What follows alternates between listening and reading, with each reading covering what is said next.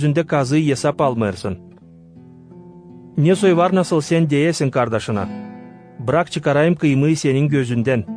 Açan kendi gözünde kazık durar. İki yüzlü. İlkin çıkar kazıyı kendi gözünden. Da sonra açık göreceksin. Ne soy çıkarma kıymayı kardeşinin gözünden. Vermeyin köpeklere ayüz işleri. Atmayın sedeflerinizi domuzlar yönüne, ki çiğnemesinler onları. Sonra dönüp sizi paralamasınlar. İsteyin da size verilecek. Arayın da bulacağınız. Uğrun da açılacak. Zere kim ister, yedener. Kim arar, bulur. Hem kim uğrar, ona açılır. Kim sizin aranızdan oğlu ekmek isterse, verir ona taş. İki balık isterse, verir ona yılan. Yersiz hani fenaysınız. Bilirseniz uşaklarınıza iyi bağışışlar vermeye. Ne kadar daha çok sizin gökteki babanız verecek iyi işler onlara, kim ondan isteyecek. Ne soy isterseniz insan sizinle götürsün kendini, öyle götürünüz siz de kendinizi insanla. Bundan tutunur zakon hem proroklar. Girin dar tokattan. Zere geniştir tokat hem meydanlıdır yol, ani kayıplığa götürer. Da çok insan ondan gider. Ama dardır tokat hem sıkınçtır yol, ani yaşamaya götürer. Hem az insan onu bulur. Korunun yalancı İyi proroklardan. haber Matvey'den 1. bölüm. İisus Hristos'un, David'in oğlunun hem Avram'ın oğlunun senselesi budur. Avram'dan doğma İshak, İshak'tan doğma Yakov, Yakov'dan doğma Yuda hem onun kardeşleri, Yuda'dan doğma Fares hem Zara, Angların anası Famar, Fares'ten doğma Yesrom, Yesrom'dan doğma Aram, Aram'dan doğma Aminadav, Aminadav'dan doğma Naasson, Naasson'dan doğma Salmon, Salmon'dan doğma Vooz, Vooz'un anası Rav, Vooz'dan doğma Ovid, Angısının anası Ruf, Ovid'den doğma İyesey, İyesey'den doğma padişah David, David'den doğma Solomon, Angısı Uriya'nın dulundan doğdu. Solomon'dan doğma Rovoam, Rovoam'dan doğma Aviya, Aviya'dan doğma Asa, Asa'dan doğma Yosafat, Yosafat'tan doğma Yoram, Yoram'dan doğma Oziya, Oziya'dan doğma Yoafam, Yoafam'dan doğma Ahaz, Ahaz'dan doğma Ezekiya, Ezekiya'dan doğma Manasya, Manasya'dan doğma Amon, Amon'dan doğma Yosiya, Yosiya'dan doğma Yehonya hem onun kardeşleri, ta İsrail milleti geçmediğinin Vavilon esirliğine. Vavilon'a geçtikten sonra, Yehonya'dan doğma Salafiil, Salafiil'den doğma Zorovavil, Zorovavil'den doğma Aviud, Aviud'dan doğma Yeliakim, Yeliakim'den doğma Azor, Azor'dan doğma Sadok, Sadok'tan doğma Ahim, Ahim'den doğma Yeliud, Yeliud'dan doğma Yeleazar, Yeleazar'dan doğma Matfan, Matfan'dan doğma Yakov, Yakov'dan doğma Yosif, Maria'nın kocası. Maria'dan doğma İsus, angısına denir Hristos. Öyle ki Avram'dan David'e kadar 14 yevlat boyu, David'den Vavilon esirliğine kadar 14 yevlat boyu, Vavilon esirliğinden Hristos'a kadar hep 14 yevlat boyu. İsus Hristos'un doğması böyle oldu. Açan onun anası Maria Yosif'le yavklı olduydu, ama ta yaşamadılar beraber, anlaşıldı hani Maria ayuzduktan gebe kaldı. Onun yavklusu Yosif, çünkü doğru bir adamdı, da istemerdi utandırsın Maria'yı alemin yönünde, kararladı saklıdan ondan atılmaya. Bunu düşünürken, sahabeden bir angel düşünde ona göründü, da dedi, Yosif, David'in oğlu, korkma Maria'yı kendine karı alma, zere onun gebe kalması ayuzduktan. Maria bir oğul doğuracak, onun adını İsus koyacaksın, zere o kendi insanını günahlarından kurtaracak. Bunlar hepsi oldu ki tamamlansın ne sahibi söyledi proroklan angısı der. Tek kız gebe kalacak da bir oğul doğduracak. Onun adını koyacaklar Emmanuil, anlaması Allah bizimle. Açan Yosif uyandı, yaptı nice sahabinin angeli sımarladı, da Maria'yı karı kendine kabletti. Ama onunla birleşmedi, ta Maria doğdurmayınca oğlunu, da doğan uşağın adını İsus koydu. Matvey 2. bölüm. Açan İsus doğdu Yudea'nın Vifleyem kasabasında, Padişah Hirod'un vakıdında, geldiler gün doğusundan Yerusalim'e yıldız bilgiçleri, da dediler, nerede Yudeylerin padişahı hani doğdu? Zere biz gördük gün doğusunda onun yıldızını, da geldik ona baş eğiltmeye. Açan padişah Hirod bunu işitti, o kasavetlendi. Onunla bile bütün Yerusalim'i kahır bastı. Hirod topladı büyük papazları hem bilgiçleri, da sordu onlara, nerede lazım doğusun Hristos? Yudea'nın Vifleyem kasabasında, zere bile proroktan yazılı. Cevap ettiler onlar. Sen Vifleyem Yuda'nın yeri, hiç değilsin en küçük Yuda'nın yöndercilerin yönünde. Zere senden çıkacak yönderci, hangisi güdecek benim insanımı, İsrail'i. O zaman Hirod yıldız bilgiçlerini saklıdan çağırdı, da anlayıp vakıdı ne zaman yıldız peydalandı, yolladı onları Vifleyem'e deyip, gidin da isla arayın uşağı, açan bulacağınız haber verin bana, ki ben de gideyim da ona baş eğildeyim. Onlar padişahı sesleyip gittiler. Yıldız hani gördüydüler gün doğusunda, yolu göstererdi onlara. Açan yetişti orayı nerede uşak bulunurdu, durgundu. Görüp yıldızı onlar pek sevindiler.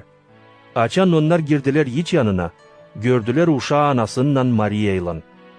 Yıldız bilgiçleri diz çöktüler da baş eğilttiler ona. Açıp haznalarını bağışladılar ona altın, günlük hem Smirna yağı. Çünkü Allah düşlerinde haberledi, geri Yıra'da dönmesinler. Onlar kendi memleketlerine gittiler başka yoldan. Açan yıldız bilgiçleri gittiler, sahabeden bir angel Yosif'e düşünde göründü da dedi, kalk, al uşağı hem onun anasını da kaç Mısır'a. Orada durasın ben sana söyleyince, zere Yıra arayacak öldürsün uşağı. Yosif kalktı gece, aldı uşağı hem anasını da gitti Mısır'a. Orada durdu Yırod'un ölümüne kadar, ki tamamlansın ne prorokla sahabi söylediydi. Mısır'dan ben çağırdım oğlumu. Yırod anladı, hani yıldız bilgiçleri onu aldattılar. O pek öfkelendi de yolladı askerleri Vifleyem'e. Öldürsünler diyeni hepsi uşakları 2 yaşından aşağı. Taman o vakıda göre nice anladıydı yıldız bilgiçlerinden. O zaman tamamlandı, ne söylendiydi prorok Yeremiya'dan, hangisi diğer. Bir ses işidiler Rama'da, ağlayış hem acı bağırış. Rahil ağlar kendi uşaklarını, da istemer hoşlanma, zere onlar yok. Açan Yirod öldü, sahabeden bir angel Mısır'da Yosif'e düşünde göründü da dedi, kalk, al uşağı hem anasını, da git İsrail memleketine. Zere öldüler onlar, angları ağırardılar uşağın yaşamasını almaya. Yosif kalktı, aldı uşağı hem onun anasını, da gitti İsrail memleketine. Ama işidip hani Yudea'da, Arhilay padişahlık eder kendi babasının Yirod'un yerine, korktu orayı gitmeye. Düşünde haber kabletti da Galilea yerlerine gitti. Geldi, yerleşti Nazaret kasabasında, ki tamamlansın ne söylenmişti proroklardan, hani ona Nazaretli denecek. Matvey 3. bölüm. O vakit gelir Yuan vatiz edici, Yudea'nın çoluna da nasihat eder, deyip, dönün Allah'a günahlarınızdan, zere yaklaştı gök padişahlığı. Yuan odur, kimin için haberlediydi prorok İsa'ya. Bağıranın sesi çol yerde işidiler. Sahabiye yolu hazırlayın, yol cihazları uzladın. Yuan giyimliydi deve yapağısından rubaylan, hem kuşanıktı deriden kayışlan. Onun imeyesi çekirgeler hem kır arı balı. İnsanlar Yerusalim'den, bütün Yudea'dan hem Yordan dolaylarından çıkardılar ona. Vatiz olardılar ondan Yordan deresinde, açıklayarak kendi günahlarını. Açan Yuan gördü çok Farisey hem Sadukey, hani ona gelerdiler vatiz olsunlar diyeni. O dedi onlara, yılan yavruları, Kim üretti sizi kaçasınız Allah'ın geler üfkesinden? Yapın yakışıklı meyve, görünsün hani döndünüz Allah'a günahlarınızdan. Boşuna düşünmeyin deyip, bizim babamız Avram. Zere söylerim size, hani Allah bu taşlardan var nasıl yapsın uşak Avram'a. Artık nacak fidanların kökünde saplı durar. Her bir fidan, hani getirmer iyi meyve, kesilecek da ateşe atılacak. Ben sizi suyla vaatiz ederim. Gösterilsin hani döndünüz Allah'a günahlarınızdan. Ama benden sonra gelen, benden ta kavi. Ben değilim yakışıklı taşıma onun ayakkabılarını. O sizi ayüzdukla hem ateşle vaatiz edecek. Onun yelinde kürek, o paklayacak tınazını. Buğdayı toplayacak ambara. Ama plavayı yakacak süyünmez ateşte. O vakit Yisus geldi Galilea'dan Yordan deresine Yuan'a. Vaatiz olsun ondan deyini. Yuan durgudardı onu deyip, ben lazım senden vaatiz olayım, sense bana gelersin. Ama Yisus ona cevap etti. Bırak şimdi, zere büle düşer tamamlayalım ki hepsini, ne doğru.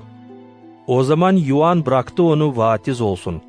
Açan Yisus vaatiz oldu da çıktı su içinden, gök açıldı da Yuan gördü Allah'ın duhunu. Angısı inerdi bir guguş gibi, hem konardı Yisus'un üstüne. Gökten işitildi bir ses, hani dedi, budur benim sevgili oğlum, onda benim isleyeliyim. Matfey 4. bölüm. O zaman Yisus ayozduhla çola götürüldü, ki diavoldan deninilmiş olsun. Yisus 40 gün hem 40 gece oruç tuttu, da sonda acıktı. Deneyici ona yaklaşıp dedi, yer sen Allah'ın oğlu saydın, sımarla bu taşlara ekmek olsunlar. Yisus cevap etti, yazılı, hani adam yaşamır salt ekmekle, ama her bir sözle, hani çıkar Allah'ın ağzından. Sonra alır onu diavol ayuz kasabaya, da koyar ayuz bina saçağına, da der ona, yer sen Allah'ın oğlu saydın, atıl yere. Zere yazılı, Allah kendi angillerine sımarlayacak seni baksınlar. Hem seni kucak alacaklar, urulmayasın ayağından bir taşa deyini. Yisus dedi, hep öyle yazılı var, deneme senin sahibi Allah'ını. Sonra diavol onu bir pek yüksek bayır üstüne götürdü. Gösterdi ona dünyanın hepsi padişahlıklarını, hem onların metinliğini da dedi. Bunları hepsini sana vereceğim, yer düşüp bana baş eğil dersen. O zaman Yisus cevap etti ona, çekil benden şeytan, zere var yazılı, baş eğil senin sahibi Allah'ına, hem salt ona hizmet et. O zaman diavol onu bıraktı. Angiller gelip hizmet etmeye Yisus'a başladılar. Yisus açan işitti, hani Yuan kapana koyuldu, döndü geri Galilea'ya.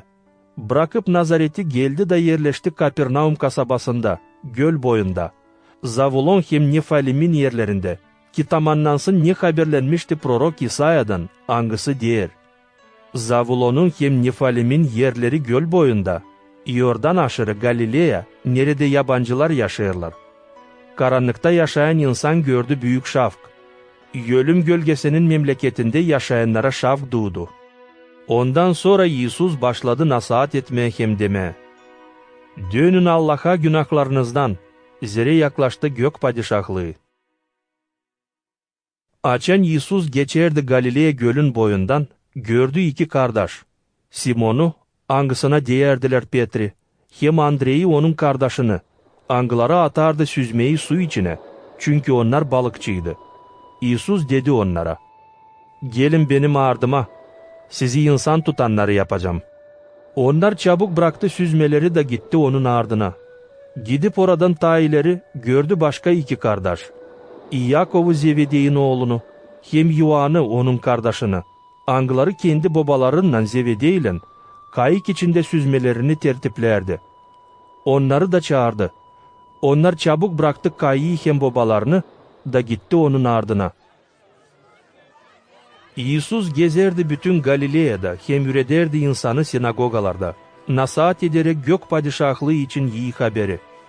Alıştırardı her türlü hastalıktan hem dertten insanı. Onun için haber dağıldı bütün Siriye yerlerinde. Ona getirerdiler hepsini. Kim zeytlenirdi her türlü hastalıktan, ağrıdan, fena duhlardan, kara hastalıktan hem paraliç hastalığından. Onlara sağlık verirdi.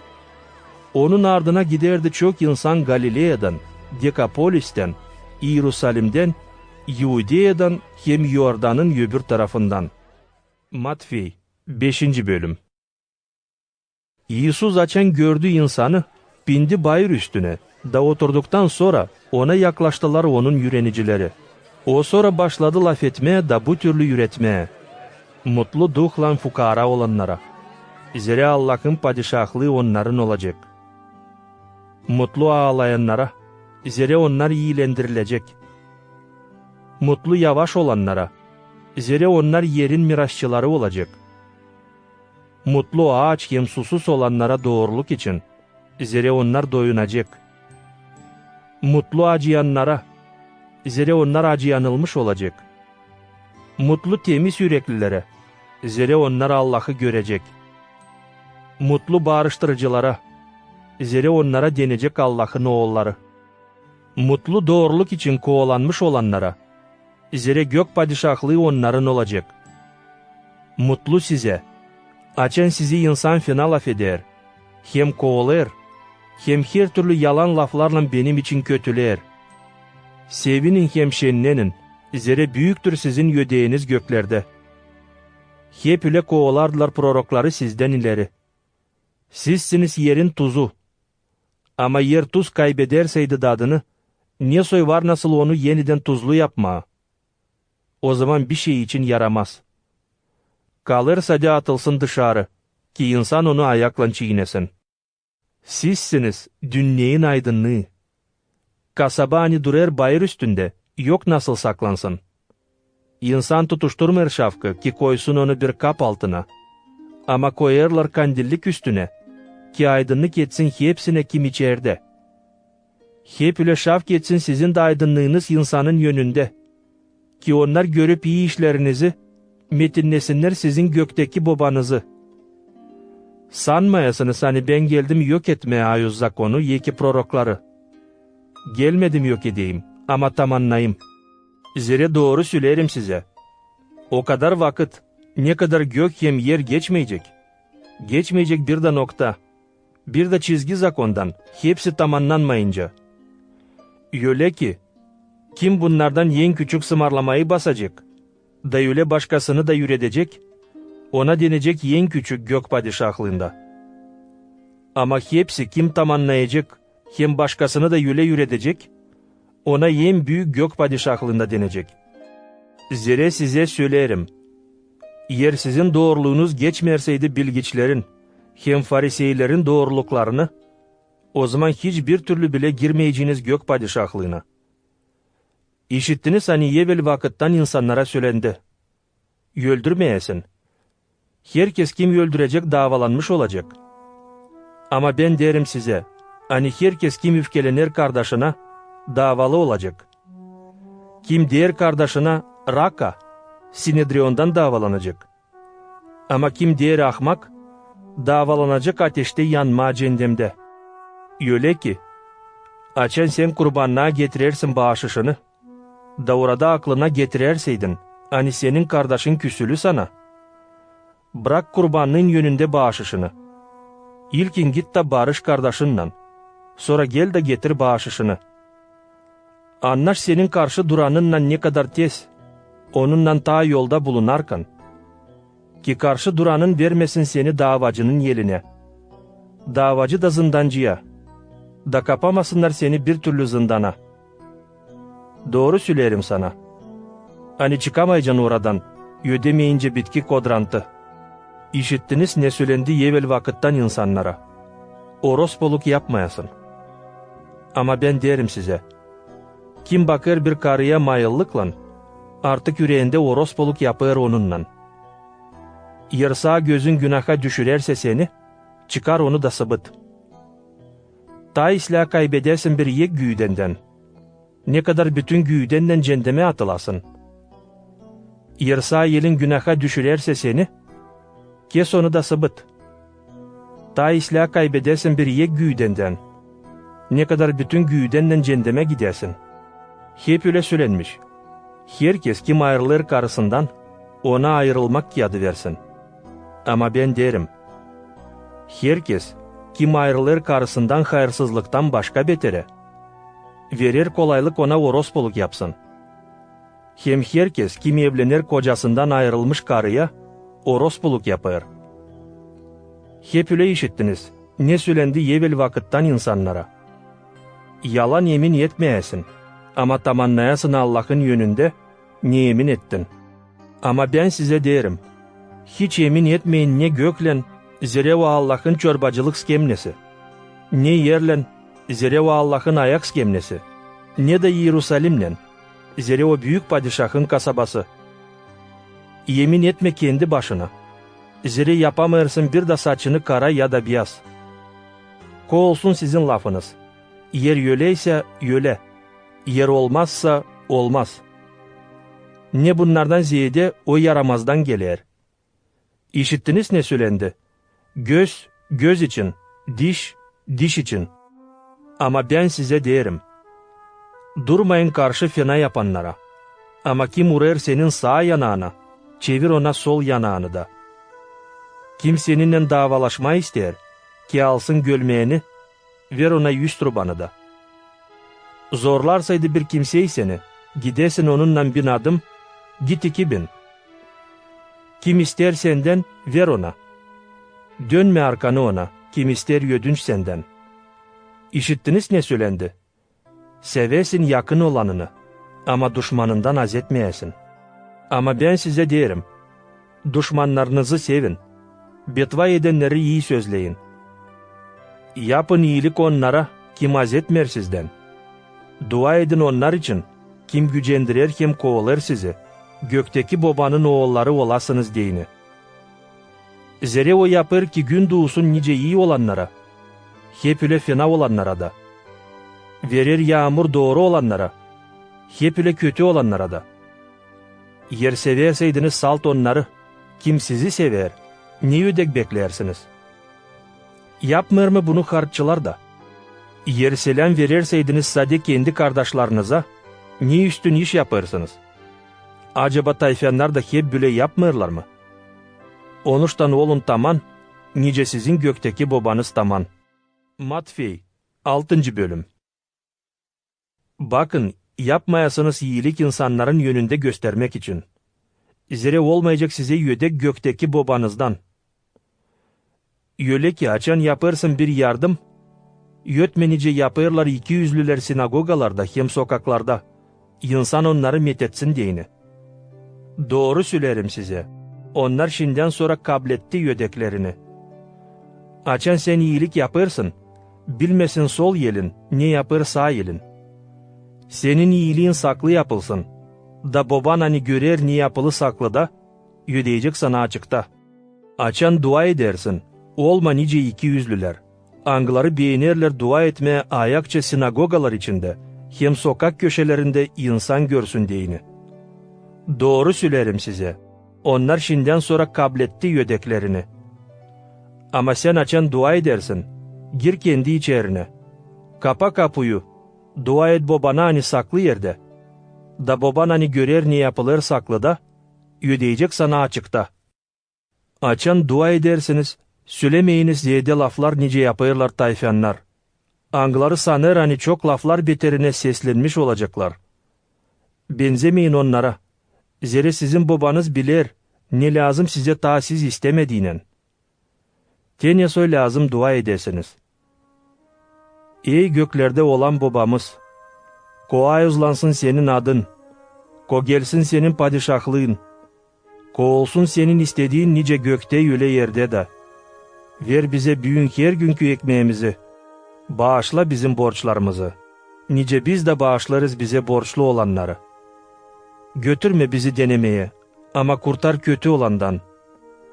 Zere senindir padişahlık, kudret hemmetinlik diveçten divece.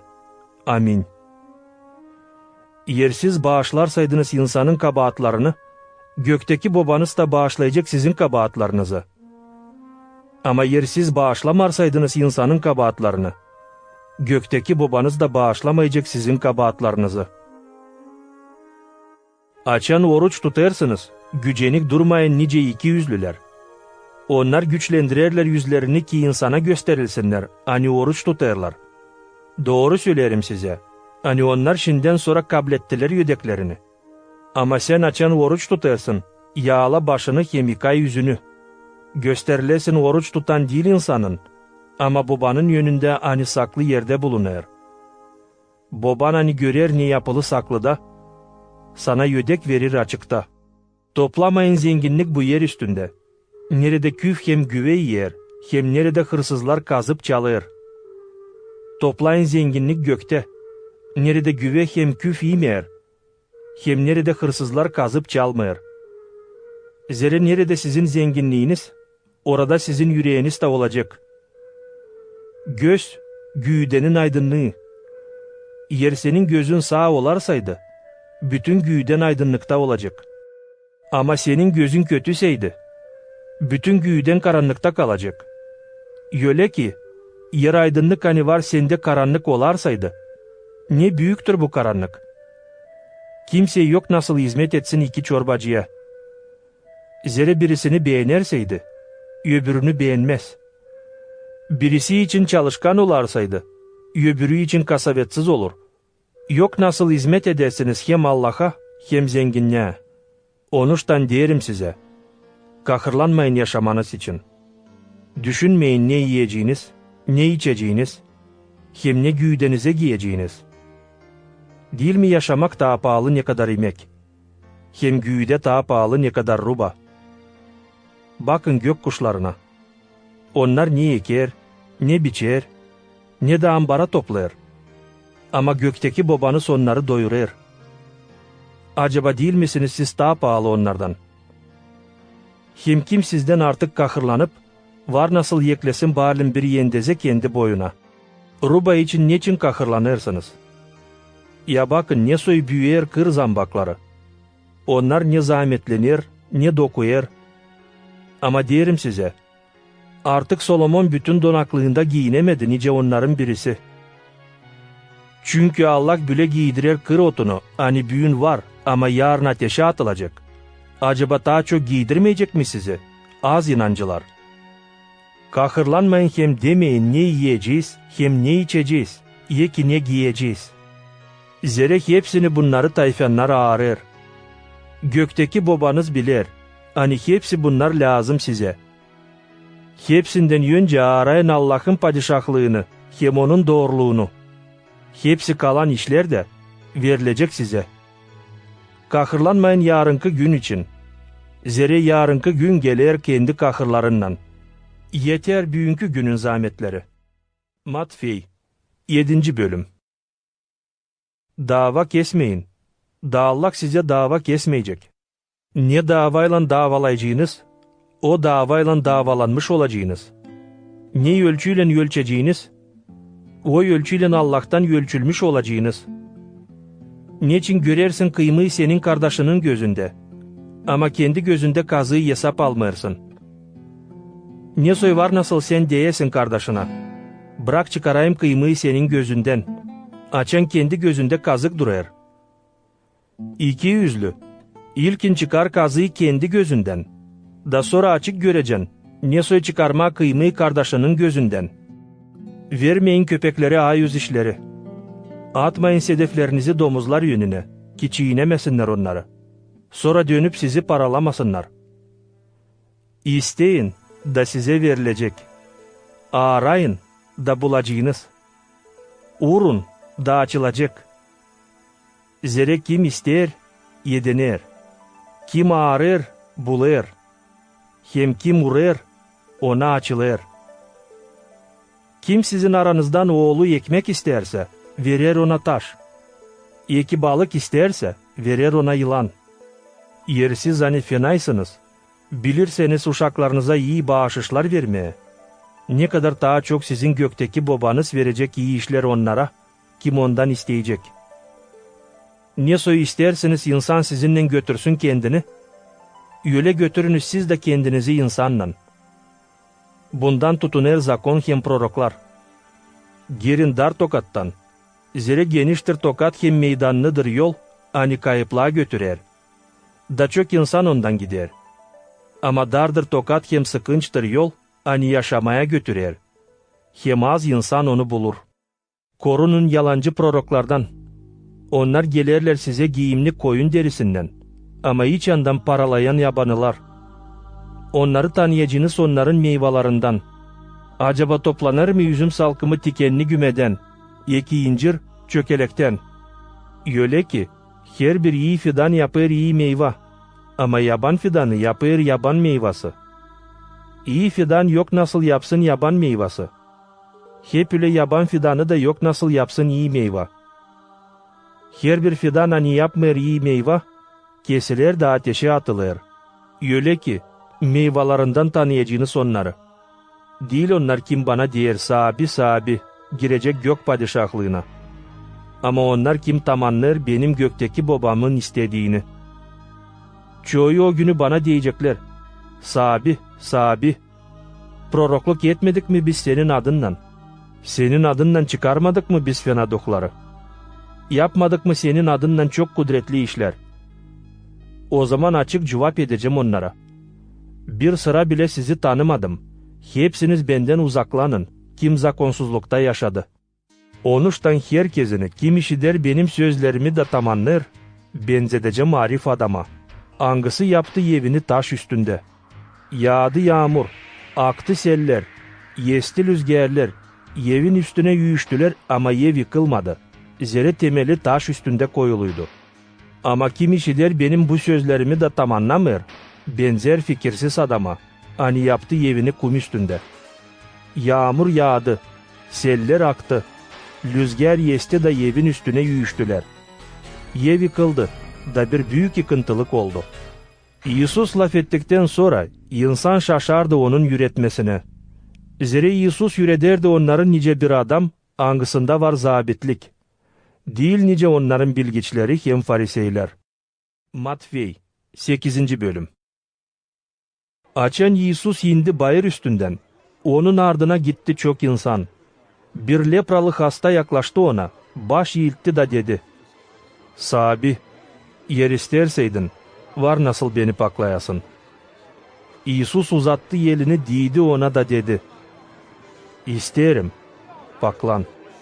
Hemen hasta lepradan paklandı. Sonra İsus dedi ona. Bak söylemeyesin kimseye. Ama git de gösteril papaza. Getir bağışış ne Moisey sıraladı, ki şahatlık olsun insana. Açan İsus girdi Kapernaum kasabasına, yaklaştı ona asker yüzbaşı angısı yalvardı. Sahibi, benim hizmetkerim yatır içeride kötürüm, da pek çok zeytlenir. İsus dedi, gideceğim alıştırayım onu. Sahibi, ben yetmeyerim ki sen giresin benim evime. Sade de bir laf, da benim hizmetkerim alışacak, dedi asker yüzbaşı. Zere ben de zabitlik altındayım, benim de yelim altında var askerler. Açan birisine derim, git, o gider. Başkasına derim gel, o gelir. Çırağıma derim yap bu işi, o yapar. Açan İsus işitti bu lafları, şaştı da dedi onlara kim gelerdi onun ardına. Doğru söylerim size. Hani bütün İsrail içinde bulmadım bile büyük inan. Söylerim size. Hani gelecekler çoğu gün doğusundan hem gün batısından. Da oturacaklar sofraya Avraam'la, İsaak'la hem Yakov'la gök padişahlığında. Ama padişahlığın oğulları uğradılmış olacaklar dışarı karanlığa. Nerede olacak ağlamak hem diş gıcırdatması. Sonra dedi asker yüzbaşına, git, da olsun senin inanına göre. Asker yüzbaşın hizmetkeri o saat alıştı. Sonra İsus geldi Petr'in evine. Onun kaynanasını patta hasta buldu, sıtmadan tutulmuş. Değdi onun yeline, da sıtma karıyı bıraktı. Karı kalktı da başladı hizmet etmeye İsus'a. Avşamlen getirdiler ona çok insan, fena duhtan zeytlenmiş. O sade bir sözünle onlardan fena duhları çıkarardı. hem hepsi hastaları alıştırardı. Ki tamamlansın ne söylendi prorok İsa'dan. O aldı bizim yufkalıklarımızı kendi üstüne, hem taşıdı bizim dertlerimizi. Açan Yisus gördü çok insan kendi dolayında, sımarladı yürenicilerine kayıkla gölün öbür tarafına geçsinler. O zaman ona yaklaştı birisi bilgiçlerden da dedi: "Üretici, gideceğim senin ardına, nereye de sen gitsen." İsus cevap etti: "Tilkilerin inleri, kuşların yuvaları var. Ama adam oğlu yok nereye başını koysun." Başka birisi yürenicilerin arasından dedi: "Sabi, bırak ilkin gideyim babamı gömeyim. Gel benim ardıma. Bırak yölüler yölülerini gömsün," dedi İsus. İsus girdi kayık içine. Yürenicileri de girdiler onun ardına. Birden gölde çeketti bir büyük boran. Öyle pek sert, hani dalgalar kayığı gömerdi. Ama İsus uyuyardı. Yüreniciler yaklaştılar, uyandırdılar onu da dediler: "Sabi, kurtar bizi, kaybeleriz." İsus dedi onlara: "Niçin korkarsınız, az inancılar?" Sonra kalktı, azarladı rüzgarı hem dalgaları, da birden bir büyük usluluk oldu. İnsanlar şaştılar da dediler: "Kimdir bu? Hangisini rüzgarlar da, deniz de sesler?" Açan İsus yetişti gölün öbür tarafına, Gadara yerlerine. Karşıladı onu iki adam, fena duhtan tutulup, angları mezar lağımlarından çıktılar. Onlar göle titsiydiler, hani kimseyi geçemerdi o yoldan. Onlar başladılar bağırmaya: "Neyin var bizimle İsus, Allah'ın oğlu? Geldin burayı vakitsiz ziyetlemeye mi bizi?" Onlardan uzak büyük bir sürü domuz otlardı. Fena duhlar yalvardılar İsus'a: "Yer uğradarsaydın bizi, yolla girelim domuz sürüsü içine." "Gidin," dedi İsus. Onlar çıktılar da girdiler domuzlar içine. Birden bütün sürü hızlandı dik yamaçtan, atladı göl içine de boğuldu su içinde. Domuzçular kaçtılar da kasabaya gelip söylediler hepsine ne oldu fena duhtan tutulu adamlarla. Bütün kasabadan insan çıktı karşı İsus'a. Görüp onu yalvardılar gitsin onların yerlerinden. Matvey 9. bölüm. İsus girdi bir kayık içine, geçti gölü de geldi kendi kasabasına. Getirdiler ona bir kötürüm hasta, hangisi yatardı döşek üstünde. İsus görüp onların inanını, dedi kötürüm adama: "Girginnen oğlum, günahların bağışlandı." Bilgiçlerden kimisi kendi kendine deyerdiler: "Bu adam Allah'ı kötüleyer." İsus tanıyardı onların niyetlerini, onuştan dedi: "Niçin kötü niyetler peydalanır sizde? Ne daha kolay demeye, günahların bağışlandı mı? Olsa demeye kalk da gezme. Ama ki bilesiniz, hani adam oğlunun var kuvveti yer üstünde günahları bağışlasın." Sonra kötürüm adama dedi: "Kalk, al döşeğini de git eve." Kötürüm adam kalktı da eve gitti. İnsan açan bunu gördü, korktu da Allah'ı metinledi. Hani adamlara büle kuvvet veriyor. Geçerek oradan İsus gördü bir adam hani oturardı yerde, nerede harç toplanardı, adı Matvey. İsus dedi ona: "Gel ardıma." Matvey kalktı da onun ardına gitti. Açan İsus Matvey'in evinde sofrada bulunardı. Geldi çok harççılar hem günahkarlar. Sofraya yerleştiler İsus'la hem yürenicilerinle beraber. Fariseyler görüp bunu, yürenicilere dediler: "Niçin sizin üretici yer harççılarla hem günahkarlarla beraber?" İsus işitti bu lafları da dedi: "Doktor lazım değil sağ olanlara, ama hastalara. Gidin de yürenin, ne anlaması var bu sözlerin? Acıyanlık isterim, değil kurban. Ben gelmedim çağırayım doğruları, ama günahkarları Allah'a dönsünler." O zaman gelirler ona Yuhan'ın yürenicileri de deyerler: "Niçin biz hem fariseyler sık oruç tutarız, ama senin yürenicilerin oruç tutmayırlar?" İsus dedi onlara: "Var mı nasıl düğüncüler ağlasınlar o kadar vakit, ne kadar güvey yanlarında?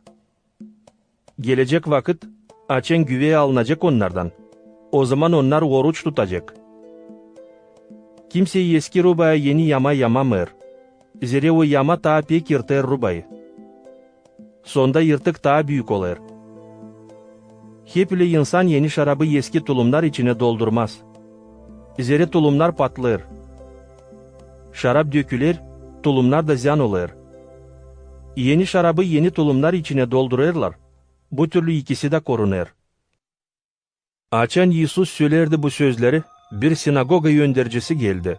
Ona baş eğiltti da dedi: "Benim kızım şimdi öldü. Gel de koy yerlerini onun üstüne, da o yaşasın." Yisus kalktı da yürenicilerinden onun ardına gitti. Bir karı 12 yıldan beri hasta kan akmasından yaklaştı Yisus'a, ardından da değdi onun rubasının yeteğine. O aklınca değerdi: "Sade değsem onun rubasına, alışacağım." Yisus döndü geri, gördü onu da dedi: "Girginden kızım, senin inanın seni alıştırdı." O karı hemen sağ oldu. Açan Yisus yetişti yöndericinin evine, gördü kavallarla çalanları hem insan bağırışını.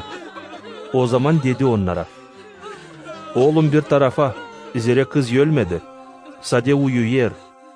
Onlar gülmeye aldılar onu.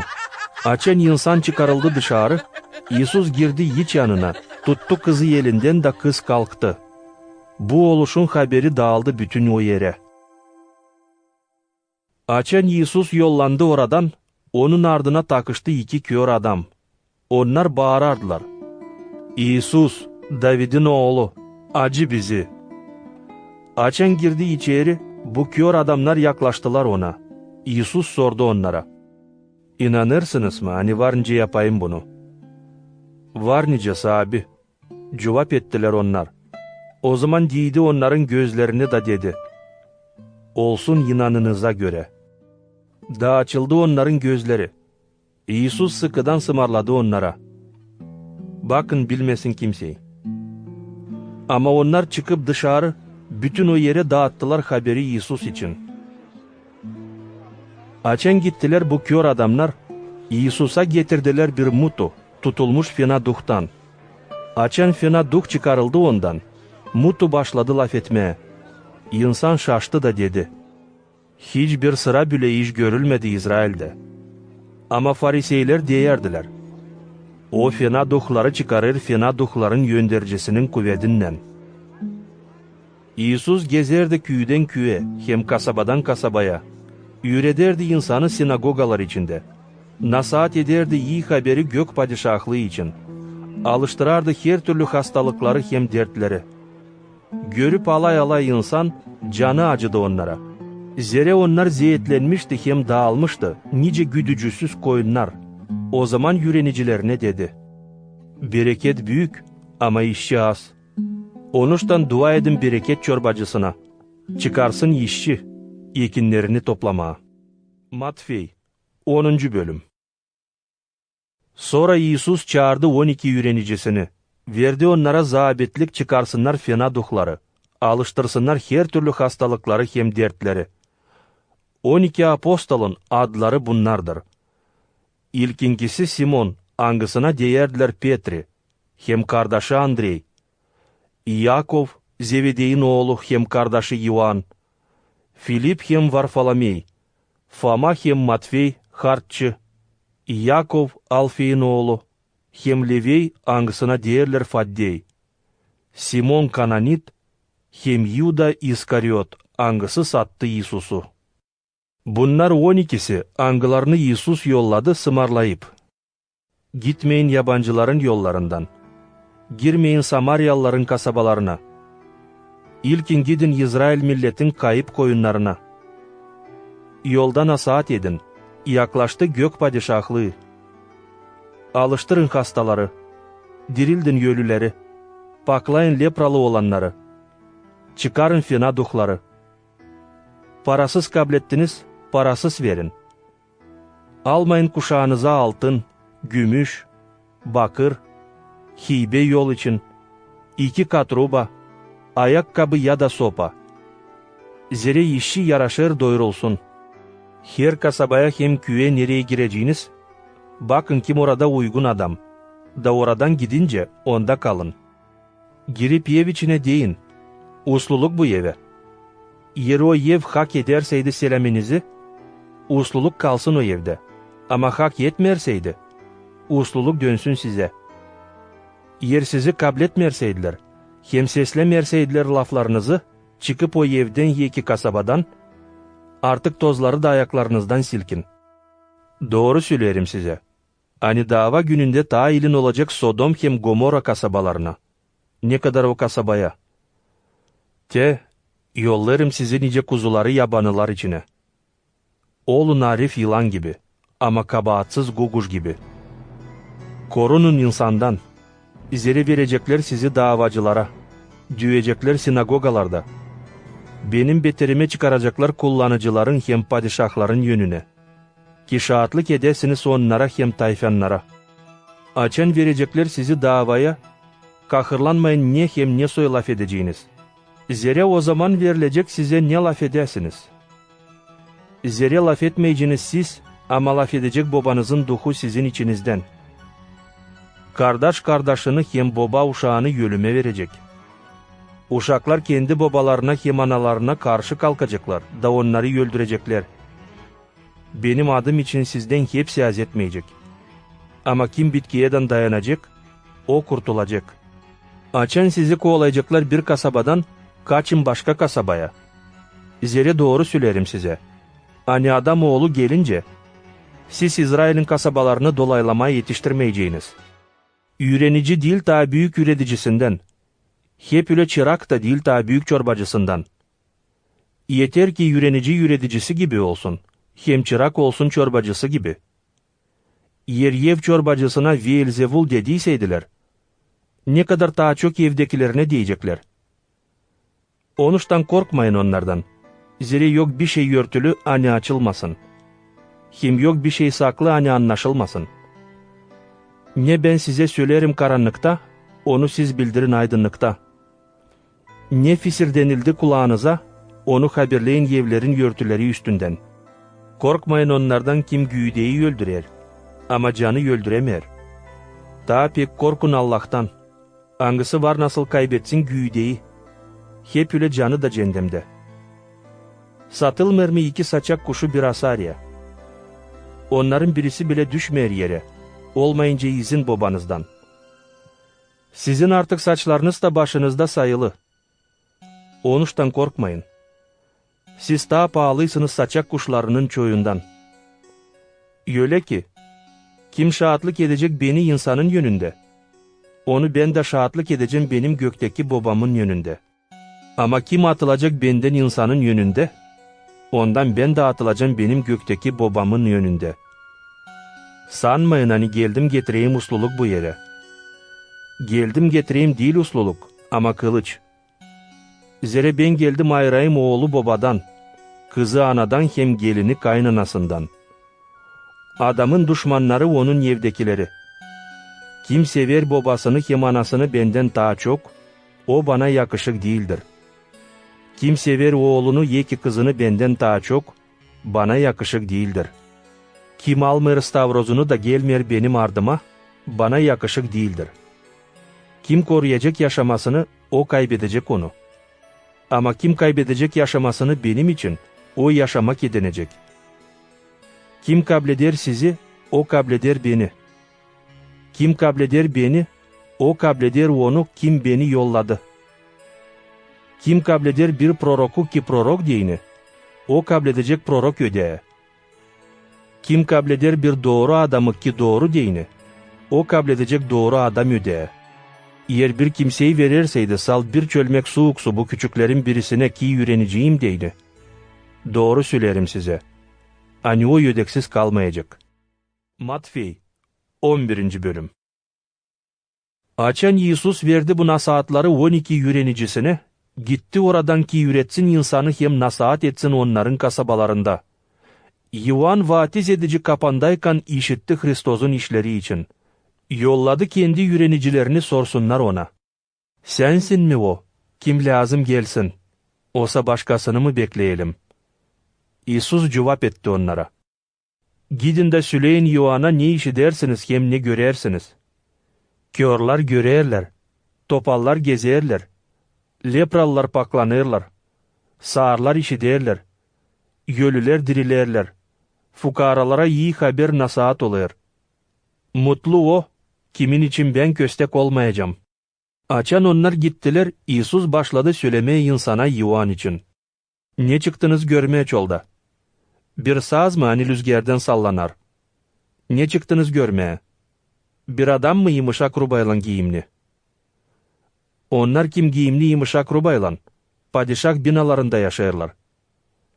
O zaman niçin çıktınız? Bir prorok mu görmeye? Aslı hem derim size. Hani o daha büyük ne kadar bir prorok. Odur kimin için yazılı. Te ben yollarım senin yönün sonra habercimi. Hangisi hazırlayacak yol sana? Doğru söylerim size. Hani onlardan kim karıdan doğdu? Yok başka bir kimseyi daha büyük Yuan vatiz ediciden. Hep o kadar en küçüğü, gök padişahlığında daha büyük ondan. Yuan vatiz edicinin vakıdından büyünkü güne kadar, gök padişahlığı için kuvvet koyulur. Bir boyu kuvvetle bakır ona yel koyma.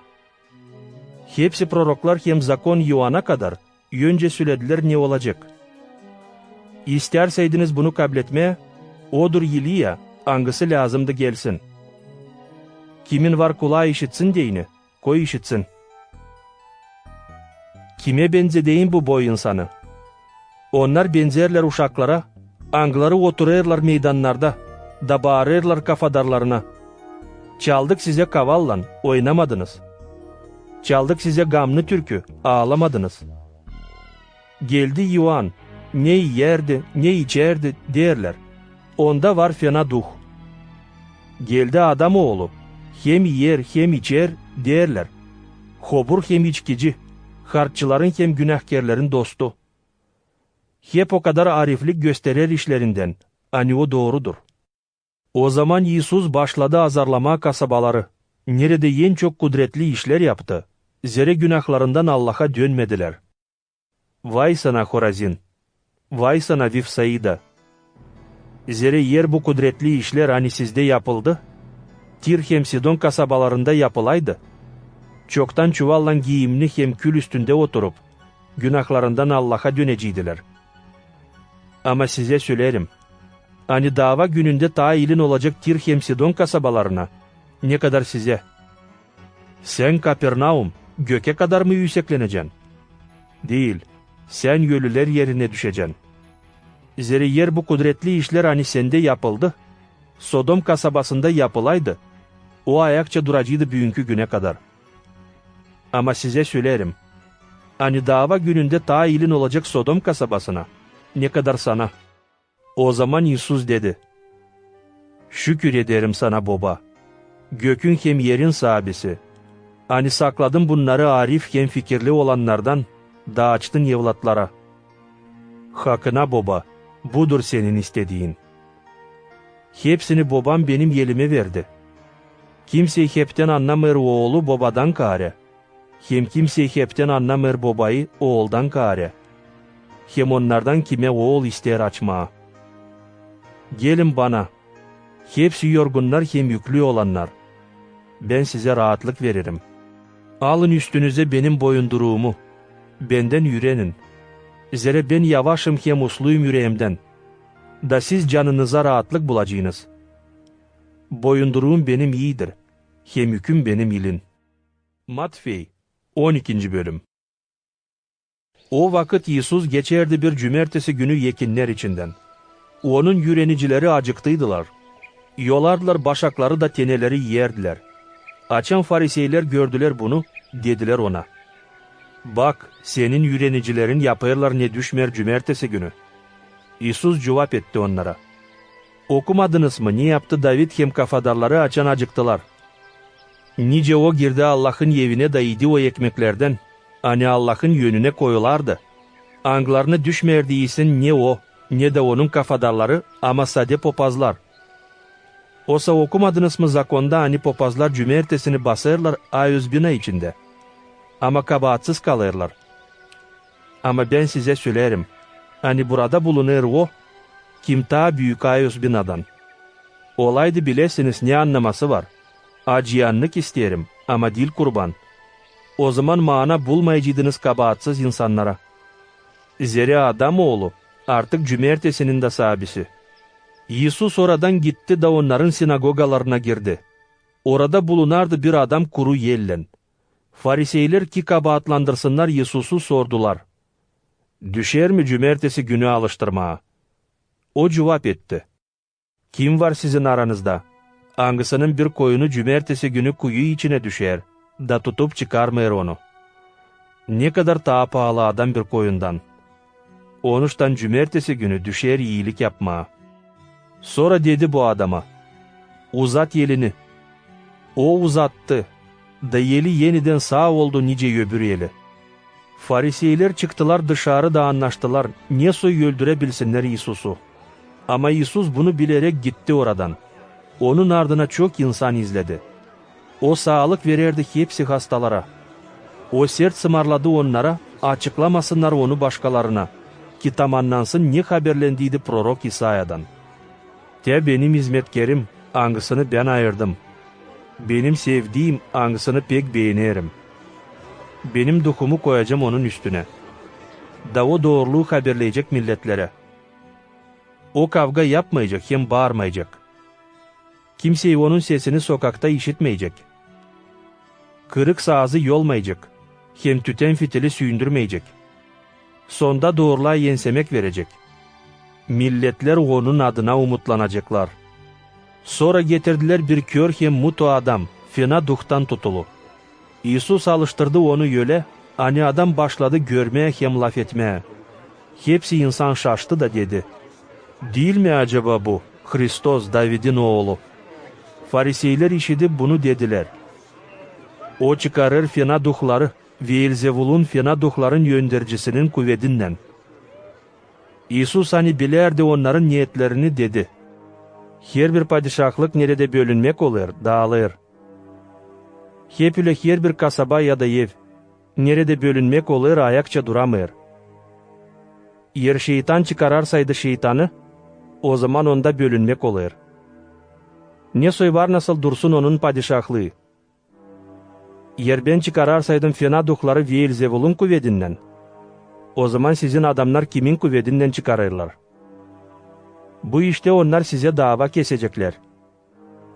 Yer ben çıkararsaydım fena duhları Allah'ın duhundan, elbet ki o zaman Allah'ın padişahlığı yetişti sizeden. Ne soy var nasıl bir kimseye girsin kavi olanın evine, da çalsın onun varlığını, yer ilkin bağlamarsaydı onu. Salt ondan sonra var nasıl soysun onun evini. Kim değil benimle, o karşı bana.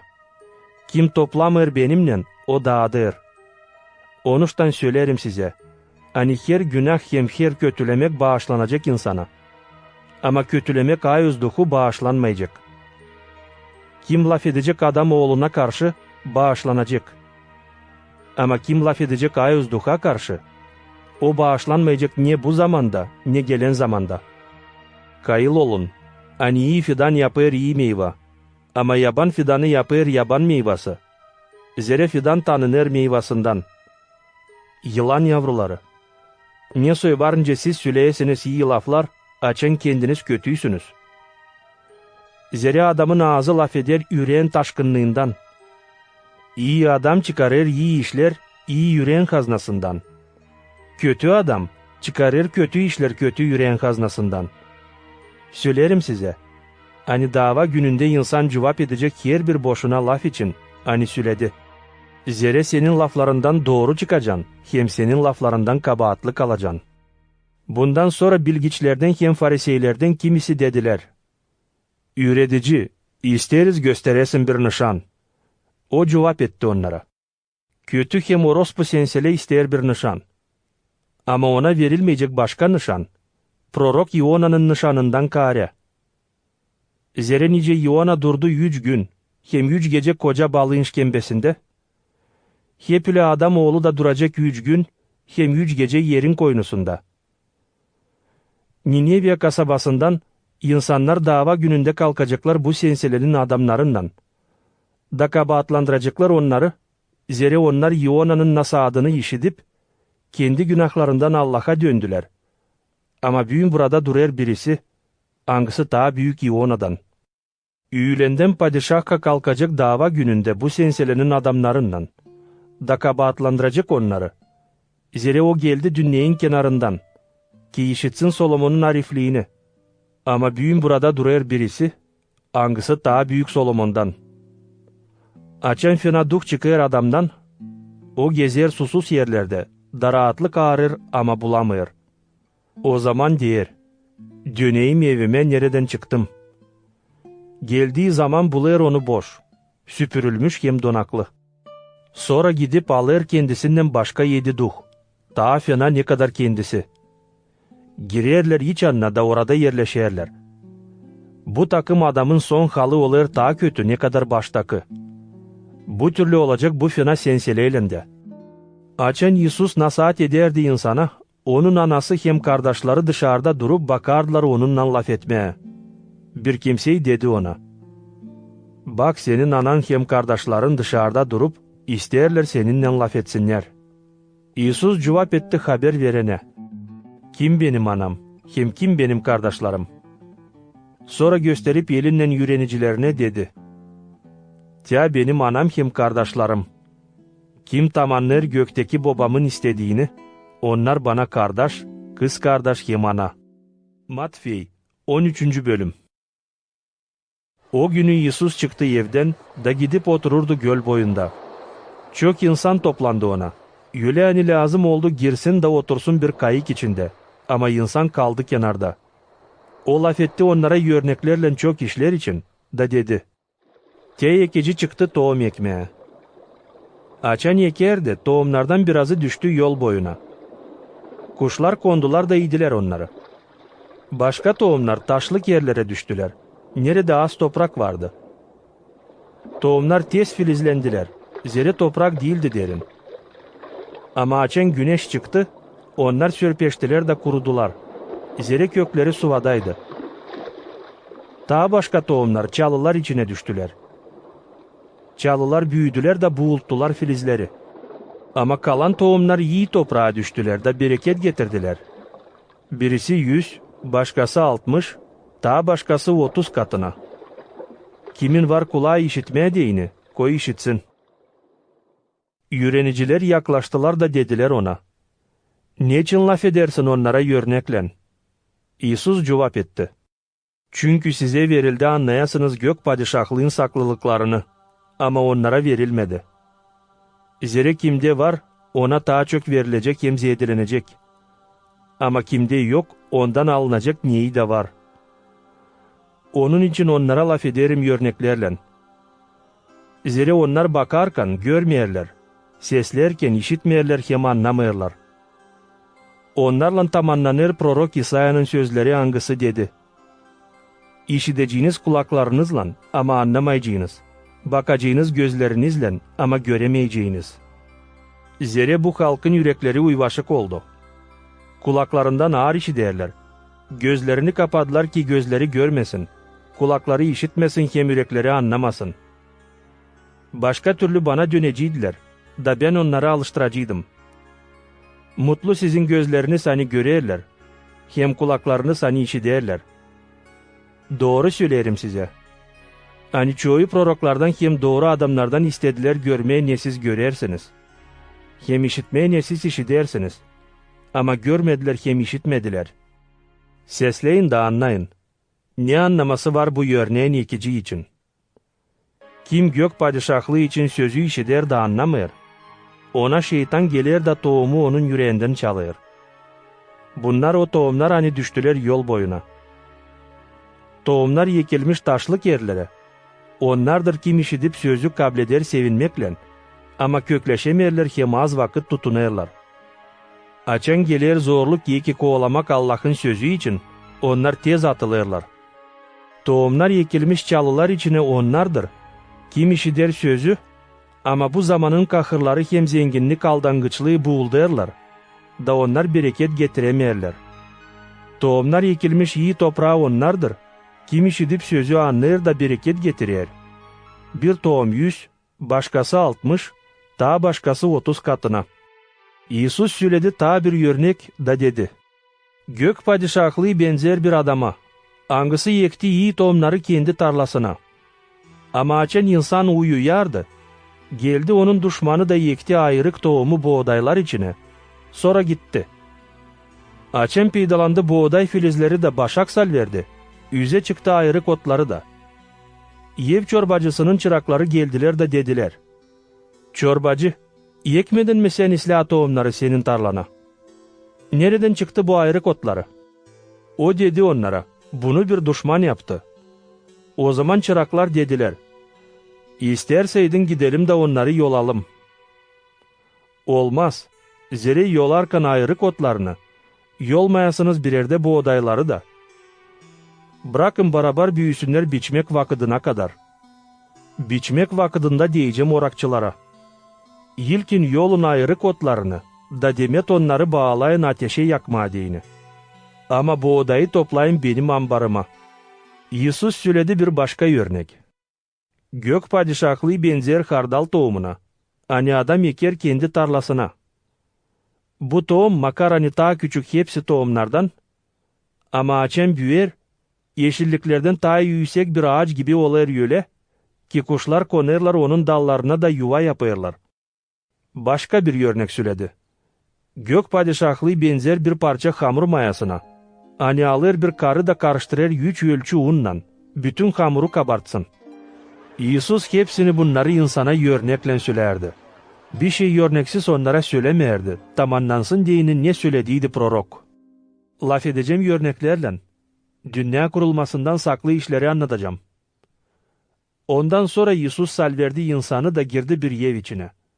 Onun yürenicileri yaklaştılar ona da dediler: "Açıkla bize bu örneği ayrık tohumu için." O dedi onlara: "İkici iyi tohumu adam oğlu. Tarla dünya. İyi tohum gök padişahlığın oğulları.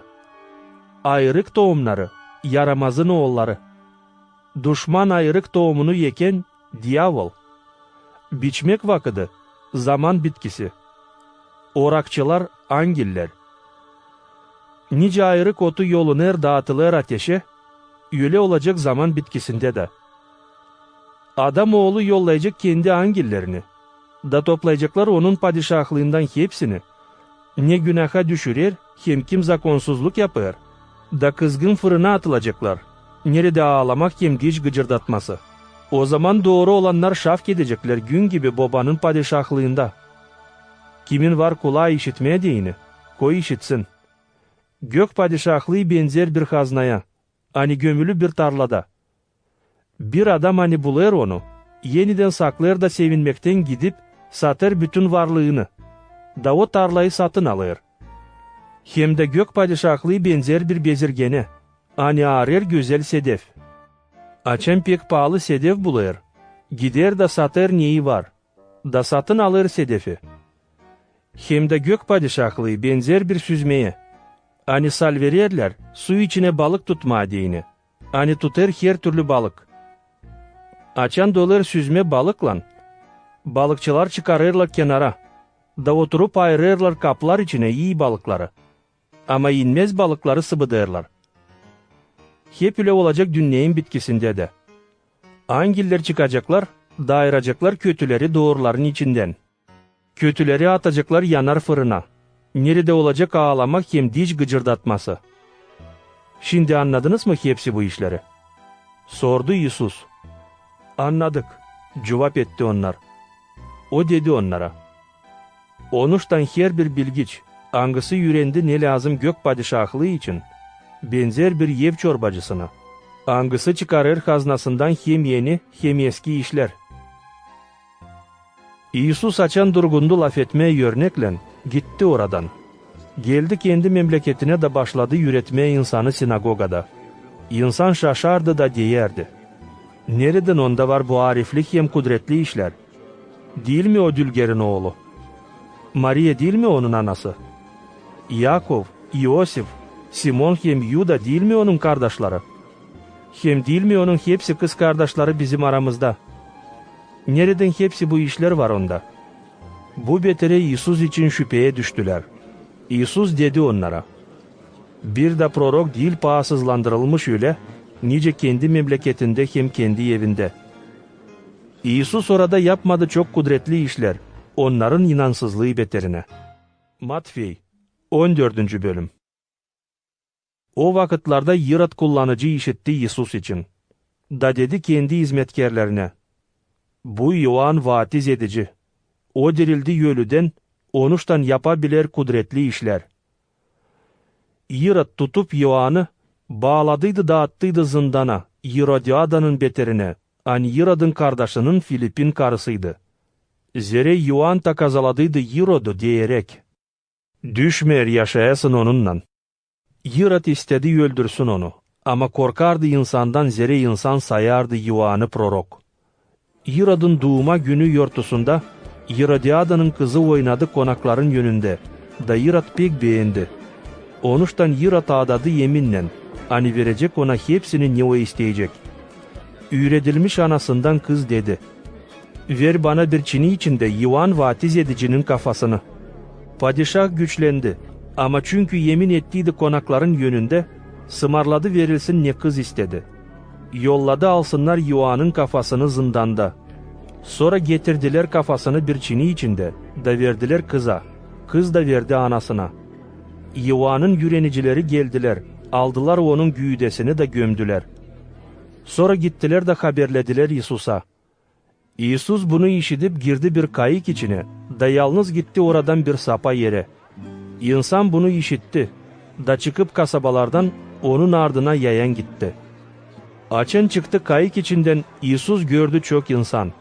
Canı acıdı onlara, da alıştırdı hastaları. Açan akşam oldu, onun yürenicileri yaklaştılar da dediler ona, burası çol yer, vakit artık geç oldu.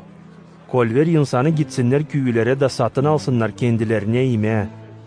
Değil lazım gitsinler, siz verin onlara yemeğe. Cevap etti İsus. Onlar dediler ona, burada bizde varsal 5 ekmek hem 2 balık. Getirin onları burayı bana, dedi İsus. Sonra sımarladı insan otursun çimen üstüne. Aldı 5 ekmeği hem 2 balığı. Kaldırdı bakışını göke, iyi sözledi de kırıp ekmekleri verdi yürenicilerine. Yüreniciler pay ettiler insana. Hepsi yediler de doyundular. Sonra topladılar yemek parçalarını. 12 dolu sepet. Hepsi kimiydi? Karılardan hem uşaklardan kare, vardı 5000 adam. Ondan sonra İsus çalıştırdı yürenicilerini tez girsinler kayık içine. Da onun yönü sonra geçsinler gölün öbür tarafına. Bu vakitte kendisi lazımdı salversin insanı. Açan salverdi insanı, bindi bir bayır üstüne ki yalnız dua etsin. Açan akşam oldu, yalnız orada bulunurdu. Bu vakit kayık kenardan çok uzaktı da boğuşardı dalgalarla, zere rüzgar karşı yeserdi. Sabah karşı aydınlanacağıyken, İsus geldi onlara gezerek su üstünde. Açan yüreniciler gördüler onu gezerek su üstünde. Korktular da dediler, bu bir tılsım, da korkudan bağırdılar. Ama İsus dedi onlara, uslanın, bu benim, korkmayın. Sahibi yer senseydin, izin et gideyim sana su üstünde. Dedi Petri. Gel, dedi İsus. Petri indi kayık içinden de başladı gitmeye su üstünde İsus'a doğru. Ama açan gördü rüzgar sert, korktu da başladı batmaya. O zaman bağırdı. Sahibi, kurtar beni. Çabuk İsus uzattı elini, tuttu onu da dedi. Az inancı, niçin ikiledin? Açan girdiler kayık içine, rüzgar durgundu. Onlar kim kayık içindeydi? Baş eğittiler ona da dediler. Hakkına, sen Allah'ın oğluysun. Açan geçtiler gölü, çıktılar kenara Genesaret yerlerine.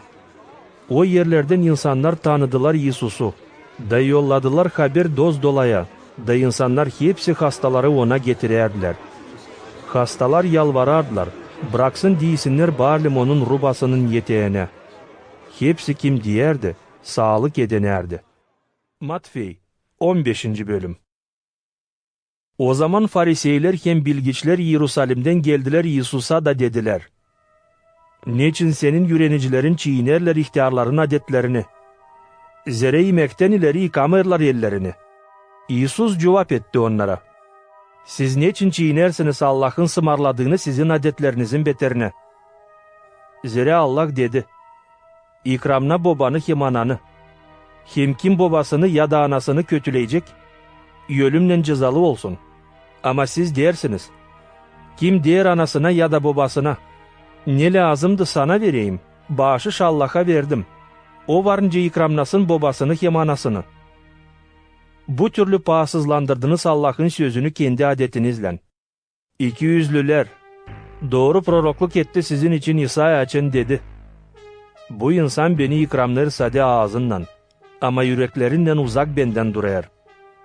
Nafile bana baş eğil derler. Zere adam sımarlamaklarını yürederler, sansınlar hani Allah'ın yüretmekleri. İsus çağırdı insanı da dedi. Sesleyin da anlayın beni. Mındarlar adamı değil o ne içine girer. Ama ne ağzından çıkar, o mındarlar adamı. O zaman yüreniciler yaklaştılar İsus'a da dediler. Bilersin mi? Hani bu lafları işitip fariseyler gücendiler. İsus cevap etti onlara. Her bir rasat, hani dil koyulu benim gökteki babamdan, kökten yolunacak. Bırakın onları. Onlar körlerin kör güdücüleri. Açan bir kör güder başka körü. Onlar ikisi de çukur içine düşerler. Petri laf etti da ona dedi. Açıkla bize bu örneği. İsus dedi. Ne siz de mi öyle zor anlarsınız? Anlamırsınız mı hani ne girer adamın ağzından, girer şkembesine. Sonra dışarı uğradılar. Ama ne adamın ağzından çıkar, o yürekten gelir. Bu mındarlar adamı. Zere yürekten çıkar fena niyetler, öldürmek, orospuluk, hayırsızlık, hırsızlık, yalancılık, kötülemek. Ne adamı mındarlar, ama yıkanmadık elle nime adamı mındarlamaz. İsus gitti oradan, uzaklandı Tir hem Sidon yerlerine. Bir karı Hanan'nıyka geldi ona da başladı bağırmaya. Acı beni sahibi David'in oğlu. Benim kızım titsiz etlener bir fena duhtan. İsus cevap etmedi bir de laf. O zaman onun yürenicileri yaklaştılar ona da yalvardılar. Salver onu, zere bağırır bizim ardımıza. İsus cevap etti. Ben yollanmışım salt İsrail milletin kayıp koyunlarına. Ama bu karı geldi baş eğiltti da dedi. Sahibi, yardım et bana. İsus ona cevap etti. Dilisle alma ekmeği uşaklardan, dağıtma köpeklere. Öyle sahibi, ama köpekler de yerler kırıntıları, hani düşer çorbacılarının sofrasından. Dedi bu karı. O zaman İsus cevap etti. O karı, büyüktür senin inanın, olsun nice sen istersin. Birden onun kızı alıştı. İsus ayrıldı oradan da gitti Galilea'ya gölün yanına. Bindi bir bayır üstüne da oturdu orada. Çok insan geldi ona orayı. Getirdiler kendilerinden topalları, körleri, mutuları, sakatları hem çok başka hastaları. Koydular onları onun ayaklarına. Da o onları alıştırdı. İnsan şaşardı. Görüp hani mutular laf ederler, sakatlar alışırlar, topallar gezerler, körler görerler. Onuştan metinlerdiler İsrail'in Allah'ını. İsus topladı yürenicilerini da dedi. Canım acıyor bu insana. Zeri 3 gün durarlar yanımda, da yok ne isimler. İstemerim onları salvereyim ağaç, hani ki bayılmasınlar yolda. Yürenicileri dediler. Nereden alalım bu kadar ekmek bu çol yerde, da doyuralım bu kadar insan? Kaç ekmeğiniz var? Sordu İsus. 7 ekmek hem birkaç balık. Cevap ettiler onlar. O zaman İsus sımarladı insana otursunlar yere. Aldı 7 ekmeği hem balıkları. Şükür etti Allah'a. Sonra kırıp verdi yürenicilerine. Onlar da pay ettiler insana. Hepsi yediler de doyundular. Sonra topladılar yemek parçalarını. 7 dolu sepet. Onlar hani yediler, vardı bir 4000 adam karlardan hem uşaklardan kâre. Sonda İsus bıraktı insanı gitsinler. Kendisi girdi kayık içine, da geçti Magdala yerlerine. Matvey 16. bölüm. Fariseyler hem Sadukeyler yaklaştılar İsus'a ki denesinler onu. Da istediler göstersin bir nişan gökten. İsus cevap etti onlara. Açan akşam olur siz dersiniz. İslah hava olacak, zere gök kırmızı. Sabahleyin dersiniz. Büyün boran olacak, zere gök kırmızı hem bulutlu. İkiyüzlüler, gökyüzünü tanıma bilersiniz. Ama vakitlerin nişanlarını tanımırsınız. Kötü hem orospu sensele ister bir nişan. Ama ona verilmeyecek başka nişan, Iona'nın nişanından kâre. Sonra bırakıp onları gitti. Öğreniciler geçerken gölün öbür tarafına ekmek almayı unutmuştular. İsus dedi onlara, bakın korunun Fariseylerin hem Sadukeylerin mayasından. Öğreniciler birbirlerinden laf ederdiler. Onuştan diye, çünkü ekmek almadık. İsus anlardı onların düşünmeklerini da dedi. Az inancılar, niçin laf edersiniz birbirinizle hani yok ekmeğiniz? Hep de anlamırsınız mı? Aklınıza getirmeyersiniz mi nice 5 ekmekle doyuruldu 5000 kişi? Kaç sepet yemek parçaları topladınız? Hem nice 7 ekmekle doyuruldu 4000 kişi? Bitkide kaç sepet yemek parçaları topladınız? Niye soy anlamırsınız hani söylemedim ekmek için? Ama söyledim korunasınız Fariseylerin hem Sadukeylerin mayasından. O zaman anladılar hani dedi, korunsunlar değil hamur mayasından, ama Fariseylerin hem Sadukeylerin üretmesinden. İsus geldi Filip Kesaryası yerlerine, orada sordu öğrenicilerine. İnsan nice sayar beni adam oğlunu? Kimim ben derler. Onlar cevap ettiler. Kimisi der, hani sen Yuhan vatiz edici. Başkası İliya. Daha başkası İremiya ki bir başka prorok. Ama siz ne dersiniz? Kimim ben? Sordu onlara İsus. Simon Petri cevap etti. Sensin Hristos, diri Allah'ın oğlu. İsus dedi. Helal sana Simon, Iona'nın oğlu. Zere bunu açtı sana değil tenhem kan, ama benim gökteki babam. Ben derim, sen Petri'sin. Bu taş üstünde ben yerleştireceğim benim kilisemi. Ölüm yerinin kuvveti onu yenseyemeyecek. Sana vereceğim gök padişahlığın anahtarlarını. Da ne bağlayacağın yerde, o bağlanmış olacak gökte. Hem ne çözeceğin yerde, o çözülmüş olacak gökte. O zaman sıkıdan sımarladı öğrenicilerine söylemesinler kimseye. Ani o İsus Hristos. Bundan sonra İsus başladı açıklama öğrenicilerine, hani o lazım gitsin Yerusalim'e. Çok zeytlensin aksakallardan, büyük papazlardan hem bilgiçlerden, öldürülsün de 3. günü dirilsin. Petri aldı onu bir tarafa, da başladı takazalama. Allah korusun seni sahibi, böyle bir şey raz gelmesin seninle. Ama İsus döndü de dedi Petri'ye, uzaklan benden şeytan.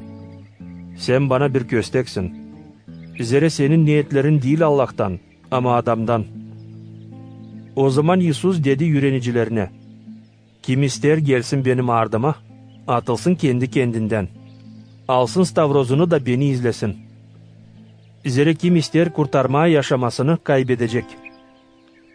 Ama kim kaybedecek yaşamasını benim için, o yaşamak edinecek.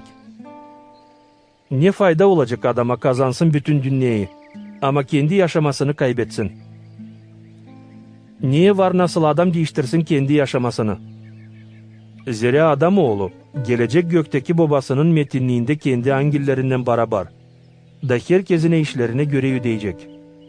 Doğru söylerim size, hani kimisi burada duranlardan ölmeyecekler. Görmeyince Adamoğlunu, gelirken kendi padişahlığında. Matvey 17. bölüm. 6 günden sonra İsus aldı Salt Petri'yi, Yakov'u hem onun kardeşini Yuhan'ı, da götürüp bindirdi onları bir yüksek bayır üstüne. Hemen görünüşü değişti onların yönünde, yüzü yalap yardı gün gibi. Rubaları da ağ beyaz oldu nice aydınlık. Birden gösterildi onlara Moisey hem Yiliya, angıları laf ederdiler İsus'la. Petri dedi Isus'a, "Sabi, iyi ki buradayız. İsterseydin yapalım 3 çalmar. Bir senin için, bir Moisey için, bir de İliya için." Bunu söylerken bir aydınlıklı bulut gölgesinden kapladı onları. Da bulut içinden bir ses dedi, "Budur benim sevgili oğlum, onda benim isleyeliyim." Açan yüreniciler bunu işittiler, pek korktular da yüzük oyunu düştüler. İsus yaklaşıp onlara değdi da dedi, "Kalkın, hiç korkmayın." Açan onlar baktılar, başka kimseyi görmediler İsus'tan kare. Açan inerdiler bayır üstünden, İsus sımarladı onlara. "Kimseye söylemeyin ne gördünüz, adam oğlu dirilmeyince ölüden." Yüreniciler sordular ona, "Niçin bilgiçler derler hani ilkin lazım gelsin İliya?" İsus cevap etti onlara, "Hakkına, hani İliya ilkin gelecek, da yerleştirecek hepsini. Ama söylerim size, hani İliya şimdiden sonra geldi, ama onu tanımadılar, da yaptılar onunla ne istediler. Hep öyle adam oğlu da onların yerinden zeytlenecek." O zaman yüreniciler anladılar. Hani İsus, Yuan vatiz edici için laf eder. Açan onlar yetiştiler insanın yanına. Yaklaştı İsus'a bir adam. Diş çöküp onun yönünde böyle yalvardı, "Sabi, acı benim oğlumu. Zira onu kara hastalık çok zeytler. Çok sıra düşer ateş içine hem su içine. Getirdim onu senin yürenicilerine. Ama onlar alıştıramadılar onu. İnansız hem şaşırık sensele. Ne kadar vakit daha sizinle olacağım? Ne kadar vakit dayanacağım size? Getirin onu bana." Cevap etti İsus. İsus azarladı fena duhu, da o çocuktan çıktı. Çocuk birden sağ oldu. O zaman yüreniciler yalnız İsus'a yaklaşıp sordular, "Niçin biz çıkaramadık fena duhu?" "Sizin inansızlığınızın beterine." Cevap etti İsus. "Doğru size söylerim. Yer olursa sizde inan hardal tohumu gibi, da diyersiniz bu bayıra, değiş buradan, o değişecek. Bir şey olmayacak hani siz yapamayasınız. Bu soy fena duhlar çıkayırlar sade duayla hem oruçlan." Açan onlar barabar Galilea'da bulunardılar. İsus dedi onlara, "Adam oğlu verilecek insan eline. Onu öldürecekler. Ama 3. günü dirilecek." Yüreniciler çok kahırlandılar. Açan yetiştiler Kapernaum kasabasına Ayüz binaya. 2 drahma toplayanlar gelip Petri'ye sordular, "Sizin yürediciniz ödemer mi harç?" "Öder," cevap etti Petri. Açan Petri girdi içeri, İsus ilkin laf etti, "Simon, nasıl sen sanırsın? Dünya padişahları kimden harç kim vergi alırlar? Kendi oğullarından mı olsa yabancılardan mı?" "Yabancılardan," cevap etti Petri. İsus dedi, "O zaman çıkır hani oğulların yok zorları ödesinler. Ama gücendirmeyelim onları deyini. Git göle ad balık çengelini. Al ilk balığı hani tutulacak. Aç ağzını da bulacaksın bir statir. Al onu da öde benim için hem kendin için." Matvey 18. bölüm. O zaman yüreniciler yaklaştılar da sordular İsus'a, "Kim en büyük gök padişahlığında?" İsus çağırdı bir uşak, koydu onu yürenicilerin yönüne de dedi, "Doğru söylerim size. Yer dönmerseydiniz Allah'a da olmarsaydınız uşak gibi, bir türlü bile girmeyeceğiniz gök padişahlığına. Kim yavaşlanır nice bu uşak, o en büyük gök padişahlığında olacak. Kim de kableder bile bir uşak benim adıma, o beni kableder. Ama kim günaha düşürerse birini bu en küçüklerden, hani bana inanırlar, ona taisla bağlasınlar boynusuna bir büyük dermen taşı, dağıtsınlar denizin dibine. Vay dünyaya günah aldangaçlığı için. Zira yok nasıl gelmesin aldangaçlar. Ama vay ona kimin beterine aldangaçlık gelir. Yer yelin yeki ayağın seni günaha düşürerse, kes onu da sıbıt. Taisla sakat yeki çolak ömüre giresin. Ne kadar 2 ayakla hem 2 yellen diveç ateşe atılasın. Yer gözün seni günaha düşürerse, çıkar onu da sıbıt. Ta isla bir gözlen ömüre giresin. Ne kadar iki gözlen cehennem ateşine atılasın. Bakın aşağılatmayın birisini bile bu en küçüklerden. Zere söylerim size. Onların angilleri gökte her zaman görerler benim gökteki babanın yüzünü. Adam oğlu geldi arasın hem kurtarsın o kayıp olanları. Nice siz sanırsınız? Varsaydı bir adamın 100 koyunu, da onların içinden birisi kaybederseydi, bırakmayacak mı o 99'u bayırlarda, da gitmeyecek mi arasın o kayıp koyunu? Bularsaydı, doğru söylerim size, sevinecek onun için daha çok, ne kadar o 99 için hani kaybelmediler. Hep öyle sizin gökteki baba da istemer ki birisi de bu küçüklerden kaybelsin. Eğer senin kardeşin sana karşı günah yaparsaydı, git da kazala onu salt senin hem onun arasında. Eğer seslerseydi seni, sen kazandın kardeşini. Ama seslemerseydi seni, al seninle ta 2 ya da 3 kişi. 2-3 şahat kaybılendirsinler her bir lafı. Onları da istemerseydi seslemeye, söyle kiliseye. Eğer istemerseydi kiliseyi seslesin, olsun senin için, nice bir tayfen hem nice bir harççı. Doğru söylerim size. Ne bağlayıcınız yerde, o bağlanmış olacak gökte. Hem ne çözeceğiniz yerde, o çözülmüş olacak gökte. Yeniden size söylerim. Eğer sizden 2 kişi kayıl olarsaydı istemeye bir şey bu yerde, o zaman ne de isterseydiler, verilecek gökteki babamdan. Zere nerede var 2-3 kişi toplu benim adıma, ben de bulunurum orada, onların arasında. O zaman Petri yaklaştı ona da dedi. Sahabi, kaç sıra varınca bağışlayayım kardeşime hani bana karşı günah yapıyor? 7 sıra mı? İsus cevap etti ona. Ben demeyerim sana 7 sıra. Ama bağışla 70 sıra yedişer. Onuştan gök padişahlığı benzer bir padişaha. Hani istediği ödeşmeye onun çıraklarından. Açan başladı hesap yapma. Getirdiler ona birisini. Hangisi ona borçluydu 10.000 talant. Çünkü yoktu neyle ödesin? Çorbacı sımarladı satsın kendisini. Karısını, uşaklarını hem hepsini. Ne vardı onda ki borcu ödensin. O zaman çırak düştü yüzü koyunu yere. Baş eğiltti çorbacıya da dedi. Çorbacı, bekle biraz daha. Ödeyeceğim sana bütün borcumu. Çorbacının canı acıdı o çırağa. Bağışladı borcunu da sal verdi gitsin. O çırak açan çıktı dışarı. Karşı geldi kafadarlarından birisinden. Hangisi borçluydu ona 100 dinar. O çırak tuttu onu. Sıktı gırtlağını da dedi. Öde borcunu. Onun kafadarı düştü yere yüzü koyunu da yalvarardı. Dayan biraz, da ödeyeceğim bütün borcumu. Ama o kayıl olmadı. Götürdü onu da kapadı zindana, borcunu ödesin diyeni. Kafadarları gördüler bunu da pek gücendiler. Onlar gittiler de söylediler ki hepsini çorbacıya. O zaman çorbacı çağırdı bu kulu kendisine, da dedi ona. Yaramaz çırak, ben hepsi senin borcunu bağışladım, zere sen yalvardın. Düşmeyerdi mi sen de acıyasın kafadarını nice ben seni acıdım. Çorbacı yüfkelendi, da verdi onu ziyetleyicilerin yellerine, ödesin bütün borcunu deyini. Hep öyle yapacak size gökteki babam da.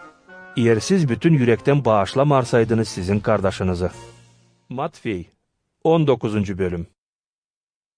Böyle laf ettikten sonra İsus Galilea'dan geçti de geldi Yahudiye yerlerine, Yordan'ın öbür tarafına. Onun ardına gitti çok insan. Orada o alıştırdı hastaları. Fariseyler geldiler denesinler onu deyini. Da dediler. Düşer mi adam ayrılsın karısından her bir sebep beterine? İsus cevap etti onlara. Ne okumadınız mı? Hani yaratıcı baştan yarattı insanları. Olsunlar adam hem karı. Da dedi. Onuştan bırakacak adam babasını hem anasını. Da birleşecek karısından. İkisi bir güğüde olacak. Bu takım olacaklar değil ki ama bir güğüde. Öyle ki ne Allah birleştirdi, insan onu ayırmasın. Onlar sordular. Öyleyse Ne için Moisey sımarladı, koca versin karısına ayrılmak yadı, da ayrılsın ondan. İsus cevap etti onlara. Sizin inatlığınızın beterine izin verdi Moisey ayrılasınız karılarınızdan. Ama baştan değil de öyle. Ben size derim. Her bir adam, hangisi ayrılır karısından değil hayırsızlık beterine, da evlenir başkasına, orospoluk yapar. Kim de evlenir kocasından ayrılmış karıya, o da orospoluk yapar. Onun yürenicileri dediler. Eğer böyle durarsaydı işler karı kocayla, o zaman daha iyi hiç evlenmemeye. O cevap etti onlara. Hepsi kabul edemer bunu. Ama sadece onlar kime verili? Zere var yevnuhlar, doğmaktan yevnuh. Var insandan yapılı yevnuhlar. Hem var yevnuhlar, angları kendi kendilerini yevnuh yaptılar gök padişahlığı için. Kim kabul edebilir bunu? O kabul etsin. O zaman getirdiler Yesus'a uşakları, o koysun yerlerini onların üstüne değini, da dua etsin onlar için, ama yüreniciler azarladılar onları. İsus dedi, bırakın uşakları, gelsinler bana da durgutmayın onları. Zere gök padişahlığı onların gibileri için. Yerlerini onların üstüne koyduktan sonra İsus gitti oradan. Bir adam yaklaştı İsus'a da sordu ona. Öğretici, ne iyilik yapayım ki diveç yaşamak edineyim? İsus cevap etti ona. Niçin sorarsın bana ne iyilik? Sal bir Allah iyi. Yer isterseydin yömüre girmeye, tamanna sımarlamakları, angılarını. Sordu o adam. İsus cevap etti. Öldürmeyesin. Orospuluk yapmayasın. Çalmayasın. Yalancı şahit olmayasın. Babanı ananı ikramlayasın. Hem yakın olanını, nice kendini sevesin. Genç olan cevap etti. Hepsini bunları tamanladım ta gençliğimden. Ne ta bana yetişmeyer? Yer isterseydin taman olma. Git da sat varlığını pay et fukaralara. Da olacak haznan gökte. Sonra gel de izle beni. Dedi İsus. Açın genç olan işitti bu lafları, gücenip gitti. Zere çok zenginliği vardı. İsus dedi yürenicilerine. Doğru söylerim size. Ne zor bir zengin adam gök padişahlığına girsin. Hem de söylerim size. Anita ilim bir deve iğnenin kulağından geçsin. Ne kadar bir zengin adam Allah'ın padişahlığına girsin. Yüreniciler bunu işitip çok şaştılar da dediler. O zaman kim kurtulabilir? İsus baktı uz onlara da dedi. Bu insana olmaz. Ama Allah'a hepsi olur. O zaman Petri dedi. Gel, biz bıraktık hepsini de geldik senin ardına. Bize ne olacak? İsus cevap etti. Doğru söylerim size. Hani açan adam oğlu oturacak kendi metinliğinde, çorbacılık skemlesinde yeni zamanda, siz hani geldiniz benim ardıma, oturacağınız 12 çorbacılık skemlelerinde, dava keserek İsrail'in 12 tamızlığına. Hepsi kim bıraktı evini ya da kardeşlerini, kız kardeşlerini, babasını, anasını, karısını, uşaklarını yeki mirasını benim adım için. Kabul edecek 100 katına daha çok hem de yedenecek diveç yaşamak. Ama çoğu ilk olanlardan bitki olacak. Çoğu da bitkilerden ilk olacak. Matvey 20. bölüm. Zere gök padişahlığı benzer bir çorbacı adama. An için sabahleyin çıktı. Kendi bağısına işçi tutsun. İşçilerle anlaştı ödesin birer dinar günde. Sonra yolladı onları kendi bağısına. Çıkıp bir 3. saatte başka haylak duranları gördü meydanda. Sonra dedi onlara. Siz de gidin benim bağımda işlemeye. Ne düşer ödeyeceğim size. Onlar gittiler. Yeniden çıktı bir 6. hem 9. saatte hep öyle yaptı. Bitkide 11. saate yakın buldu başka haylak duranları da dedi onlara. Niçin burada bütün gün haylak durarsınız? Onlar cevap ettiler. Çünkü bizi kimse işe almadı. O dedi. Siz de gidin benim bağıma, da ne düşer kabul edeceğiniz. Avşamnen bayın çorbacısı dedi kendi haznatarına. Çağır işçileri da yöde. Çekedi bitkilerinden ilkinkilerine. Onlar hani gittiler işe 11. saatta, gelip kablettiler birer dinar. İlkinkileri geldiğinen hesap ettiler. Hani kabledecekler daha çok. Ama onlar da kablettiler hep birer dinar. Açan kablettiler parayı, başladılar bayın çorbacısına karşı mırıldanma. Da deyerdiler. Sonda olanlar işlediler sadece 1 saat. Ama yödeklen sen yaptın onları bizimle bir. Bizse geçirdik bütün günün kızgınlığın ağırlığını. Çorbacı onların birisine cevap etti. Dostum, ben seni hiç yalandırmadım. Anlaşmadın mı benimle 1 dinara? Al ne senin de git. Ben isterim bu sondaki insana da ödeyeyim hep öyle nice sana. Doğruluğum yok mu kendi paramla yapayım ne isterim. Olsa sen kıskanırsın hani ben iyi yürekliyim. Öyle ki sondakiler ilk olacak. İlkler de bitki olacak. Zere çok çağrılmış ama az seçilmiş. Açan giderdiler Yerusalim'e. İsus yolda aldı bir tarafa 12 öğrenicisini da dedi onlara. Biz gideriz Yerusalim'e. Adam oğlu verilecek büyük papazların hem bilgiçlerin eline. Ona dava kesilecek ölüme. Da onu yabancıların eline verecekler. Ki gülme alsınlar. Kamçıyla düğüsünler da Stavroz'a gelsinler. Ama o 3. günü dirilecek. O zaman Zevede'in oğulların anaları yaklaştı İsus'a oğullarınla beraber. Baş eğiltti da nese yalvarardı ona. İsus sordu. Ne istersin? Sımarla ki senin padişahlığında benim bu 2 oğlum otursunlar, birisi senin sağ tarafında, birisi de sol tarafında. Cevap etti bu ana. O zaman İsus dedi. Bilmeyersiniz ne istersiniz. Var mı nice siz içersiniz o çölmekten? Hani ben içeceğim. Hem vaatiz olasınız o vaatizlikle. Hani ben olacağım. Var nice. Cevap etti onlar. İsus dedi. Hakkına hani içeceğiniz benim çölmemden. Hem vaatiz olacağınız o vaatizlikle. Hani ben olarım. Ama benden tutun ve izin vereyim oturma sağ, iyi ki sol tarafımda. Bu verilecek onlara, kime hazırlanmış babamdan. Kalan 10 öğrenici işidi bunu, üfkelendiler bu 2 kardeşa. İsus çağırdı onları da dedi. Bilersiniz, hani milletlerin yöndericileri çorbacılık ederler onların üstüne. Hem büyükleri zabitlik ederler. Ama sizin aranızda böyle olmasın. Kim sizden ister büyük olsun, o hizmetkar olsun kalanına. Kim sizden ister ilk olsun, o çırak olsun öbürlere.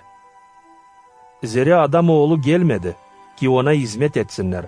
Ama kendi hizmet etsin insana, hem versin yaşamasını çoğun yerine, ki kurtarabilsin onları. Açan çıkardılar Yerihon kasabasından, çok insan gitti İsus'un ardına. Yol boyunda oturardı 2 kör adam. Onlar açan işittiler, hani İsus geçer oradan, başladılar bağırmaya. Sabi, David'in oğlu, acı bizi. İnsan takazaladı onları sussunlar diyene. Ama onlar daha pek bağırardılar. Sabi, David'in oğlu, acı bizi. İsus durgundu. Çağırdı onları da sordu. Ne isterseniz yapayım size. Sabi, açılsın gözlerimiz. Dedi onlar. İsus'un canı acıdı. Da değdi onların gözlerine. Kör olanlar çabuk görmek edindiler. Onlar gittiler onun ardına. Matvey 21. bölüm. Açan yaklaştılar Yerusalim'e, da yetiştiler Vifage köyüne, Zeytin Bayır'ın yanına. İsus yolladı 2 öğrenicisini da dedi onlara. Gidin yöndeki köye. Da girerken köy içine. Hemen bulacağınız bağlı bir eşek, koduğu da yanında. Çözün de getirin bana. Eğer bir kimseyi sorarsaydı bir şey size, cevap edin hani onlar lazım sahabeye. Sonra hemen geri yollayacak. Hepsi bunlar oldu tamamlansın diyene. Ne haberlenmişti proroktan hani der. Söyleyin Siyon'un kızına, senin padişahın sana gelir. Yavaş, atlı bir yeşek üstünde, yeşeğin koduğu üstünde. Yüreniciler gittiler de yaptılar nice İsus dedi. Getirdiler yeşeğe hem koduğu, döşediler kendi rubalarını onların üstüne, da sonra o atlı pindi koduğun üstüne. İnsandan çoğu döşerdiler rubalarını yol üstüne. Başkaları keserdiler ağaçlardan dalları, da yol üstüne sererdiler. İnsan hani giderdi yönü sonra, hemardı sonra, bağırardı. Osanna David'in oğluna, iyi sözlenmiş olsun sahibinin adına gelen. Osanna yüksek göklerde. Açan İsus girdi Yerusalim içine. Bütün kasaba kaynamaya başladı. Hepsi sorardılar, kimdir bu? İsus prorok Galilea'dan, Nazaret kasabasından. Cevap ederdi başkaları. İsus girdi Ayuz-bin oğluna. Da kovaladı oradan hepsini, kim satardı hem alardı. Devirdi para değiştirenlerin masalarını, hem guguş satanların skemnelerini. Da dedi onlara, var yazılı, benim evime denecek dua evi. Ama siz çevirdiniz onu haydut inine. Geldi ona körler hem topallar, dava alıştırdı onları. Büyük papazlar hem bilgiçler, görüp meraklı işleri hani o yapardı, hem uşakları bağırarken Ayuz-bin'da, Osanna David'in oğluna, üfkelendiler. İşidersin mi ne derler? Sordular İsus'a. Elbet ki, cevap etti İsus. Acaba siz hiç okumadınız mı? Uşakların hem memede evlatların ağzından sen metinlik çıkardın. Sonra bıraktı onları, da çıkıp kasabadan yollandı Vifanya köyüne, da orada geceledi. Sabahleyin dönerek kasabaya İsus acıktı. Yol boyunda gördü bir incir fidanı. Yaklaşıp ona yapraklardan gari bir şey bulmadı, da dedi, büyünden öte hiç meyve yapmayasın. İncir fidanı o saat kurudu. Açan yüreniciler gördüler bunu, şaştılar. Nasıl bu incir fidanı bile tez kurudu? İsus onlara cevap etti. Doğru söylerim size. Yer inanınız olaydı hem ikilemeydiniz. Siz yapacıydınız dil sal bunu ne bu fidandan oldu. Ama diyeceydiniz bu bayra, kalk da atıl deniz içine. O da olacaktı. İnanla dua ederseydiniz, ne de isteyeceğiniz kabul edeceğiniz. İsus girdi Ayuz-bin oğluna. Daçen yürederdi insanı, geldiler büyük papazlar, hem halk aksakalları da dediler ona. Ne zabitlikle yaparsın bu işleri? Hem kim verdi sana bu zabitliği? İsus cevap etti onlara. Koyacağım ben de size bir soruş. Cevap edin bana. Sonra ben de size söyleyeceğim ne zabitlikle yaparım bu işleri. Yuvanın vaatizliği nereden? Gökten mi? Oysa insandan mı? Onlar biri birinden laf ederdiler. Eğer diyersek gökten, o diyecek öyleyse niçin ona inanmadınız? Ama diyersek insandan, korkarız halktan, zerek hepsi inanır ani Yuvan prorok. Onuştan cevap ettiler İsus'a. Bilmeriz. O da dedi onlara, ben de size söylemeyeceğim. Ne zabitlikle yaparım bu işleri. Ne soyanlarsınız? Bir adamın vardı 2 oğlu. O gitti ilkinkisine de dedi, oğlum, git büyün de işle benim bağımda. Ama oğlu cevap etti, İstemeyerim. Ama sonra pişman oldu da gitti. Sonra yaklaştı ikincisine de hep böyle dedi. Bu oğul cevap etti, giderim çorbacı. Ama gitmedi. Hangisi onlardan tam anladı babanın istediğini? İlkinkisi. Cevap etti onlar. İsus dedi onlara. Doğru söylerim size. Hani harççılar hem maskaralar sizin yönünüz sonra giderler gök padişahlığına. Zere Yuvan geldi, doğruluk yolunu göstersin. Siz ona inanmadınız. Ama harççılar hem maskaralar inandılar. Siz gördünüz bunu. Ama hep o kadar pişman olmadınız günahlarınızdan. Hem inanmadınız. Sesleyin bir başka örnek. Vardı bir ev çorbacısı. Hangisi koydu bir bağa. Dolayladı avullan. Ortada kazdı yer yüzüm tiyaskası için. Yıvdı bir bekçi külesi. Sonra bağı verip bağcılara gitti başka memlekete. Açan geldi yüzüm vakıdı. Yolladı kendi çıraklarını bağcılara ki alsınlar bereketini. Bağcılar tuttular onun çıraklarını. Birisini düydüler, ikincisini öldürdüler, daha başkasını taşladılar. Sonra çorbacı yolladı başka çırakları, daha çokluk ne kadar ilkin. Bağcılar onlarla yaptılar hep öyle nice ilkinkilerle.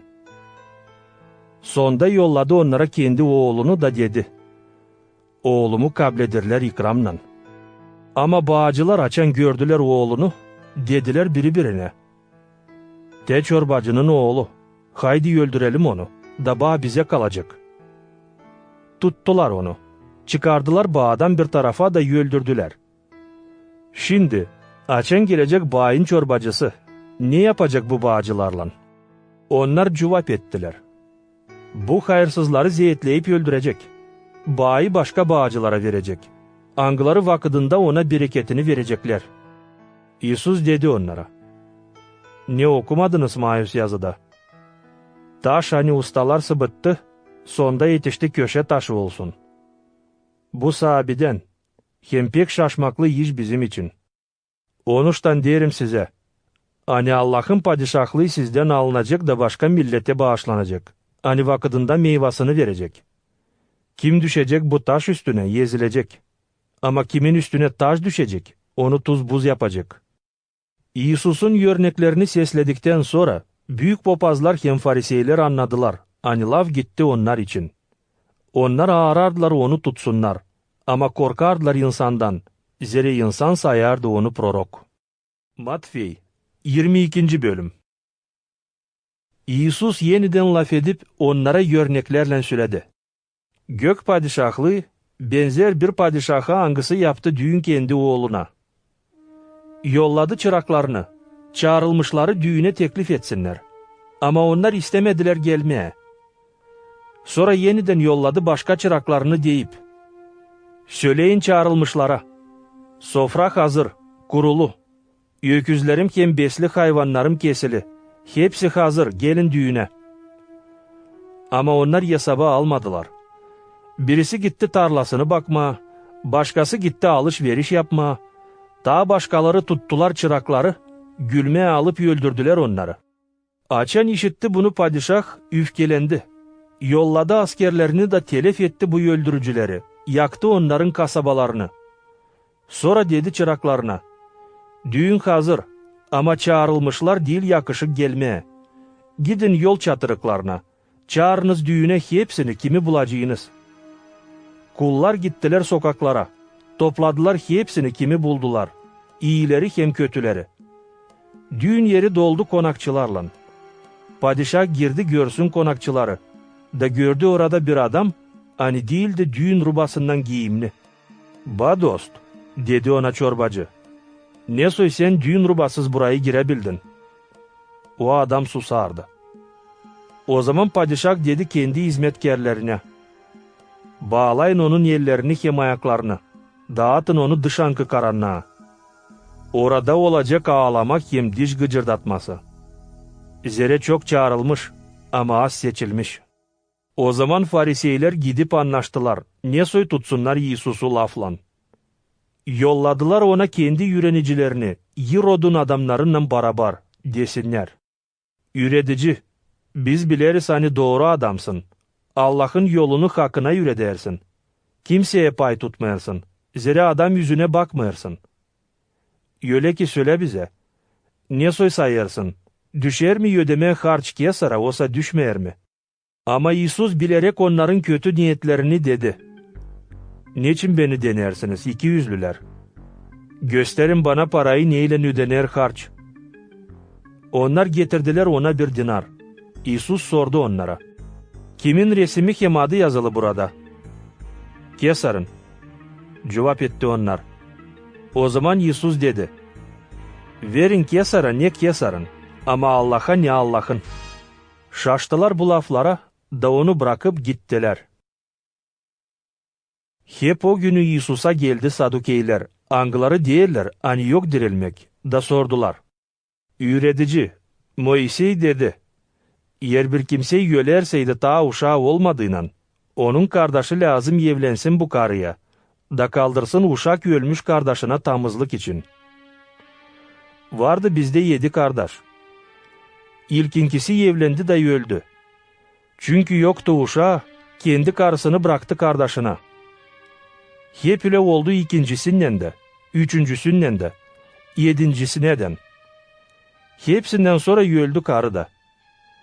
Dirilmekte hangisinin bu 7'sinden karısı o olacak. Zerek hepsi yaşadı onunla. İsus cevap etti onlara. Yanılırsınız, zere bilmeyersiniz ne ayos yazıları ne de Allah'ın kuvvetini. Zere ölüler dirildiğiyle evlenmeyecekler. Ama olacaklar nice Allah'ın angilleri gökte. Ölülerin dirilmesi için okumadınız mı ne Allah size der? Ben Avram'ın Allah'ı, İshak'ın Allah'ı, hem Yakov'un Allah'ıyım. Allah değil ölülerin Allah'ı, ama dirilerin. İnsanlar ani seslerdiler, şaştılar İsus'un yüretmesine. Fariseyler açan işittiler hani İsus susturdu Sadukeyleri, toplandılar bir yere. Onlardan bir zakon yüreticisi, İsus'u denesin diyeni, koydu ona böyle bir soruş. Üretici, hangi sımarlamak en büyük zakonda? İsus cevap etti. Sevesin sahibi Allah'ını bütün yüreğinle, bütün canınla hem bütün aklınla. Budur ilk hem en büyük sımarlamak. İkincisi buna benzer. Sevesin yakın olanını nice kendini. Bu iki sımarlamakta tutunur bütün zakon hem proroklar. Açan topluydular fariseyler bir yerde, İsus sordu onlara. Ne düşünersiniz siz Hristos için? Kimin oğlu o? David'in. Cevap etti onlar. İsus der onlara. Öyleyse niçin David, Allah'ın duhundan kullanılmış adlar onu çorbacı, deyip. Sahibi dedi benim çorbacıma, otur sağ tarafımda, ben koyunca senin düşmanlarını ayakların altına. Çünkü David adları onu çorbacı. Ne soy o, olabilir David'in oğlu. Kimseyi cevap edemedi ona bir de laf. O günden sonra artık kimseyi kıyışmadı bir şey sorsun ona. Matvey 23. bölüm. Sonra İsus danıştı insana hem kendi yürenicilerine, da dedi. Bilgiçler hem fariseyler otururlar Moisey'in yerinde. Onuştan hepsini ne söylerler size, koruyun hem yapın. Ama ne yapıyorlar siz yapmayın. Zere onlar söylerler ama yapmıyorlar. Bağlarlar ağır yükler, hani zor götürmeye. Koyarlar insanın sırtına. Ama kendileri bağlın parmağınla kımıldatmıyorlar. Hepsini insana göstermek için yapıyorlar. Dua paçkalarını büyülderler. Ruba eteklerini uzun püsküllerle yapıyorlar. Severler oturma yöndeki yere konak sofralarında, hem ilk skemnelere sinagogalarda. Beğenirler insan selam versin onlara meydanlarda da desinler, üretici. Ama siz kendinize üretici söylettirmeyin. Zere sizde bir üretici, Hristos. Ama siz hepsiniz, kardeşsiniz. Bu yerde kimseye demeyin baba. Zere sizin birdir babanız. Hani gökte bulunur. Kimseye demeyin önderci. Zere birdir sizde önderci, Hristos. Sizin aranızda en büyüğü size hizmetkar olsun. Kim kendini yükseklendirir, o aşağılandırılacak. Kim kendini aşağılandırır, o yükseklendirilecek. Vay size bilgiçler hem fariseyler, ikiyüzlüler. Zere siz kapırsınız insana gök padişahlığını. Kendiniz girmeyersiniz. Kim de girmeye ister bırakmıyorsunuz. Vay size bilgiçler hem fariseyler, ikiyüzlüler. Siz kemirersiniz dulların evlerini, ama göstermek için uzun dualar yapıyorsunuz. Onuştan cezanız çok ağır olacak. Vay size bilgiçler hem fariseyler, ikiyüzlüler. Zere siz dolanırsınız yeri hem denizi, ki çeviresiniz balin birisini dininize. Da çevirip yapırsınız onu bir cendem adamı, 2 kat daha fena sizden. Vay size kör yönderciler, hani dersiniz. Yer yemin yederseydi bir kimseye 100.000 aylan, değil bir şey. Ama yemin yederseydi 100.000'ın altınınla, o bağlı yemininle. Fikirsizler hem körler ne daha büyük. Altın mı olsa ayuz bina mı? Hani ayuzlar altını. Hem dersiniz, yer bir kimseyi yemin ederseydi kurbanlıkla, değil bir şey. Ama yemin ederseydi kurbanla, hani kurbanlık üstünde, o bağlı yemininle. Fikirsizler hem körlar. Ne daha büyük? Kurban mı? Olsa kurbanlık mı, hani kurbanı ayuzlar. Öyle ki kim yemin eder kurbanlıkla, o yemin eder hepsinden, ne var onun üstünde. Kim yemin eder ayuz binayla, o yemin eder ayuz binayla hem onunla, kim orada yaşar. Hem kim yemin eder göklen, yemin eder Allah'ın çorbacılık skemnesinden hem skemnede oturanla.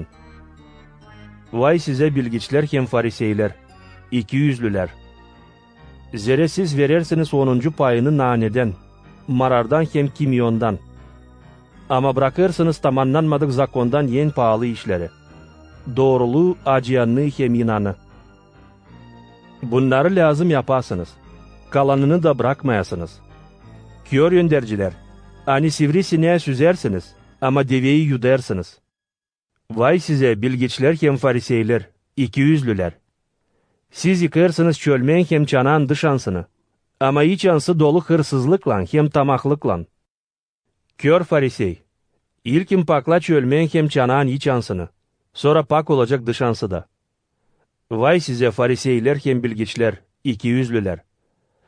Zere siz nice kireçli mezarlar, hani dışandan görünerler güzel, ama iç andan dolu yölülerin kemiklerinden, hem her türlü mındarlıkla. Hep öyle siz de dışandan gösterlersiniz insanın yönünde doğru. Ama iç andan doluysunuz ikiyüzlülükle hem zakonsuzlukla. Vay size bilgiçler hem fariseyler, ikiyüzlüler. Zere siz düzersiniz prorokların mezarlarını, hem donadırsınız doğru adamların anılmak taşlarını. Siz dersiniz, eğer biz yaşayaydık bizim dedelerin vakıdında, kayıl olmayacaktık prorokların kanını dökmeye. Bu takım siz kendi kendinize karşı şahatlık edersiniz. Hani siz prorok öldürücülerin oğullarıysınız. Haydi bitirin ne babalarınız çekettirdi. İlanlar, zihirli yılan yavruları. Ne soy kurtulacağınız cendemin cezasından. Onun için de yollarım size prorokları, arifleri hem bilgiçleri. Kimisini öldüreceğiniz dastavroza geleceğiniz. Başkalarını düğeceğiniz sizin sinagogalarda, hem kovalayacağınız onları kasabadan kasabaya. Öyle ki siz cevap edeceğiniz hepsi doğru olanların kanları için. Hani döküldü bu yerde. Kabahatsiz Avel'in kanından, Varahya'nın oğlunun Zakarya'nın kanınadan. Hangısını öldürdünüz ayüz bina hem kurbanlık arasında. Doğru söylerim size. Hani hepsi bunlar için bu boy insan cevap edecek. Yerusalim, Yerusalim. Hani öldürersin prorokları hem taşla düversin sana yollanılmışları. Kaç sıra istedim toplayayım senin uşaklarını. Nice kloçka toplar piliçlerini kanatları altına. Ama siz istemediniz. Tey eviniz size boş bırakılır. Söylerim size, hani büyüğünden öteye görmeyeceğiniz beni demeyince. İyi sözlenmiş olsun, kim gelir sahibinin adına. Matvey 24. bölüm. Açan Yisus çıktı ayüz binadan da yollandı gitmeye, yüreniciler yaklaştılar ona, göstersinler ayüz binanın yapılarını. Ama Yisus dedi onlara, görersiniz mi hepsini bunları? Doğru söylerim size, hani kalmayacak burada taş üstünde taş, hepsi yıkılacak. Açan Yisus oturdu zeytin bayırı üstünde, yürenicileri yalnız ona yaklaştılar da dediler, söyle bize, ne zaman olacak bunlar? Hem ne soy nişan senin gelmeni hem zamanın bitkisini gösterecek. İsus cevap etti onlara. Bakın bir kimseyi aldatmasın sizi. Zere çoğu gelecek benim adıma da diyecek. Benim Hristos. Da çoğunu aldatacaklar. İşiteceğiniz cenk uğultusu. Hem haber cenkler için. Bakın korkmayasınız. Zere hepsi bunlar lazım olsun. Ama bu tadil bitkisi. Zere millet millete, padişahlık padişahlığa karşı kalkacak. Kimi yerlerde olacak ağaçlık, salgınlar hem yer tepremeleri.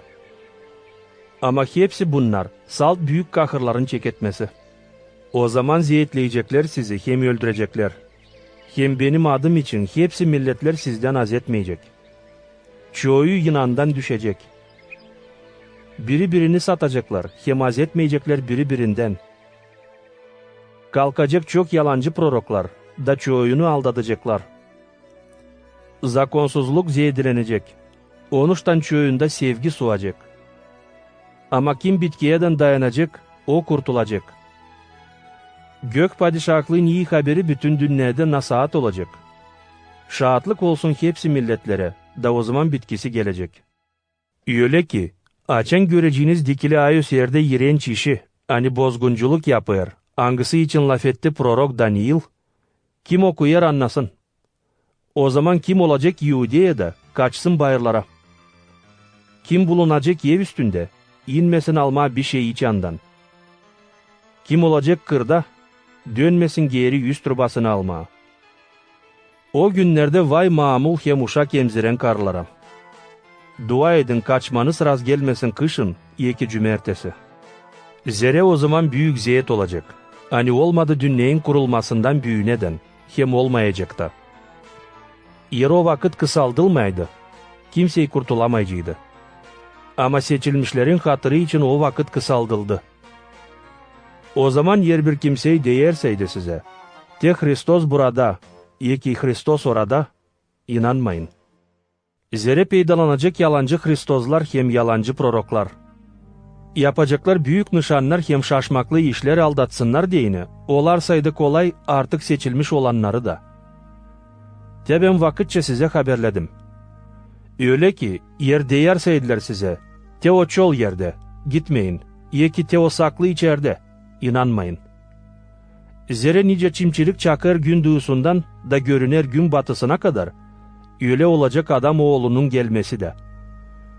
Nerede olacak leş, orayı toplanacak leş kartalları. O ziyet günlerinden sonra hemen gün kararacak, ay vermeyecek aydınlığını, yıldızlar gökten düşecekler, hem gökün kuvvetleri sarsalanacak. O zaman gökte adam oğlunun nişanı gösterilecek. O zaman hepsi yerdeki senseleler ağlayacak.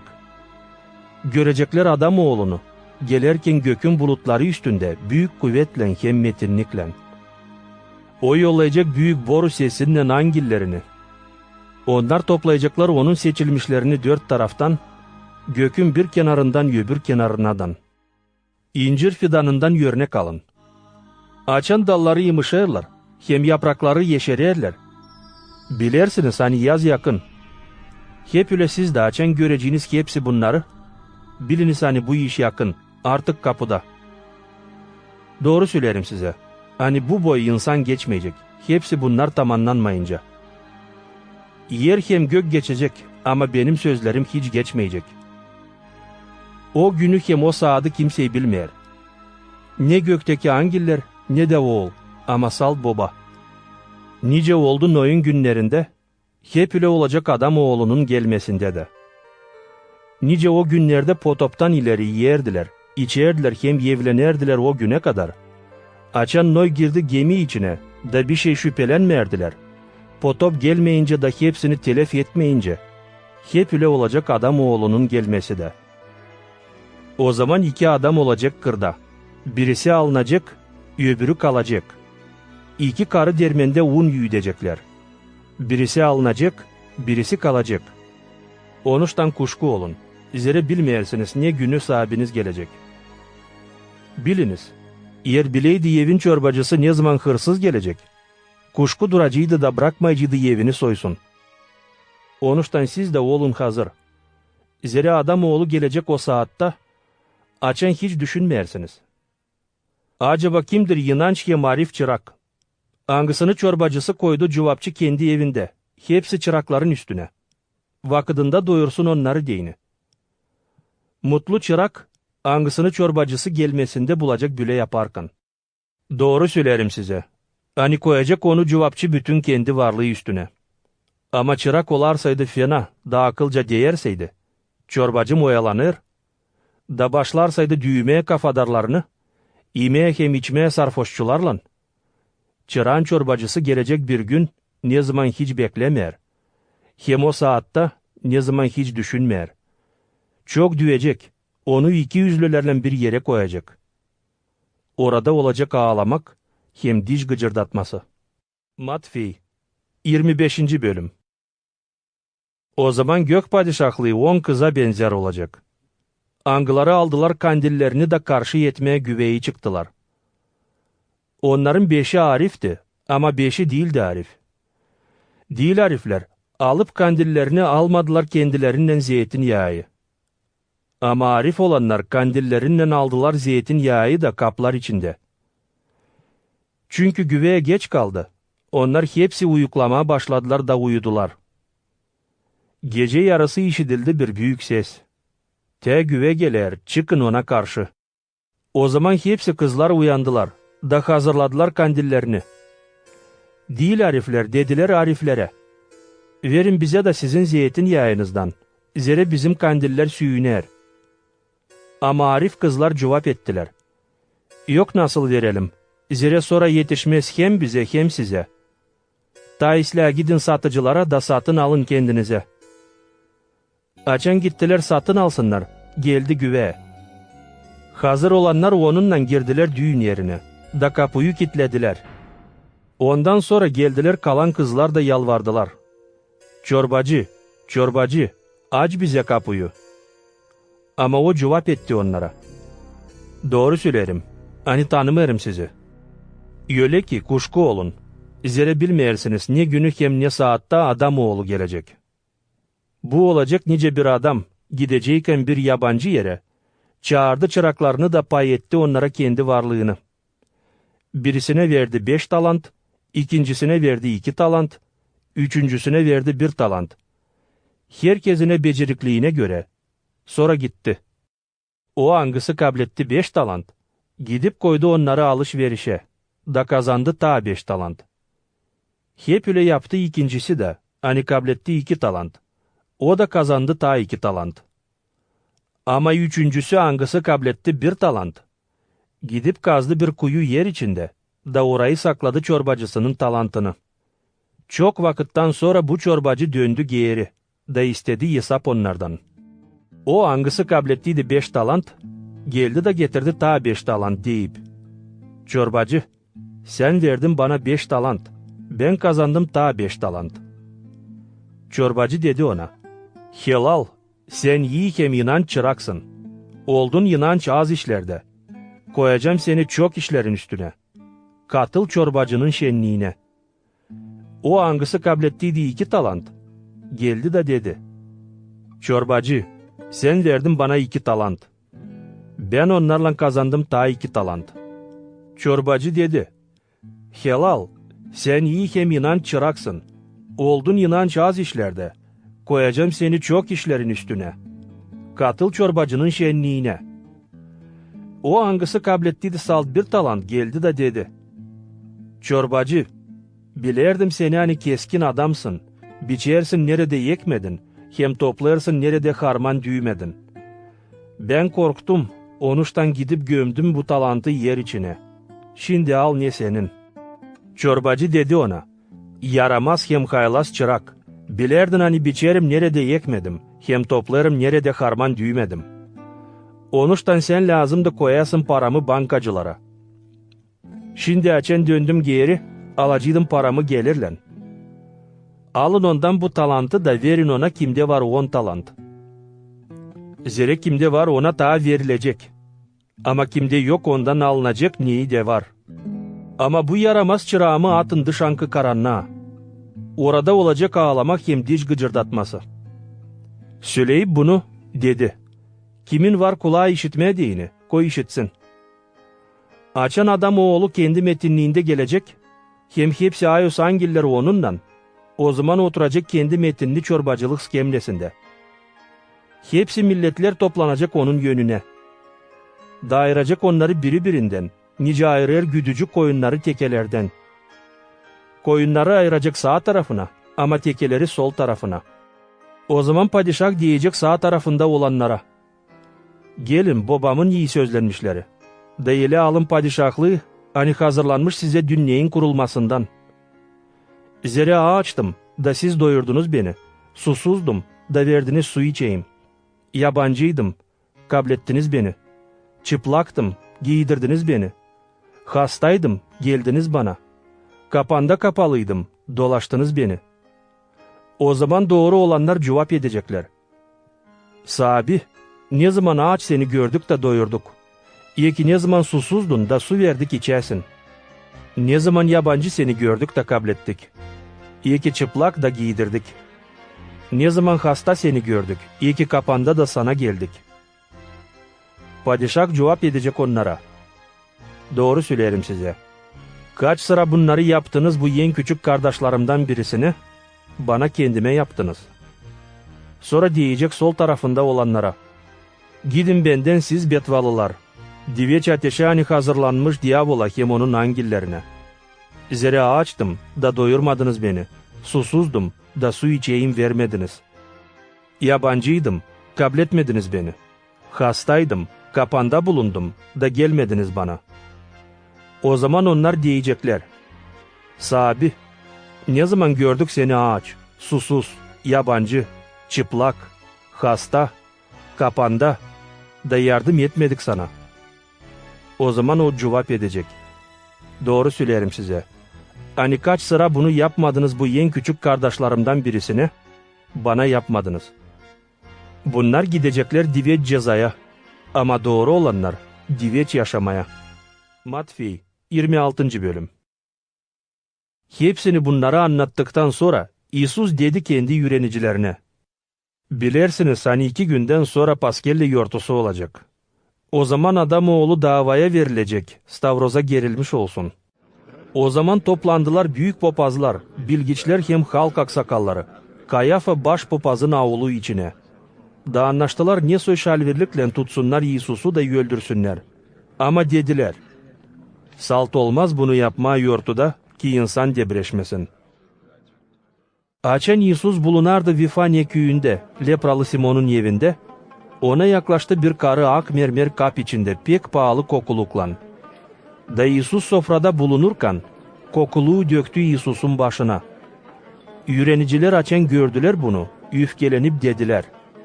Ne lazımdı yapılsın bu zanlık? Bu kokuluğu vardı nasıl satmaya çok paraya, da bunu fukaralara vermeye. İsus bilerdi ne laf ederdiler, da dedi onlara. Niçin gücendirirsiniz karıyı? O bir yakışıklı iş yaptı benim için. Fukaralar her zaman sizinle, ama ben her zaman olmayacağım. Döküp bu kokuluğu güğdemin üstüne, hazırladı beni gömülmek için. Doğru söylerim size. Hani bütün dünyada, nerede iyi haber nasihat olacak, bu karının yaptığı söylenecek, da ona anılmak olacak. O zaman 12 yüreniciden birisi Yuda İskariot, gitti büyük papazlara da dedi. Ne vereceğiniz bana? Yer verirseydim İsus'u sizin elinize. Onlar adadılar vermeye ona 30 gümüş. Bundan sonra Yuda arardı uygun vakit, ki versin İsus'u onların yerlerine. Hamursuz yortunun ilk gününde yüreniciler geldiler İsus'a, da dediler ona. Nerede istersen hazırlayalım sana Paskelli yemeğini. O dedi. Gidin kasaba içine. Teofilan adama da deyin ona. Üretici der. Benim vakitim yaklaştı. Sende yortulayacağım Paskelli'yi yürenicilerimle. Yüreniciler yaptılar yöle. Nice İsus sımarladı. Da hazırladılar Paskelli'yi. Avşamlen İsus 12 yürenicisinden yerleşti sofraya. Onlar yerken İsus dedi. Doğru söylerim size. Hani sizden birisi beni satacak. Onlar pek kahırlandılar. Da başladılar biri biri ağırdı sonra ona sormaya. Acaba değilim mi ben Sabi? İsus cevap etti. Kim uzattı elini benimle çini içine, o beni satacak. Hakkına hani Adamoğlu gider, nice onun için yazılı. Ama vay o adama, kimden Adamoğlu satılır. Ona daha iyi olacıydı hiç duymasın. Yuda hani sattı onu dedi. Üretici, acaba değilim mi ben? Öyle, nice söyledin. Cevap etti İsus. Açan onlar yerdiler. İsus aldı bir ekmek, İyi sözledi, kırdı da verdi yürenicilerine deyip, alın da yiyin, bu benim güğdem. Sonra aldı bir çölmek, şükür etti Allah'a, verdi onlara deyip, için hepsiniz ondan. Zere bu benim kanım, yeni bağlantının kanı. Hani döküler çoğu için, ki günahları bağışlansın. Söylerim size, hani büyüğünden yöteye içmeyeceğim bu çotuk meyvasından o güne kadar. Açen içeceğim tazesini sizinle, babamın padişahlığında. Bir psalma çaldıktan sonra, onlar gittiler Zeytin Bayırı'na. İsus dedi onlara, hepsiniz bu gece benim beterime sürçeceğiniz. Zere var yazılı. Uracağım güdücüyü, da koyunlar dağılacak. Ama dirildikten sonra sizden önce Galilea'ya gideceğim. Petri cevap etti ona, hepsi sürçerseydi senin beterine, ben bir sıra bile sürçmeyeceğim. İsus ona dedi, doğru söylerim sana. Hani bu gece horoz ötünce, sen 3 sıra atılacaksın benden. Petri dedi, eğer lazım olarsaydı yöleyim de seninle, hep o kadar atılmarım senden. Kalan yüreniciler de hep öyle laf ettiler. Sonra İsus onlarla gitti bir yere, adı Gefsimani. Da dedi yürenicilerine, oturun burada, ben gideceğim orayı, dua edeyim deyini. Aldı Petri'yi hem Zebede'nin 2 oğlunu, da başladı kahırlanma hem zeytlenme.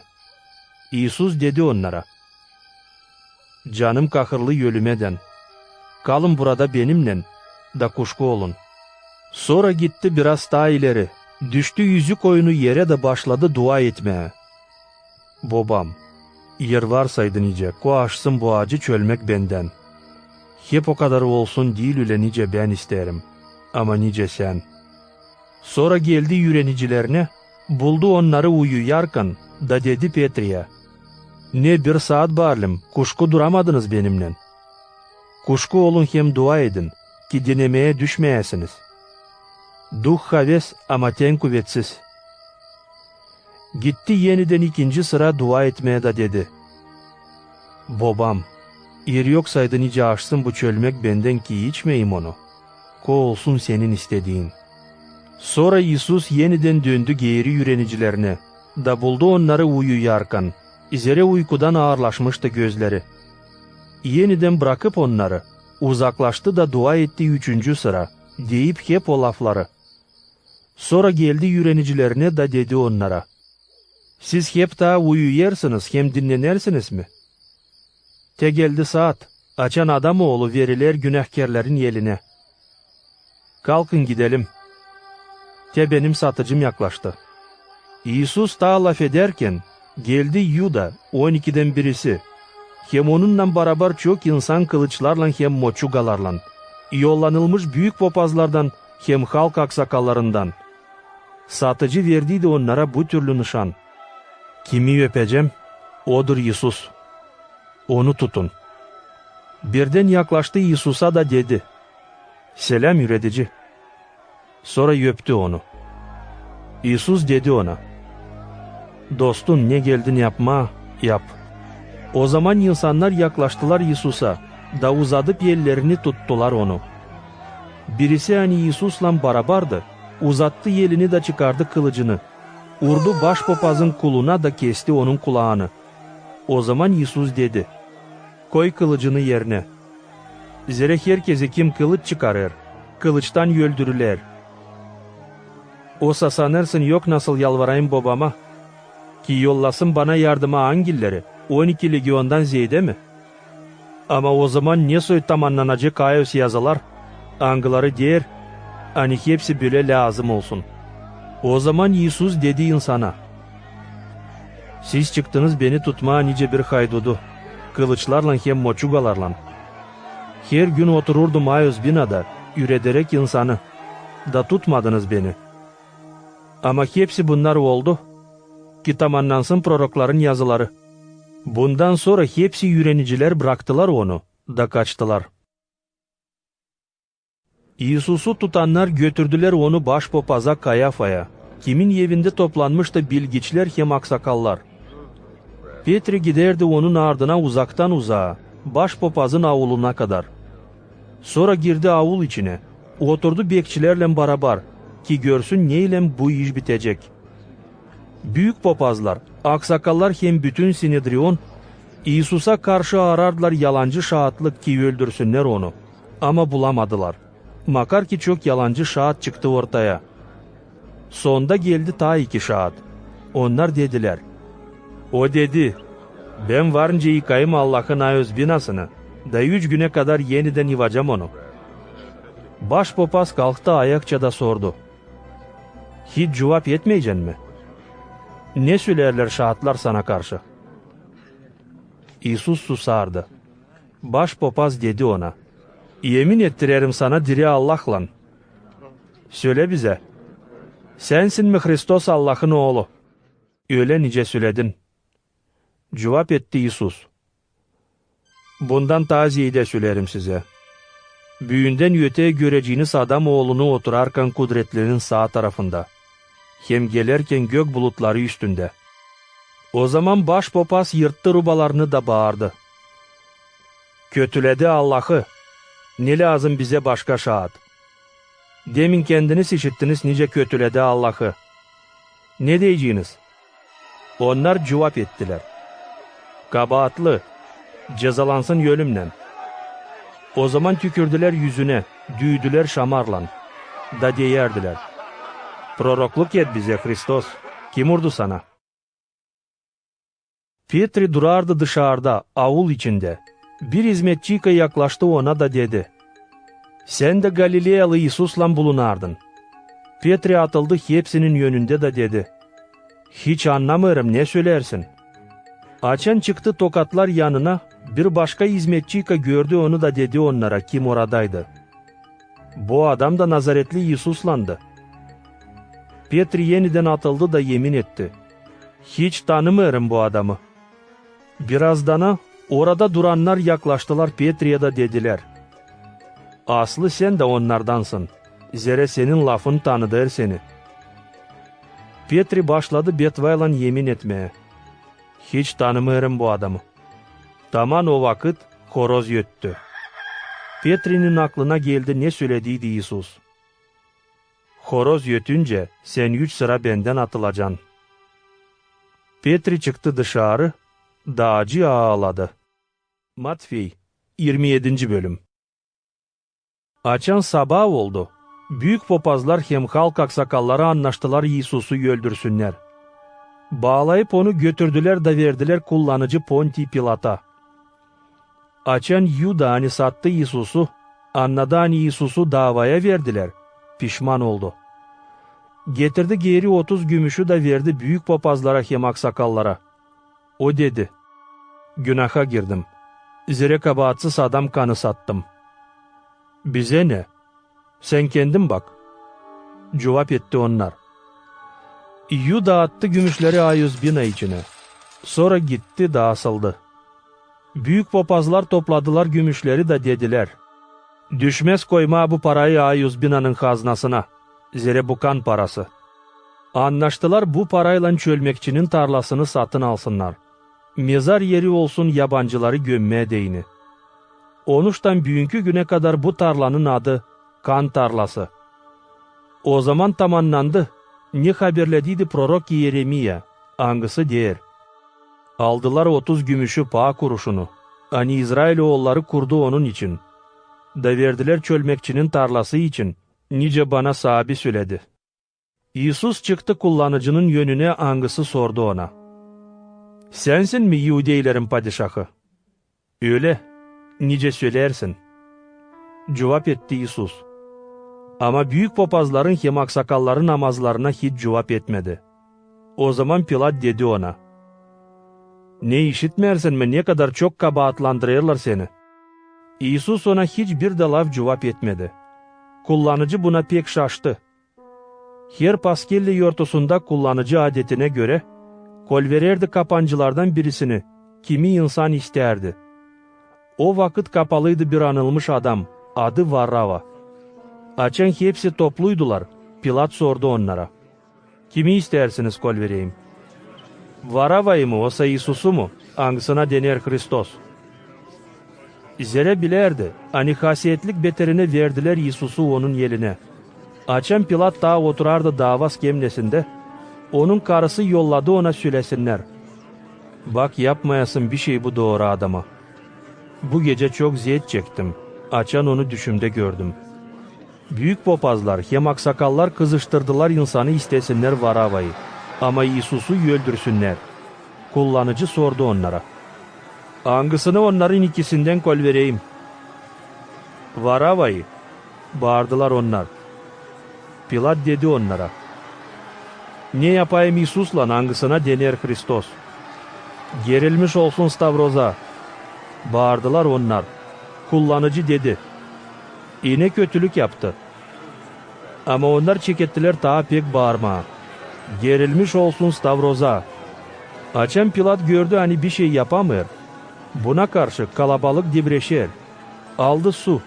Yıkadı yerlerini insanın yönünde de dedi. Ben değilim kabahatli bu doğru adamın kanı için. Bakın kendiniz. Hepsi insan cevap etti. Onun kanı düşsün bizim üstümüze. Hem bizim uşaklarımızın üstüne. O zaman Pilat kol verdi Varavayı. Ama Isus'u kamçılayıp verdi ki gelsinler Stavroz'a. Sonra kullanıcının askerleri götürdüler Isus'u pretoryuma. Onun dolayına toplandılar hepsi askerler. Soyundurdular onun rubalarını da giydirdiler kırmızı yüz ruba. Gördüler tikenli çalıdan bir fenet da koydular onun başına. Sonra verdiler bir sopa sağ eline. Diş çökürdüler yönünde da gülmeye alıp değerdiler. Selam sana Yahudeylerin padişahı. Tükürürdüler onun üstüne. Sonra alıp sopayı kafasına vururdular. Gülmeye aldıktan sonra soyundurdular kırmızı yüz rubayı. Giydirdiler kendi rubalarını da götürdüler onu Stavroz'a germeye. Kasabadan çıkarken karşı geldiler Kirineli bir adamla, adı Simon. Onu zorladılar götürsün Isus'un Stavroz'unu. Açan yetiştiler o yere hani adı Golgofa, anlaması baş kemiği yeri. Verdiler içsin şarap, karışık acı bir şeyle. Ama Isus dadıp istemedi içsin. Gerdikten sonra attılar çetele de pay ettiler onun rubalarını. Sonra oturdular da yanında bekçilik ederdiler. Başı üstünde taktılar kabahatını yazılı. İsus, Yahudeylerin padişahı. Onunla beraber Stavroz'a girdiler iki haydut. Birisini sağ, öbürünü de sol tarafına. Oradan geçenler kötülerdiler onu. Da başlarını sallayarak değerdiler. Sen hani yıkarsın ayöz binayı, da 3 günde yeniden yaparsın. Eğer sen Allah'ın oğlu saydın, kurtar kendini da in yere Stavroz'dan. Hep öyle büyük popazlar, bilgiçler hem aksakallar, fariseylerle beraber gülmeye alardılar onu da değerdiler. O başkalarını kurtardı ama kendini kurtaramıyor. Eğer o İsrail'in padişahıysa, insin yere Stavroz'dan. Da biz inanacağız ona.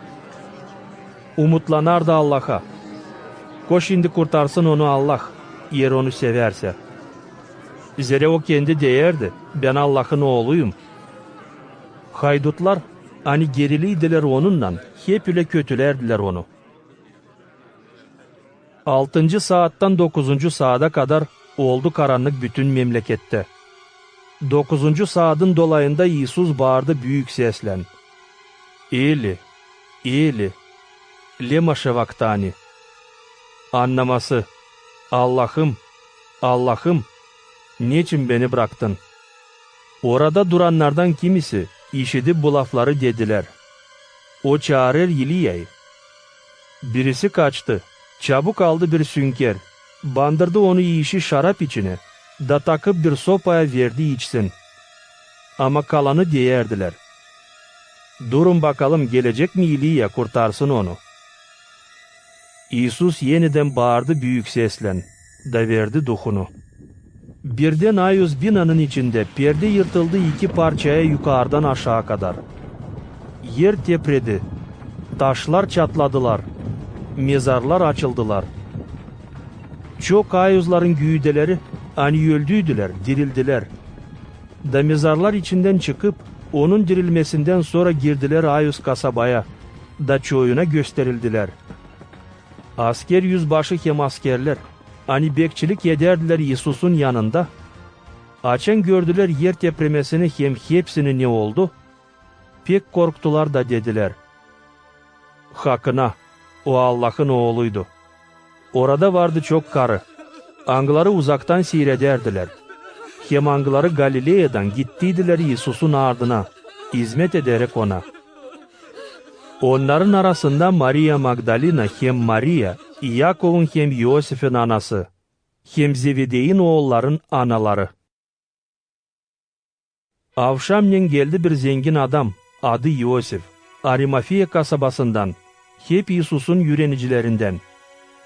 Gitti Pilat'a da istedi Yesus'un güğdesini.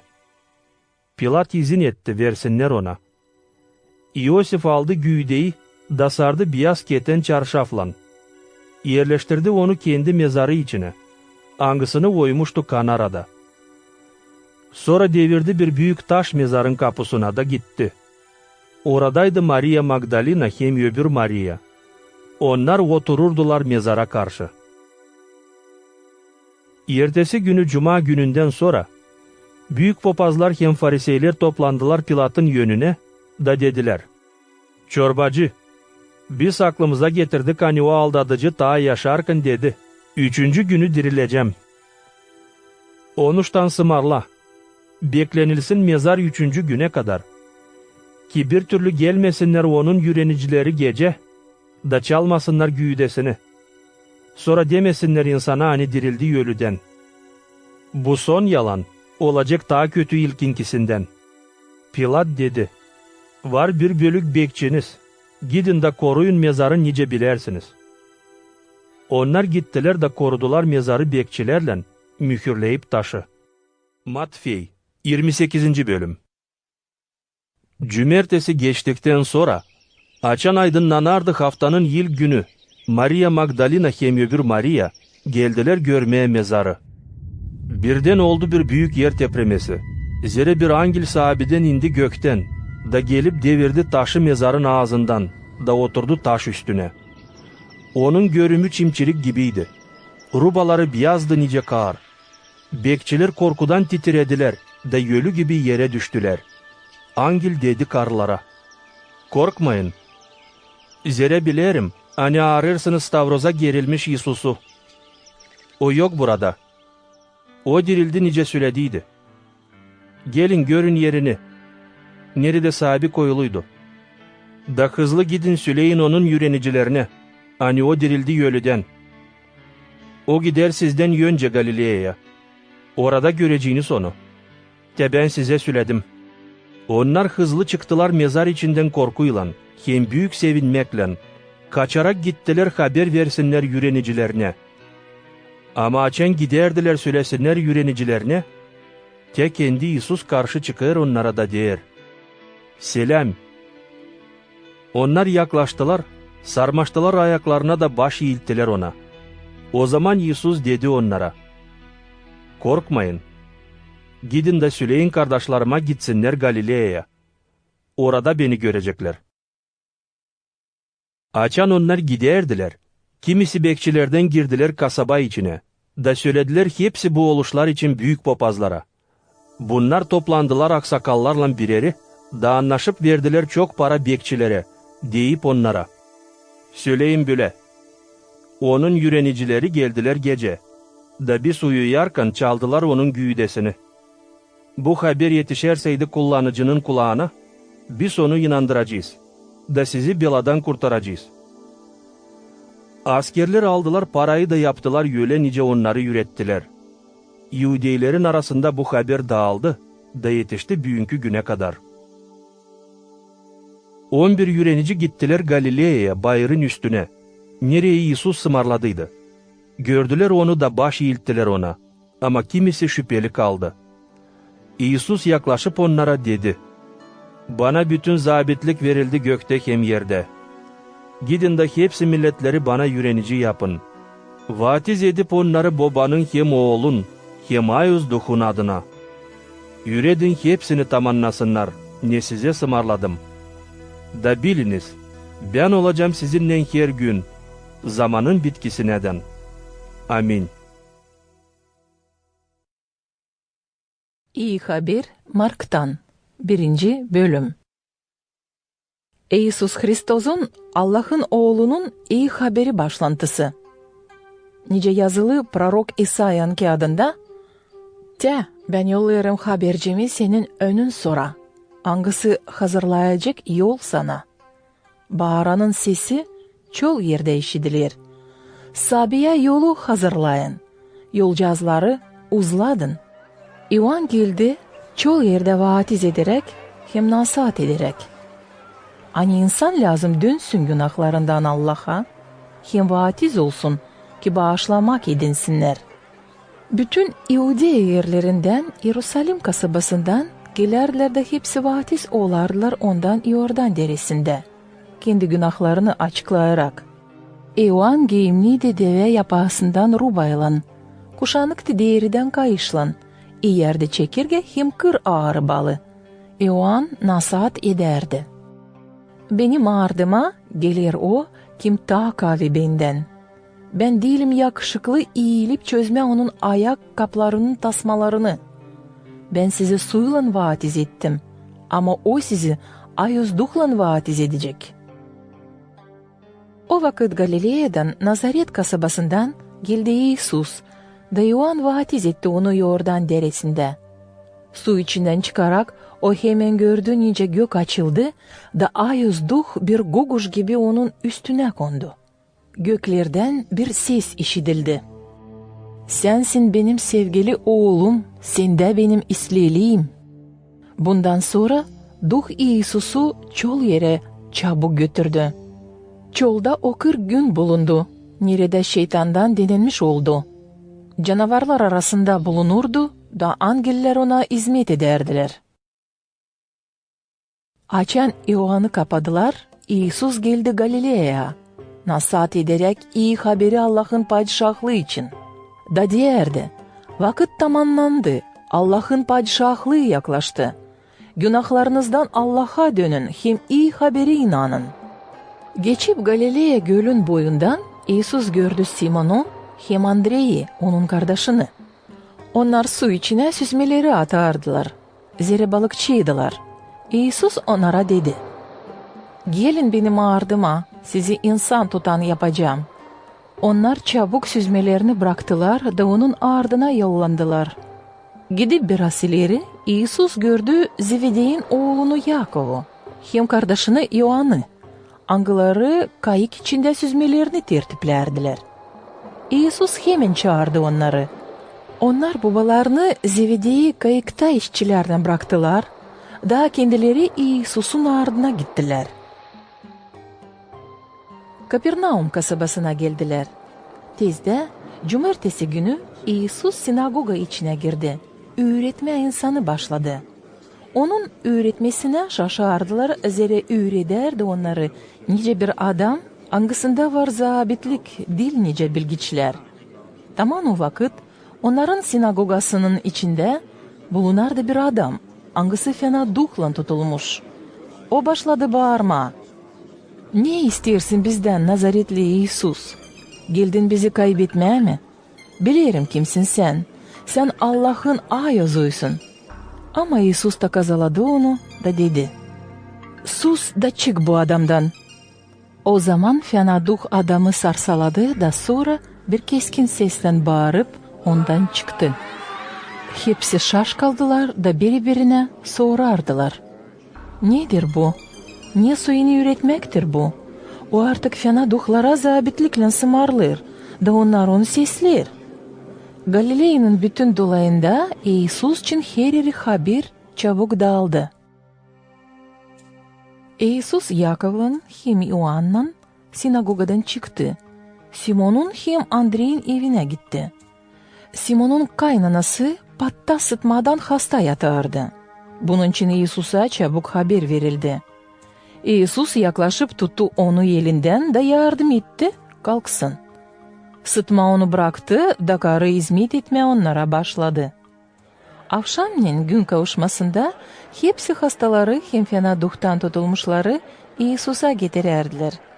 Kapı önünde insan bütün kasabadan toplandı. Her türlü hastalıklardan o çok insan alıştırardı. Çıkarardı çok fena duhları da bırakmardı söylesinler. Zira onlar bilerdiler, hani o Hristos. Ertesi günü Çin sabahleyin İsus kalktı da çıkıp evden bir sapa yere gitti. Nerede dua ederdi. Simon hem kim onunlandı, gittiler İsus'u arama. Açan buldular, dediler ona. Hepsi seni arıyor. O cevap etti onlara. Gidelim dolay köylere hem kasabalara ki orada da nasihat edeyim. Zira bunun için çıkıp geldim. Gitti nasihat etsin bütün Galilea'nın sinagogalarında da fena duhları çıkarsın. İsus'a geldi bir lepralı adam. Diz çöktü onun önünde da yalvardı. Eğer isterseydin var nasıl beni paklayasın. İsus'un canı acıdı. Da uzadıp elini değdi ona da dedi. İsterim paklan. Birden lepra onu bıraktı da bu adam paklandı. İsus tez yollandırdı onu da sıkıdan sımarladı. Bak söylemeyesin kimseye ama git de gösteril papaza. Kendi paklanman için getir niye Moisey sıraladı ki şahatlık olsun insana. Bu adamsa çıkıp oradan başladı söylemeye hem haber vermeye bunun için herirdi. Öyle hani sonra İsus hiçbir kasabaya açıkta giremerdi. O dışında sapa yerlerde durardı da insan her taraftan ona gelerdi. Mark 2. bölüm. Birkaç günden sonra İsus yeniden geldi Kapernaum kasabasına. İşitildi hani o evde. Öyle çok insan toplandı hani kapının dışında artık durmaya yer yoktu. İsus anlatırdı onlara Allah'ın sözünü. Ona birkaç adam geldi, getirerek bir kötürüm hasta. Angısını 4 kişi taşırdı. Çünkü yaklaşamadılar ona kalabalık bitirine, açtılar evin yürtüsünü. Nerede bulunurdu İsus? Da indirdiler hastayı döşek üstünde. İsus görüp onların inanını dedi kötürüm adama. Oğlum, günahların bağışlandı. Bilgiçlerden kimisi angıları oturardılar orada, kendi kendilerine düşünürdiler. Niçin bu adam Allah'ı böyle kötüler? Kim Allah'tan gayri var nasıl günahları bağışlasın? İsus birden içinden duydu, hani onlar böyle düşünürler. Onuştan dedi onlara. Niçin öyle düşünürsünüz yüreklerinizde? Niye daha kolay? Kötürüm adama deme günahların bağışlandı mı? Oysa deme kalk al döşeğini de gezme. Ama ki bilesiniz, hani adam oğlunun var kuvveti yer üstünde günahları bağışlasın. Dönüp kötürüm adama dedi. Sana sımarlıyorum. Kalk al döşeğini de git eve. Çabuk bu kötürüm adam hepsinin önünde kalktı. Aldı döşeğini de çıktı dışarı. Hepsi şaşardılar. Allah'ı dinleyerek derdiler. Böyle iş hiçbir sıra bile görmedik. İsus yeniden çıkıp gitti göl boyuna. Hepsi insan onun yanına toplandı. Da o onları yürüderdi. Oradan geçerken gördü Levi'yi, Alfe'nin oğlunu. Hani otururdu yerde, nerede harç toplanardı. Da dedi ona, gel benim ardıma. Levi kalktı da gitti onun ardına. Açan İsus Levi'nin evinde konaklanardı. Çok harççılar hem günahkarlar onunla hem öğrencilerinden beraber sofrada bulunardılar. Böyle çok kişi vardı. Hani onun ardına giderdiler. Kimi bilgiçler fariseylerden gördüler. Hani harççılarla hem günahkarlardan bile yer. Onun için dediler onun öğrencilerine. Niçin o yer hem içer harççılarla hem günahkarlarla beraber? İsus işitip bunu cevap etti onlara. Doktor lazım değil sağ olanlara ama hastalara. Ben gelmedim çağırayım doğruları ama günahkirleri Allah'a dönsünler. İva'nın öğrencileri hem fariseyler oruç tutardılar. Birkaç kişi geldiler İsus'a da sordular. Niçin İva'nın hem fariseylerin öğrencileri oruç tutuyorlar ama senin öğrencilerin tutmuyorlar? Da dedi onlara İsus, var mı nasıl güvenin dostları oruç tutsunlar? Açan güve yanlarında. Ne kadar vakit yanlarında güve, onlar oruç tutmazlar. Gelecek vakit açan güve alınacak onlardan, o zaman o gün onlar oruç tutacak. Kimse eski rubaya yeni yama yamamır. Zira yeni yama daha pek eski rubayı yırtır. Sonda yırtık daha büyük olur. Kimse yeni şarabı eski tulumlar içine doldurmaz. Zira yeni şarap patladır tulumları. Şarap dökülür, tulumlarda ziyan olur.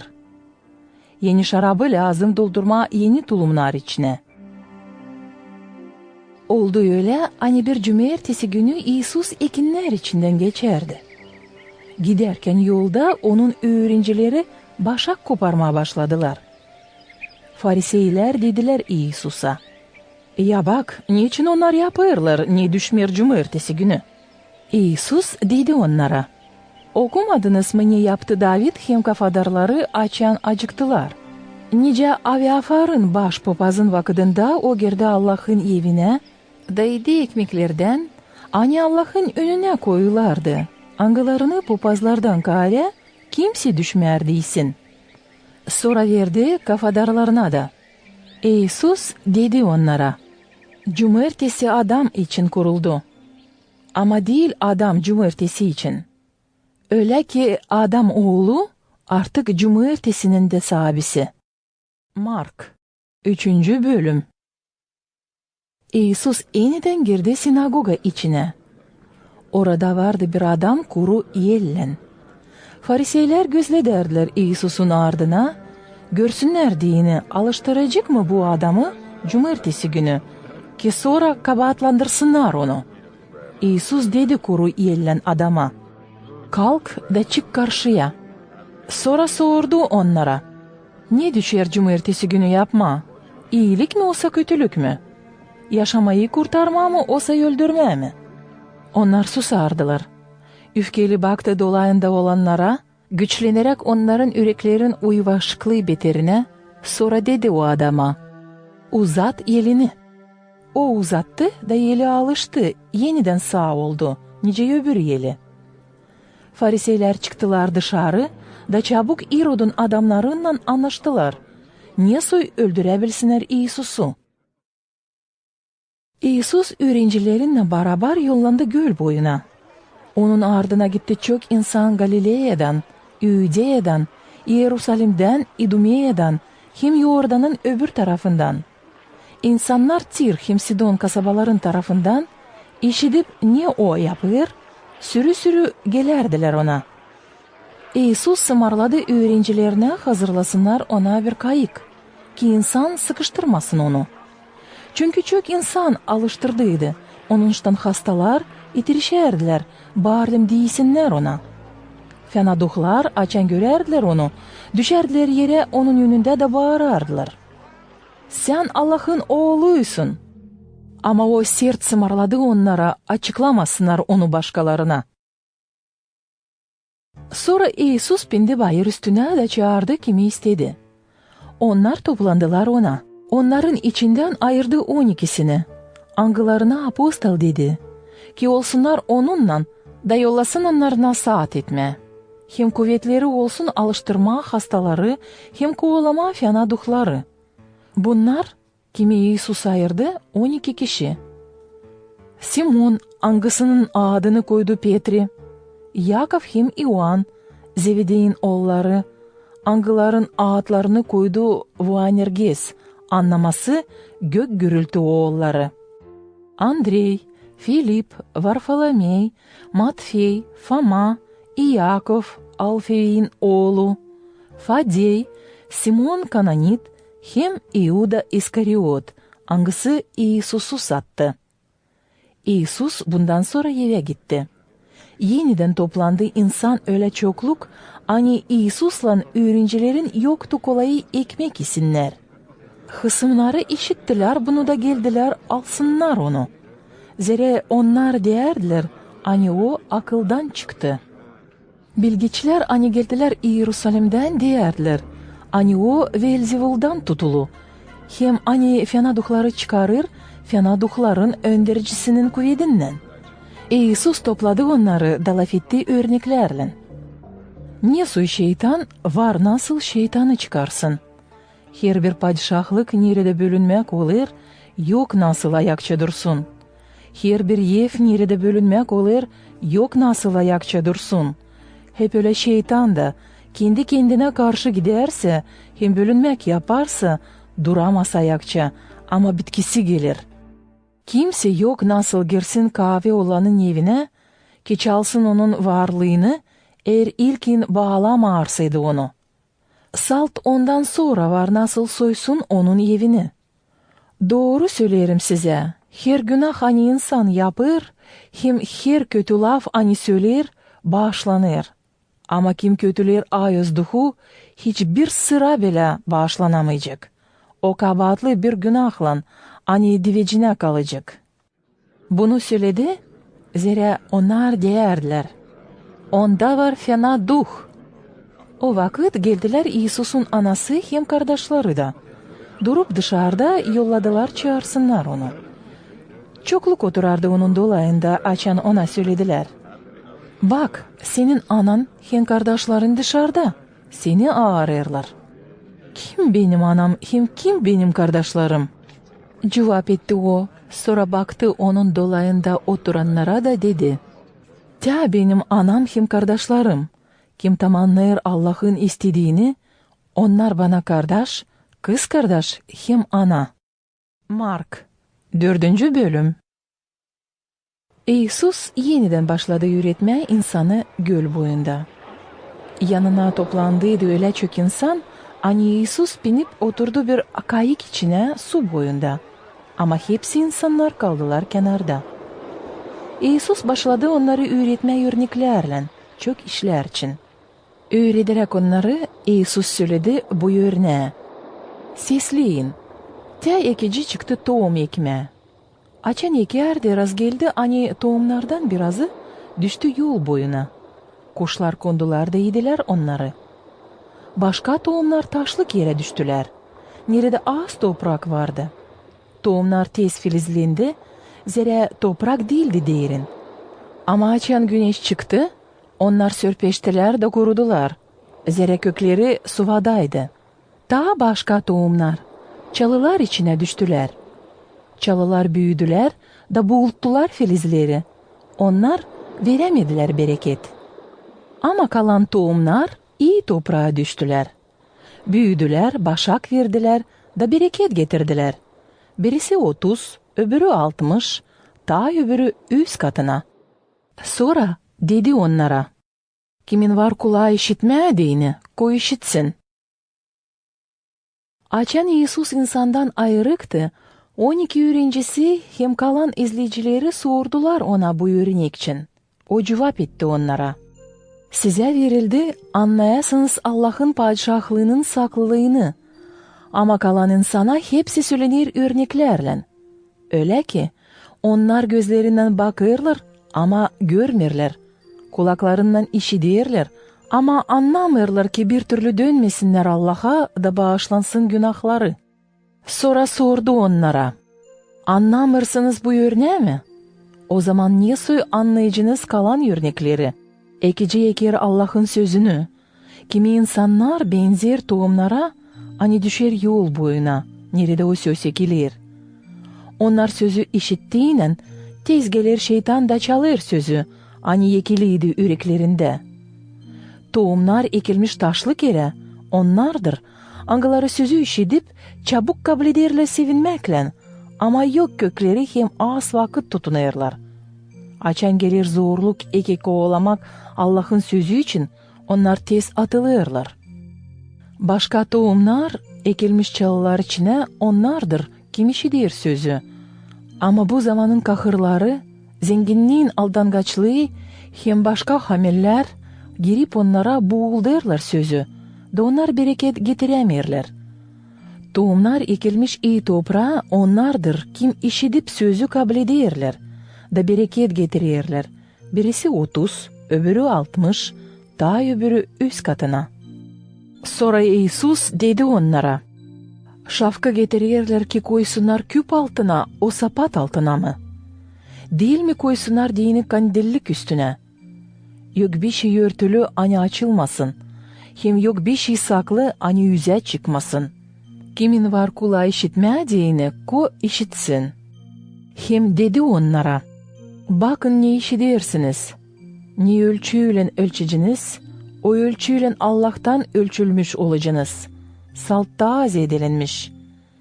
Zira kimde var, ona daha çok verilecek. Ama kimde yok, ondan alınacak niye de var. Sonra dedi, Allah'ın padişahlığı benzer ona, nice bir adam eker tohum tarlasına. Gece uyuyur, gündüz uyanık durur. Ama tohum filiz salverir, büyümeye başlar. Ne türlü bu olur adam hiç bilmiyor. Toprak kendiliğinden bereket verir. İlkin bir yeşil filiz, sonra başak, bitkide başak dolu teneyle. Açan bereket olgun olur, işe hiç oyalanmayarak ora koyur. Zira geldi biçmek vakıdı. Sonra dedi, neyle benzedelim Allah'ın padişahlığına? Ne örnekle açıklayalım onu? O benzer hardal tohumuna. Hani ekildiğinden toprak içine, daha küçük hepsi tohumlardan yer üstünde. Ama ekildikten sonra büyür de olur daha büyük hepsi yeşilliklerden. Onun dalları büyür öyle ki gök kuşları varınca yuvalarını yapsınlar onun gölgesinde. İsus bunun gibi çok örneklerle nasihat etti Allah'ın sözünü onlara. Ne kadar onlar anlayabildiler. Laf etmerdi örneksiz. Sonra açan kalardı yalnız öğrencilerinden, hepsini açıklardı. O günü akşamleyin İsus dedi onlara, geçelim gölün öbür tarafına. Öğrenciler salverip insanı götürdüler, onu kayıkla angasında o bulunurdu. Onunla bile vardı başka kayıklarda. Başladı esmeye bir büyük boğuran. Dalgalar fırladardı su kayık içine. Da kayık dolardı suyla. Ama İsus kayığın gerisinde uyuyardı, yastık başı altında. Öğrenciler uyandırdılar onu da dediler, öğretici, ne senin yok kasavetin hani biz kaybeleriz. O kalktı, azarladı rüzgarı da göle dedi, sus da işitilmesin sesin. Rüzgar durdu da büyük usluluk oldu. Sonra dedi öğrencilerine, niçin öyle korkaksınız? Ne, sizde daha yok mu inan? Onları bastı bir büyük korku. Birbirinden laf ederdiler. Kimdir bu? Hangisini rüzgar hem dalgalar sesleyerler. Mark 5. bölüm. Onlar yetiştiler gölün öbür tarafına Gadara yerlerine. Açan İsus indi kayık içinden, mezar lağımlarından ona karşı çıktı bir adam tutulu fena duhtan. Bu adam yaşardı mezar lağımları içinde. Kimse artık onu zincirlerle de bağlayamardı. Çok sıra bağlarlar onu zincirlerle hem bukağlarla. Ama zincirleri koparardı, bukağları kırardı. Kimse onu uslandıramardı. Her zaman gece gündüz mezar lağımlarında hem bayırlar üstünde bağırardı, hem taşlarla kendi kendine yaralardı. O uzaktan gördü İsus'u, kaçarak geldi de baş eğiltti onun önünde. Bağırarak keskin sesle, neyin var senin benimle İsus, pek yüksek Allah'ın oğlu?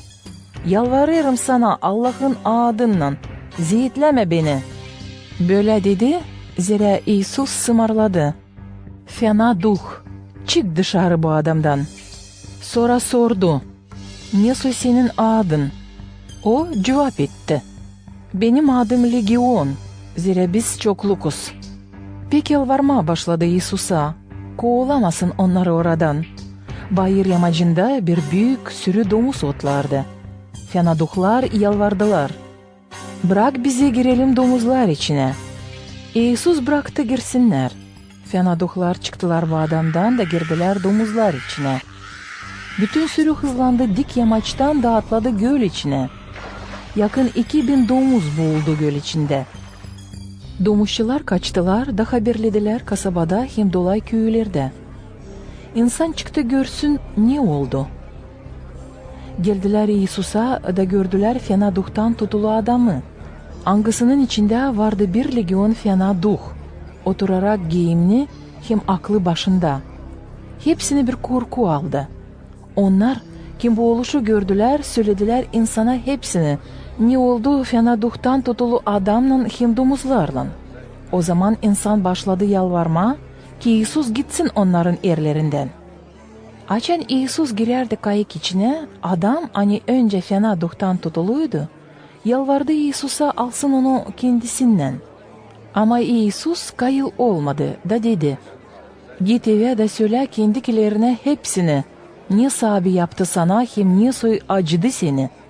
O gitti de başladı Dekapolis'te söylemeye hepsini. Ne yaptı Yesus ona.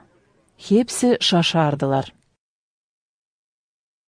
Açan Yesus kayıkla karşı tarafa döndü. Göl boyunda çok insan toplandı onun dolayına. Geldi ona sinagogadan bir önderci adı İyair. Görüp Yesus'u düştü onun ayaklarına da pek yalvardı. Benim kızım ölüm döşeğinde. Yalvarırım gel de koy ellerini onun üstüne. Ki sağ olsun da yaşasın. Yesus gitti onunla. Onun ardına giderdi çok insan da her taraftan sıkışardılar. Orada vardı bir karı. Hani 12 yıldan beri zeytlenerdi kan akmasından. O çok savaşmıştı çok doktorların elinden. Harcamıştı hepsini varlığını. Ama hiç fayda olmadı. Buna karşı hastalığı olmuştu daha zor. O işitip Yesus için yaklaştı geriden. İnsan içinden.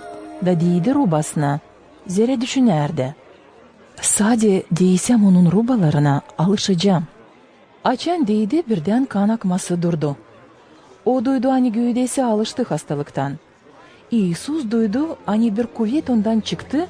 Döndü insana doğru da sordu. Kim değdi benim rubama? Öğrencileri cevap ettiler. Görmersin mi nice insan her taraftan sıkıştırır. Sen de sorarsın kim değdi bana?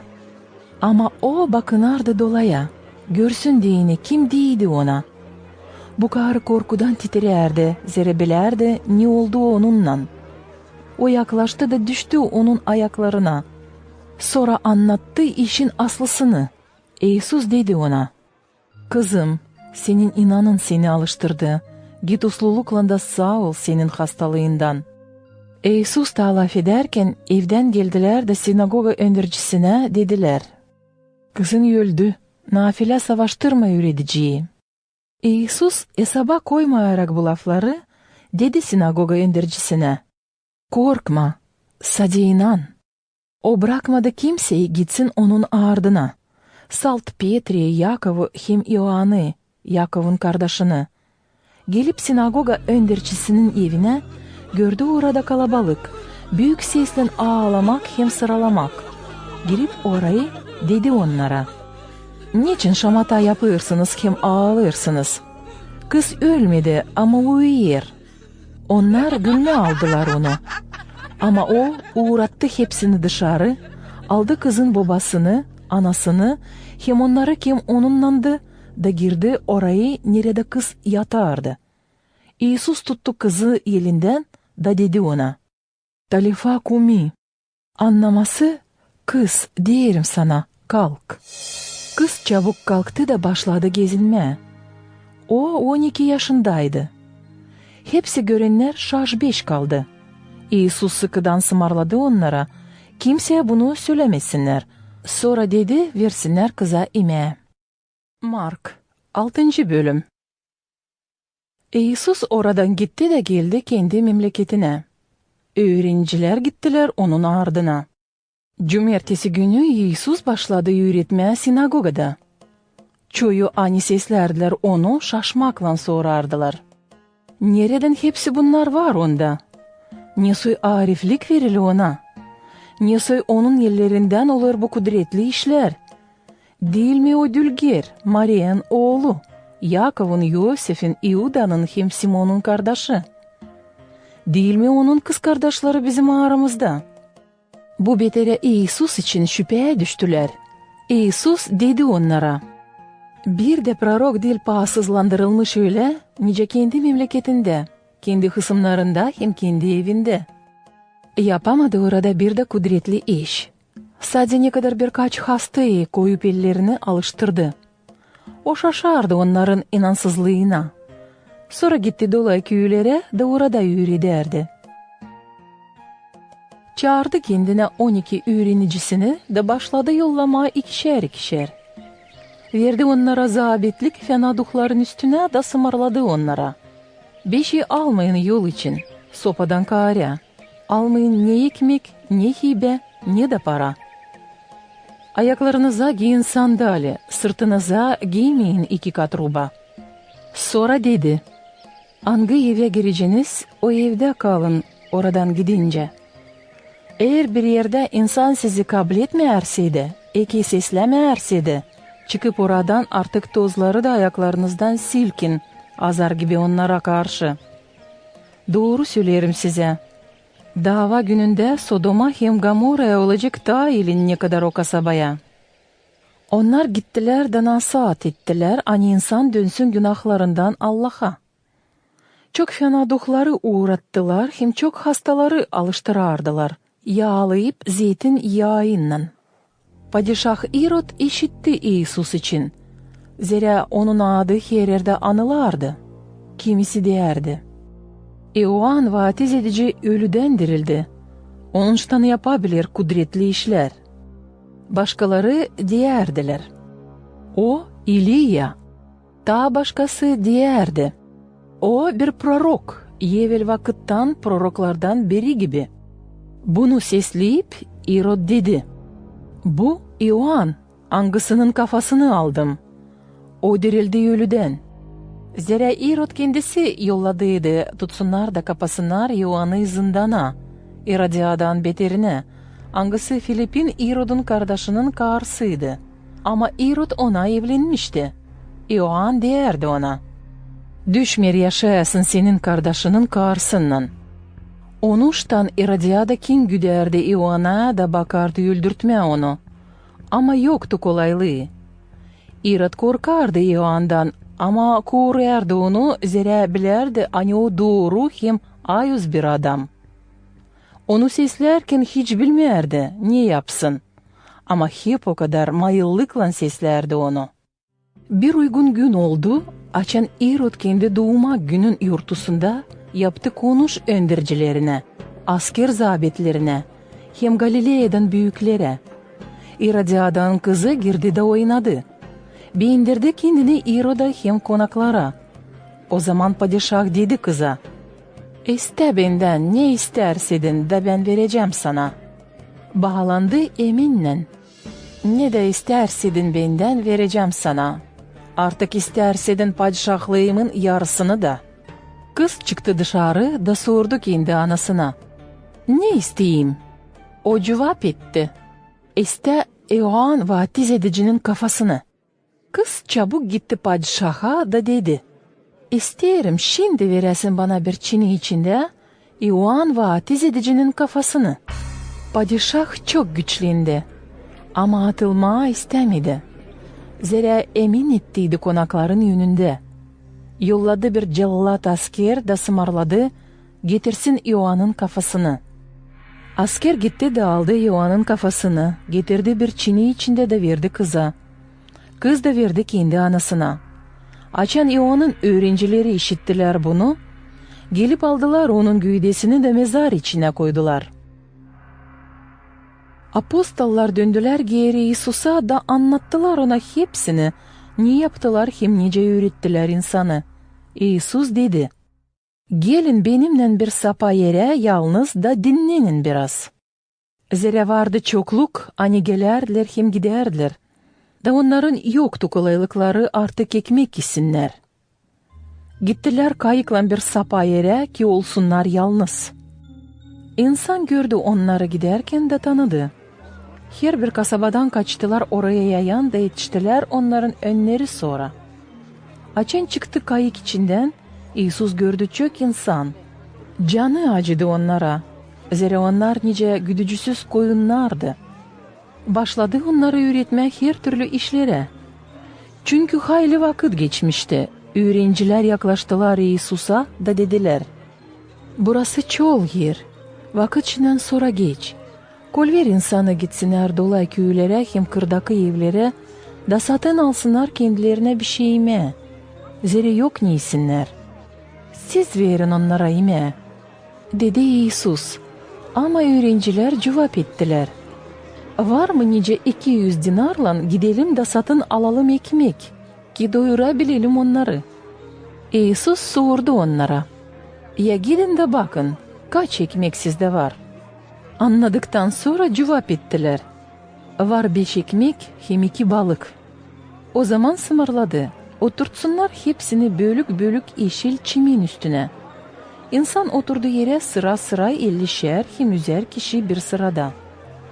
İsus aldı 5 ekmeği hem 2 balığı, kaldırdı bakışını göke, iyi sözledi da kırıp ekmekleri verdi öğrencilerine ki onlar pay etsinler insana. 2 balığı da böldü hepsine. Hepsi yedi de doyundu. Topladılar 12 sepet dolu ekmek parçasından hem ne balıklardan kaldıydı. Hepsi kimidi? Vardı 5000 adam. İsus çalıştırdı öğrenicilerine, tez girsinler kayık içine da yönü sonra geçsinler gölün öbür tarafına, Vesaida kasabasına. Bu vakit kendisi lazımdı salversin insanı. Açan söyledi insana kalsa alacaklan, gitti bir bayır üstüne ki dua etsin. Açan akşam oldu, kayık gölün ortasındaydı. Ama İsus yalnız bulunardı kenarda. Gördü hani onlar savaşırlar kürek çekerek, zira rüzgar karşı eserdi. Onuştan gecenin 4. bekçiliğinde İsus geldi onlara. Giderek su üstünde da geçme istedi onların yanından. Onlar görüp onu giderek su üstünde, onu bir tılsım sandılar da keskin sesle bağırdılar. Zira hepsi görüp onu korktular. O zaman İsus dedi onlara: "Uslanın, bu benim, korkmayın." Sonra gelip onlara bindi kayık içine de rüzgar durgundu. Onlar sarp şaştılar. Çünkü yürekleri uyvaşıktı, onlar anlamadıydılar ekmeklerle meraklı işi. Suyu geçtiğinin onlar yetiştiler kenara, Genesaret yerine. Açan çıktılar kayık içinden, kenarda insan hemen tanıdı İsus'u. Kaçtılar hepsi dola yerlere, da her yerden yere de işittiler onun için. Başladılar getirmeye yataklar üstünde hastaları orayı, nerede o bulunurdu. Hangi kasabalara, köylere hem kırdaki evlere girerdi İsus, her yerde çıkarardılar meydanlara hastaları da yalvarardılar bıraksın ki değsinler bağırlim onun rubasına. Hepsi kim ona diyerdi, alışardı. Mark 7. bölüm. Fariseyler hem birkaç bilgeç gelmeye Yerusalim'den toplandılar İsus'un dolayına. Onlar gördüler öğrencileri yerken değil bak, başka lafla yıkanmadık yellen. Fariseyler hem hepsi İudeyler ihtiyarların adetlerine göre imirler isla yıkamayınca yerlerine. Gelip panayırdan imirler yıkamayınca yerlerine. Hem çok başka adetler tamamlayırlar. Nice çölmek, küp, bakır hem pat yıkamakları. Fariseyler hem bilgiçler sordular İsus'a: "Niçin senin öğrencilerin tutmırlar ihtiyarların adetlerini de yerleri yıkanmadık yellen?" İsus cevap etti onlara: "İkiyüzlüler, doğru prorokluk etti sizin için İsa'ya. Nice var yazılı: bu insan ikramlar beni sadece ağzından, ama yüreklerinden uzak benden durur. Nafile bana baş eğil derler. Zira adam sımarlamaklarını öğretirler. Sansınlar hani Allah'ın öğretmekleri. Siz bıraktınız Allah'ın sımarlamasını da tutarsınız adetleri, hani yerleştirildi insandan, nice küp hem çölmek yıkamakları. Hem yaparsınız çok başka işler bunlara benzer." Sonra dedi onlara: "Ne kolay atılırsınız Allah'ın sımarlamasından ki yerleştiresiniz kendi adetlerinizi. Moisey dedi: ikramna babanı hem ananı, hem kim babasını, eki anasını kötüleyecek, ölümle cezalı olsun. Ama siz dersiniz, kim der babasına, eki anasına, ne lazımdı sana vereyim şimdi korvan? Anlaması bağışış Allah'a. Onu bırakmıyorsunuz, yardım etsin kendi babasına ya da anasına. Bu türlü pasızlandırdınız Allah'ın sözünü kendi adetinizle. Hem yaparsınız çok daha başka işler buna benzer. Sonda eniden topladı insanı dolayına da dedi: hepsini sesleyin de anlayın beni. Ne girer adam içine dışandan, yok nasıl mındarlasın onu. Ama ne çıkar adamdan, o mındarlar adamı. Kimin var kulağı işitmediğini, koy işitsin. Bırakıp insanı, açan girdi bir ev içine, öğrencileri yalvardılar. Anlatsın bu yörüne. O dedi: ne siz de mi öyle ağır kafalısınız? Anlamıyorsunuz mu anine girer adam içine, yok nasıl mındarlasın onu. Zira o girmiyor yüreğine, ama karnına. Sonra dışarı uğradılar. Sonra dedi: ne çıkıyor adamdan, o mındarlıyor adamı. Zira adamın içinden, yüreğinden çıkır fena niyetler, orospuluk, hayırsızlık, öldürmek, hırsızlık, tamahlık, fenalık, şalverlik, utanç işler, kıskançlık, kötülemek, şişkinlik, akılsızlık. Hepsi bu fena işler çıkırlar iç andan, damındarlıyorlar adamı.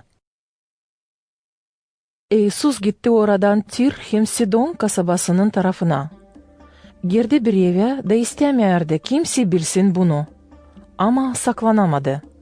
Çok geçmedi bir karı, angasının kızı fena duhtan tutulmuştu. İşitti İsus için da gelip ona düştü onun ayaklarına. Bu karı Urumca laf ederdi. Ama kendisi Siriya Finikiyalıydı. O yalvarardı, çıkarsın fena duhu onun kızından. İsus dedi: bırak ilkin doyunsun uşaklar. Zira dil isli almaya kime uşaklardan dağıtma köpeklere. Öyle sahibi, cevap etti bu karı. Ama köpekler de yerle kırıntıları, hani düşer uşakların sofrasından. O zaman İsus dedi: çünkü böyle cevap ettin, şimdi git. Fena duh çıktı senin kızından. Karı açan yetişti eve, buldu uşağı patta yatarken.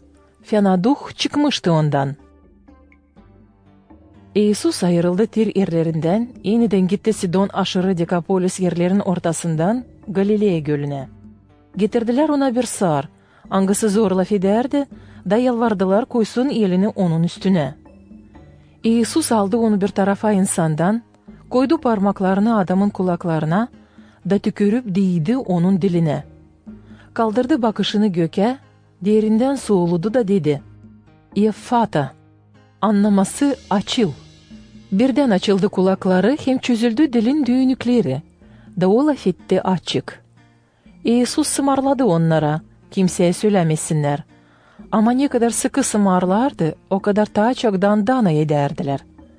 Onlar pek çok şaşardılar da diyerdiler: hepsini yapır isle, artık sağırlara da işitmek verir, mutuların da dillerini çözer. Mark 8. bölüm. Bir günü açan gene toplandı çok insan da yoktu ne isimler. İsus çağırdı öğrencileri da dedi onlara: canım acır bu insana. Zira 3 gün dururlar yanımda da yok ne isimler. Eğer bırakarsam aç gitsinler eve, yolda bayılacaklar. Zira kimileri uzaktan geldi. Öğrenicileri ona cevap ettiler: nereden varınca alma bu çöllerde o kadar ekmek ki doyurma onları. Kaç ekmeğiniz var? Sordu İsus. 7. Cevap etti onlar. O zaman İsus sımarladı insana, otursunlar yere. Aldı 7 ekmeği, şükür etti Allah'a, da kırıp verdi öğrencilerine pay etsinler. Onlar pay ettiler insana. Vardı onlarda birkaç balıcak da. İsus iyi sözleyip sımarladı, pay etsinler onları da insana. İdiler de doyundular. Sonra topladılar 7 sepet dolu yemek parçasından. Vardı yakın 4.000 kişi. Bundan sonra İsus onları bıraktı gitsinler. İsus girdi öğrencilerinle beraber kayık içine de gitti Dalmanufa yerlerine. Hemen geldi Fariseyler de başladılar çekişmeye İsus'a, ki denesinler onu. İsterdiler ondan bir nişan gökten. İsus derinden soludu da dedi onlara, "Niçin bu insan ister bir nişan? Doğru söylerim size, hani bu insana nişan verilmeyecek." Sonra bıraktı onları da yeniden girdi kayık içine, geçsin diyeni gölün öbür tarafına. O zaman öğrenciler ekmek almayı unutmuştular. Kayık içinde onlar da vardı, sadece bir ekmek. İsus haberledi onları deyip, "Bakın, Korun'un Fariseylerin hem İrod'un mayasından." Öğrenciler birbirinden laf ederdiler. "Onu ştan der, zira yok ekmeğimiz." İsus bunu bilerek dedi onlara, "Niçin laf edersiniz, hani yok ekmeğiniz? Hep de aklınız yermer mi? Anlamıyorsunuz mı? Hep de uyvaşık yürekleriniz. Var gözleriniz de görmersiniz mi? Var kulaklarınız da işitmersiniz mi? Ne, hiç mi aklınıza getirmersiniz? Açan 5 ekmeğe pay ettim 5.000 kişiye. Kaç sepet dolu yemek parçasından topladınız?" 12, cevap etti onlar. "Hem açan pay ettim 7 ekmeğe 4.000 kişiye. Kaç sepet dolu yemek parçasından topladınız?" 7, cevap etti onlar. Sonra sordu onlara, "Hep daha anlamıyorsunuz mı?" Açan geldiler Vifsaida kasabasına, getirdiler İsus'a bir kör. Da yalvardılar değilsin ona. İsus aldı kör adamı elinden de çıkardı onu onların köyünden bir tarafa. Sonra tükürdü onun gözlerine, koydu ellerini onun üstüne da sordu, "Görersin mi bir şey?" O baktı yukarı da dedi, "Görerim insanı gezerek. Onlar görünür ağaçlar gibi." İsus yeniden koydu ellerini onun gözlerine. Adam gözlerini açtı da baktı. Gözleri alışmıştı. Hepsini açık görerdi. Sonra İsus yolladı onu eve de dedi, "Girme köy içine, hem kimseye bir şey söyleme köyde." İsus gitti öğrencilerinle beraber Filip Kesaryasının köylerine. Yolda İsus koydu onlara bir soruş. "Ne der insan? Kimim ben?" Onlar cevap ettiler, "Kimisi der, hani sen İoan vatiz edici, başkası prorok İliya, daha başkası proroklardan birisi. Ama siz ne dersiniz? Kimim ben?" Sordu İsus. "Sensin Hristos," cevap etti Petri. İsus sıkıdan sımarladı, onun için kimseye söylemesinler. Sonra başladı onlara söylemeye, "Hani adam oğlu lazım çok zeytlensin, sıvıdılmış olsun aksakallardan, büyük papazlardan, bilgiçlerden, öldürülsün da 3 günden sonra dirilsin." Bunları açık söyledi. Petri aldı onu bir tarafa da başladı takazalama. İsus döndü, bakarak öğrencilerine, azarladı Petri'yi da dedi, "Uzaklan benden şeytan. Zira senin niyetlerin değil Allah'tan, ama adamdan." Sonra İsus topladı insanı hem öğrencilerine da dedi, "Kim ister gelsin benim ardıma, atılsın kendi kendinden, alsın stavrozunu da beni izlesin. Zira kim ister kurtarma kendi yaşamasını, kaybedecek onu. Ama kim kaybedecek yaşamasını benim için, hem iyi haber için o yaşamasını kurtaracak. Zira ne fayda olacak adama, kazansın bütün dünyayı ama kendi yaşamasını kaybetsin? Niye var nasıl adam değiştirsin kendi yaşamasını? Eğer bir kimse utanarsa benden, hem benim sözlerimden, bu orospu hem günahkar bu insanın yönünde, ondan utanacak adam oğlu da, açan gelecek babasının metinliğinde Ayos angellerinden beraber. Mark 9. bölüm. O dedi onlara, "Doğru söylerim size. Hani kimisi burada duranlardan ölmeyecek, görmeyince Allah'ın padişahlığını kudretlikle gelerek." 6 günden sonra İsus aldı Petri'yi, Yakov'u hem Ioan'ı da salt onları bindirdi bir yüksek bayır üstüne. Orada İsus'un görünüşü değişti onların gözleri yönünde. Onun rubaları oldular ak yalabık kar gibi. Yoktur kolay bu yerde bir çamaşırcı böyle beyazlatabilsin. Onlara pedalandı İliya hem Moisey, lafa durarak İsus'la. Petri dedi İsus'a, "Öğretici, iyi ki buradayız. Yapalım 3 bordey, bir sana, bir Moisey'e, bir de İliya'ya." Başka bilmerdi ne laf etsin, zira korktuydular. Geldi bir bulut da gölgesinden kapladı onları. Bulut içinden işitildi bir ses, hangisi değerdi. "Budur benim sevgili oğlum, onu sesleyin." Öğrenciler birden baktılar dolaya. Başka kimseyi görmediler İsus'tan gari. Açan inerdiler bayır üstünden, İsus sımarladı, söylemesinler kimseye. Ne gördüler adam oğlu dirilmeyince ölüden. Onlar bu sımarlamayı tamamladılar ama birbirine sordular. Ne soyanlama dirilmeyince ölüden? Sonra İsus'a sordular. Niçin bilgiçler derler, hani ilkin lazım gelsin İliya? İsus onlara cevap etti. Hakkına hani İliya ilkin gelecek de yerleştirecek hepsini. Ama nasıl yazılı adam oğlu için ki lazım çok zetlensin hem pahasızlandırılmış olsun. Ama söylerim size, hani İliya işinden sonra geldi.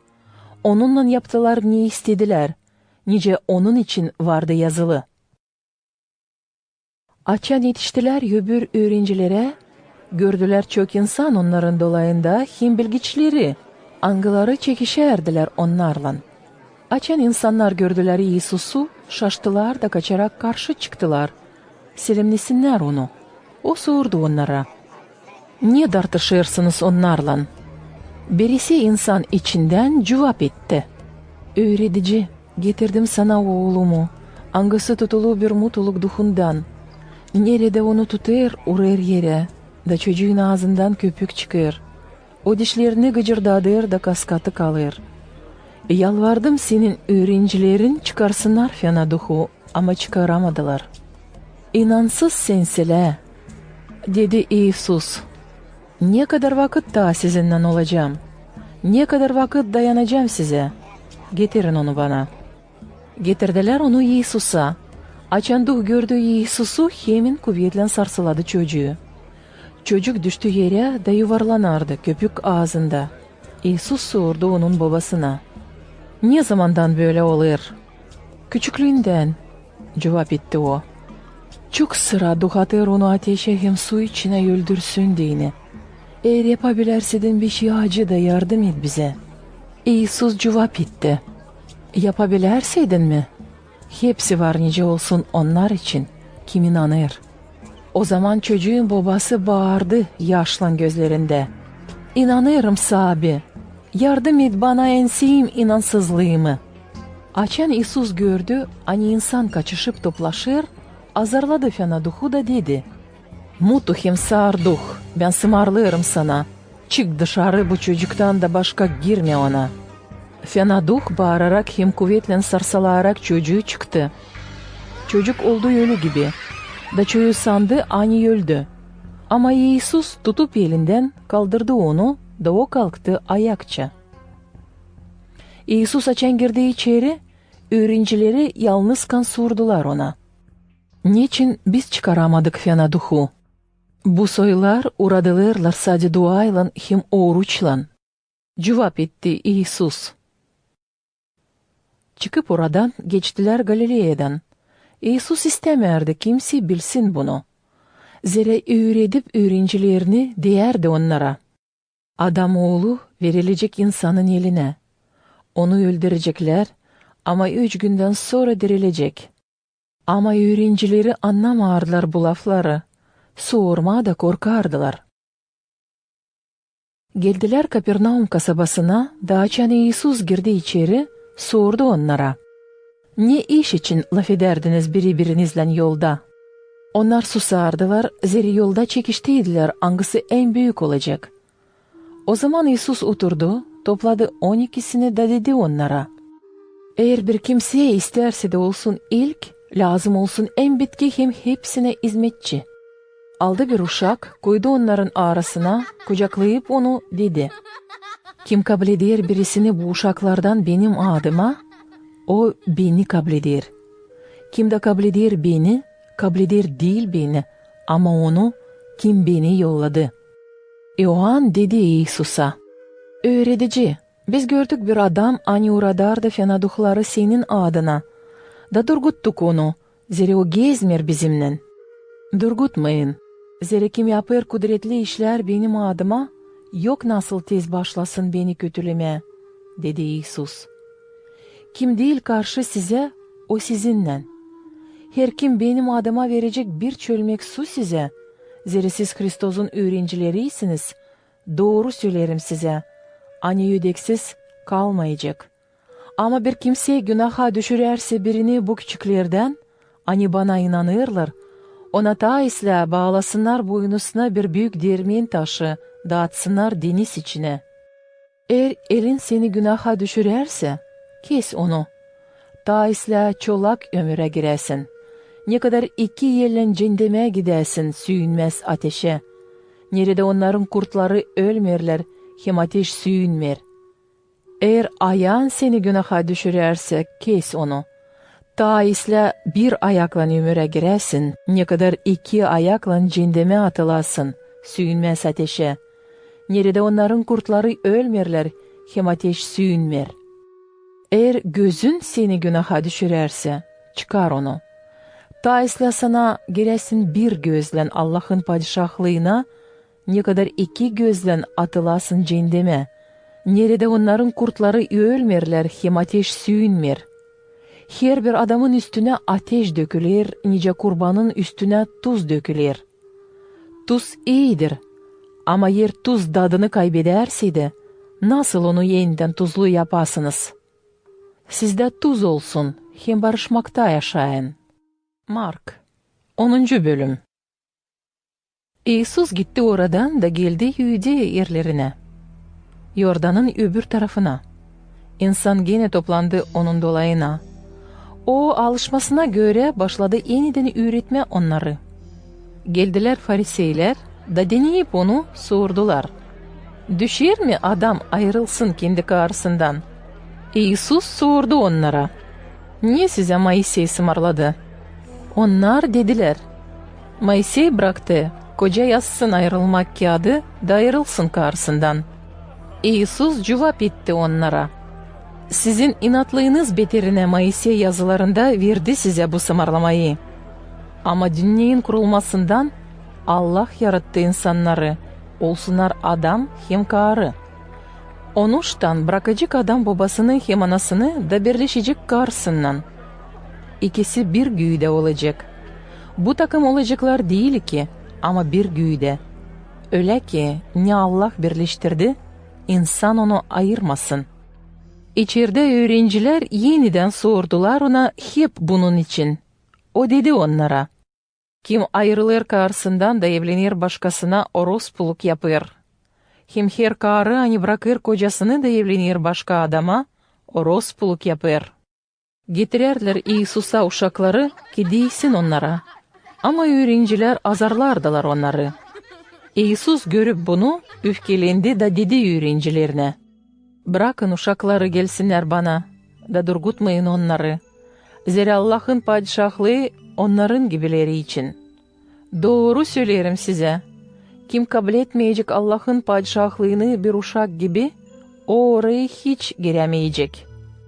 Sonra kucakladı uşakları, koydu ellerini onların üstüne da iyi sözledi. Açan İsus yollandı yola gitmeye, hızlı geldi bir adam, diz çöktü onun önünde de sordu: İyi öğretici, ne yapayım ki deveç yaşamak edineyim? Niçin dersin bana iyi? Kimse değil iyi, salt bir Allah, cevap etti İsus. Bilirsin sımarlamakları: orospuluk yapmayasın, öldürmeyesin, çalmayasın, yalancı şahit olmayasın, aldatmayasın, babana ananı ikramlayasın. O cevap etti. Öğretici, hepsi bunları tamamladım ta gençliğimden. İsus baktı onun gözlerine, sevdi onu da dedi. Sana yetişmirsal bir iş. Git da sat neyin var, pay et fukaralara, da olacak haznan gökte. Sonra gel al stavrozunu da izle beni. O işidi bu lafları gücenip gitti. Zira çok zenginliği vardı. İsus baktı dolaya da dedi öğrencilerine. Ne kadar zor Allah'ın padişahlığına girsin onlar kimin var zenginliği. Öğrenciler şaşbeş kaldılar onun sözlerinden. İsus yeniden laf etti da dedi. Uşaklar, ne kadar zor Allah'ın padişahlığına girsin onlar kim umudunu koyar zenginliğe. Tailin bir deve iğnenin kulağından geçsin. Ne kadar bir zengin adam Allah'ın padişahlığına girsin. Öğrenciler pek çok şaştılar da birbirine dediler. O zaman kim kurtulabilir? İsus baktı onların gözlerine de dedi.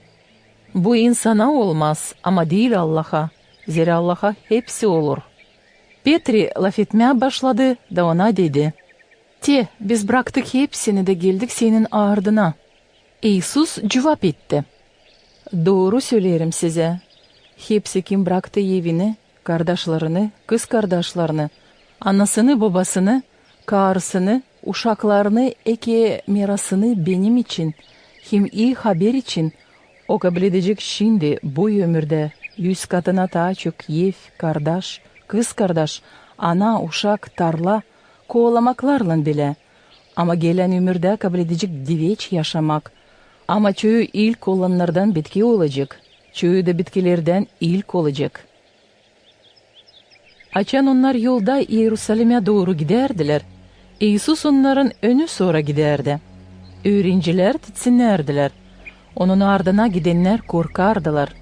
İsus yeniden alıp bir tarafa 12 öğrencisini başladı onlara söylemeye ne olacak onunla. Biz gideriz Yerusalim'e. Adamoğlu verilecek büyük papazların hem bilgiçlerin eline.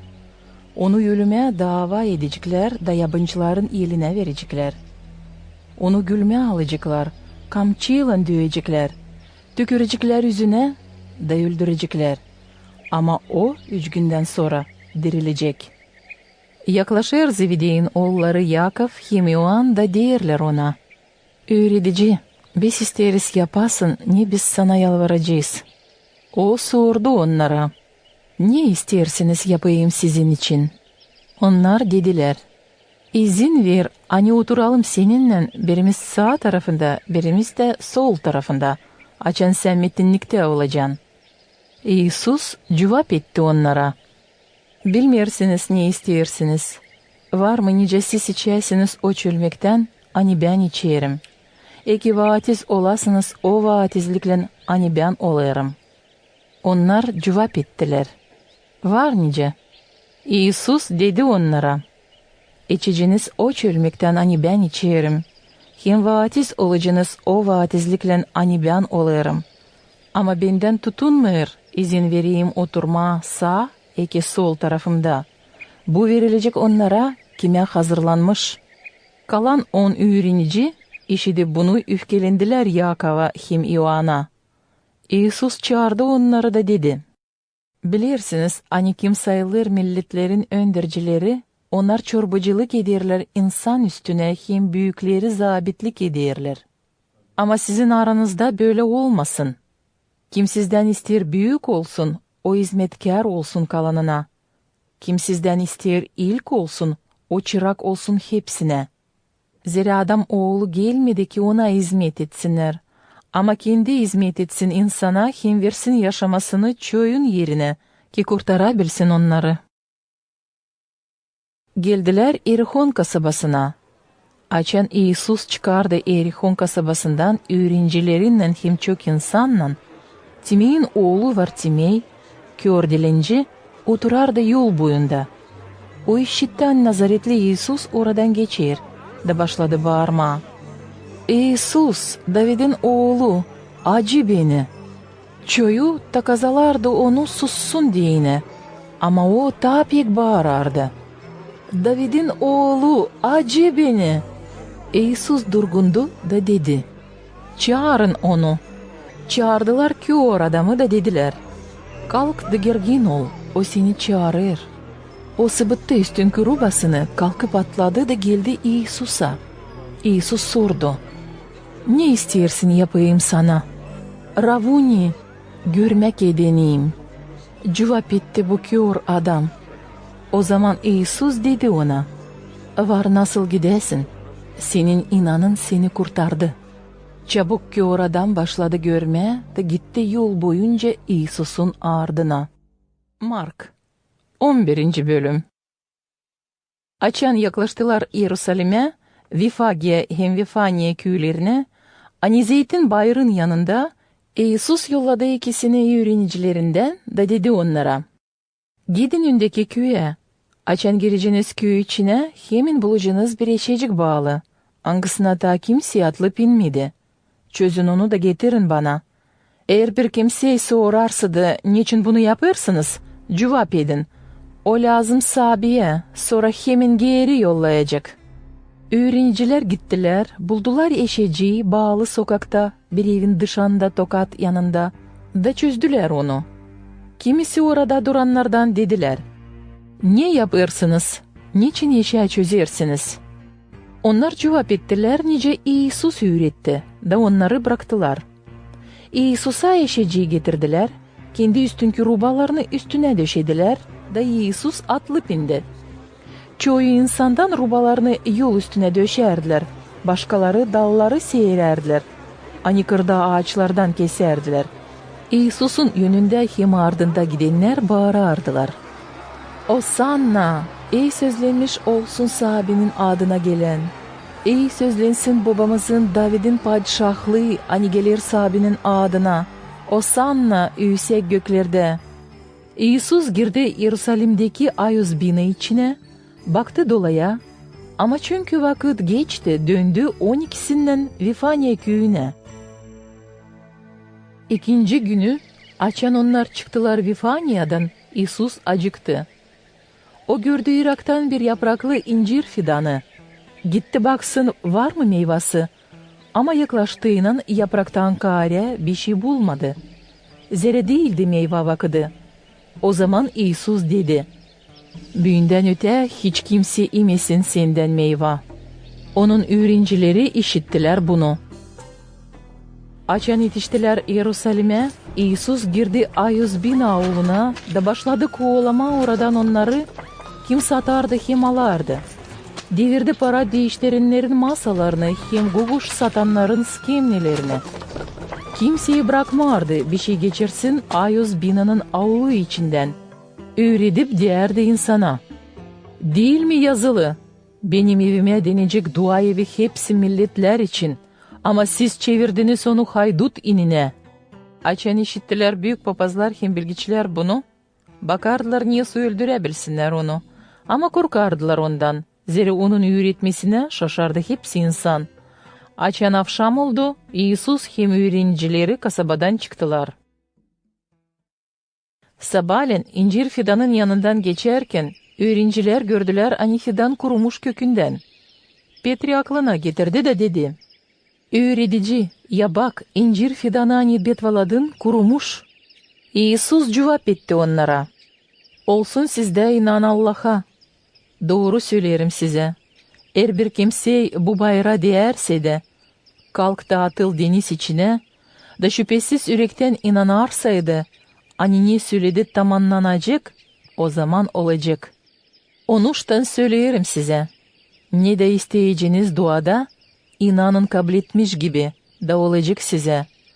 Açan duada durursunuz, eğer sizde varsa da bir kimseye karşı bir şeyiniz, bağışlayın. Gökteki babanız da bağışlasın diyeni sizin kabahatlarınızı. Eğer siz bağışlamarsaydınız, gökteki babanız da bağışlamayacak sizin kabahatlarınızı. Döndüler geri Yerusalim'e.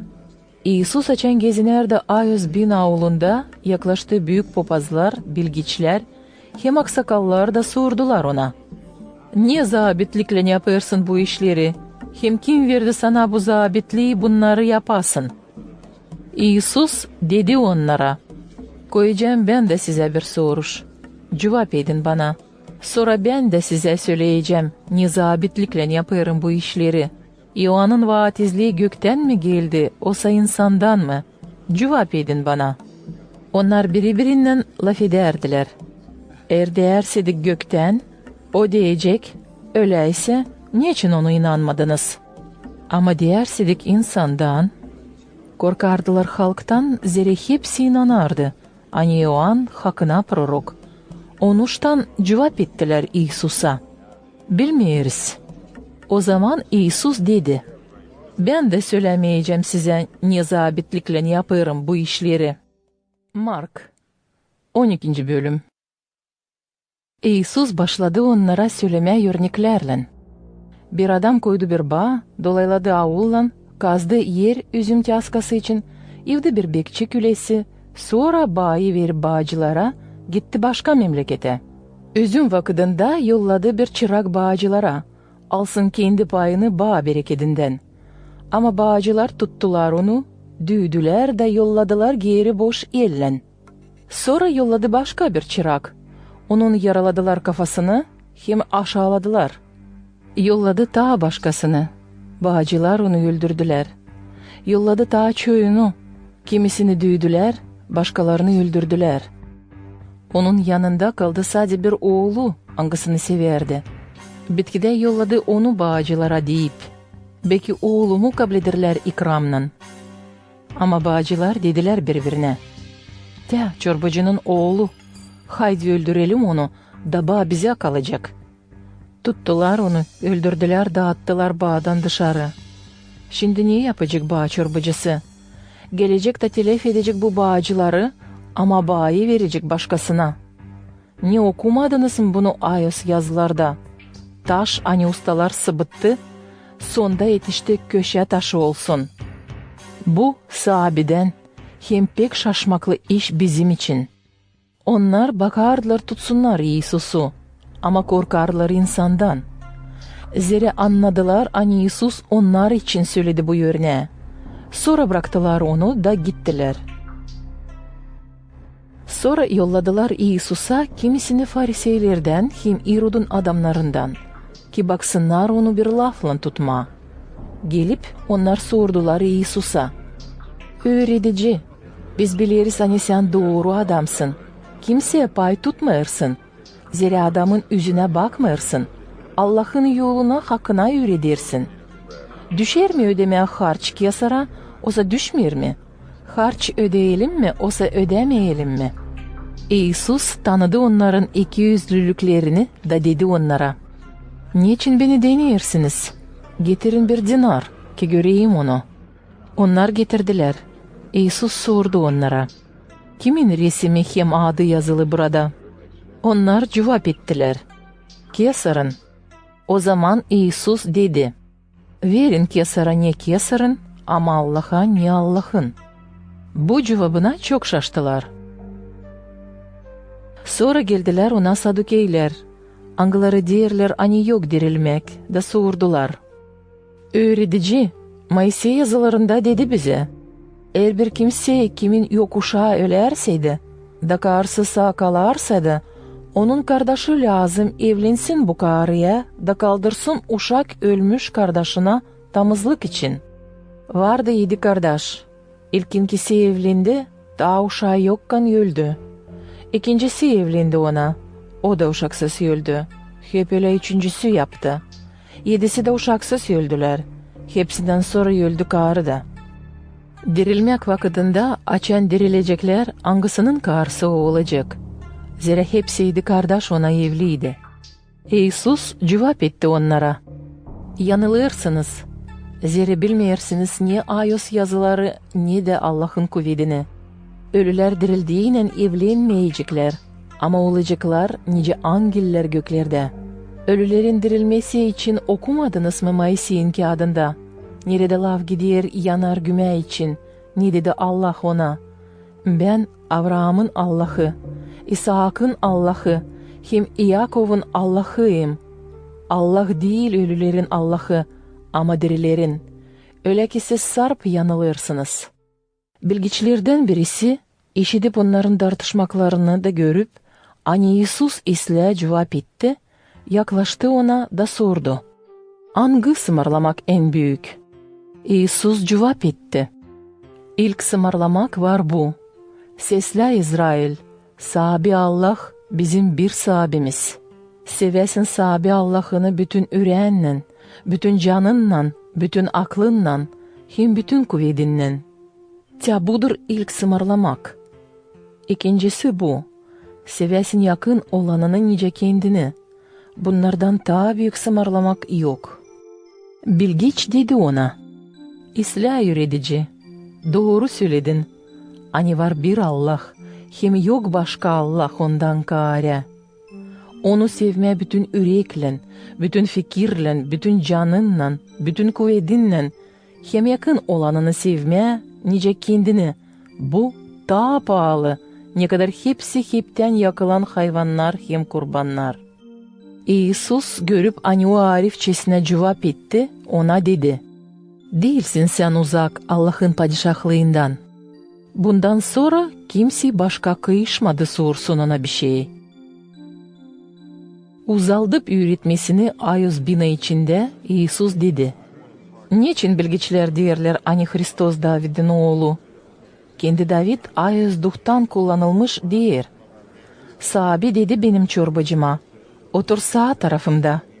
Ben koyunca senin düşmanlarını ayaklarının altına. Kendi David adlar onu çorbacı. O zaman nasıl o olabilir David'in oğlu? Çok insan seslerdi İsus'u mayıllıkla. Öğrederek onları o dedi. Korunun bilgiçlerden angalar severler gezme uzun rubayla hem beğenirler insan selimlesin onlara meydanlarda. Severler oturmayı ilk skemlelere sinagogalarda hem önerlere konak sofralarında. Onlar kemirerler dulların evlerini ama göstermek için uzun dualar yapıyorlar. Onların cezası çok ağır olacak.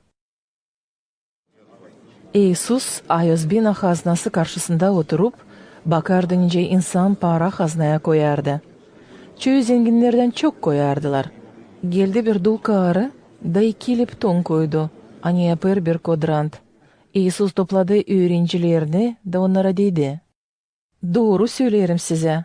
Bu dul karı hepsinden daha çok koydu haznaya.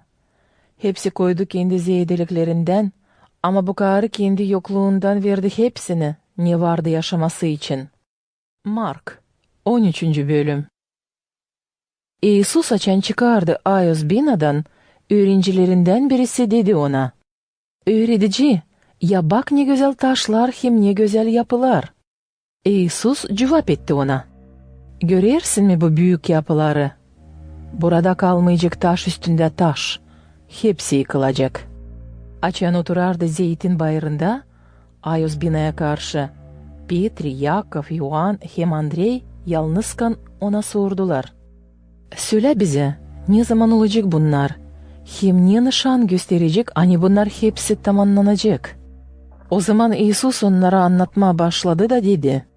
Bakın, bir kimseye aldatmasın sizi. Zira çoğu gelecek benim adıma da diyecek, benim Hristos, da çoğunu aldatacaklar. Açan işiteceğiniz cenk uğultusu hem cenkler için haber, korkmayasınız. Zira bunlar lazım olsun, ama bu daha değil bitkisi. Zira millet millete karşı hem padişahlık padişahlığa karşı kalkacak.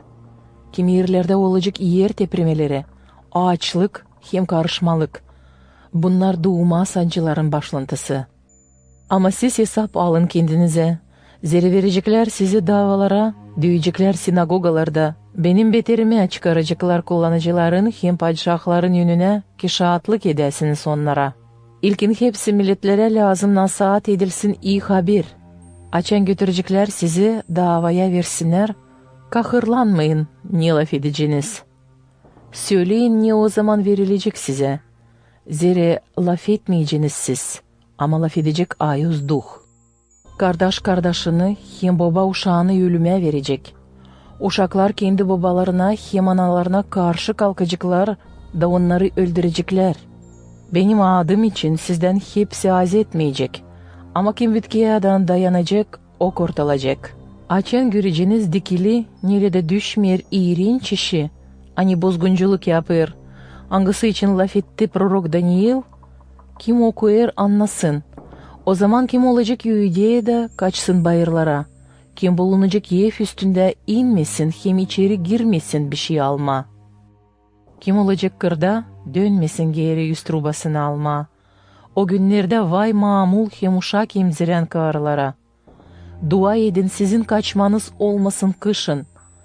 Zeri o günlerde öyle büyük zeyt olacak, hani o vakittan ne zamandan Allah yarattı dünyayı şimdiye kadar olmadı, ondan sonra da olmayacak.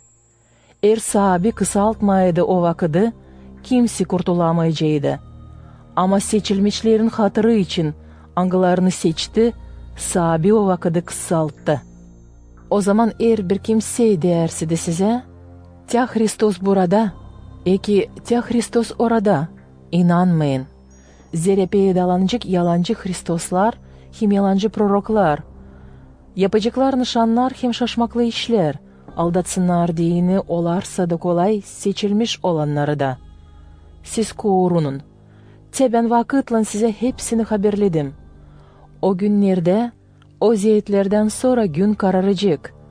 Ay vermeyecek aydınlığını. Yıldızlar gökten düşecekler. Hem gökün kuvvetleri sarsılanacak. O zaman görecekler adam oğlunu gelerken bulutlar içinde büyük kuvvetle hem metinlikle. O zaman o yollayacak angellerini da toplayacak seçilmişlerini dört taraftan, yerin kenarından gökün kenarınadan. İncir fidanından örnek alın. Açan dalları yumuşarlar, hem yaprakları yeşerirler. Bilirsiniz hani yaz yakın. Hep öyle siz de açan göreceğiniz bunları olurken biliniz hani bu iş yakın, artık kapıda. Doğru söylerim size.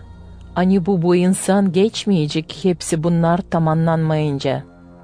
Gök hem yer geçecek ama benim sözlerim geçmeyecek. O günü hem o saati kimse bilmiyor. Ne angeller gökte ne de oğul ama salt baba. Bakın kuşku olun, dua edin. Zeri bilmiyorsunuz ne zaman o vakit gelecek. Bu bir adam gibi hani yola yollanır. Evini çıraklarına bırakır. Herkesine cevapçılık hem iş verir. Ama bekçiye kuşku beklesin sımarlar. Onuştan kuşku olun. Zeri bilmiyorsunuz ne zaman gelecek evin çorbacısı. Belki akşamleyin, belki gece yarısı, belki horoz ötmesinde, belki sabahleyin. Bakın, ansızdan gelip size uyuyar bulmasın. Ne söylerim size, söylerim hepsine. Kuşku olun. Mark 14. bölüm.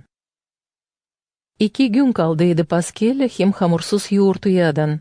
Büyük papazlar hem bilgeçler arardılar kolaylık, nice İsus'u şalverlikle tutsunlar da öldürsünler. Ama derdiler, "Sade olmaz yoğurtu günlerinde, ki olmasın karışmalık insan içinde." Açan İsus bulunardı Vifanya köyünde, lepralı Simon'un evinde sofrada, geldi bir karı ak mermer kap içinde pahalı, temiz nart kokuluyundan. O kırdı kabı da kokulu döktü İsus'un başına. Onlardan kimisi öfkelendiler de birbirine dediler, "Ne lazım da ziyan etme bu kokulu? Bu kokulu vardı nasıl satma 300 dinardan ziyadeye da parayı fukaralara verme." Başladılar takazalama o karıyı.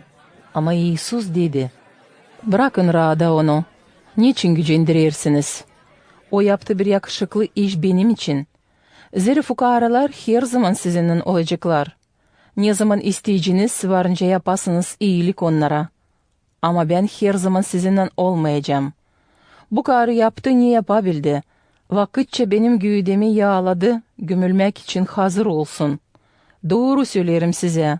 Hani bütün dünyada nerede iyi haber nasat olacak, bu karının yaptığı söylenecek, da ona anılmak olacak."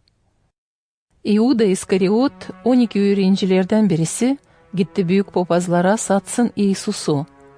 Onlar açan bunu işittiler, sevindiler de gümüş ona verdiler. Sonra İuda arar da uygun vakit ki İsus'u satsın. Hamursuz yoğurtunun ilk gününde Açan kesilirdi Paskelle kuzusu. İsus'a onun öğrencileri dediler. Nerede istersin Paskelli'yime? Gidelim hazırlayalım. O zaman o yolladı 2 öğrencisini deyip onlara. Gidin kasabaya. Size karşı çıkacak bir adam, hani götürecek bir testi su. Gidin onun ardına, nereye o girecek? Da deyin ev çorbacısına. Öğretici soruyor, nerede konak odası? Hangisinde yiyeceğim Paskelli öğrencilerimden? O gösterecek size üst katta bir büyük oda, hazır döşenmiş. Orada hazırlayın bize Paskelli. Öğrenciler çıkıp gittiler kasabaya da buldular hepsini öyle, nice söylediydi. Orada hazırladılar Paskelli'yi. Akşamleyin İsus geldi 12'sinden beraber. Açan onlar oturdular sofraya da yerdiler. İsus dedi. Doğru söylerim size. Sizden birisi, hani şimdi benimle yer, beni satacak. Onlar kahırlandılar da başladılar biri ağırdı sonra ona sorma. Acaba değilim mi ben? Ama İsus onlara cevap etti. Satıcı 12'nizden birisi. Hangisi benimle bile banır ekmeğini çini içine. Hakkına hani Adamoğlu gider nice onun için yazılı. Ama vay o adama, kimden adam oğlu satılır. Ona tayi olacağı da hiç duymasın. Açan onları yerdiler. İsus aldı bir ekmek, iyi sözledi, kırdı da verdi öğrencilerine deyip, alın da yiyin, bu benim güğüdem. Sonra aldı çölme, şükür etti Allah'a, verdi onlara da hepsi ondan içti. İsus dedi, bu benim kanım, yeni bağlantının kanı, hani dökülür çoğu için. Doğru söylerim size, hani ben şimdiden sonra içmeyeceğim çotuk meyvasından o güne kadar, açan içeceğim tazesini Allah'ın padişahlığında. Çaldılar bir psalma da gittiler zeytin bayrına. İsus onlara dedi, hepsiniz bu gece benim beterime sürçeceğiniz. Zira var yazılı, uğrayacağım güdücüğü da koyunlar dağılacak. Ama dirilmekten sonra sizden önce Galile'ye gideceğim. Petri ona dedi, artık hepsi de sürçerseydi, ben hep o kadar sürçmeyeceğim. İsus ona dedi, doğru söylerim sana, hani bugün bu gece 2 sıra horoz ötünce sen 3 sıra atılacaksın benden. Petri sonra ta pek konu bağlandı. Eğer lazım olarsa da öleyim de seninle, hep o kadar atılmam senden. Böyle laf etti kalanı da. Onlar geldiler bir yere, adı Gefsimani. İsus dedi öğrencilerine, oturun burada, ben orada dua edeceğim. Sonra aldı yanına Petri, Yakov'u, hem Yohan'ı da başladı titsinlenmeye, hem pek ziyetlenmeye. O zaman dedi onlara, canım kahırlı ölümeden, kalın burada da kuşku olun. Sonra gitti biraz daha ileri, kapandığı yere de başladı dua etmeye. Hani eğer varsa da nice, geçsin ondan bu saat. O dedi, Ava babam benim, hepsini sen var nice yapasın. Eğer varsa da nice, aşırt benden bu acı çölmeye. Hep o kadar olsun değil öyle nice ben isterim, ama nice sen. Sonra geldi öğrencilerine, buldu onları uyuyar da dedi Petri'ye, Simon sen uyuyarsın, bir saat bardım kuşku duramadın. Kuşku olunda dua edin, ki denemeye düşmeyesiniz. Duh haves ama ten kuvvetsiz. Sonra gitti yeniden de dua etti, deyip hep o lafları. Yeniden geldi de buldu onları uyuyar. Zira uykudan ağırlaşmıştı gözleri. Onlar bilmerdiler ne cevap etsinler. Geldi 3. sıra da dedi onlara, siz hep daha uyuyarsınız hem dinlenirsiniz mi? Eğer saat geldi. Tya, adam oğlu verilir günahkarların eline. Kalkın gidelim. Tya benim satıcım yaklaştı. İsus da laf ederken geldi Yuda, 12'sinden birisi. Hem onunla beraber çok insan kılıçlarla hem açugalarla. Yollanmış büyük papazlardan, bilgiçlerden hem aksakallardan. Satıcı verdiydi onlara bu türlü nişan. Kimi öpeceğim odur İsus. Onu alın da sıkı tutup götürün. Iuda gelip çabuk yaklaştı İsus'a da dedi: "Öğretici." Sonra öptü onu. İnsanlar uzadıp ellerini tuttular İsus'u. Onun yanında birisi çıkardı kılıcı, vurdu başpapazın çırağına da kesti onun kulağını. İsus dedi onlara: "Siz çıktınız beni tutma nice bir haydudu, kılıçlarla hem maçugalarla. Her gün sizinle bulunurdum Ayos binada öğreterek insanı, da tutmadınız beni. Ama Ayos yazılar lazım tamamlansınlar." O zaman hepsi öğrenciler bıraktılar onu da kaçtılar. Bir genç olan sarılı salt bir keten bezle giderdi onun ardına. Onu da tuttular. Ama o bıraktı bezi de çıplak kaçtı. Başpapazın evinde nereye götürdüler İsus'u, toplandılar hepsi büyük papazlar, aksakallar hem bilgiçler. Petri Irak'tan Irak'a gitti artlarına başpapazın avlunadan. O oturdu bekçilerle de ısınardı ateşte. Büyük papazlar hem bütün Sinedrion arardılar İsus'a karşı şahatlık, kivirebilsinler onu ölüme, ama bulamardılar. Çok insan ona karşı yalancı şahat oldular, ama şahatlıkları birbirine karşıydı. Sonda birkaç adam kalktı da yalancı şahat oldu ona karşı, deyip: "Biz işittik," nice o derdi. "Ben yıkacağım bu adam elinden yapılmış Ayos binayı, da 3 güne kadar yeniden kaldıracağım başka bir bina, değil adam elinden yapılı." Ama hep o kadar şahatlıkları birbirine karşıydı. O zaman başpapaz kalktı onların arasından da sordu İsus'a: "Sen hiç cevap etmeyeceksin mi? Nedir bu şahatlıklar hani sana karşı edilir?" Ama o susardı da bir şey cevap etmerdi. Başpapaz sordu ta bir sıra: "Sensin mi Hristos, iyi sözlenmiş Allah'ın oğlu?"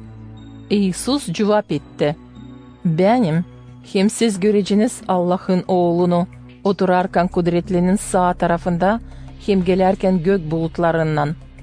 Başpapaz yırttı kendi rubalarını da dedi: "Ne lazım bize ta başka şahat? Siz kendiniz işittiniz kötülemeyi, ne diyeceğiniz?" Onlar hepsi kabahatlı buldular İsus'u ölüme. Kimisi başladı ona tükürmeye. Bağladılar gözlerini, yumruklardılar, sonra sorardılar: "Prorokluk et, kim vurdu?" Sonda bekçiler alıp aralarına şamarladılar onu. Açan Petri aşağıda avul içinde oturardı. Başpapazın bir hizmetçi yıkası geldi. O gördü Petri'yi, hangisi ateşte ısınardı. Baktı onun yüzüne da dedi: "Sen de Nazaretli İsus'la bulunardın." Ama Petri dedi atılarak: "Bilmiyorum hem anlamıyorum, ne iş için sen laf edersin?"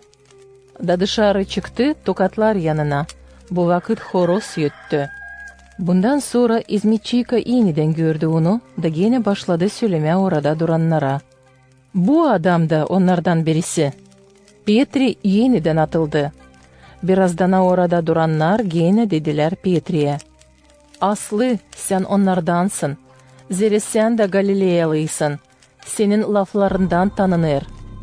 Petri başladı betvayla yemin etmeye: "Hiç tanımıyorum bu adamı, hangisi için siz laf edersiniz?" Taman o vakit horoz öttü ikinci sıra. Petri aklına getirdi İsus'un sözlerini: "Horoz 2 kere ötünce, sen 3 kere benden atılacaksın." O başladı acı acı ağlama. Mark 15. bölüm. Çin sabahleyin büyük papazlar, aksakallar, bilgiçler hem bütün Sinedrion toplanıp anlaştılar, bağlayıp İsus'u götürdüler de verdiler Pilat'a. Pilat sordu ona: "Sensin mi Üydeylerin padişahı?" İsus cevap etti: "Öyle nice söylersin." Büyük papazlar çok türlü kabahatlardılar onu. Pilat yeniden sordu: "Niçin cevap etmeyersin? Bak ne kadar çok kabahatlandırırlar seni." Ama İsus artık hiç cevap etmedi. Bu betere Pilat pek şaştı.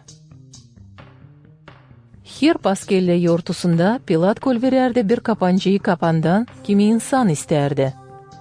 O zaman kapanda birisi kapalıydı, adı Varavva. Öbür kalkıntıcılarla Ani barabar kalkında da adam öldürdüydüler. İnsan kalktı da başladı yalvarma Pilat'a.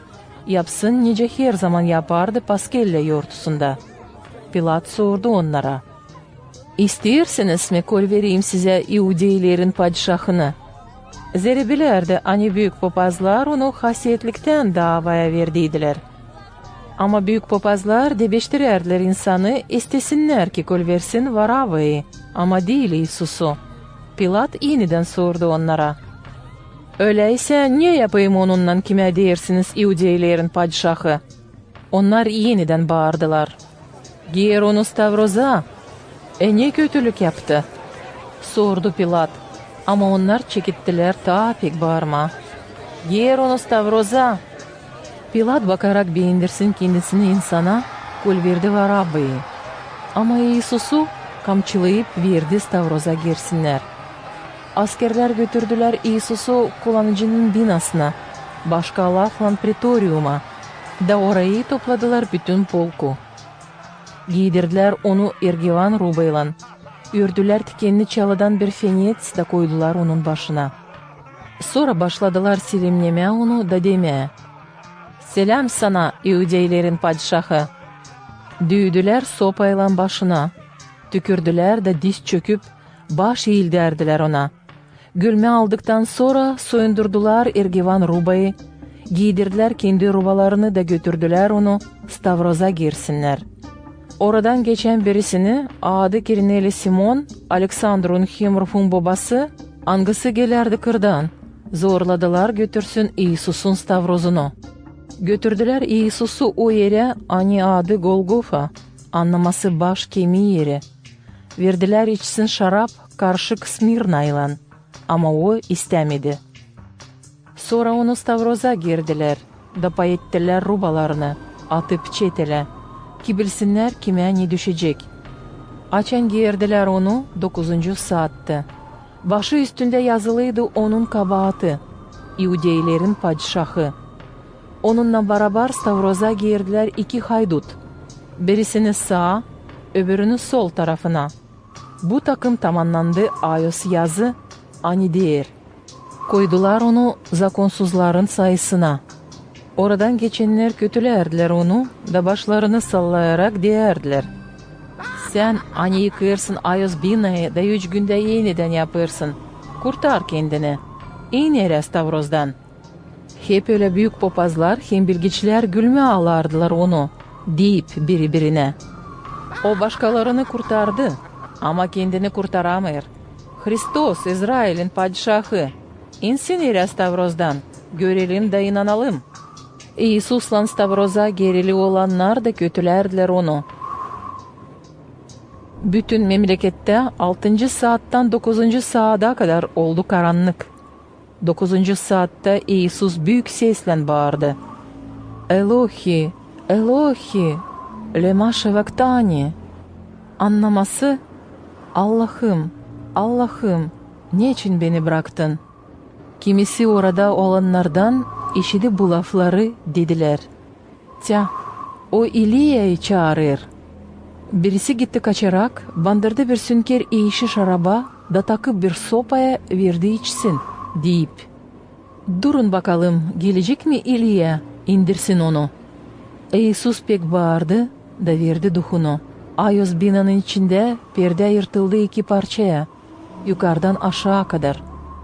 Asker yüzbaşı angısı İsus'un önünde durardı. Açan gördü hani böyle bağırıp duhunu verdi, dedi. Hakkına, bu adam Allah'ın oğluydu.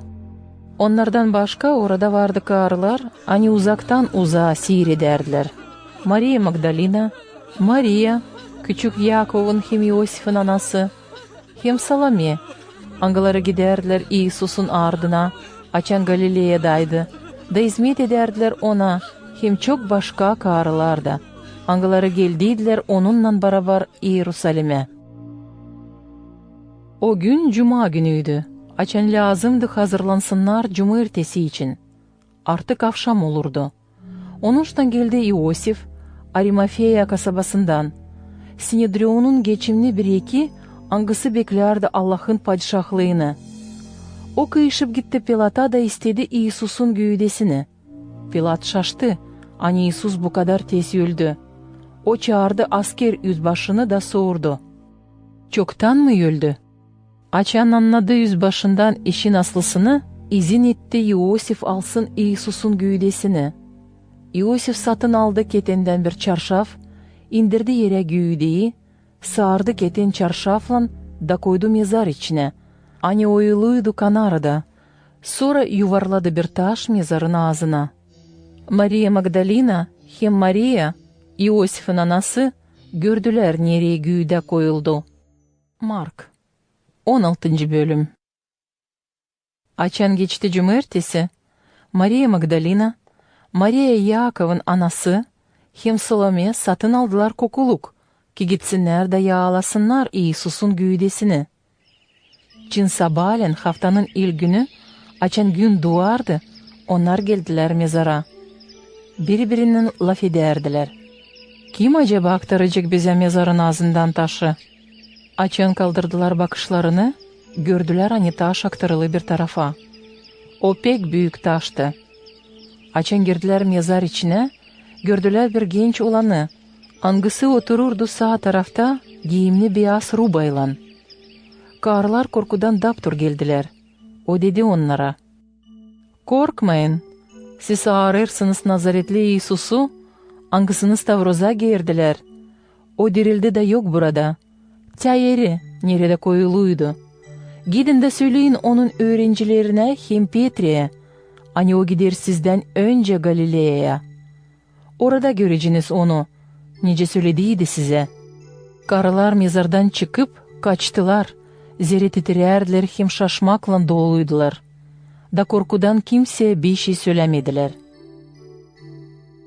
İsus dirildikten sonra haftanın ilk günü sabahleyin ilkin gösterildi Maria Magdalena'ya.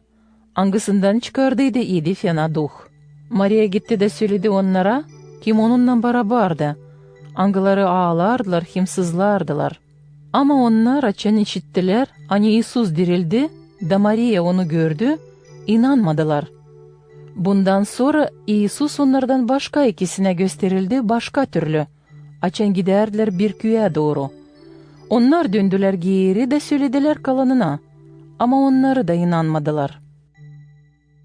Sonda açan sofrada yerdiler. İsus 11 öğrencisine gösterildi. Onları inansızlık hem inatlık beterine azarladı. Zerre inanmadılar onları. Kim gördü onu dirilmesinden sonra? İsus onlara dedi, "Gidin bütün dünyaya nasihat edin, iyi haberi hepsi insana. Kim inanacak da vaatiz olacak, o kurtulacak. Ama kim inanmayacak, kabahatli kalacak. Bu türlü nişanlar inancıları geçirecek. Fena duhları benim adımla uğradacaklar. Yeni dillerde laf edecekler. İlan ellerine alacaklar. Zehirli bir şey içerseler, onlara zarar olmayacak. Koyacaklar ellerini hastaların üstüne, da hastalar sağ olacaklar." Bunları söyledikten sonra sahabe İsus göke alındı, da Allah'ın sağ tarafında oturdu. Ama onlar gittiler de her yerden nasihat ettiler. Sahabe onlara yardım ederdi, hem laflarını kavilerdi nişanlarla, hani sonra yapılardı. Amin. İyi haber Luka'dan 1. bölüm. Çoğu başladı yazma anlatmak oluşlar için, hani geçtiler bizim aramızda.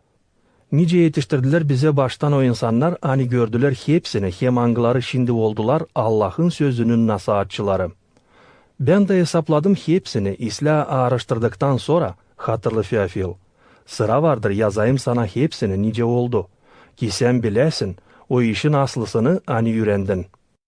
Yudea'da Padişah Hirod'un vakıdında vardı bir papaz, adı Zakharya, Avya'nın sırasından. Onun karısı Aaron'un kızlarındandı, adı Yelisaveta. İkisi de Allah'ın yönünde doğru insanlardılar. Bir lekesiz bile tamamlardılar hepsi Allah'ın sımarladıklarını hem sıralarını. Uşak onlarda yoktu, zerre Yelisaveta gebe kalmardı. Hem ikisi de, Zakharya hem Yelisaveta yaşlı insanlardı. Bir sıra açan Zakariya hizmet ederdi Allah'ın yönünde onun hizmetçiliği sırasında. Attılar çetele popazların alışmaklarına göre. Da ona düştü günlüklesin Allah'ın ayöz binası içinde. Günlüklemek vakitinde çok insan dua ederdi dışarıda. O zaman Zakariya'ya gösterildi Allah'ın bir angeli. O durardı günlük altarın sağ tarafında. Açan Zakariya gördü onu, ürktü. Bir büyük korku bastı onu. Angel dedi ona, "Zakariya, korkma. Zere senin duan seslenmiş oldu. Senin karın Yelisaveta doğduracak sana bir oğul. Angisinin adını koyacaksın Yuan. O sana olacak şenlik hem sevinmek. Çok insan sevinecek onun doğması için. O Allah'ın yönünde olacak bir büyük adam. İçmeyecek şarap, hem başka sersem yeden içkileri. Ta doğmaktan o dolu olacak ayuzdukla. Çoğunu İsrail'den, o döndürecek onların sahibi Allah'ına. O Allah'ın yönünde gezecek İliya'nın kuvvetinden hem duhundan. Çevirsin deyini babaların yüreklerini uşaklarına, hem o kanırık niyetlileri doğrula. O hazırlayacak insanı sahibinin gelmesi için." Zakariya dedi angele, "Neden ben tanıyacağım bunu? Zere ben ihtiyarım, karım da yaşlı." Angel cevap etti, "Ben Gavril, durarım Allah'ın karşısında. Yollanılmışım ki laf edeyim seninle da getireyim bu iyi haberi sana. Sen laf edemeyeceksin, hem dilsiz kalacaksın o güne kadar bu olunca. Zere inanmadın benim sözlerimi. Hani vakit geldiğinin hepsi öyle olacak." İnsan hani beklerdi Zakariya'yı, şaşardı. Niçin çok oyalanır ayöz bina içinde? Açan çıktı dışarı, laf edemerdi. Onlar anladılar. Hani ayöz bina içinde o gördü bir görünmek. Zakariya onlara nişanla göstererdi. Zere laf edemerdi. Açan hizmet günleri tamamlandı. Zakariya geldi eve. Bu günlerde Yelisaveta gebe kaldı. Da 5 ay saklandı. Zere değerdi. Sahibi bitkiye hesap aldı da yaptı. Ki çıkayım insanın ağzından hem kötü laflarından. 6. ayda Angel Gavril yollanmış oldu Allah'tan. Galilea'nın bir kasabasına adı Nazaret. Geldi bir kıza. Angısı yavkluydu Yosef'len, bir adamla David'in senselesinden. Bu kızın adı Maria. Angel geldi ona da dedi, "Usluluk sana. Allah'tan iyi vergi edinen kız. Sahibi seninle. İyi sözlenmişsin sen karların arasında." Maria bu laflardan şaştı da düşünmeye vardı. O sorardı kendi kendine, ne anlaması var bu söylemin? Angel dedi, "Korkma Maria. Sen edindin iyi vergi Allah'tan. Gebe kalacaksın da doğduracaksın bir oğul. Angisinin adını koyacaksın Yesus. O olacak bir büyük adam. Onun adını koyacaklar pek yüksek Allah'ın oğlu. Sahibi Allah verecek ona onun babasının David'in çorbacılığını. O divecine padişahlık edecek Yakov'un evinde. Onun padişahlığının sonu olmayacak." Maria sordu Angel'e, "Niye soy bu var nasıl olsun? Açan ben bilmiyorum nedir koca?" Angel cevap etti, "Ayöz duh konacak sana. Pek yüksek Allah'ın gölgesi seni gölgeleyecek. O kimsenden doğacak, adlanacak Ayöz, Allah'ın oğlu. Senin kısmın Yelisaveta artık yaşlı ama gebe kaldı. O da doğduracak bir oğul. Ona hepsi değerdi uşaksız ama artık 6 ay nice gebe kaldı. Allah'ın bir de sözü yok nasıl kuvvetsiz kalsın." O zaman Maria dedi, "Sahibi, ben senin çırağın, olsun senin sözüne göre." Da Angel gitti ondan. Maria birazdana kalktı da alatla gitti bayırlardaki kasabaya, hani Yuda'nın yerlerindeydi. Girdi Zakariya'nın evine da selimledi Elisaveta'yı. Açan Elisaveta işitti Maria'nın kutlamasını, onda birden tepindi uşak. Elisaveta doldu ayöz duhlan. Elisaveta bağırdı büyük seslen, "İyi sözlenmişsin sen karıların arasında, hem iyi sözlenmiş senin uşağın, hangisini sen taşıyarsın. Nasıl ben kazandım böyle ikram, ki bana gelsin benim sahibimin anası. Nice işittim senin sesini kutlamakta, tepindi uşak sevinmekten içimde. Ne mutluysun sen, hani inandın sahibinin sözünü. Zere sahibi ne adır, onu tamanlar. Maria dedi, ben bütün yürekten metinlerim sabiyi. Sevinir duhum Allah'ta, benim kurtarıcımda. Zere Allah hesap aldı, onun çırağın aşağıdan halını. Büyünden öte, hepsi senseler mutlu yapacaklar beni. Çünkü çok kudretli yaptı büyük işler benim için. Onun adı Ayoz'dur. Onun acıyanlığı kaplar boydan boya, ondan korkan insanı. O gösterdi kuvvetini kendi elinden, da bozdu hodulların düşünmeklerini. Devirdi o kavileri çorbacılık skemnelerinden, da kaldırdı aşağı haldan insanı. Ağaç olanları o doyurdu iyilikle, ama zengin olanları salverdi, gitsinler boş yellen. O kendi hizmetkarine İsrail'e yardıma geldi. O bir sıra bile unutmayır acıma, nice adadı bizim dedelerimize, Avram'a hem onun senselesine divecine. Maria kaldı Yelisaveta ile 3 ayın dolayında. Sonra döndü geri eve. Açın geldi vakıdı doğdursun, Yelisaveta doğdurdu bir oğul. Komşular hem hısımlar işittiler, hani sahibi büyük hayır bağışladı Yelisaveta'ya. Onuştan hepsi onunla bile sevindiler. 8. günü geldiler uşağa kesiklik yapmaya. İstediler adını koymaya Zakariya, nice babasının adı. Ama anası onlara dedi, olmaz, onun adı Yuan olacak. Kimseye de sizin hısımlardan yok bu türlü ad. Cevap etti onlar. Yaptılar nişan yerlerinden babasına ki anlasınlar, ne soy uşağın adını koysunlar. Zakariya istedi bir parça taftacık da yazdı böyle. Onun adı Yuan olacak. Hepsi şaştılar. Hemen çözüldü onun dili da başladı laf etmeye hem Allah'ı mitinlemeye. O bayırlı Yudea'nın yerlerinde hepsi komşuları bir korku bastı. Dolayda hepsi insan bunun için laf ederdi. Hepsi kim de işederdi bunu, düşünmeye varıp değerdi. Acaba bu uşak kim olacak? Hakkına hani Allah'ın yeli onun üstündeydi. Uşağın babası Zakariya doldu Ayoz duhlan da prorokluk etti. İyi sözlenmiş olsun İsrail'in sahibi Allah'ı. Hangisi geldi yardıma kendi insanına da kurtardı onları. Kaldırdı bize bir kavi kurtarıcı kendi hizmetkarın David'in evinden. Nice haberlediydi evvel vakittan Ayoz proroklarından. Adada hani kurtaracak bizi düşmanlardan hem kincilerin ellerinden. Bu takım Allah gösterir kendi acıyanlığını bizim babalarımız için. Unutmayır Ayoz bağlantısını. Hem yeminle adamasını hani verdi bizim babamıza Avram'a. O adadı hani bizi kurtaracak düşmanlardan da yapacak ki hizmet edelim ona korkusuz. Kabahatsızlıkta hem ayozlukta bütün bizim yaşamamızda. Ama sen evlat adlanacaksın pek yüksek Allah'tan prorok. Zere gideceksin sahibinin yönü sonra. Ki onun için yol hazırlayasın. Sen insana haberleyeceksin kurtulmak hem günahlardan bağışlamak. Allah'ımız dolu sevgiyle hem acıyanlıkla yukarıdan yollayacak bize kurtulmak. Benzer dan yerinin şafkına. Ki aydınlatsın onlara. Kim buluner karanlıkta hem ölüm gölgesinde. Doğrutsun bizi usluluk yoluna. Uşak büyüerdi. Kavilenerdi duhlan. Yaşadı çol yerlerinde o güne kadar.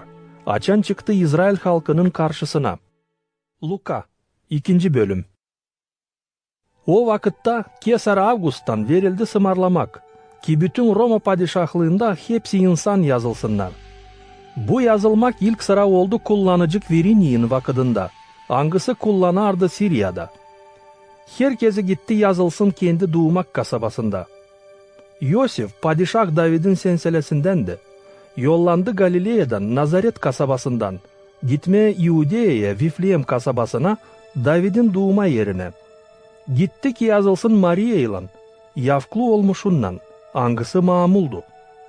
Açan onlar yetiştiler orayı, Maria'nın vakıdı geldi ki doğdursun. O doğdurdu ilk oğlunu. Sardı planalarla da yattırdı ahır içine. Zere konaklık evinde bulunmadı yer onlara. Orada yakın güdücüler koyunlarla kırda bulunardılar. Onlar gece beklerdiler sürülerini. Birden gösterildi onlara bir angel sahibiden. Doz dolaya sahibinin metinliği şafk etti. Onlar pek korktular. Angel dedi, korkmayın, ben getirerim size bir iyi haber. Hani bir büyük sevinmek olacak hepsi insana.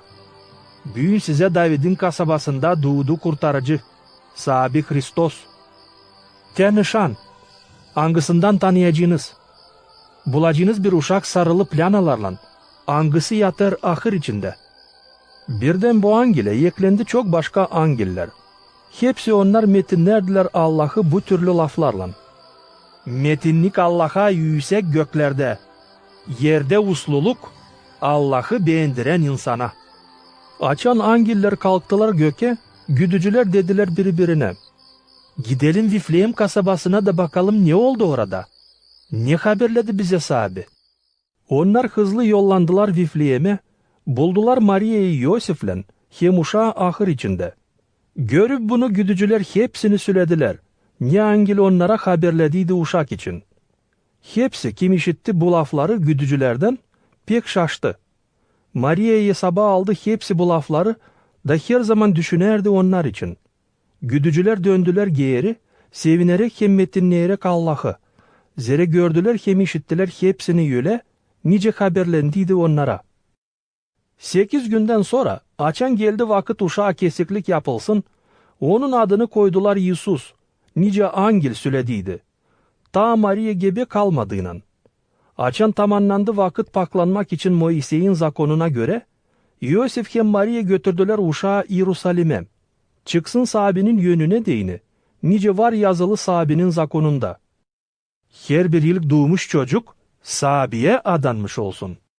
Onlar lazımdı getirsinler kurban 2 guguş ya da 2 guguş yavrusu. Nice var sımarlanmış sahibinin zakonunda.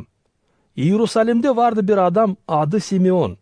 O bir doğru hem kabahatsiz adamdı. Angısı beklerdi İsrail'in kurtulmasını. Onda Ayozduh vardı. Ayozduh'tan ona verildiydi haber, hani o ölmeyecek görmeyince sahibinin Hristos'unu. Simeon kullanılmış Ayozduh'tan geldi Ayozbina'ya. Dağçan Yosif hem Maria getirdiler uşağı ki tamamlasınlar zakonun sımarladığını. Simeon aldı onu kucak. İyi sözledi Allah'ı da dedi, sahibi, şimdi salver uslulukla senin çırağını. Nice sen adadın, zere gördü benim gözlerim senin kurtulmanı. Angısını sen hazırladın hepsi milletlerin gözleri yönünde. Aydınlatsın milletlere değini, hem ikram yapsın İsrail insanına. Onun babası hem anası şaştılar bu laflara, ne uşak için işittiler.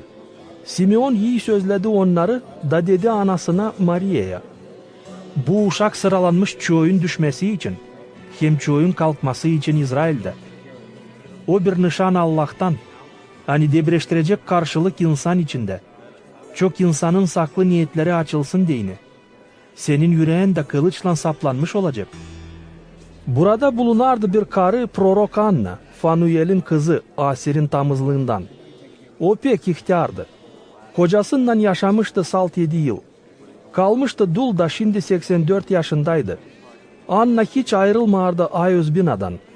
Gece gündüz hizmet ederdi. Allah'a oruçla hem duayla. Bu zaman Anna gelip başladı metinleme Allah'ı hem söyleme İsus için hepsine. Kim beklerdi Yerusalim'in kurtulmasını? Ondan sonra açan tamamladılar hepsini ne sıralanmıştı sahibinin zakonundan, Yosif hem Maria döndüler Galilea'ya, kendi kasabalarına, Nazaret'e. Ama uşak büyüerdi, kavilenerdi hem ariflenerdi gün günden. Allah'tan hayır onun üstündeydi. Yisus'un babası hem anası her yılın Paskelle yortusunda giderdiler Yerusalim'e.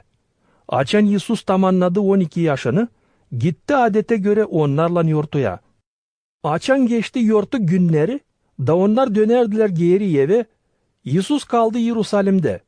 Ama babası hem anası bunu bilmediler. Sandılar hani o kafadarlarla beraber yolda. Açan gittiler bir günlük yol, çekettiler arama onu hısımların hem kafadarların arasında. Ama bulamadılar. Yosif hem Maria döndüler geri Yerusalim'e. Arasınlar onu dini. 3. günü buldular onu Ayozbina içinde.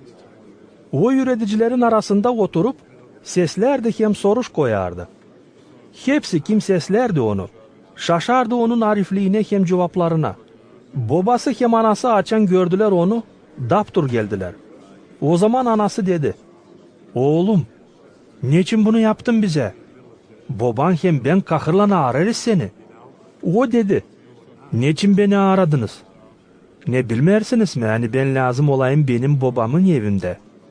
Ama onlar anlamadılar onun laflarını. Sonra o döndü onlarla beraber geri Nazaret'e da sesledi onları. Anası hepsi bunları tuttu aklında. Yusuf boyla büyüerdi, ariflenerdi da gittikçe kendini beğendirerdi Allah'a hem insana. Luka 3. bölüm. Padişah Tiveri Kesar'ın 15. çorbacılık yılında Ponti Pilat kullanıcıydı Yudea'da. Irod Galilea'nın kullanıcısıydı. Filip, Irod'un kardeşi, kullanıcıydı Ituriya hem Trahanit yerlerinde. Lisani kullanıcıydı Avilini yerlerinde. Annan hem Kayafa başpopazdılar. O vakit Allah laf etti Yohan'a, Zaharya'nın oğluna, hangisi yaşardı çollukta. Yohan gitti Yordan suyun dolay yerlerine, nasihat ederek, hani insan lazım dönsün günahlarından Allah'a hem vatiz olsun, ki bağışlanmak edensin. Bu oldu nice yazılıydı prorok İsa'nın ki adında. Bağıranın sesi çol yerde işidiler. Sabiye yolu hazırlayın. Yolcağızları uzladın. Her bir oyuk doldurulsun. Yükseklik alçaldılsın. İri yollar uzladılsın. Hem çukurlu yollar düzledilsin. Hepsi insan anlasın Allah'tan kurtulmayı. Yohan danıştı insanlara, angıları gelerdi vatiz olsunlar. Onlara deyip, "Yılan yavruları, kim üretti sizi kaçasınız Allah'ın geler öfkesinden? Yapınız yakışıklı meyve, görünsün hani döndünüz Allah'a günahlarınızdan. Da boşuna düşünmeyin deyip bizim babamız Avram. Zere söylerim size. Hani Allah bu taşlardan var nasıl yapsın uşak Avram'a. Artık nacak fidanın kökünde saplı durar. Her bir fidan hani getirmer iyi meyve, kesilecek da ateşe atılacak." İnsanlar sorardılar, Biz ne yapalım?" O cevap etti, "Kimde var 2 ruba, paylaşsın onunla, kimde hiç yok. Hep öyle yapsın o da, kimde yemeğlik var." Geldi harççılar, vatiz olsunlar diyeni da sordular, "Yüretici, biz ne yapalım?" O cevap etti, "İstemeyin taziyede harç ondan kare, ne size sımarlanmış." Askerlerden kimisi sordular, Biz ne yapalım?" O cevap etti, "Kimseyden bir şey almayın korkutmakla, kimseyi yalan laflarla kabahatlandırmayın. Şükür olun ödeyenize." İnsan çünkü beklerdi gelsin Hristos, hepsi düşünerdi Yohan için. Acaba o değil mi Hristos? Yohan cevap etti hepsine, "Ben sizi suyla vatiz ederim. Ama benim ardıma gelir o, kim takavi benden. Ben değilim yakışıklı çözmeye onun ayakkabılarının tasmalarını. O sizi ayoz duhla hem ateşle vatiz edecek. Onun elinde kürek, o paklayacak tınazını. Bu odayı toplayacak ambara, ama plavayı yakacak sürünmez ateşte." Bu türlü nasihat ederdi Yohan iyi haberi hem vererdi çok başka nasihatlar da. Yohan tak azaladı Irod Bey'i o betere, hani o aldı kendine kendi kardeşinin Filip'in karısını Irodiada'yı, hem hepsi başka kötü işleri içinde. Bunun için Irod kapadı Yohan'ı zindana. Hepsi insandan sonra İsus da vatiz oldu. O dua ederken açıldı gök, ayoz duh indi, görüner guguş teni gibi onun üstüne. Gökten işitildi bir ses, hani dedi, "Sensin benim sevgili oğlum, sen de benim isleyliğim." Açan İsus çeketti insanı üretme, o bir 30 yaşındaydı. Nice insan sayardı, o Yosif'in oğlu, İlli'nin oğlu, Matfat'ın oğlu, Levi'nin oğlu, Melchi'nin oğlu, Yanna'nın oğlu, Yosif'in oğlu, Mattafya'nın oğlu, Amos'un oğlu, Naum'un oğlu, Esli'nin oğlu, Naggi'nin oğlu, Maaf'ın oğlu, Mattafya'nın oğlu, Semey'in oğlu, Iosif'in oğlu, Ioda'nın oğlu, Ioanna'nın oğlu, Risa'nın oğlu, Zorovavel'in oğlu, Salafiil'in oğlu, Niri'in oğlu, Melki'in oğlu, Addi'in oğlu, Kosam'ın oğlu, Yelmadam'ın oğlu, İr'in oğlu, İsus'un oğlu, Eliezer'in oğlu, Yorim'in oğlu, Matfat'ın oğlu, Levi'nin oğlu, Simeon'un oğlu, İuda'nın oğlu, Iosif'in oğlu, Yonam'ın oğlu, Eliakim'in oğlu, Melia'nın oğlu, Menna'nın oğlu, Mattafa'nın oğlu, Nafan'ın oğlu, David'in oğlu, İyesey'in oğlu, Ovid'in oğlu, Vooz'un oğlu, Sala'nın oğlu, Naasson'un oğlu, Aminadav'ın oğlu, Admin'in oğlu, Arni'nin oğlu, Yesrom'un oğlu, Fares'in oğlu, İyuda'nın oğlu, İyakov'un oğlu, İshak'ın oğlu, Avram'ın oğlu, Faran'ın oğlu, Nahor'un oğlu, Seruh'un oğlu, Ragav'ın oğlu, Falek'in oğlu, Yever'in oğlu, Sala'nın oğlu, Kaina'nın oğlu, Arfaksad'ın oğlu, Sim'in oğlu, Noy'un oğlu, Lameh'in oğlu, Mafusala'nın oğlu, Yenoh'un oğlu, Yaret'in oğlu, Maleleil'in oğlu, Kaina'nın oğlu, Yenos'un oğlu, Sif'in oğlu, Adam'ın oğlu, Allah'ın oğlu. Luka 4. bölüm. Yisus dolu ayos duhlan döndü Iordan'dan da duh götürdü onu çol yere. Orada denenmiş oldu diavoldan 40 gün. Bir şey yemedi o günlerde. Sonda acıktı. Diavol dedi: "Yersen Allah'ın oğlu saydın. Sımarla bu taşa ekmek olsun." Yisus cevap etti: "Yazılı, hani adam yaşamır salt ekmekle, ama Allah'ın her bir sözünden." Diavol pindirdi onu bir yüksek bayır üstüne, da bir göz kıpımda gösterdi hepsi yerin padişahlıklarını. O dedi ona: "Sana vereceğim zabitlik hepsi bu metinli padişahların üstüne. Zere onlar bana verili. Ben de veririm kime isterim. Yerbaş yıldırsaydın bana, hepsi olacak senin." İsus cevap etti: "Çekil benden şeytan. Zere var yazılı, baş yıl senin sabi Allah'ına, hem salt ona hizmet et." Ondan sonra diavol götürdü onu Yerusalim'e, koydu Ayos binanın saçağına da dedi: "Yersen Allah'ın oğlu saydın, atıl buradan yere.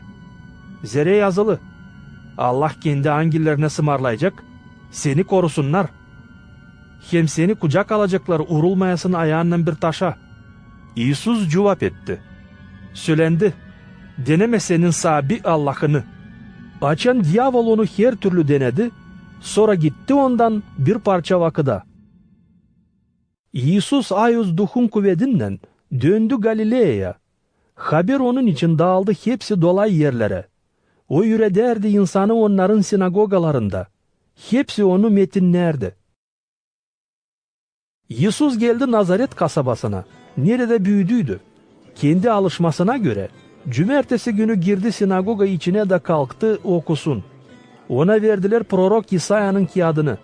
O açtı kağıdı da buldu o yeri, nerede var yazılı: "Sahabenin duhu benim üstümde. O yağladı beni, iyi haber götüreyim fukaralara. Yolladı beni, alıştırayım o falanı küreklileri. Nasihat edeyim esirlikte olanlara serbestlik. Körlara görmek, zeytlenmişleri kol vereyim serbestliğe. Haberleyim acıyanlık yılını sahabeden." Sonra kapadı kağıdı da verdi hizmetçiye. Kendisi oturdu yerine. Hepsi kim bulunurdu sinagoga içinde baktılar ona. O zaman başladı onlara söylemeye: "Büyün tamamlandı bu sözler Ayos yazıdan. Hani şimdi işittiniz." Hepsi iyi laf ederdiler onun için, hem şaşardılar. Ne kamil laflar onun ağzından çıkardı. "Değil mi o Yosif'in oğlu?" Sorardılar onlar birbirine. İsus onlara dedi: "Şimdi siz söyleyiciniz bana o söyleyişin laflarını. Doktor, alıştır ilkin kendi kendini. Ya burada da kendi vatanında, ne işittik yapmışın Kapernaum kasabasında." Sonra ekledi: "Doğru söylerim size. Bir de prorok kabul edilmer İsla kendi yerinde. Hakkına söylerim size. Hani prorok İlya'nın vakıdında, açan kitlendiydi gök, yağmur yağmasın diyeni 3 yıl hem 6 ay, ne zaman oldu büyük ağaçlık bütün memlekette, o vakit vardı çok dul karı İsrail'de. Ama prorok İlya yollanılmadı birisine bile. Ama sal dul karıya Sarepta kasabasından, hani yakın Sidon kasabasına. Çok lepralı hasta vardı İsrail'de. Ama prorok Elise'nin vakıdında birisi bile paklanmadı. Sade Naaman Sirya'dan. Hepsi kim sinagoga içindeydi, işitip bunu pek öfkelendiler. Kalktılar da çektiler onu kasabadan dışarı. Götürdüler bayırda Kanara'nın kenarına. Nerede onların kasabası yerleşikti. Ki atsınlar onu dipsizliğe. Ama İsus geçti onların arasından da gitti. Bundan sonra İsus gitti Kapernaum kasabasına, Galileya tarafına. Orada insanı yürederdi cumartesi günü. Onlar şaşardılar onun yürütmesine. Zere o laf ederdi büyük zabitlikle. Sinagoga içinde vardı bir adam. Angısında vardı fena duh. Bu adam bağırdı büyük sesle. Bırak bizi. Ne istersin bizden Nazaretli İsus? Geldin bizi telef etmeye. Bilirim kimsin sen. Sen Allah ayuzuysun. Ama İsus da kazaladı onu da dedi. Sus, da çık bu adamdan dışarı. Fena duh vurdu adamı yere insan arasında. Da sonra çıktı dışarı ondan. Yapmadı bir de zarar bile ona. Hepsi şaştılar da laf ederdiler birbirinden. Nedir bu? O fena duhlara zabitlikle hem kuvvetle sımarlar. Da onlar onu sesler. İsus için haber dağıldı hepsi dolay yerlere. Çıkıp sinagogadan İsus geldi Simon'un evine. Simon'un kaynanası hastaydı sıtmadan. Onuştan İsus'a yalvardılar yardım etsin. İsus eğilip ona azarladı hastalığı da sıtma karıyı bıraktı. Karı çabuk kalktı da başladı hizmet etmeye onlara.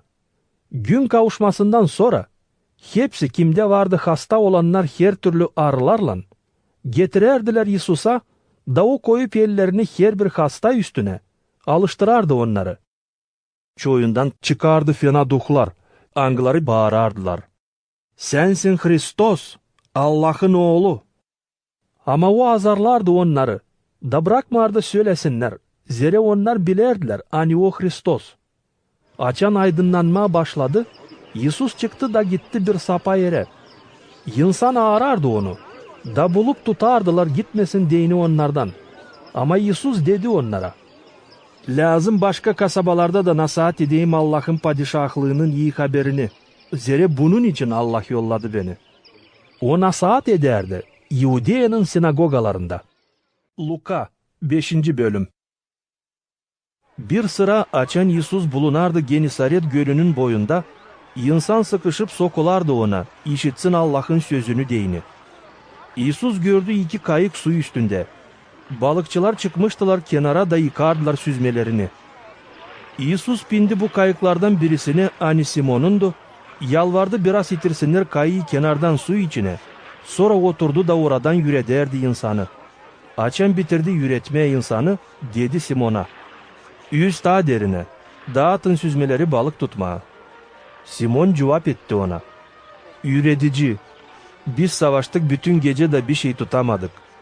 Ama senin lafına göre atarım süzmeleri su içine. Açan attılar süzmeleri, onlar tuttular yöle çok balık. Hani süzmeler başladıydılar kopmaya. Yaptılar nişan kafadarlarına, angları öbür kayıktaydılar, gelsinler yardıma. Onlar geldiler, doldurdular ikisini de kayıkları yöle çok balıkla, hani kayıklar batmaya başladıydılar. Açan gördü bunları Simon Petri, düştü İsus'un ayaklarına da dedi, Sabi, git benden, zere ben günahkarım. O hem hepsi kim onunla barabardı, şaştılar bu balık tutmasına. Hep bu türlü oldu Yakov'la hem Yoğan'la, Zevedey'in oğullarından, hani Simon'un kafadarlarıydılar. O zaman İsus dedi Simon'a, korkma, büyünden sonra adam tutan olacaksın. Çıkardılar 2 kayığı kenara, bıraktılar hepsini, da gittiler İsus'un ardına. İsus bulunardı kasabaların birisinde. Da bir lepralı adam görüp İsus'u düştü yüzü koyunu yere da yalvardı. Sabi, yer isterseydin, var nasıl beni paklayasın. İsus uzattı elini, değdi ona da dedi, İsterim, paklan. Hemen lepra onu bıraktı. İsus sımarladı ona söylemesin kimseye. İsus dedi, git da gösteril papaza. Kendi paklanman için getir kurban. Nice Moisey sıraladı. Ki şahatlık olsun insana. İsus için haber gittikçe daha çok dağılardı. İnsanlar sürü sürü gelerdiler ona. Seslesinler hem hastalıklarından alıştırılsınlar diyeni. Ama İsus giderdi sapa yerlere da orada dua ederdi. Bir günü açan İsus yürederdi insanı. Fariseyler hem zakon yüredicileri, hani geldiydiler Galileya'nın, hem Yudeya'nın hepsi dolay köyülerinden hem Yerusalim'den durardılar orada. Sahabinin kuvveti onunlandı, insanı alıştırma deyini. Birkaç adam getirdiler pat üstünde bir kötürüm hastayı, da savaştılar onu sokma hiç yanına, İsus'un yönüne koysunlar deyini. Çünkü bulamadılar nasıl soksunlar onu yev içine kalabalık beterine. Bindiler yevin yörtüsüne de keremetler arasından salverdiler hastayı döşek üstünde orta yere, İsus'un yönüne. İsus görüp onların yinanını, dedi kötürüm adama, günahlarım bağışlandı. Bilgiçler hem fariseyler başladılar düşünmeye kendi kendilerine. Kimdir bu? Hani Allah'ı kötüler. Kim Allah'tan kare? Var nasıl günahları bağışlasın. İsus hangisi bilerdi onların niyetlerini, cevap etti onlara. Ne düşünersiniz yüreklerinizde?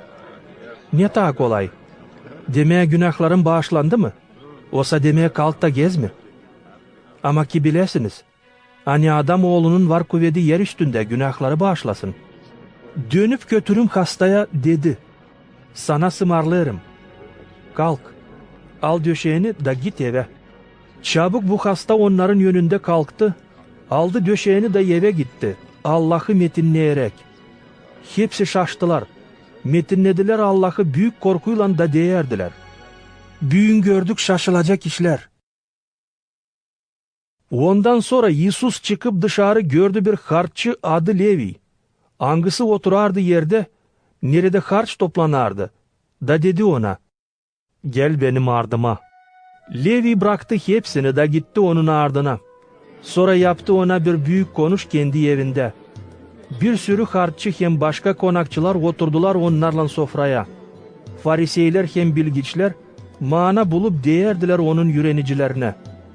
Niçin yersiniz hem içersiniz harççılarla hem günahkarlarla beraber? İsus dedi onlara, doktor lazım değil sağ olanlara ama hastalara. Ben gelmedim çağırayım doğruları ama günahkarları Allah'a dönsünler.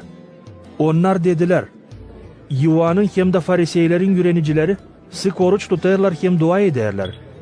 Ama senin yürenicilerin sade yerler hem içerler. İsus cevap etti, var mı nasıl düğüncüler oruç tutsunlar? Açan güve yanlarında. Gelecek vakit açan güve alınacak onlardan. O zaman o günlerde onlar oruç tutacak. Hem de söyledi onlara bir örnek. Kimse yırtmer yeni rubadan yama, eski rubaya diksin deyini. Zere yeni ruba yırtılır hem yama eski rubaya uymer. Kimse koymer eski tulumlar içine yeni şarabı. Zere yeni şarap patladır eski tulumları. Da şarap döküler, tulumlar da ziyan olayırlar. Ama yeni şarabı lazım dökme yeni tulumlar içine. O zaman korunur ikisi de. Kimse eski şarabı içtikten sonra istemer içmeye yeni şaraptan. Zere değer, eski şarap daha iyi. Luka 6. bölüm. Bir cumartesi günü raz geldi ki İsus geçsin yekinler içinden. Onun yürenicileri koparardılar başaklardan, falayıp yerlerinde yiyerdiler. Fariseylerden kimileri dediler, ne için cumartesi günü yaparsınız ne düşmer? İsus cevap etti onlara, okumadınız mı? Ne yaptı David hem kafadarları? Açan acıktılar. Girdi Allah'ın evine, aldı ekmekleri, hani Allah'ın yönüne koyulardı. İdi hem verdi kafadarlarına. Bakmayarak hani popazlardan kare, kimseyi düşmeyer değilsin bu ekmeklerden. Hem ta dedi onlara. Adam oğlu, cümertesinin sahibisi. Başka bir cümertesi oldu. İsus girdi bir sinagoga içine de yürederdi insanı. Orada bulundu bir adam, angısının sağ eli kurumuştu. Bilgiçler hem fariseyler bakardılar İsus'un ardına. Görsünler, alıştıracak mı cümertesi günü, ki olsun neyle kabahatlandırsınlar onu. Ama İsus bilerdi onların niyetlerini. Onuştan dedi o kuru yellen adama.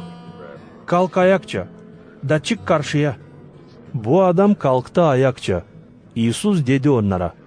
Sorarım size, ne düşer cümertesi günü yapmaya?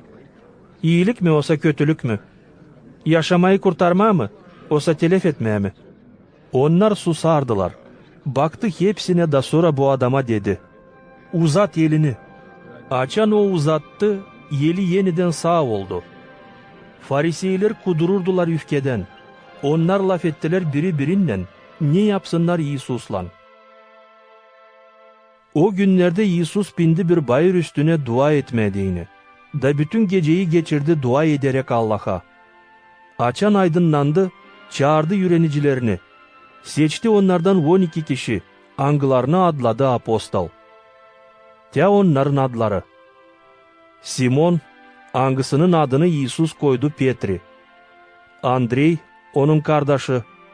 İyakov, Ioan, Filip, Varfolomey, Matfey, Foma, İyakov, Alfey'in oğlu, Simon adlanmış Zilot, İyuda, İyakov'un oğlu, hem Yuda İskariot, angısı sattı İsus'u. Sonra İsus gitti onlarla beraber da durgundu bir düzlükte. Nerede vardı çok onun yürenicilerinden, hem çokluk insan, toplu bütün Yudeya'dan, Yerusalim'den, Tir hem Sidon kasabaların dolayından, hani deniz boyunda bulunurlar. Onlar geldiler onu seslesinler, hastalıklarından alışsınlar, hem fena duhlardan ziyetli olanlar kurtulsunlar.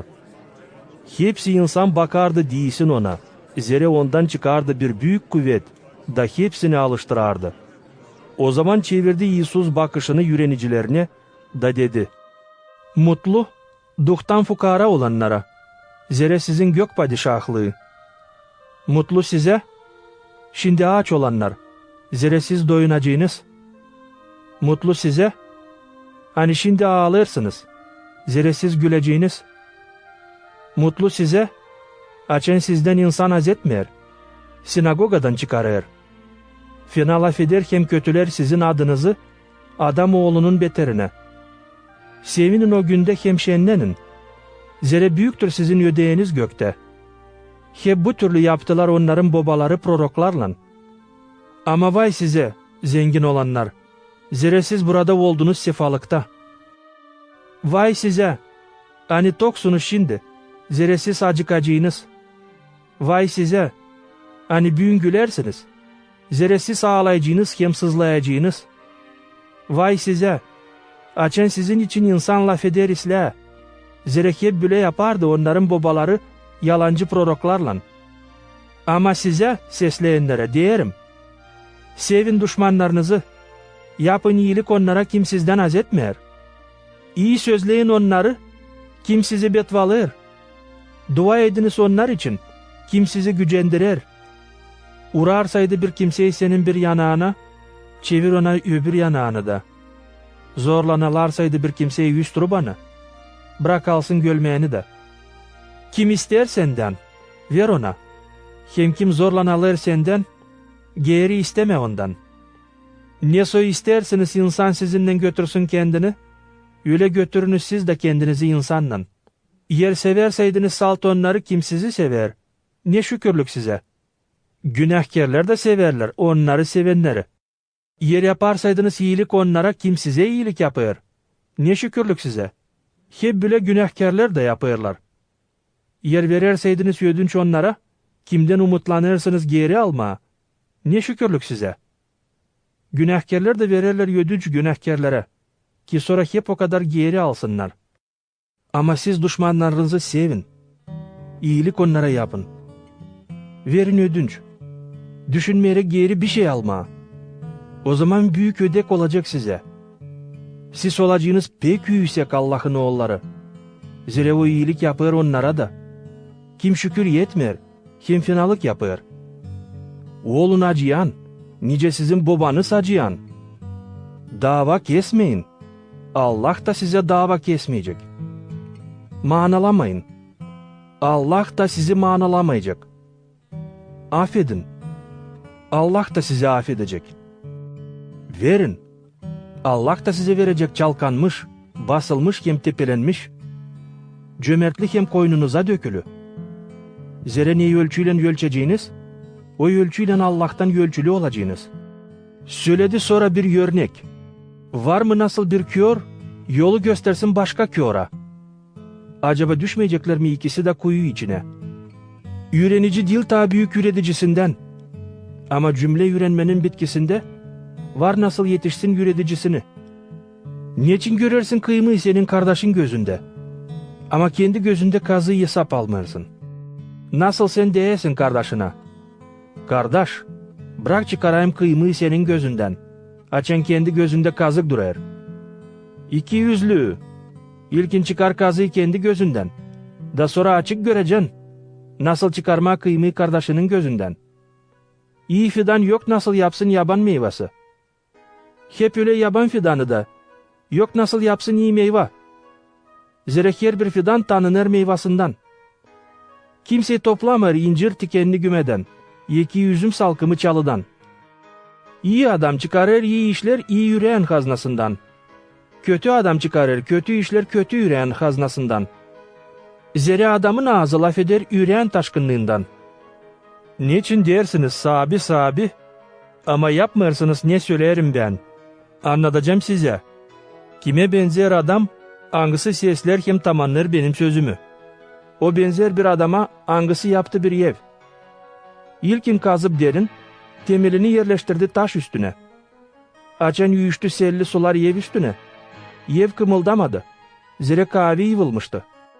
Ama kim işi der de tamamlamır. O benzer adama hangisi yaptı evini yer üstünde temelsiz. Açan seller yuyuştular, o saat ev yıkıldı. Onun yıkılması titsi oldu. Luka 7. bölüm. Bitirdikten sonra nasihat etme insana hani seslerdi onu. Yusuf girdi Kapernaum kasabasına. Bir asker yüzbaşı kimin çırağı hastaydı ölüm döşeğinde. Hangisini o pek beğenerdi. İşitti Yusuf için de yolladı Yusuf'a Yahudeylerin aksakallarını. Ki yalvarsınlar, gelsin de alıştırsın onun çırağını. Onlar geldiler Yusuf'a da pek yalvardılar deyip. Düşer ona yapasın bu iyiliği. Zira o sever bizim insanı. Bizim için bir sinagoga yaptı. Yusuf gitti onlarla. Ama açan yaklaştı yakın onun evine. Asker yüzbaşı yolladı dostlarını desinler. Sabi, koyma zahmetini. Zira ben yetmeyerim ki sen giresin benim evime. Ben hesapladım ki ben de yetmeyerim. Ki gideyim kendim sana. Sade söyle bir laf. Da benim hizmetkarım alışacak. Zira ben de zabitlik altındayım. Benim de yelim altında var askerler. Açan birisine derim git, o gider. Başkasına derim gel, o gelir. Çırağıma derim yap bu işi, o yapar. Açan Yusuf işitti bu lafları, şaştı, döndü insana hani gelerdi onun ardına da dedi. Söylerim size, hani artık İsrail içinde bulmadım bile büyük inan. Açan döndüler geri bu yollanmışlar, buldular o hasta çırağı sağ. Ertesi günü Yusuf giderdi bir kasabaya adı Nain. Onunla beraber giderdi onun yürenicileri hem çok insan. Açan Yusuf yaklaştı kasabanın tokatlarına. Mezara götürerdiler bir ölü, bir dul ananın yalnız oğlunu. Bu karıyla giderdi çok insan. Açan sahibi gördü karıyı, canı acıdı ona da dedi. Ağlama. Sonra yaklaştı, giydi tezgereye. Onlar kim götürerdiler, durdular. O dedi, sana delikanlı, derim kalk. Ölü oturdu da başladı laf etmeye. Yusuf verdi onu anasına. Hepsi korktular da Allah'ı metinlediler deyip. Büyük prorok kalktı aramızda. Hem Allah kendi geldi onun insanına. Haber İsus için dağıldı bütün Yahudiye'de hem dolayda. Yuan vatiz edicinin yürenicileri hepsini bunları söylediler Yuan'a. Yuan çağırdı yürenicilerin ikisini da yolladı Yisus'a ki sorsunlar ona. Sensin mi o kim lazım gelsin? Oysa başkasını mı bekleyelim? Yüreniciler geldiler Yisus'a da dediler. Yuan vatiz edici yolladı bizi sana soralım. Sensin mi o kim lazım gelsin? Oysa başkasını mı bekleyelim? O vakit Yisus alıştırardı çok hastaları türlü dertlerden, hastalıklardan hem fena duhlardan, çok körlerin açardı gözlerini. O cevap etti onlara diyerek, gidin söyleyin Yuan'a, ne görersiniz hem ne işitersiniz? Körler görer, topallar gezer, lepralılar paklanır, sağırlar işiter, ölüler diriler, fukaralara iyi haber nasihat olur. Mutlu o, kimin için ben köstek olmayacağım. Açan gittiler Yuan'ın yollanmışları, Yisus başladı söylemeye insana Yuan için. Ne çıktınız görmeye yolda? Bir saz mı hani rüzgardan sallanır? Ne çıktınız görmeye? Bir adamı mı yumuşak rubayla giyimli? Kim giyimli donak rubayla hem sefalıkta yaşar? Onlar padişah binalarında. Ne çıktınız görmeye? Bir prorok mu? Aslı, hem derim size. Hani o daha büyük ne kadar bir prorok. Odur, kimin için yazılı. Te ben yollarım habercimi senin yönün sonra. Hangisi hazırlayacak yol sana? Söylerim size. Hani onlardan kim karıdan doğdu? Yok başka bir kimse daha büyük, Yuan vatiz ediciden. Hep o kadar en küçüğü, gök padişahlığında daha büyük ondan. Hepsi insan kim işitti, artık karçılar da anladılar Allah'ın doğruluğunu. Çünkü kabul ettiydiler Yuan'ın vaatizliğini. Ama Fariseyler hem zakon yürüticileri bastılar Allah'ın istediğini onlar için. Zere vaatiz olmadılar ondan. Yisus dedi, kime benzedeyim bu boy insanı? Kime benzer onlar? Onlar benzerler uşaklara, angıları otururlar meydanda da bağırırlar biri birine. Çaldık size kavallan, oynamadınız. Çaldık size gamlı türkü, ağlamadınız. Geldi Yuan vatiz edici. Ne ekmek yerdi, ne şarap içerdi, dersiniz. Onda var fena duh. Geldi adam oğlu. Yer hem içer, dersiniz. Hobur hem içkici, harççıların hem günahkarların dostu. Ama kim arifliğin uşağı, o bunu doğrudur. Bir Farisey teklif etti Yisus'u sofraya gelsin onun evine. Yisus girdi Farisey'in evine da oturdu sofraya. Bir günahkar karı kasabadan anladı. Hani o konaklanır Farisey'in evinde. Da getirdi bir ak mermer kap içinde pahalı kokulu. O durardı Yisus'un ardında, ayaklarında. Dağlardı ıslayıp Yisus'un ayaklarını kendi yaşlarından, hem silip saçlarından öperdi hem kokulardı. Açan bunu gördü Farisey, hangisi buyur ettiydi Yisus'u, dedi kendi kendine. Eğer bu adam prorok olaydı, o zaman bileceğiydi ne türlü karı bu, kim şimdi ona diyer. Zira o bir günahkar. Yisus lafı alıp dedi, Simon, söyleyeceğim sana bir şey. Söyle yüretici, dedi Farisey. Yisus dedi, bir zengin adama borçluydu 2 kişi.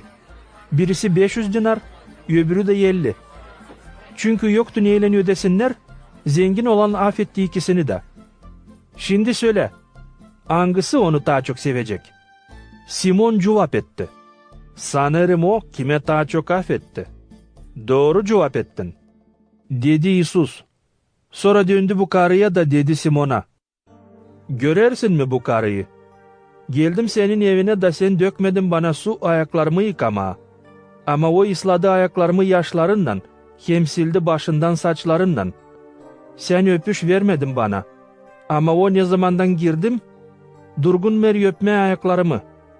Başımı yağlamadın zeytin yağından. Ama o yağladı ayaklarımı kokulu yağlan. Onun için söylerim sana. Çünkü onun çok günahları affedildi. Onuştan çok sevdi. Zerek kime az affediler, o az da sever. Sonra dedi bu karıya, affedildi senin günahların. Onlar kim oturdular onunla sofrada, başladılar laf etmeye birinden. Kimdir bu? Hangisi affeder günahları? İsus dedi karıya, senin inanın seni kurtardı. Git uslulukla eve. Luka 8. bölüm. Bundan sonra İsus gezerdi kasabadan kasabaya hem köyden köye. Nasihat ederdi hem haberlerdi iyi haberi Allah'ın padişahlığı için 12 öğrenicisiyle beraber. Onunla vardı birkaç karı da. Angılarını o kurtardıydı fena duhlardan hem dertlerinden. Maria Magdalena angısından çıkardı 7 fena duh. Yuana, Huza'nın karısı Anirod'un evini kullanardı. Susanna hem başkaları. Onlar yardım ederdiler neyle vardı kolaylıkları. Açan toplandı çok insan gelme her bir kasabadan. İsus söyledi böyle bir örnek. Ekici çıktı tohum ekmeye. Açan ekerdi. Tohumlardan birazı düştü yol boyuna. Onlar çiğnendi ayakların altında. Hem gök kuşları yediler onları. Başka tohumlar taşlar üstüne düştüler. Açan filizlendiler, tez kurudular. Zeri yoktu nereden nemlik çeksinler. Daha başka tohumlar çalılar içine düştüler. Çalılar büyüdüler onlarla beraber, da boğulttular filizleri. Ama kalan tohumlar iyi toprağa düştüler. Onlar büyüdüler, da getirdiler 100 katına bereket. Bu örneği söyledikten sonra İsus büyük sesle dedi. Kimin var kulağı işitmeye değini, koy işitsin. Onun öğrenicileri sordular. Ne anlaması var bu örneğin? O cevap etti. Size verildi, anlayasınız Allah'ın padişahlığının saklılıklarını. Ama kalanına söylenir örneklerle. Öyle ki onlar baksın da görmesin, işitsin de anlamasın. Ne anlaması var bu örneğin? Tohum Allah'ın sözü. Tohumlar hani düştüler yol boyuna, onlardır kim işider sözü. Ama diyavol gelip, çalır sözü onların yüreklerinden, inanmasınlar hem kurtulmasınlar deyini. Tohumlar hani düştüler taşlar üstüne onlardır. Kim kableder sözü sevinmekle, ama kökleşemer. Onun için inanır bir vakıdadan, ama açan gelir denemekler, düşer. Tohumlar hani düştüler çalılar arasına, onlardır kim işider sözü. Ama yollarında giderken, yaşamanın kahırlarından, zenginliğinden, mayıllığından buğulayırlar, da bereket vermeyerler. Tohumlar hani düştüler iyi toprağa onlar, kim işidip sözü, koyar iyi hem temiz yüreğine, da getirer bereket sabırlıkta. Söyleyip bunu o dedi. Kimin var kulağı işitmeye deyini, koy işitsin. Kimseyi tutuşturmer şafkı ki koysun onu kap altına, iki pat altına. Ama koyar kandillik üstüne. Ki onlar kim girer görsünler aydınlığı. Zeri yok bir şey saklı hani açılmasın. Hem yok bir şey örtülü hani yüze çıkmasın, da aydınlıkta görünmesin. Bakın nice seslersiniz. Zeri kimde var ona daha çok verilecek. Ama kimde yok ondan alınacak ne sanır hani var onda. İsus'un anası hem kardeşleri geldiler ona. Ama yaklaşamadılar ona kalabalık beterine. Bir kimsey dedi İsus'a. Senin anan hem kardeşlerin dışarıda durup isterler seninle görüşmeye. Ama İsus cevap etti. Benim anam hem kardeşlerim onlar, kimsesler hem tamanlar Allah'ın sözünü. Bir gün İsus bindi bir kayık içine öğrencilerinle beraber da dedi onlara. Geçelim gölün öte yanına. Onlar yollandılar. Kayıkla yüzerken İsus uyudu. Göl üstünde öyle bir keskin rüzgar esmeye başladı. Hani doldururdu kayığı suyla. Hepsi bir büyük katada bulunardı. Yaklaştılar İsus'a, uyandırdılar onu da dediler. Üretici, kaybeleriz. İsus uyandı, azarladı rüzgarı hem kabaran dalgaları. Onlar uslandılar, da bir sus oldu.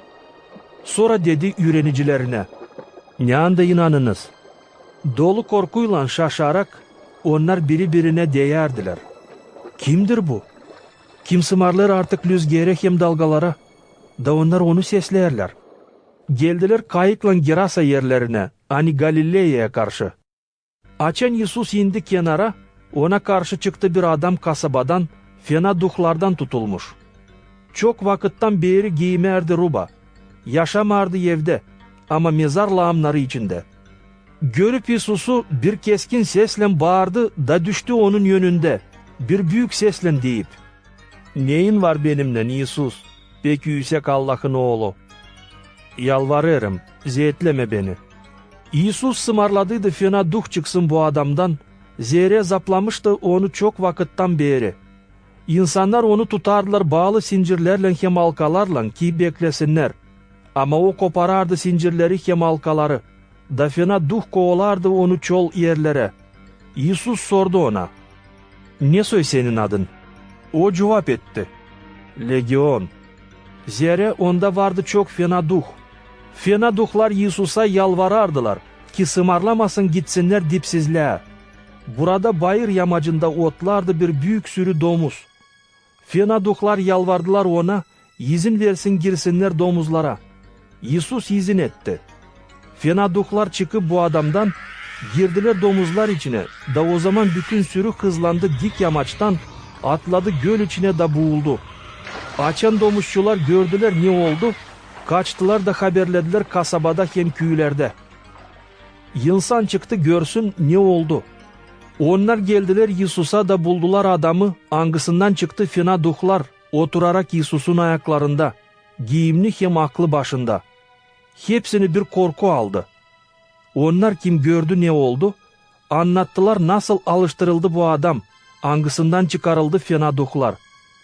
Hepsi insan Gerasa yerinden yalvardılar, Yesus gitsin onlardan, zehre pek korktuydular. Yesus girdi kayık içine da geri döndü. Bu adam angısından çıkarıldı fena duhlar, yalvarardı ki alsın onu da kendisinden. Ama o yolladı onu eve da dedi, "Git eve da söyle, ne yaptı Allah seninle." O gitti da söyledi bütün kasabada hepsini, ne yaptı ona Yesus. Açan Yesus döndü geri, insan onu kabletti sevinmekle. Zehre hepsi onu beklerdiler. Geldi bir adam, adı Yair, sinagogadan bir yönderci. O düştü Yesus'un ayaklarına da yalvardı, gelsin ona eve. Zehre onun biricik kızı 12 yaşında, ölüm döşeğindeydi. Yesus giderken, insan her taraftan sıkıştırardı onu. Bir karı hasta kan akmasından 12 yıldan beri, angısı harcamıştı bütün varlığını doktorlara. Ama kimseyi onu alıştıramamıştı. Yaklaştı ardından Yesus'a da değdi onun rubasının yeteğine. Birden kan akması durgundu. Yesus dedi, "Kim değdi bana?" Çünkü hepsi atılırdılar. Petri hem onlar kim onunlandı. Dediler Yesus'a, "Üretici, doz dola insan seni sıkıştırır hem itirer. Sen de sorarsın kim değdi bana?" Ama Yesus cevap etti, "Bana bir kimsey değdi. Zerre duydum hani bir kuvvet çıktı benden." Açan karı gördü hani tutuldu. Yaklaştı Yesus'a, titreyerek düştü onun ayaklarına da söyledi hepsi insana, ne betere o değdi ona. Hem nice hemen alıştı hastalığından. Yesus dedi, "Girginnen kızım, senin inanın seni alıştırdı. Git uslulukla." Yesus da laf ederken, evden birisi geldi da sinagoga yöndercisine dedi, "Kızın öldü. Nafile savaştırma üreticiyi." Ama açan Yesus işitti bunu, dedi ona, "Korkma, sadece inan, kız kurtulacak." Açan yetişti onun evine, bırakmadı kimseyi girsin onunla. Sadece Petri'yi, Ioan'ı, Yakov'u, kızın babasını hem anasını. Hepsi ağlardılar hem sıralardılar. Yesus dedi, "Ağlamayın, kız ölmedi ama uyuyor." Onlar gülmeye aldılar onu, zerre bilerdiler hani kız öldü. Açan hepsini çıkardı dışarı, Yesus tuttu kızı elinden da büyük sesle dedi, "Kalk kızım." Kızın duhu döndü geri da o çabuk kalktı. Yesus sımarladı versinler kıza yemeğe. Kızın babası hem anası şaşbeş kaldılar. İsus dedi onlara ki bu oluş için söylemesinler kimseye. Luka 9. bölüm. İsus topladı 12 öğrenicisini, verdi onlara kuvvet hem zabitlik fena duhların üstüne, alıştırsınlar diyeni hepsi hastalıklardan. Sonra yolladı onları, nasihat etsinler Allah'ın padişahlığını, hem alıştırsınlar hastaları. Bir şey almayın yola. Ne sopa, ne hibe, ne ekmek, ne para, ne de 2 katruba, dedi İsus. Hangi eve gireceğiniz, o evde kalın oradan gidince. Yer sizi insan kabul etmerseydi, çıkarken o kasabadan artık tozları da ayaklarınızdan silkin, azar gibi onlara karşı.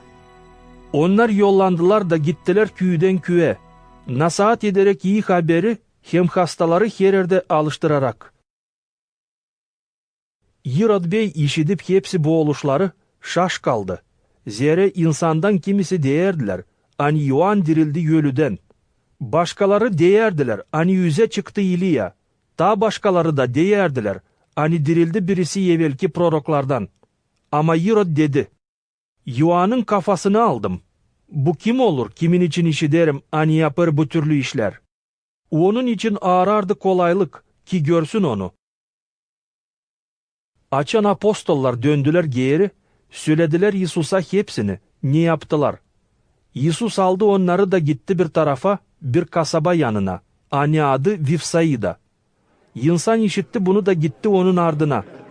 İsus İslam'a kabul etti onları. Nasihat etti Allah'ın padişahlığı için. Hem kimin vardı zoru alıştırdı hastalıklardan. Avşamlardı. 12 apostol yaklaştılar İsus'a da dediler, Kolver insanı gitsinler dolay köylere hem kırdaki evlere. Gecelesinler deyini hem baksınlar kendilerine yemeyelik. Zere burası nerede biz bulunarız? Bir çol yer. İsus dedi onlara, siz verin onlara yemeğe. Onlar cevap ettiler, bizde yok bir şey, 5 ekmekten hem 2 balıktan kâra.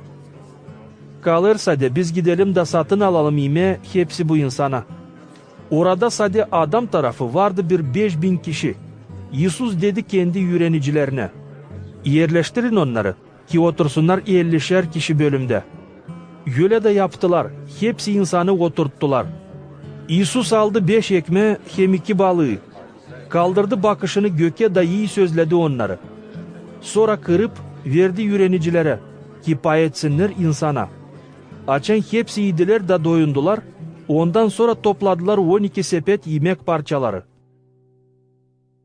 Bir gün açan İsus dua ederdi bir tarafta öğrenicilerinden beraber, o koydu onlara bu türlü bir sormak. Ne der insan? Kimim ben? Onlar cevap ettiler. Kimisi der, hani sen Yuan vatiz edici. Başkası prorok İliya. Daha başkası der, hani dirildi bir evvelki prorok. O sordu onlara. Ama siz ne dersiniz, kimim ben? Sen Hristos'sun Allah'tan. Cevap etti Petri. İsus sıkadan sımarladı bunu kimseye söylemesinler. Sonra anlattı onlara, hani adam oğlu lazım çok ziyetlensin. Ret edilsin aksakallardan, büyük papazlardan hem bilgiçlerden. Öldürülsün de 3. günü dirilsin. Sonra danıştı hepsine. Kim ister gelsin benim ardıma, atılsın kendi kendinden. Alsın stavrozunu da beni izlesin. Zira kim ister yaşamasını kurtarma, onu kaybedecek. Ama kim yaşamasını kaybedecek benim için, onu kurtaracak. Ne fayda olacak bir adama, kazansın bütün dünyayı. Ama kendi kendini kaybetsin, iyi ki cezalansın. Kim utanacak benden hem benim sözlerimden, ondan utanacak adamoğlu da. Açan gelecek kendinin, babasının hem Ayos angillerin metinliğinde. Doğru söylerim size. Hani kimisi burada duranlardan ölmeyecekler görmeyince Allah'ın padişahlığını. Bu laflardan sonra geçti yakın 8 gün. İsus aldı Petri'yi, Yuan'ı hem Yakov'u da pindi bir bayır üstüne dua etsin. Açan dua ederdi. Onun yüzü görünüşü değişti. Rubaları yalabık, ak beyaz oldu. Onun yanında peydalandı 2 adam. Hani lafa durardılar onunla. Moisey hem İliya. Onlar gösterildiler metinlikte. Laf ederdiler Yesus'un ayrılması için. Ne geçireceğiydi Yerusalim'de. Petri hem onun kafadarlarını uyku bastıydı. Açan uyandılar, açık gördüler Yesus'un metinliğini hem bu iki adamı ani onunla durardılar. Açan onlar Yesus'tan ayrıldılar. Petri dedi Yesus'a, "Çorbacı, iyi ki buradayız. Yapalım 3 bordey. Bir senin için, bir Moisey için, bir de İliya için." Bilmerdi ne laf ederdi. Böyle laf ederken geldi bir bulut da gölgesinden kapladı onları. Yüreniciler korktular. Görüp hani kaldılar bulut içinde. Bulut içinden işitildi bir ses, hani dedi, "Budur benim seçilmiş oğlum, onu sesleyin." Bu ses işitildikten sonra Yesus kaldı yalnız. Yüreniciler sustular. O günlerde kimseye söylemediler, ne gördüler. İkinci günü açan indiler bayır üstünden. Bir sürü insan çıktı Yesus'a karşı. Bir adam insan içinden bağırdı, "Üretici, yalvarırım, gel de bak benim oğlumu. Zere bende o bir yalnız. Onu fena duh tutar da birden bağırır, hem onu yüle silker. Hani köpük ağzından sal verir. Çok ziyetler, sonra zor bırakır onu. Yalvardım senin yürenicilerine, çıkarsınlar bu duhu da çıkaramadılar. Bozuk hem inansız senseler, ne zamanadan olacağım sizinle da dayanacağım size." Dedi Yesus, "Getirin onu burayı." Oğlu gelerken fena duh kuvvetle vurdu onu yere da sarsaladı. Yesus azarladı fena duhu. Alıştırdı çocuğu da verdi geri babasına. Hepsi şaştılar Allah'ın büyüklüğüne. Açan hepsi şaşardılar Yesus'un işlerine. O zaman o dedi yürenicilerine, "Hesap alın, ne söylerim size. Adamoğlu verilmiş olacak insanın eline." Ama yürenicileri bu lafları anlamardılar. Zere onlar için bu lafların manası saklıydı ki anlamasınlar. Sormaya da korkardılar. Onlarda peydalandı bir çekiş ki bilsinler kim en büyük olacak. Yesus anladı onların niyetlerini. Onuştan aldı yanına bir küçük uşak da dedi onlara, "Kim kableder bu uşağı benim adıma, o beni kableder. Kim kableder beni, o kableder onu kim beni yolladı. Zere kim en küçük aranızda, o en büyüktür." Yuan lafa katılıp dedi, "Üretici, biz gördük bir adam, angısı çıkarardı fena duhları senin adınla, da durguttuk onu. Zere gezmer bizimle."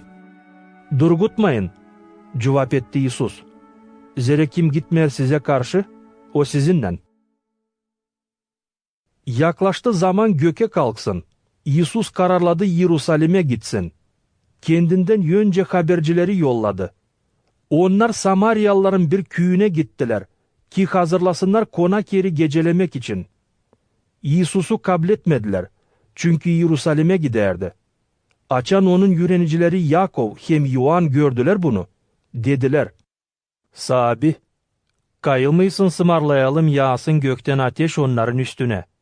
Dayaksın onları nice İliya yaptı."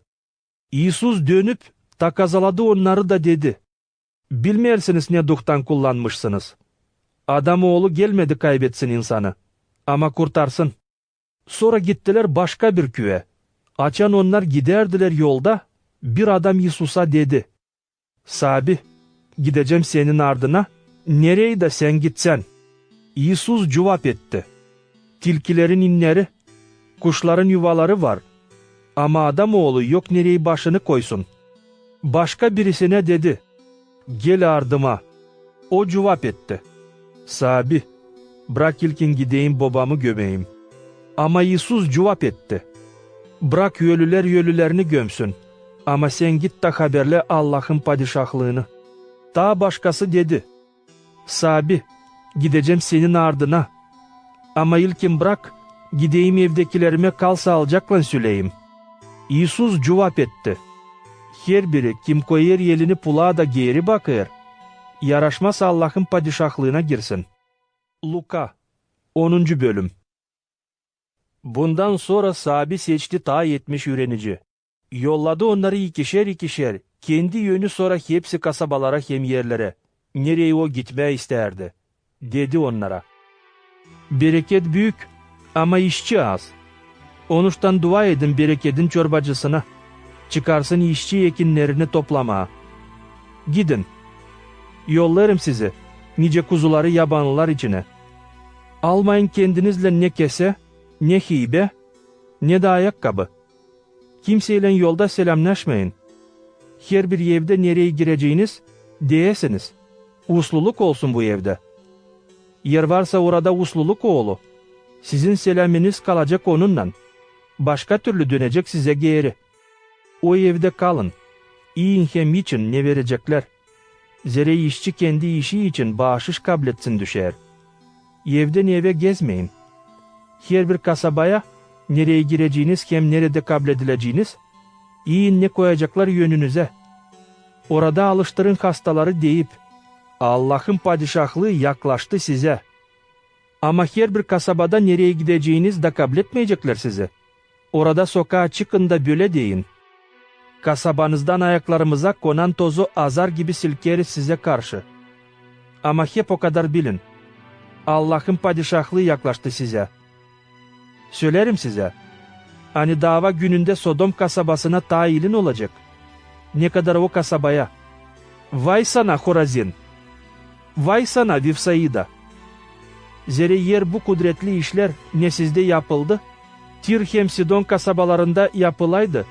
Çoktan çuvalla giyimli hem kül üstüne oturup, günahlarından Allah'a döneceydiler. Ama dava gününde tayilin olacak Tir hem Sidon kasabalarına ne kadar size. Sen Kapernaum göke kadar mı yüksekleneceksin? Değil, sen ölüler yerine düşeceksin. Kim sesleyecek sizi? Beni sesleyecek. Kim sizden atılacak? Benden atılacak. Ama kim benden atılacak? O atılacak ondan, kim beni yolladı. O 70 kişi döndüler büyük sevinmekle da dediler. Sabi, artık fenadoklar da seslerler bizi senin adından. İsus dedi. Gördüm şeytanı, angısı düştü gökten nice bir çimçirik. Verdim kuvvet size, basasınız yılanlar hem skorpiyonlar üstüne, hem düşmanın bütün kuvveti üstüne. Hiçbir şey size zarar yapmayacak. Siz sevinmeyin, hani fenadoklar sizi sesler. Ama sevinin hani adınız göklerde yazılı. O saat İsus ayız duhla sevindi da dedi. Şükür ederim sana baba. Hani sakladın bunları arif hemfikirli olanlardan, da açtın evlatlara. Hakkına baba, budur senin istediğin. Hepsini babam benim elime verdi. Kimseyi bilmer kimdir oğul babadan kâre. Hem kimseyi bilmer kimdir baba oğuldan kâre. Hem onlardan kime oğul ister açma. Sonra döndü öğrenicilerini da salt onlara dedi.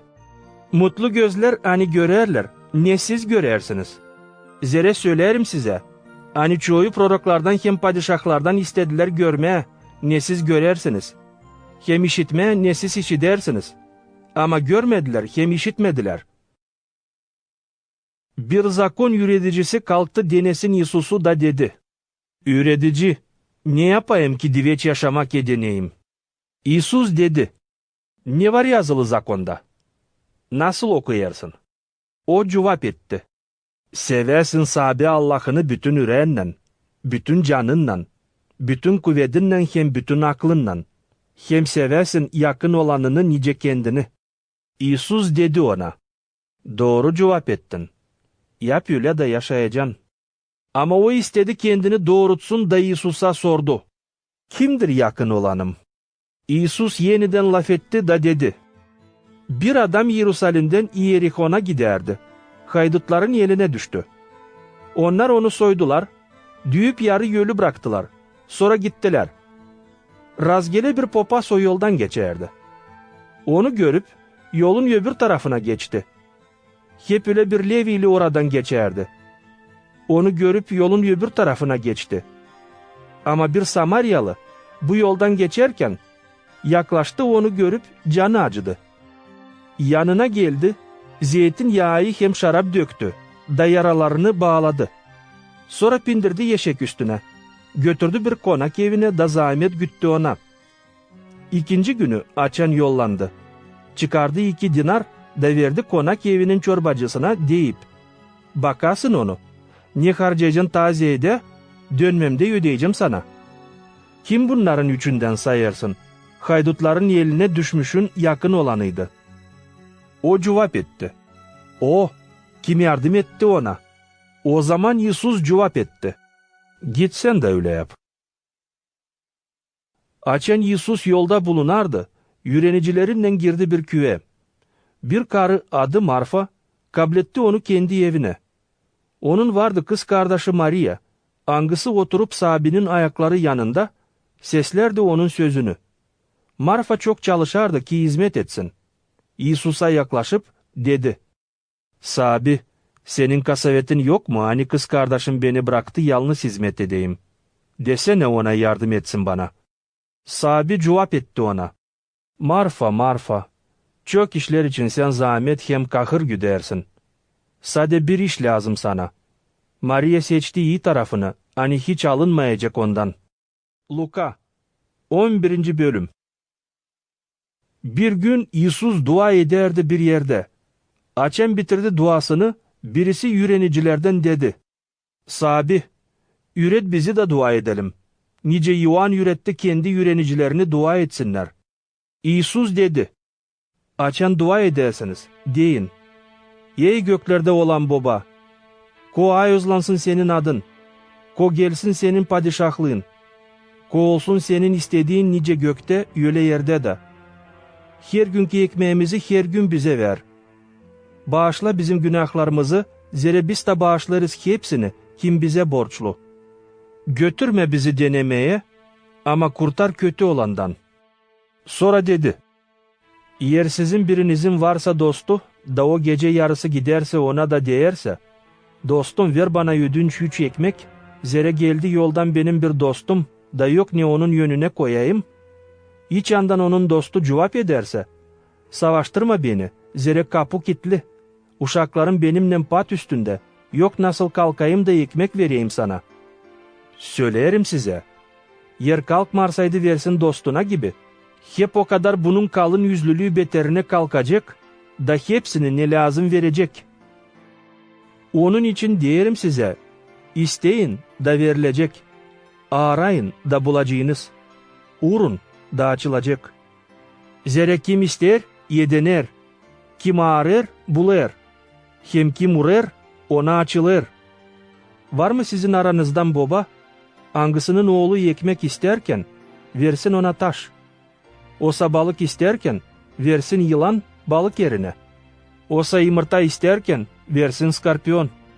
Yersiz hani fenaysınız, bilersiniz uşaklarınıza iyi bağışışlar vermeye. Ne kadar daha çok sizin gökteki babanız verecek, ayuz duhu onlara, kim ondan isteyecek. İsus bir hastadan angısı laf edemerdi, çıkarardı fena duhu. Açan yaptı bunu, o hasta olan başladı laf etmeye, da insan şaştı. Kimisi değerdi. Fena duhları çıkarır Beelzebul'un, fena duhların yöndercisinin kuvvetinden. Başkaları ki denesinler İsus'u, isterdiler bir nişan gökten göstersin. İsus anladı onların niyetlerini, onuştan dedi. Her bir padişahlık, hani bölüner de karşı gider kendi kendine dağılır. Hep öyle her bir ev nerede bölünmek olur, dağılır. Yer şeytan bölündüyseydi kendi kendine, ne soy var nasıl dursun onun padişahlığı? Siz dersiniz, hani ben uğradarmışım fena duhları Beelzebul'un kuvvetinden. Yer ben çıkararsaydım fena duhları Beelzebul'un kuvvetinden, o zaman sizin adamlar kimin kuvvetinden çıkarırlar? Bunda onlar size dava kesecekler. Eğer ben çıkararsaydım fena duhları Allah'ın kuvvetinden, o zaman Allah'ın padişahlığı sizeden yetişti. Açan bir adam, kavi hem silahlı, koruyar kendi evini, onun varlığı korkusuzlukta. Ama açan gelir onun üstüne bir kimseyi, ta kavi ondan da yenser onu. O zaman alır kuvvetle onun silahlarını, anglarına o umutlanardı. Da pay eder ne ondan aldı. Kim değil benimle, o karşı bana.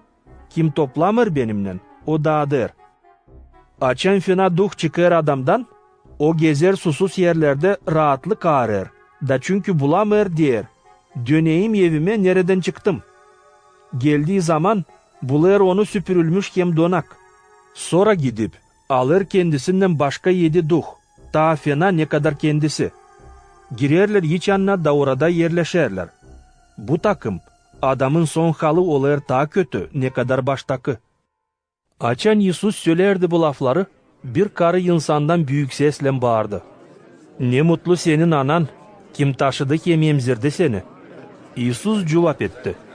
Daha ne mutlu onlara, angları seslerler hem tamamlarlar Allah'ın sözünü. Açın çok insan toplandı, Yusuf laf etmeye başladı. Bu sensele kötü bir sensele. İster bir nişan, ama ona verilmeyecek başka nişan, Prorok İona'nın nişanından kare. Zere nice İona oldu bir nişan Ninevye kasabasının insanı için. Hep ile adam oğlu da olacak nişan bu sensele için. Üylenden padişahka kalkacak dava gününde, bu senselenin adamlarından, da kabahatlandıracak onları. Zere o geldi dünyanın kenarından, ki işitsin Solomon'un arifliğini. Ama büyün burada durar birisi, hangisi daha büyük Solomon'dan. Ninevye kasabasından insanlar, dava gününde kalkacaklar bu senselenin adamlarından, da kabahatlandıracaklar onları. Zere onlar İona'nın nasadını işitip, kendi günahlarından Allah'a döndüler. Ama büyün burada durar birisi, hangisi daha büyük İona'dan. Kimseyi tutuşturmayır şafkı, ki koysun onu bir saklı yere 2 küp altına. Ama koyar onu kandillik üstüne, ki kim girer görsünler aydınlığı. Göz güydenin aydınlığı. Yer senin gözün sağ olarsaydı, bütün güyden aydınlıkta olacak. Ama senin gözün kötüseydi, bütün güyden karanlıkta kalacak. Onun için bak, aydınlık hani sende karanlık olmasın. Eğer bütün senin güyden aydınlıksa, da hiçbir tarafı karanlıklı değilse, bu tamam bir aydınlık olacak. Öyle nice bir şafk yalabıklığıyla seni aydınladır. Açan Yusuf bunları söylerdi. Bir Farisey onu buyur etti kendisine konağa. Yusuf geldi de sofraya oturdu. Açan Farisey gördü, hani Yusuf yemekten önce ellerini yıkamadı, şaştı. Ama sahibi dedi, siz Fariseyler, yıkarsınız çölmeyen hem çanağın dışansını. Ama iç yansı hırsızlıkla hem fenalıkla dolu. Fikirsizler, kim yarattı dışansını? Yaratmadı mı iç yansını da? Yapın iyilik ne var sizde? O zaman sizin için hepsi temiz olacak. Vay size Fariseyler! Zere siz verersiniz 10. payını naneden, sedef otundan hem başka yeşilliklerden. Ama unutursınız doğruluğu hem Allah'ın sevgiliğini. Bunları lazım yapasınız, kalanını da bırakmayasınız. Vay size Fariseyler! Zere siz sinagogalarda seversiniz oturmayı ilk skemnelere. Beğenersiniz insan selam versin size meydanlarda. Vay size bilgiçler hem 200'lü Fariseyler! Siz nişansız mezarlar gibi hani görünmerler. Da insan bilmeyerek çiğner onları. Zakon yöneticilerinden birisi dedi. Üretici, söylerken bunları bizi de gücendirersin. Yusuf cevap etti. Vay size zakon yöneticileri! Zere siz ağır yükler insan taşısın koyarsınız. Ama kendiniz o yüklere bağırın parmağınızla değmersiniz. Vay size, hani proroklara mezar kurarsınız. Kimi öldürdü sizin babalarınız? Bu takım gösterirsiniz. Hani babalarınızın işlerinden kayılsınız. Çünkü onlar prorokları öldürdüler. Siz de mezar düzersiniz. Onuştan Allah'ın arifliği diyer. Yollayacağım onlara benim proroklarımı hem apostollarımı. Kimisini öldürecekler, kimisini kovalayacaklar. Onun için bu senseleden hesap sorulacak prorokların kanları için, hani döküldü ta dünyanın kurulmasından, Avel'in kanından Zaharya'nın kanınadan, hangisi öldürüldü Ayozbina'nın hem kurbanlığın arasında. Aslı söylerim size, hesap sorulacak bu boy insandan. Vay size zakon yöneticileri!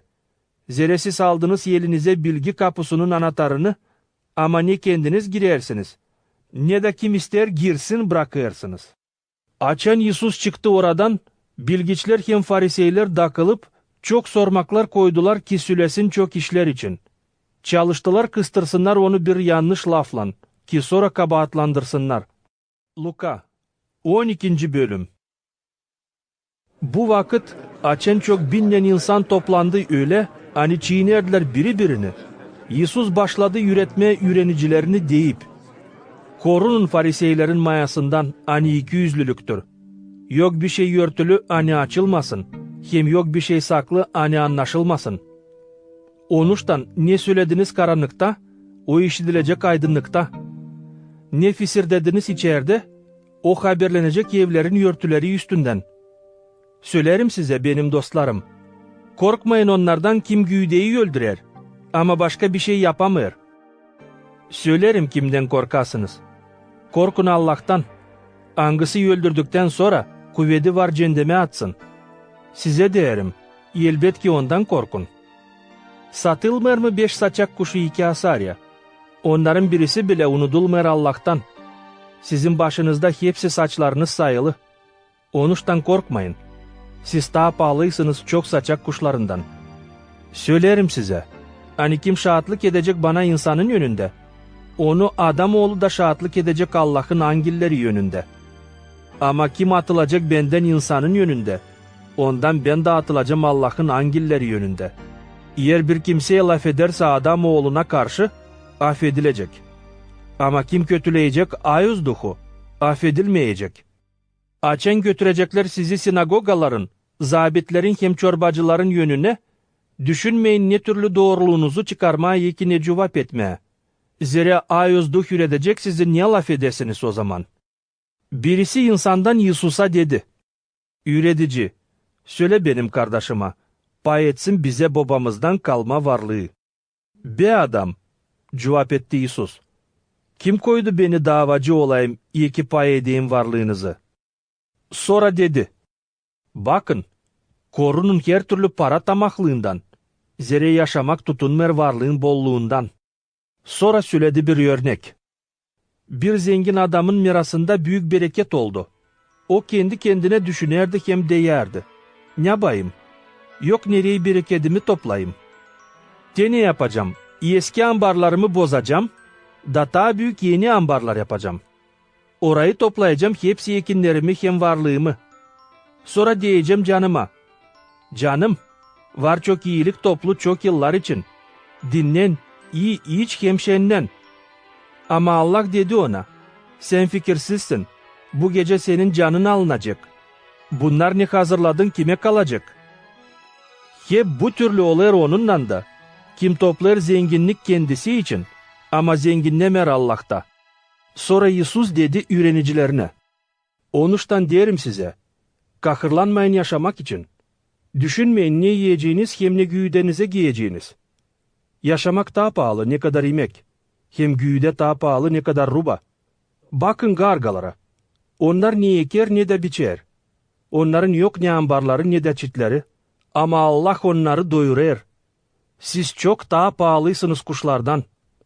Hem kim sizden artık kahırlanıp, var nasıl yeklesin bağırın bir yendeze kendi boyuna. Yer yapamarsaydınız en küçük işi, o zaman niçin kahırlanırsınız kalan işler için? Hesap alın, ne soy büyür zambaklar. Onlar ne zahmetlenir ne de dokuyur. Ama derim size, artık Solomon bütün donaklığında giyinemedi, nice onların birisi. Çünkü Allah bile giydirir otu, hani büyün kırda. Ama yarın ateşe atılacak. Ne kadar daha çok giydirecek size as inancılar. Aramayın ne yeme hem ne içme. Bunun için kasavetlenmeyin. Zira hepsini bunları dünya insanları ağrır. Babanız bilir hani bunlar lazım size. Hepsinden önce arayın Allah'ın padişahlığını. Kalan işler de verilecek size. Korkma sen küçük sürü. Sizin gökteki babanız kavezlikle verir padişahlığı size. Satın ne var sizde, da yapın iyilik. Kendinize eskimez keseler hazırlayın. Geçmez zenginlik göklerde. Nereye hırsız sokulmer hem güveymer.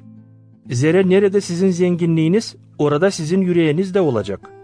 Olun hazır, beliniz kuşaklı olsun, şafklarınız yansın. Olun nice adamlar ani çorbacılarını beklerler düğünden dönsün.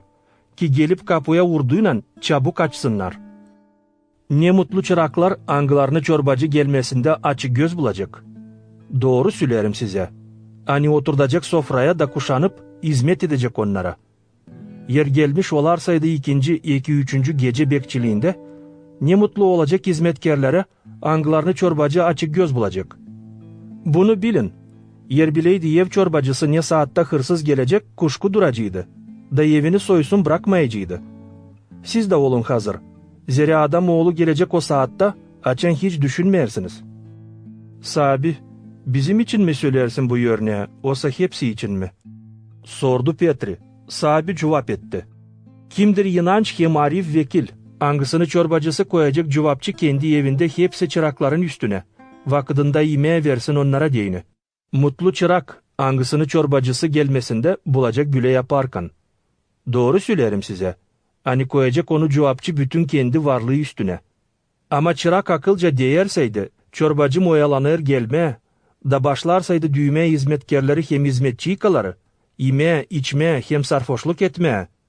Onun çorbacısı gelecek bir gün ne zaman hiç beklemeyer, hem o saatte ne zaman hiç düşünmeyer. Çok düğecek da onu inansız olanlarla bir yere koyacak. O çırak, angısı bilerdi çorbacının istediğini, ama hazırlanmadı hem işi yapmadı nice çorbacı isterdi. Bu çırak çok düğülmüş olacak. Ama o, kim bilmeyerek kabahat yaptı, az düğülmüş olacak. Zira kime çok verildi, çok istenecek de. Hem kime çok inandırıldı, ondan daha çok cevap istenecek. Geldim ateş getireyim yer üstüne de pek isterim ki şimdi tutuşsun. Bir vaatizlik var, angısından lazım geçeyim. Bu tamamlanınca çok zevklenirim. Sanırsınız geldim usluluk mu getireyim yere? Söylerim size. Değil usluluk ama bölünmek. Zere büyünden öteye 5 kişiden, hani yaşayacaklar bir ev içinde. 3'ü kalkacak karşı ikisine, ikisi de 3'üne. Baba kalkacak oğluna karşı, oğul da babasına. Ana kızına karşı, kız da anasına. Kaynana geline karşı kalkacak, gelin de kaynanasına. İsus bunu da dedi insana. Açan görersiniz gün batısından kalkar bulut, siz hemen dersiniz, yağmur yağacak. Öyle de olur. Açan rüzgar yeser yüylenden dersiniz, sıcak olacak. Öyle de olur. İki yüzlüler, yerin hem gökün yüzünü anlamabilersiniz. Nasıl bu vakitleri tanımıyorsunuz? Ne soy siz kendi kendinizden tanımıyorsunuz ne doğru. Ne zaman davacının yönüne gidersin senin karşı duranınla, bak da yolda anlaş onunla. Ki sürümesin seni davacının yönüne. Davacı da vermesin seni zindancıya. Angısı kapayacak seni zindana. Söylerim sana, hani çıkmayacaksın oradan ödemeyince bitki leptonu. Luka 13. bölüm. Kimisi onlardan söylediler Yesus'a, ne oldu birkaç Galilea'dan adamlarla angılarını Pilat öldürüp, kanlarını karıştırmış onların kurbanlarından. Sanırsınız hani bu Galileyalılar daha günahkardiler kalanından mı? Da bu türlü raz geldi. Sordu Yesus. Değil. Ama ben söylerim, yer siz de pişman olmarsaydınız günahlarınızdan, hep öyle kaybedeceğiniz. Olsa o 18 kişi kimin üstüne Siloam külesi düştü de öldürdü onları. Sanırsınız hani daha günahkardiler mi hepsi kalan insandan, Yerusalim'den? Ben söylerim size, değil. Ama yer siz de pişman olmarsaydınız günahlarınızdan, hep öyle kaybedeceğiniz. İsus söyledi bu örneği. Bir adamın vardı bir incir fidanı. Koyulu kendi bağısında. Gelip fidanda aradı meyve ama bulmadı. Da dedi bağcıya, 3 yıl var nice ben gelip ararım meyve bu fidanda ama bulamıyorum. Kes onu, niçin boşuna yeri yemsin? Sabi, bekle ta 1 yıl. Kazacağım onu dozdolay. Koyacağım köküne fışkı. Cevap etti bağcı. Belki ondan sonra getirir meyve. Ama yer getirmeyerseydi, gelen yıla kesersin onu. İsus yürederdi insanı bir cumartesi günü sinagogaların birinde. Orada bulunardı bir karı, angısında 18 yıl hastalık duhu vardı. O kamburlanmıştı da hiç uzlanamazdı. Açan İsus gördü onu, çağırdı da dedi. Karı, kurtuldun derdinden. Koydu ellerini onun üstüne. Karı çabuk doğruldu da başladı Allah'ı metinlemeye. Ama sinagoganın yöndericisi üfkelendi, Ani Isus cümertesi günü alıştırır. Onuştan dedi insana. Var 6 gün ne zaman lazım işlenilsin. Gelin o günlerde alışma hastalıklardan. Ama dil cümertesi. Sahabi cevap etti ona. 200'lüler. Herkesiniz cümertesi günü götürmersiniz mi çözüp ahırdan yöküzü 2 eşeğe sulayasınız. Bu karı Avram'ın kızı. Angısını şeytan tuttu bağlı 18 yıl. Acaba düşmerdi mi onu cümertesi günü boşandırma bu dertten? Açen Isus bu türlü laf etti. Hepsi karşı duranlar utanmış kaldılar. Herkesi sevinerdi hepsi metin işlere ani yapardı Isus. Sonra Isus dedi. Neye benzer olur Allah'ın padişahlığı? Neyle benzedeyim onu? Benzer bir hardal tohumuna ani adam alıp yeker avlu içine. Tohum büyer de ağaç gibi olur. Gök kuşları yuva yaparlar onun dallarında. Sonra yeniden dedi. Neye benzedeyim Allah'ın padişahlığını? O benzer bir parça hamur mayasına. Ani alır bir karı da karıştırır 3 ölçü unla.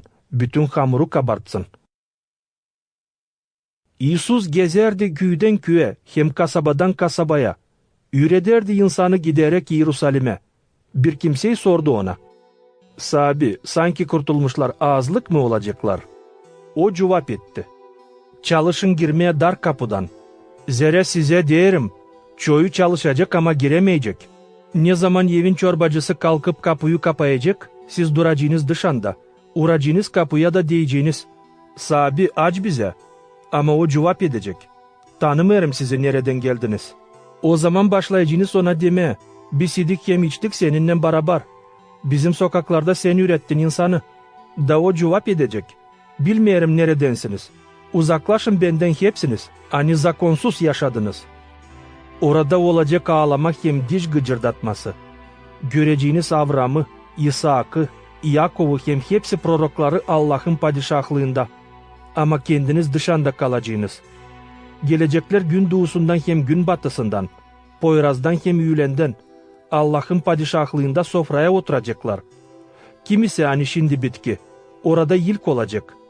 Hem kimisi hani şimdi ilk, bitki olacak. O saat geldi birkaç farisey da dediler İsus'a, çık da git buradan, zere yırat öldürmeye ister seni. Gidin de söyleyin o tilkiye, te çıkarırım fena duhları hem alıştırırım hastaları, büyün hem yarın, öbür güne bitiririm. Bana lazım büyün, yarın hem öbür güne yolda gideyim. Zere yok nice prorok ölsün Yerusalim'den dışarı. Yerusalim, Yerusalim, hani öldürersin prorokları, hem taşla düversin sana yollanılmışları. Kaç sıra istedim toplayayım senin uşaklarını. Nice kloçka toplar piliçlerini kanatları altına. Ama siz istemediniz. Eviniz size boş bırakılır. Söylerim size, hani görmeyeceğiniz beni gelmeyince o vakit açın diyeceğiniz. İyi sözlenmiş olsun kim gelir sahabinin adına. Luka 14. bölüm. Bir cümertesi günü İsus girdi Farisey öndercilerin birisinin evine ekmek yemeye. Fariseyler yakından onu gözlederdiler. Ona karşı oturdu bir hasta adam, angısının güydesi su toplamıştı. O zaman İsus sordu zakon yöneticilerine hem fariseylere. Düşer mi cümertesi günü hastalıktan alıştırma olsa düşmer mi? Onlar sustular.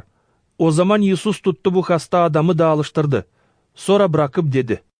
Kim sizden düşerseydi yeşe ya da öküzü bir pınar içine, da cümertesi günü hızlı çıkarmasın onu. Bu laflara bir şey cevap edemediler. Sonra İsus hesap aldı, nice buyur edilmişler sofrada bakardılar yöndeki yerleri. Onuştan onlara bunu söyledi. Yer seni buyur ederseydiler bir düğüne, çalışma oturma yöndeki yere.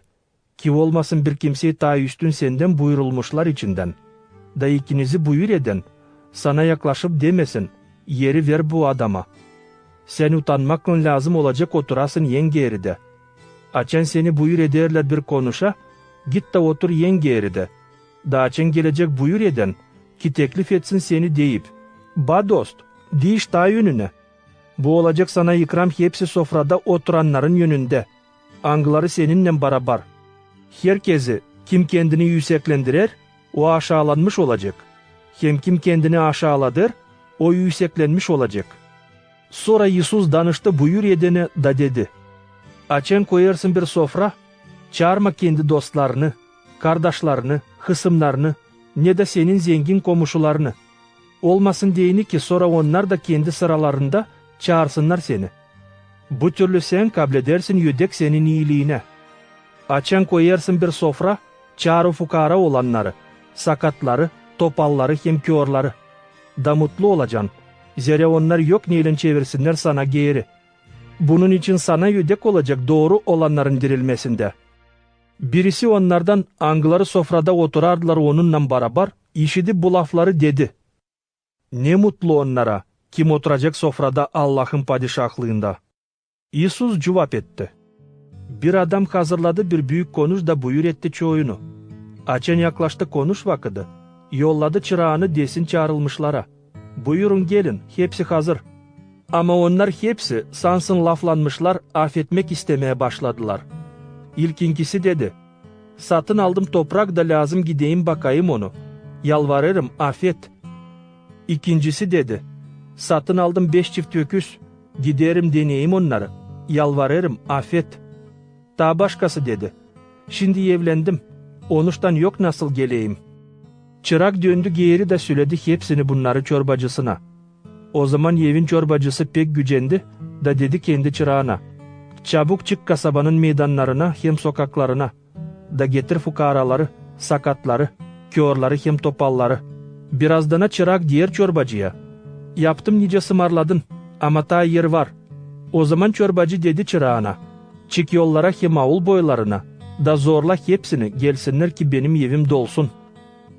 Zere size derim, hani teklif edilmişlerden kimseye datmayacak benim soframdan.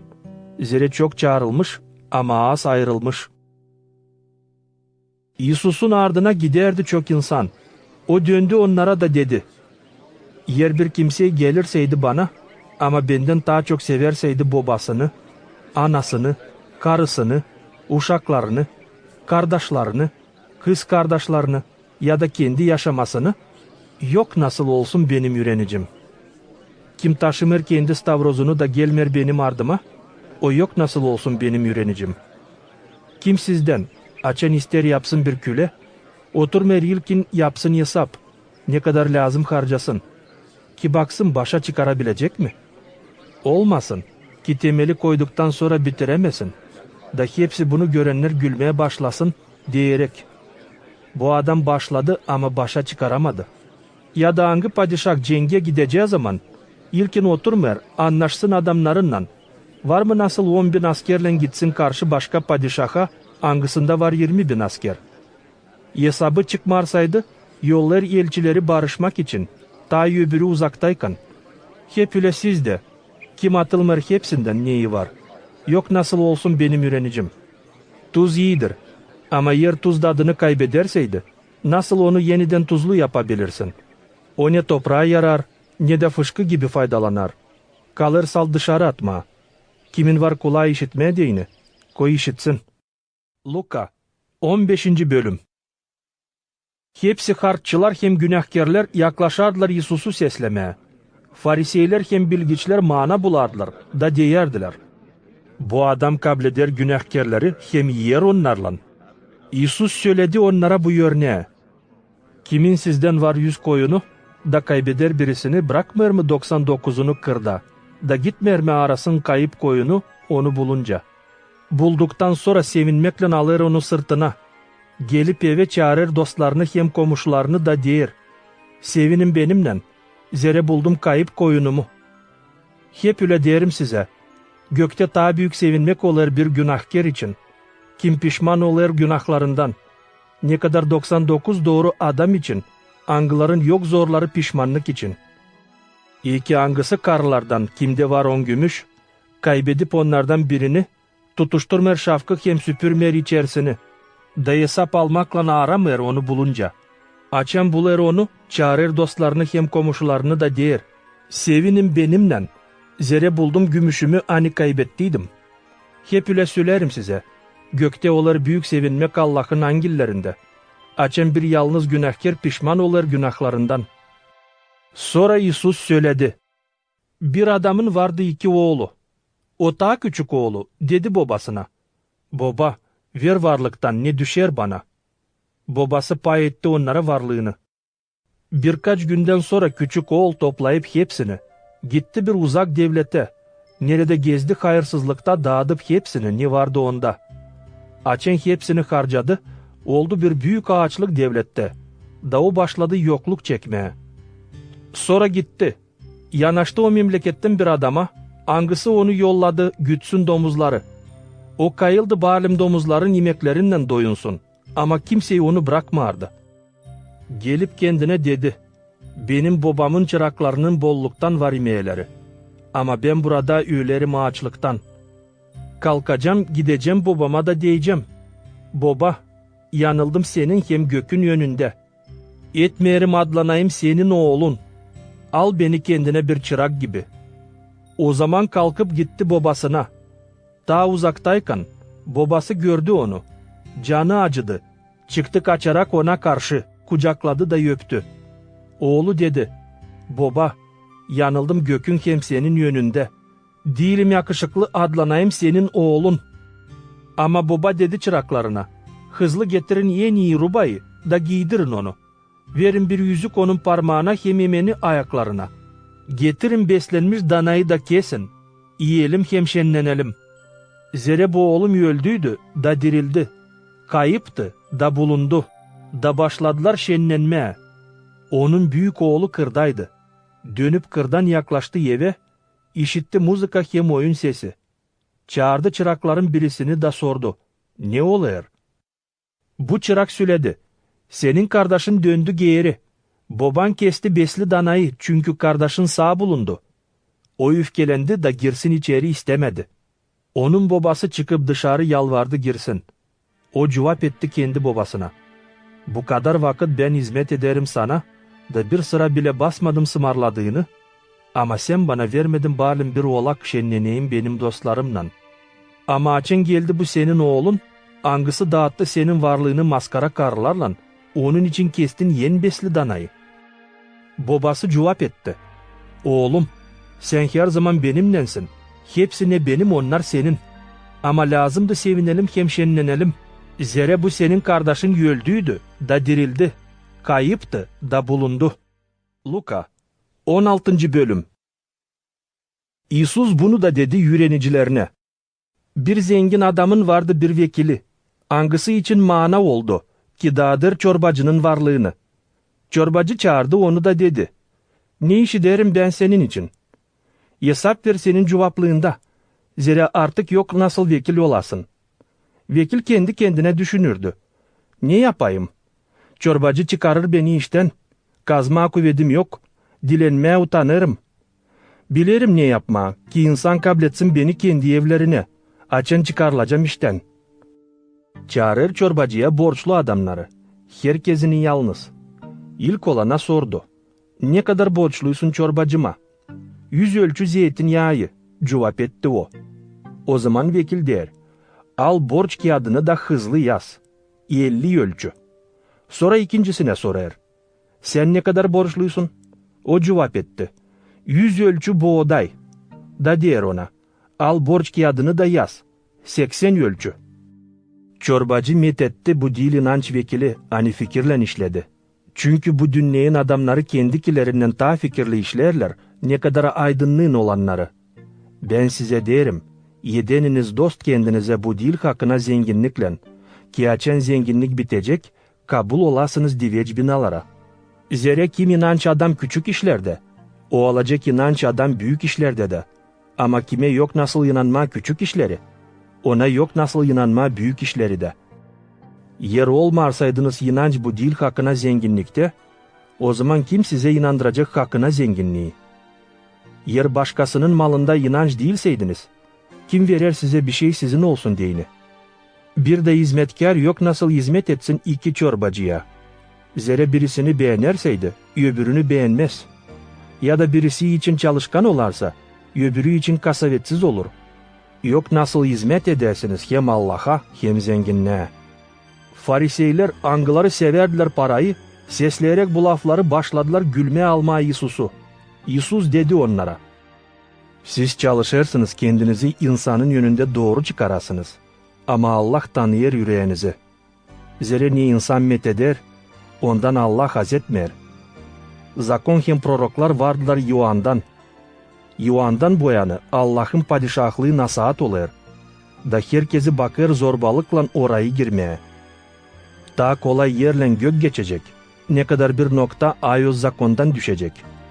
Herkes kim ayrılır karısından da evlenir başkasına, orospuluk yapar. Kim de evlenir kocasından ayrılmış karıya, o da orospuluk yapar. Vardı bir zengin adam, angısı giyerdi yergivan hem ince keten ruba. Her gün yaşardı şenlikte hem sefalıkta. Onun kapısında yatardı zavallı fukara Lazar, dolu yarayla. Kayıldı doyunsun kırıntılarla ani düşerler zenginin sofrasından. Artık köpekler de gelip yalardılar onun yaralarını. Bir parça vakitten sonra fukara öldü. Angiller götürdüler onu Avram'ın kucağına. Sonra zengin adam da öldü da gömüldü. Açan zeytlenerdi ölüler yerinde. O baktı da gördü uzaktan Avram'ı. Lazar'ı da onun kucağında. Da bağırdı. Baba Avram, acı beni. Yolla Lazar'ı, islasın parmağını su içinde de serinletsin benim dilimi. Zere zeyetlenirim bu yalın içinde. Avram cevap etti. Oğlum, aklına getir, hani sen iyi yaşadın ama Lazar zor yaşadı. Şimdi o burada rahatlık eder ama sen zeyetlenersin. Bundan kare bizim hem sizin aramızda var bir titsi dipsizlik. Öyle ki, kim ister buradan size geçsin ya da sizden bize. Yok kolaylığı. O zaman zengin olan dedi. Yalvarırım baba, yolla Lazar'ı babamın evine. Zere var 5 kardeşim. Anlatsın onlara bunları ki düşmesinler onlar da bu zeyt yerine. Avram cevap etti. Var onlarda Moisey hem proroklar, onları seslesinler. Olmaz Avram baba, cevap etti zengin olan. Sal buradan ölülerden giderseydi bir kimsey, o zaman onlar pişman olacaklar günahlarından. Avram cevap etti. Yer seslemerseydiler Moisey'i hem prorokları, yer ölülerden de bir kimseyi dirilerseydi, inanmayacaklar. Luka 17. bölüm. İsus dedi yürenicilerine, yok nice günaha sokan denemekler gelmesin. Ama vay ona, kimden gelir? Daha iyi olur, onun boynusuna bir dermen taşı assınlar da onu deniz içine atsınlar. Ne kadar birisini bu en küçüklerden günaha soksun. Hesap alın kendi kendinize. Yer senin kardeşin sana karşı günah yaparsaydı, git de azarla onu. Yer pişman olarsaydı, affet onu. Yer o günaha girerseydi sana karşı 7 sıra günde de 7 sıra gelerseydi deyip pişman olarım, affedesin onu. O zaman apostollar dediler sahabeye, zeyedele bizim inanımızı. Sahabi dedi, yer sizde olarsa inan bir hardal tohumu gibi, da değerseydiniz bu dut fidanına, buradan çık köklen, da deniz içine değişil, o sesleyecek. Kim sizden, çırağı kırdan geldiği zaman sürmekten, ya da koyunları otlatmaktan der ona, hızlı gel, otur sofraya. Demer misiniz daha tez, hazırla yemeğe, kuşan da hizmet et bana ben yiyince hem içince, sonra sen de yiyeceksin hem içeceksin. Şükür edersin mi sen çırağına hani yaptın ya sımarladın ona? İnanmıyorum. Hep öyle siz de, açan yapacağınız hepsinin ne sımarlanmış değiniz. Biz yaramaz çıraklar yaptık, ne lazımdı yapalım. Giderken Yerusalim'e, İsus geçti Samarya'dan hem Galilea'dan. Girerken bir köy içine, ona karşı çıktılar 10 lepralı adam. Onlar uzakta durdular. Sonra büyük sesle bağırdılar. İsus, üretici, acı bizi. Açan İsus gördü onları, dedi. Gidin, gösterelim papazlara. Onlar yolda giderken paklandılar. Onlardan birisi açan gördü sağ olmuş kendini. Büyük sesle Allah'ı metinleyerek geri döndü. O düştü yüzü koyunu İsus'un ayaklarına da şükür etti. O bir Samaryalıydı. İsus dedi. Paklanmadı mı 10 kişi? Nerede 9'u? Bulunmadı mı kimseyi? Bu yabancıdan gari geri dönsün de Allah'ı metinlesin. Sonra dedi bu adama. Kalk da git. Senin inanın seni kurtardı. Fariseyler sordular İsus'a. Ne zaman gelecek Allah'ın padişahlığı? İsus cevap etti onlara. Allah'ın padişahlığı gelmeyecek öyle hani göze vursun. Demeyecekler size te orada ya da te burada. Zere Allah'ın padişahlığı sizde. Sonra dedi yürenicilerine, gelecek vakit açın pek isteyeceğiniz göresiniz Adamoğlunun günlerinden birini ama göremeyeceğiniz. Diyecekler size te orada te burada. Yola çıkmayın, onların ardına gitmeyin. Zere nice çimçilik çakır da aydınladır gökü bir kenarından öbür kenarınadan. Öyle olacak Adamoğlu da kendi gününde. Ama bundan önce lazım çok ziyet çeksin hem kabul olmasın bu boy insandan. Nice oldu Noy'un günlerinde. Hep öyle olacak Adamoğlunun günlerinde de. Yerdiler, içerdiler, evlenerdiler o güne kadar. Ne zaman Noy girdi gemi içine. Geldi potop da kaybetti hepsini. Yeniden olacak nice oldu Lot'un günlerinde. Ne zaman insan yerdi, içerdi, satın alardı, satardı, yekerdi hem ev yapardı. Ama o günü açen çıktı Lot Sodom'dan, gökten ateş hem kükürt yağdı da hepsini kaybetti. Hep öyle olacak o günü de, ne zaman Adamoğlu peydalanacak. Kim o günde bulunacak ev üstünde, inmesin alma ev işlerini iç andan. Kim olacak kırda, dönmesin geri eve. Aklınıza getirin Lot'un karısını, kim çalışacak kurtarsın yaşamasını, kaybedecek onu. Ama kim kaybedecek yaşamasını, yaşamak edinecek. Söylerim, o gece 2 kişi beraber bir patta olacak. Birisi alınacak, öbürü kalacak. 2 karı beraber un yüdecekler. Birisi alınacak, öbürü kalacak. 2 adam olacak kırda. Birisi alınacak, öbürü kalacak. Öğreniciler sordular. Nerede sahibi? O cevap etti. Nerede leş olacak? Oraya leş kartalları toplanacak. Luka 18. bölüm. İsus söyledi öğrenicilerine bir örnek ki göstersin hani lazım her zaman dua etmeye da hiç bırakılmama. Bir kasabada vardı bir davacı. Hangisi Allah'tan korkmardı, insandan da utanmardı. O kasabada vardı bir dul karı. Hangisi sık gelerdi ona da yalvarardı. Yap doğruluk bana benim karşı duranımla. O uzun vakit istemedi doğruluk yapma ama sonda kendi kendine dedi. Allah'tan korkmuyorum, insandan utanmıyorum. Ama çünkü bu dul karı beni rahat bırakmıyor, ona doğruluk yapacağım ki daima gelip kafamı düğmesin. Sonra sahibi ekledi. İşi dersiniz mi ne der değil doğru davacı? Acaba Allah yapmayacak mı doğruluk seçilmişlerine? Kim ona yalvarır gece gündüz? Çok mu onları bekletecek? Söylerim size, tezde yapacak doğruluk onlara. Ama Adamoğlu gelmesinde yerde inan bulacak mı? Söyledi ta bir örnek onlara. Kim kendine umutlanır hem kendini doğru sayar da başkasını aşağılandırır. 2 kişi gittiler A100.000'e dua etmeye. Birisi Farisey, öbürü harççı. Farisey ayakça durardı da böyle dua ederdi kendi kendine. Allah'ım şükür ederim sana. Hani değilim kalan insan gibi. Hırsız, kelepirci, orospu, ikinice bu harççı. Ben 2 sıra haftada oruç tutarım.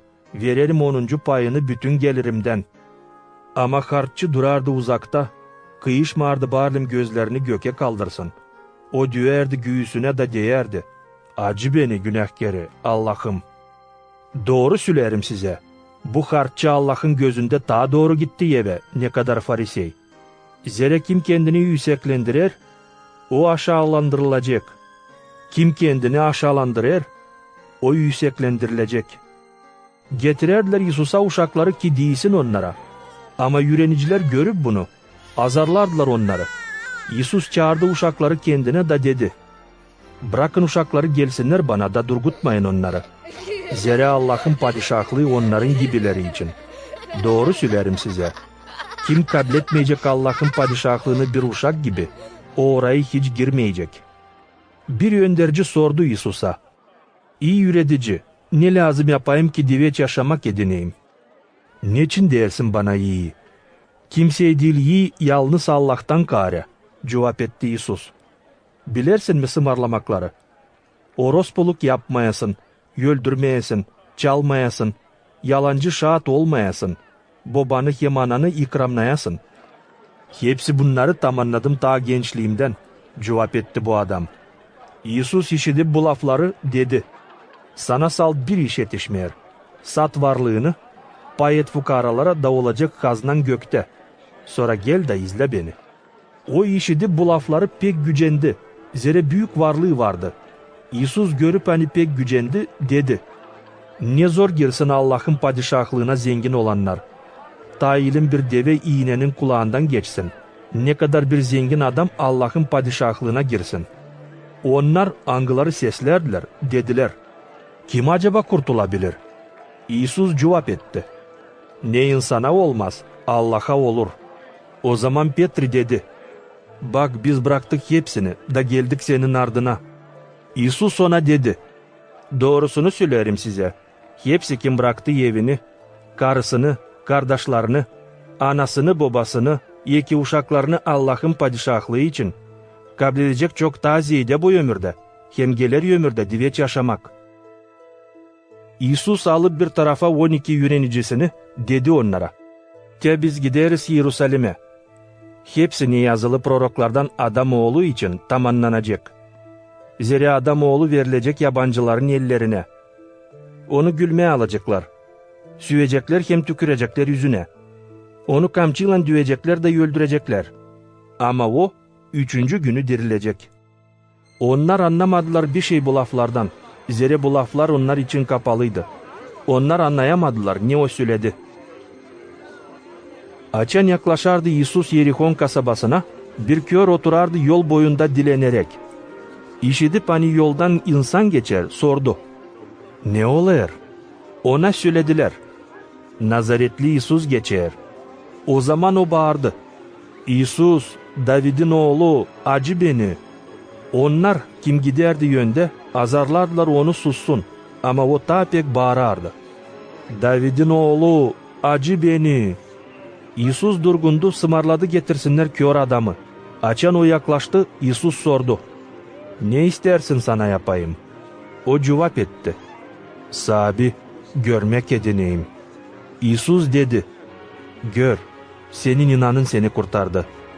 Kör adam çabuk görmeye başladı da gitti İsus'un ardına Allah'ı methederek. Hepsi insan görerek ne oldu? Metinlediler Allah'ı. Luka 19. bölüm. İsus girdi Yerihon kasabasına da geçerdi kasaba içinden. Bir zengin adam adı Zakey, harççıların zabidi, isterdi görsün İsus'u ama insan beterine göremerdi. Zira kendi alçak boyluydu. Onuştan kaçtı ileri, bindi bir yaban incir ağacına İsus'u görsün. Çünkü İsus lazımdı geçsin bu yoldan. Açan İsus yetişti burayı, baktı yukarı, gördü onu da dedi. Zakey, hızlı in yere, büyün lazım kalayım senin evinde. Zakey hızlı indi yere da İsus'u sevinmekle kabul etti. Görüp bunu hepsi mırıldanmaya başladılar da değerdiler. Girdi konaklansın bir günahkar adamın evinde. Ama Zakey kalkıp sahabiye dedi. Sahabi, benim varlığımın yarısını veririm fukaralara. Eğer bir kimseyi aldattıysaydım, ona çevireceğim geri 4 katına. İsus dedi. Büyün bu eve geldi kurtulmak. Zira bu adam da Avraam'ın oğludur. Adam oğlu geldi arasın hem kurtarsın kayıp olanları. Açan İsus söylerdi bu lafları Yerusalim'e yakındı. Çünkü çoğu sanardılar. Hani tezde orada kurulacak Allah'ın padişahlığı. O söyledi. Bir adam yüksek boydan yollandı bir uzak memlekete. Ki alsın yeli padişahlığı da sonra dönsün geri. Çağırdı 10 çırağını. Verdi onlara 10 gümüş da dedi. Ben geri dönünce koyun onları alışverişe. Ama vatandaşları ondan haz etmerdiler. Yolladılar habercileri ardına söylesinler. Biz istemeriz sen padişahlık edesin bizim üstümüze. Açan bu adam aldı padişahlığı yeli, döndü geri de çağırdı çıraklarını. Kime verdiydi altınları ki görsün, ne kazandılar alışverişlikten. İlkinkisi geldi de dedi, çorbacı, senin gümüşünle kazandım daha 10 gümüş. O zaman çorbacı cevap etti, helal, sen iyi çıraksın. Oldun inanç adam küçük işlerde. Onuştan koyarım seni kullanıcı 10 kasabanın üstüne. Geldi ikincisi de dedi, çorbacı, senin gümüşünle kazandım daha 5 gümüş. Çorbacı cevap etti, sen 5 kasabada kullanıcı olacaksın. Geldi üçüncüsü deyip, çorbacı, de getirdim senin gümüşünü. Korudum onu sarılı bir peşkir içinde. Zerek korktum senden. Sen bir keskin adamsın, alırsın oradan nereye koymadın, hem biçersin nerede ekmedin. O zaman çorbacı dedi, yaramaz çırak, dava keseceğim sana senin kendi laflarına göre. Bilerdin hani ben keskin bir adamım, alırım oradan nereye koymadım, hem biçerim nerede ekmedim. Niçin o zaman koymadım paramı alışverişle, ki benim dönmemde kablediğim geri kazançlan. Sonra döndü orada duranlara da dedi, alın gümüşü ondan da verin ona, kimde var o 10 gümüş. Çorbacı cevap etti onlar, onda şimdi var 10 gümüş. Çorbacı dedi, size söylerim, kimde var ona daha verilecek, kimde yok ondan alınacak neyi de var. Ama benim düşmanlarımı, kim istemedi padişahlık edeyim onların üstüne, getirin burayı da öldürün benim önümde. Bunu söyledikten sonra İsus yollandı Yerusalim'e doğru gitmeye. Yaklaştı Vifagya hem Vifanya köylerine, hani Zeytin Bayırı'nın yanında. Yolladı 2 yürenicisini de dedi onlara, gidin öndeki köye. Girerken orayı bulacağınız bağlı bir eşek koduğu. Hangisine ta kimse atlı binmedi. Çözün onu da getirin bana. Yer bir kimseyi sorarsa niçin çözersiniz? Cevap edin. O lazım sahabiye. Yollanmışlar gittiler. Hepsini yöle buldular nice söylediydi. Açın çözerdiler yeşeğin koduğunu. Çorbacılar sordu. Niçin çözersiniz koduğu? Onlar cevap ettiler. O lazım sahabiye. Yüreniciler getirdiler koduğu Yesus'a. Sonra döşediler rubalarını koduğun üstüne de Yesus'u atlı bindirdiler. İsus atlı giderken insan döşerdi yol üstüne onun yönünde kendi rubalarını. Açen yaklaştı Yerusalim'e, yılmalanarken Zeytin Bayırı'ndan hepsi yüreniciler sevinmekten bir yüksek sesle başladılar metinlemeye Allah'ı. Hepsi kudretli işler için ne gördüler. İyi sözlenmiş olsun sahabenin adına gelen padişah. Usluluk göklerde, hem metinlik yüksek yerlerde. Fariseylerden kimisi kim insan arasındaydı. İsus'a dediler, üretici sustur yürenicilerini. O cevap etti onlara, söylerim size, yer onlar susarsaydılar taşlar bağıracaklar. İsus yaklaşıp kasabaya baktı, ona da başladı ağlama onun için. O dedi, yer sen bağırlın büyün bileydin, nasıl yedinebilirsin usluluk? Ama bu saklı senden. Gelecek vakitler ne zaman düşman duvarlarda toprak yıvacak. Dolaylayacak hem sıkıştıracak seni her taraftan. Yapacak yerle bir seni, hem yok edecek senin uşaklarını sende. Bırakmayacak sende bir de taş üstünde taş. Zira tanımadın vakiti ne zaman Allah geldi seni kurtarsın. Sonra İsus girdi Ayos binanın avlu içine, da başladı kovalama dışarı hepsini, kim alışveriş yapardı. O dedi onlara, yazılı, benim evim dua evi olacak. Ama siz çevirdiniz onu haydut inine. İsus her gün yürederdi insanı Ayos bina içinde. Büyük papazlar, bilgiçler hem halkın aksakalları onu öldürmeye bakardılar. Ama yapamardılar bir şey. Zira insan havezle İsus'un lafını seslerdi. Luka 20. bölüm. Bir günü ne zaman İsus insanı Ayos bina avlunda yürederdi, hem nasihat ederdi iyi haberi, ona geldiler büyük papazlar, bilgiçler hem aksakallar, da dediler, söyle, ne zabitlikle yaparsın bunları, hem kim verdi sana zabitliği? İsus cevap etti onlara, koyacağım ben de size bir soruş, cevap ediniz bana. Yuvanın vaatizliği gökten mi, olsa insandan mı? Onlar biri birinden laf ederdi. Eğer diyerseydik gökten, o diyecek öyleyse niçin onu inanmadınız? Ama diyerseydik insandan, o zaman insan bizi öldürecek taşla, zira hepsi inanır ani Yuvan bir prorok. Onuştan cevap ettiler. Bilmeyeriz nereden gelir Yuvan'ın vaatizliği. O zaman İsus cevap etti. Ben de söylemeyeceğim size ne zabitlikle yaparım bunları. Sonra söyledi insana bu örneği. Bir adam koydu bir bağ, verdi onu bağcılara. Sonra uzun bir vakıda gitti başka memlekete. Üzüm vakıdında yolladı bir çırak bağcılara. Alsın payını bağ bereketinden. Ama bağcılar düğdüler onu da boş yerle geri yolladılar. Sonra yolladı başka bir çırağını. Onlar onu da düydüler. Gülme aldılar da boş yellen geri yolladılar. Yolladı üçüncü çırağını. Onlar onu da yaraladılar, hem bağdan dışarı uğrattılar. Bağın çorbacısı düşündü. Ne yapayım? Yollayacağım benim sevgili oğlumu. Belki onu ikramdan kabledirler. Ama bağcılar görüp onu anlaştılar birbirinden deyip. De çorbacının oğlu. Öldürelim onu. Da bağ bize kalacak. Çıkarıp onu bağdan bir tarafa öldürdüler.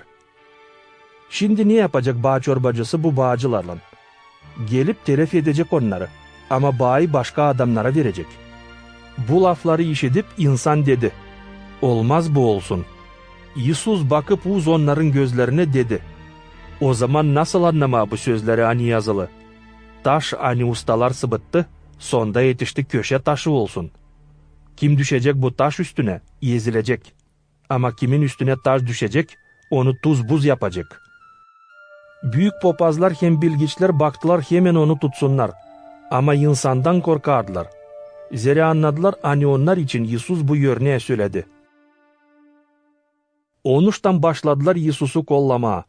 Yolladılar ardına göççüleri. Angıları yapındılar kabahatsız. Bakarak tutsunlar onu bir lafla. Ki kullanıcının davasına hem zabitliğine versinler. Ona sordular. Üretici, bileriz hani doğru laf edersin hem üredersin. Adamın yüzüne bakmayarak hakkına Allah'ın yolunu yüredersin. Düşer mi ödeyelim harç Kesar'a, olsa düşmer mi? İsus anladı onların şalvirliklerini da dedi. Niçin beni denersiniz? Gösterin bana bir dinar. Kimin resmi hem adı yazılı burada? Kesar'ın. Cevap ettiler onlar. O zaman İsus dedi. Verin Kesar'a ne Kesar'ın, ama Allah'a ne Allah'ın. Tutamadılar onu lafla insanın yönünde. Da şaşıp onun cevabına sustular. Kimisi Sadukeylerden kim der hani yok dirilmek, yaklaşıp İsus'a sordular. Üretici, Moisey yazılarında dedi bize, yer bir kimse ölerseydi uşaksız, da karısı sağ kalarsaydı, onun kardeşi evlensin bu karıya, da kaldırsın uşak ölmüş kardeşine tamızlık için. Vardı 7 kardeş. İlkinkisi evlendi, da uşaksız öldü. Onun karısına evlendi ikinci kardeşi. O da öldü ta olmadığından uşağı. Sonra bu karıyı aldı 3. kardeşi. Öyle yaptı 7 kardeş da uşaksız öldüler. Hepsinden sonra öldü karı da. Dirilmekte hangisinin karısı olacak bu karı? Zira hepsi 7 kardeş ona evliydi. İsus cevap etti. Bu yaşamanın oğulları hem kızları evlenirler. Ama kim yetişecek pay alsın gelir ömürden hem ölülerin dirilmesinden, evlenmeyecek. Artık yok nasıl ölsünler çünkü angellere benzerler. Onlar Allah'ın oğulları. Zira ölümden dirilecekler. Ama hani ölüler dirilecek, bunu gösterdi kendi Moisey orada, nerede lav gider yanar güme için. Orada sahibi için der, Avraam'ın Allah'ı, İshak'ın Allah'ı, hem Yakov'un Allah'ı. Allah ölülerin Allah'ı değil, ama dirilerin. Zira Allah'a hepsi insan diridir. Bilgiçlerden kimisi cevap etti. İyi söyledin üretici. Bundan sonra kimseyi kıyışamardı sorsun ona bir de laf. İsus sordu onlara. Neçin derler hani Hristos David'in oğlu? Kendi David psalma kağıdında der. Sahibi dedi benim çorbacıma. Otur sağ tarafımda. Ben koyunca senin düşmanlarını ayakların altına. David adlar onu çorbacı. O zaman nasıl o olabilir David'in oğlu? Hepsi işittiler nice İsus yürenicilerine dedi. Korunun bilgiçlerden. Angılar severler gezmeye uzun rubaylan hem beğenirler insan selemlesin onları meydanlarda. Severler oturmaya ilk skemnelere sinagogalarda hem öndeki yerlere konak sofralarında. Onlar kemirerler dulların evlerini. Ama göstermek için uzun dualar yaparlar. Onların cezası çok ağır olacak. Luka 21. bölüm. İsus seyrederdi nice zengin adamlar bağışış koyarlar Ayos binanın haznasına. Gördü bir fukara dul karıyı angısı koydu 2 lepta. İsus dedi. Doğru söylerim size. Hani bu fukara dul daha çok koydu hepsinden. Hepsi koydu kendi bolluklarından. Ama bu karı kendi yokluğundan verdi hepsini. Ne vardı onda yaşamak için. Açan kimisi laf ederdi ayuz bina için. Angısı güzel donaktı kamil taşlarla hem bağışışlarla. İsus dedi. Gelecek vakit burada kalmayacak taş üstünde taş. Hepsi yıkılacak. Öğreniciler İsus'a sordular. Üretici, ne zaman bunlar olacak? Hem ne soy nişan gösterecek bunların yaklaşmasını? İsus cevap etti. Bakın aldanmayasınız. Zere çoğu gelecek benim adıma da diyecek. Benim Hristos ya da vakit geldi. Siz gitmeyin onların ardına. Açan işiteceğiniz cenkler için hem kalkınmaklar için korkmayın. Zere ilkin hepsi bunlar lazım olsun. Ama bitkisi tez gelmeyecek.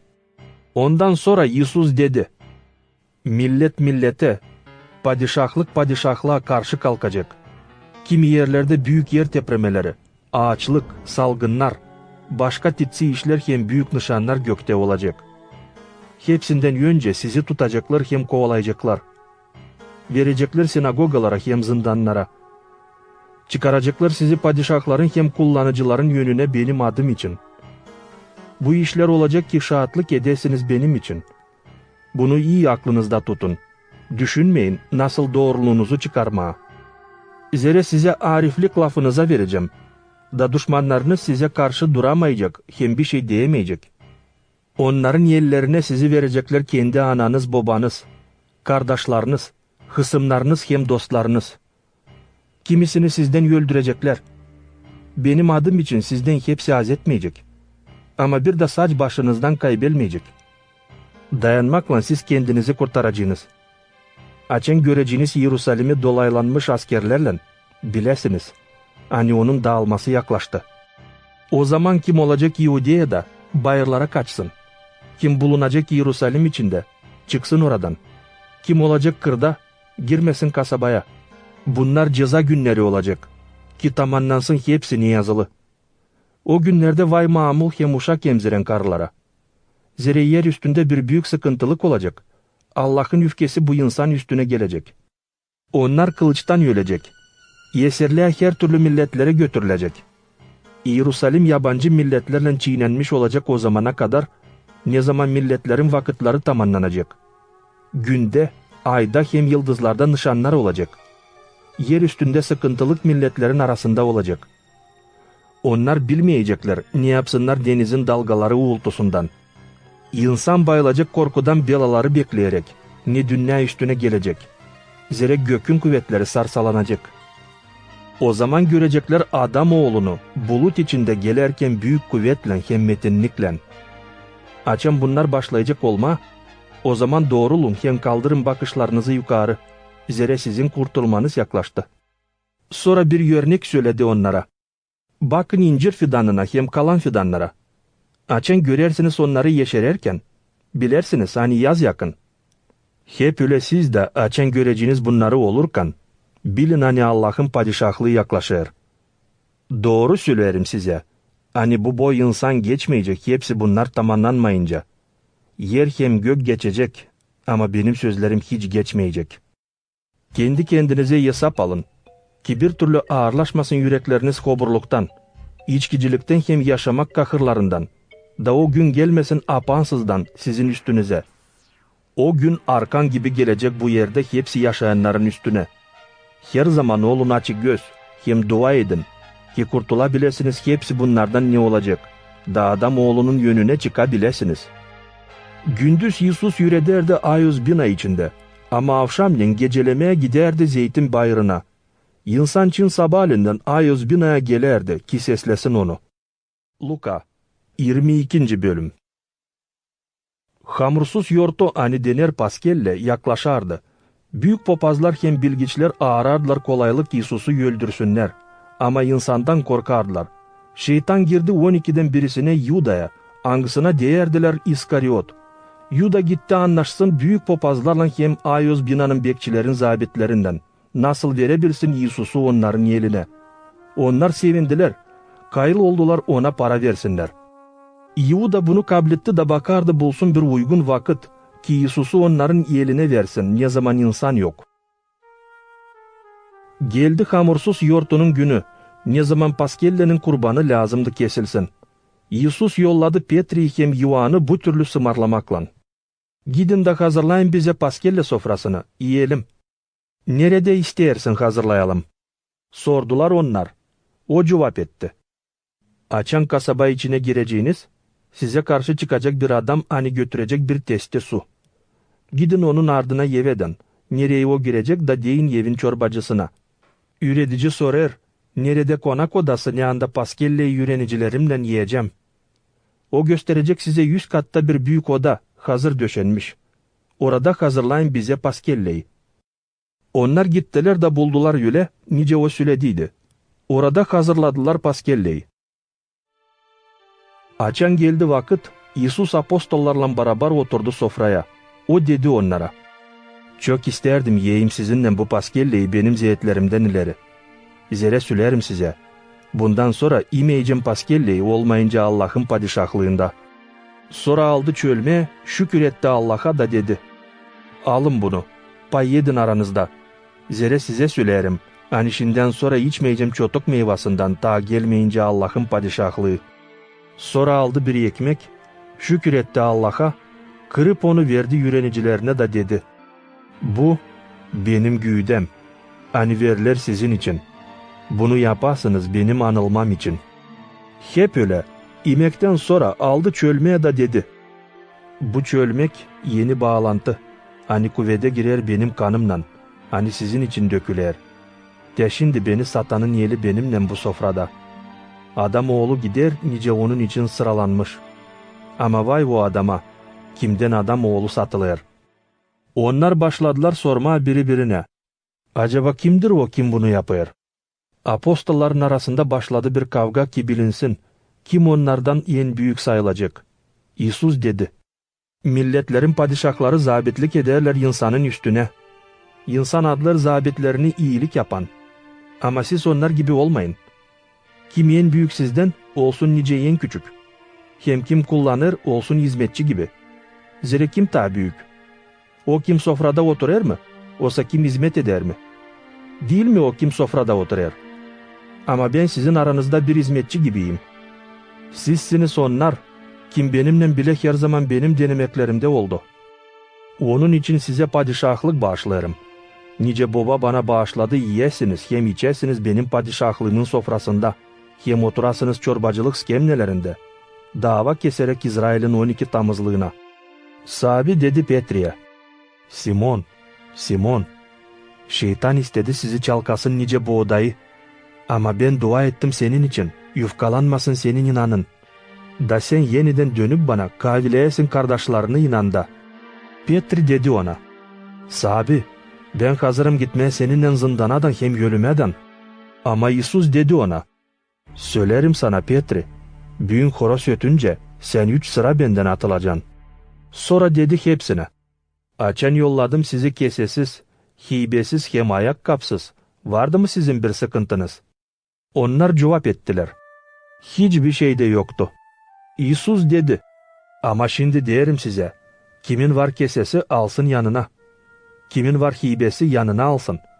Kimin yok kılıcı satsın 100 turbasını da alsın kılıç kendine. Zere lazım tamamlansın benimle bu sözler hani yazılı. O koyuldu zakonsuzlarla bir sayıya. Bu yazı tezde lazım tamamlansın benimle.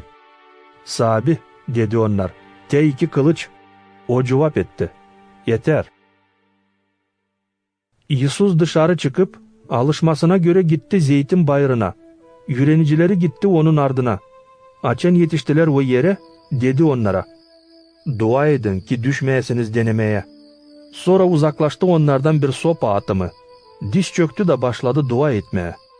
Baba, yer isterseydin aşırt benden bu acı çölmeye. Hep o kadar olsun değil benim istediğim, ama senin.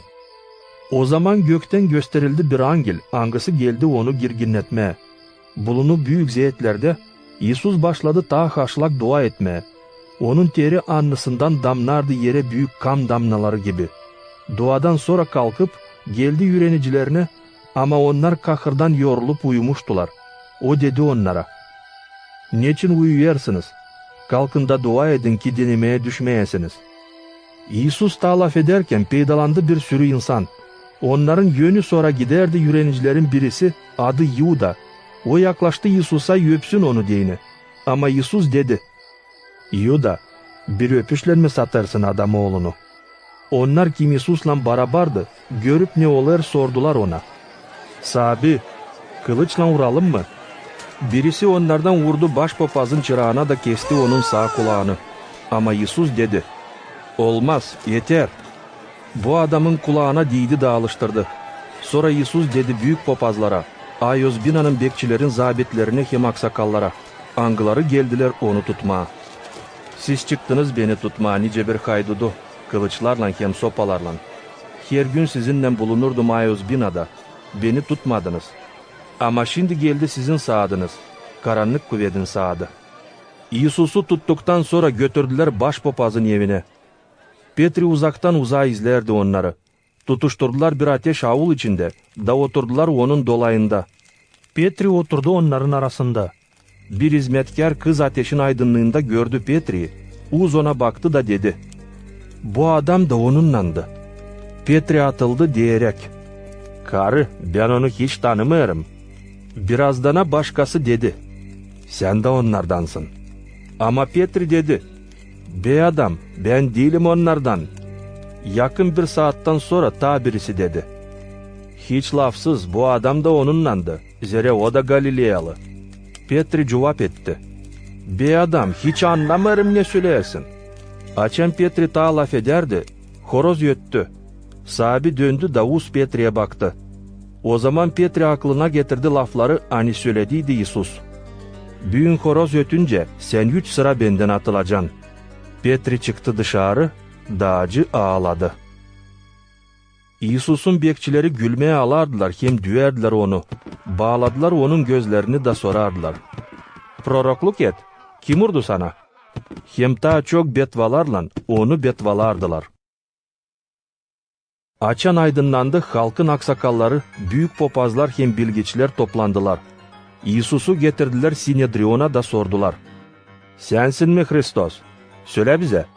Yisus cevap etti. Eğer söylerseydim size inanmayacaksınız. Eğer sorarsaydım size cevap etmeyeceksiniz bana, hem de kol vermeyeceksiniz beni. Büyünden sonra adam oğlu oturacak kudretli Allah'ın sağ tarafında. Hepsi sorardılar. Aslı manisi Allah'ın oğluysun. O cevap etti. Nice söylersiniz benim. O zaman dediler, ne lazım bize başka şahit? Biz kendimiz işittik lafı onun ağzından. Luka 23. bölüm. Ondan sonra hepsi kalktılar da Yisus'u Pilat'a götürdüler. Başladılar onu kabahatlandırma böyle laflarla. Biz bulduk bu adamı bizim insanı kızıştırarken kalkınma hem durgudarken. Harç ödemesinler Kesar'a. O kendini sayar Hristos, padişah. Pilat sordu. Sensin mi Yahudeylerin padişahı? Öyle nice söylersin. Cevap etti Yisus. Pilat dedi büyük papazlara. Ben bulmuyorum bir de kabahat bu adamda. Onlar çok çalıştılar deyip. O kaldırır insanı. Yüreder bütün Yahudeya'da, başlayıp Galilea'dan buraya kadar. Pilat işitip bunu sordu. Bu adam Galilea'dan mı? Açan anladı hani Yisus İrod'un kullanmasından, onu İrod'a yolladı, angısı o günlerde Yerusalim'deydi. İrod görüp Yisus'u pek sevindi. Zere çoktan isterdi onu görsün. Çünkü onun için işittiydi da umutlanardı görsün onu yaparken bir miraklı nişan. Koydu ona çok soruşlar ama Yisus hiç cevap vermedi. Büyük papazlar hem bilgiçler orada durardılar da büyük öfkeyle amazlardılar onu. Irod kendi askerlerinden aşağılattı hem gülmeye aldı Yisus'u. Giydirdi onu yalabık rubayla, sonra geri yolladı Pilat'a. O günden sonra Irod hem Pilat dostlaştılar birbirinden. Ama bugüne kadar düşmanlık ederdiler. Pilat topladı büyük papazları, yöndercileri hem insanı da dedi onlara. Getirdiniz bana bu adamı nice birisini, angısı kızıştırır insanı kalkınma. Ama araştırıp hepsini sizin yönünüzde, bulmadım bu adamda bir de kabahat ne siz söylediniz. İrod da bulmadı. Onuştan onu geri bize yolladı. Görersiniz, bu adam bir şey yapmadı ki ölüme kabahatli olsun. Onuştan düydürdükten sonra kol vereceğim onu. Her Paskelle yortusunda Pilat lazımdı kol versin kapanmışlardan birisini.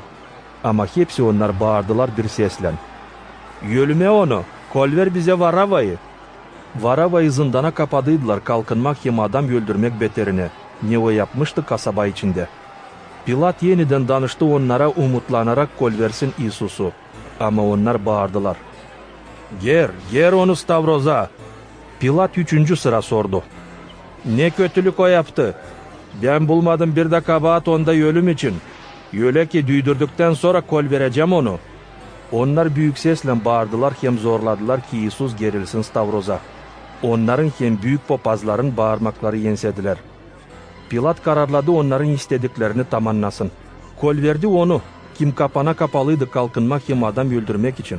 Onu kimi istediler. Ama İsus'u bıraktı onların istediğine.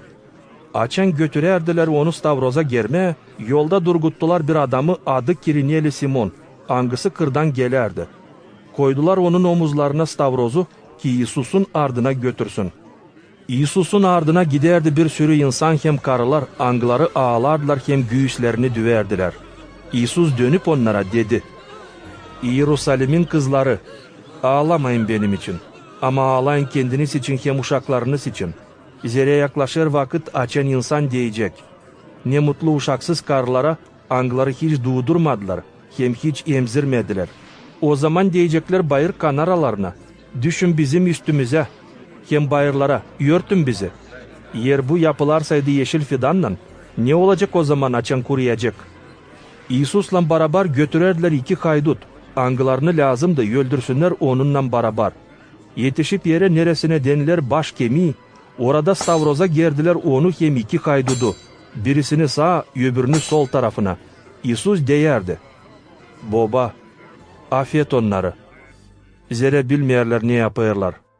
Attılar çetele, pay edip rubalarını biri birinin arasında. İnsan durardı orada da seyrederdi. Gönderciler gülmeye alardılar İsus'u hem deyerdiler. "O başkalarını kurtardı.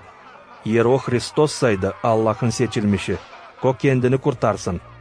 Askerler gülmeye aldılar onu. Yaklaştılar da verdiler yiyişi şarap deyip. "Yer senseydin Yahudeylerin padişahı, kurtar kendini." Onun başı üstünde yazılıydı Latin, Urum hem Çıfıt dilinde, Yahudeylerin padişahı. Stavroz'da gerili haydutlardan birisi kötülerdi onu deyip. "Yer sen Hristoss'saydın, kurtar kendini hem bizi de." Ama öbürü azarladı onu diyerek. "Korkmayarsın mı Allah'tan? Açan kendin de bulunarsın hep bu ceza altında.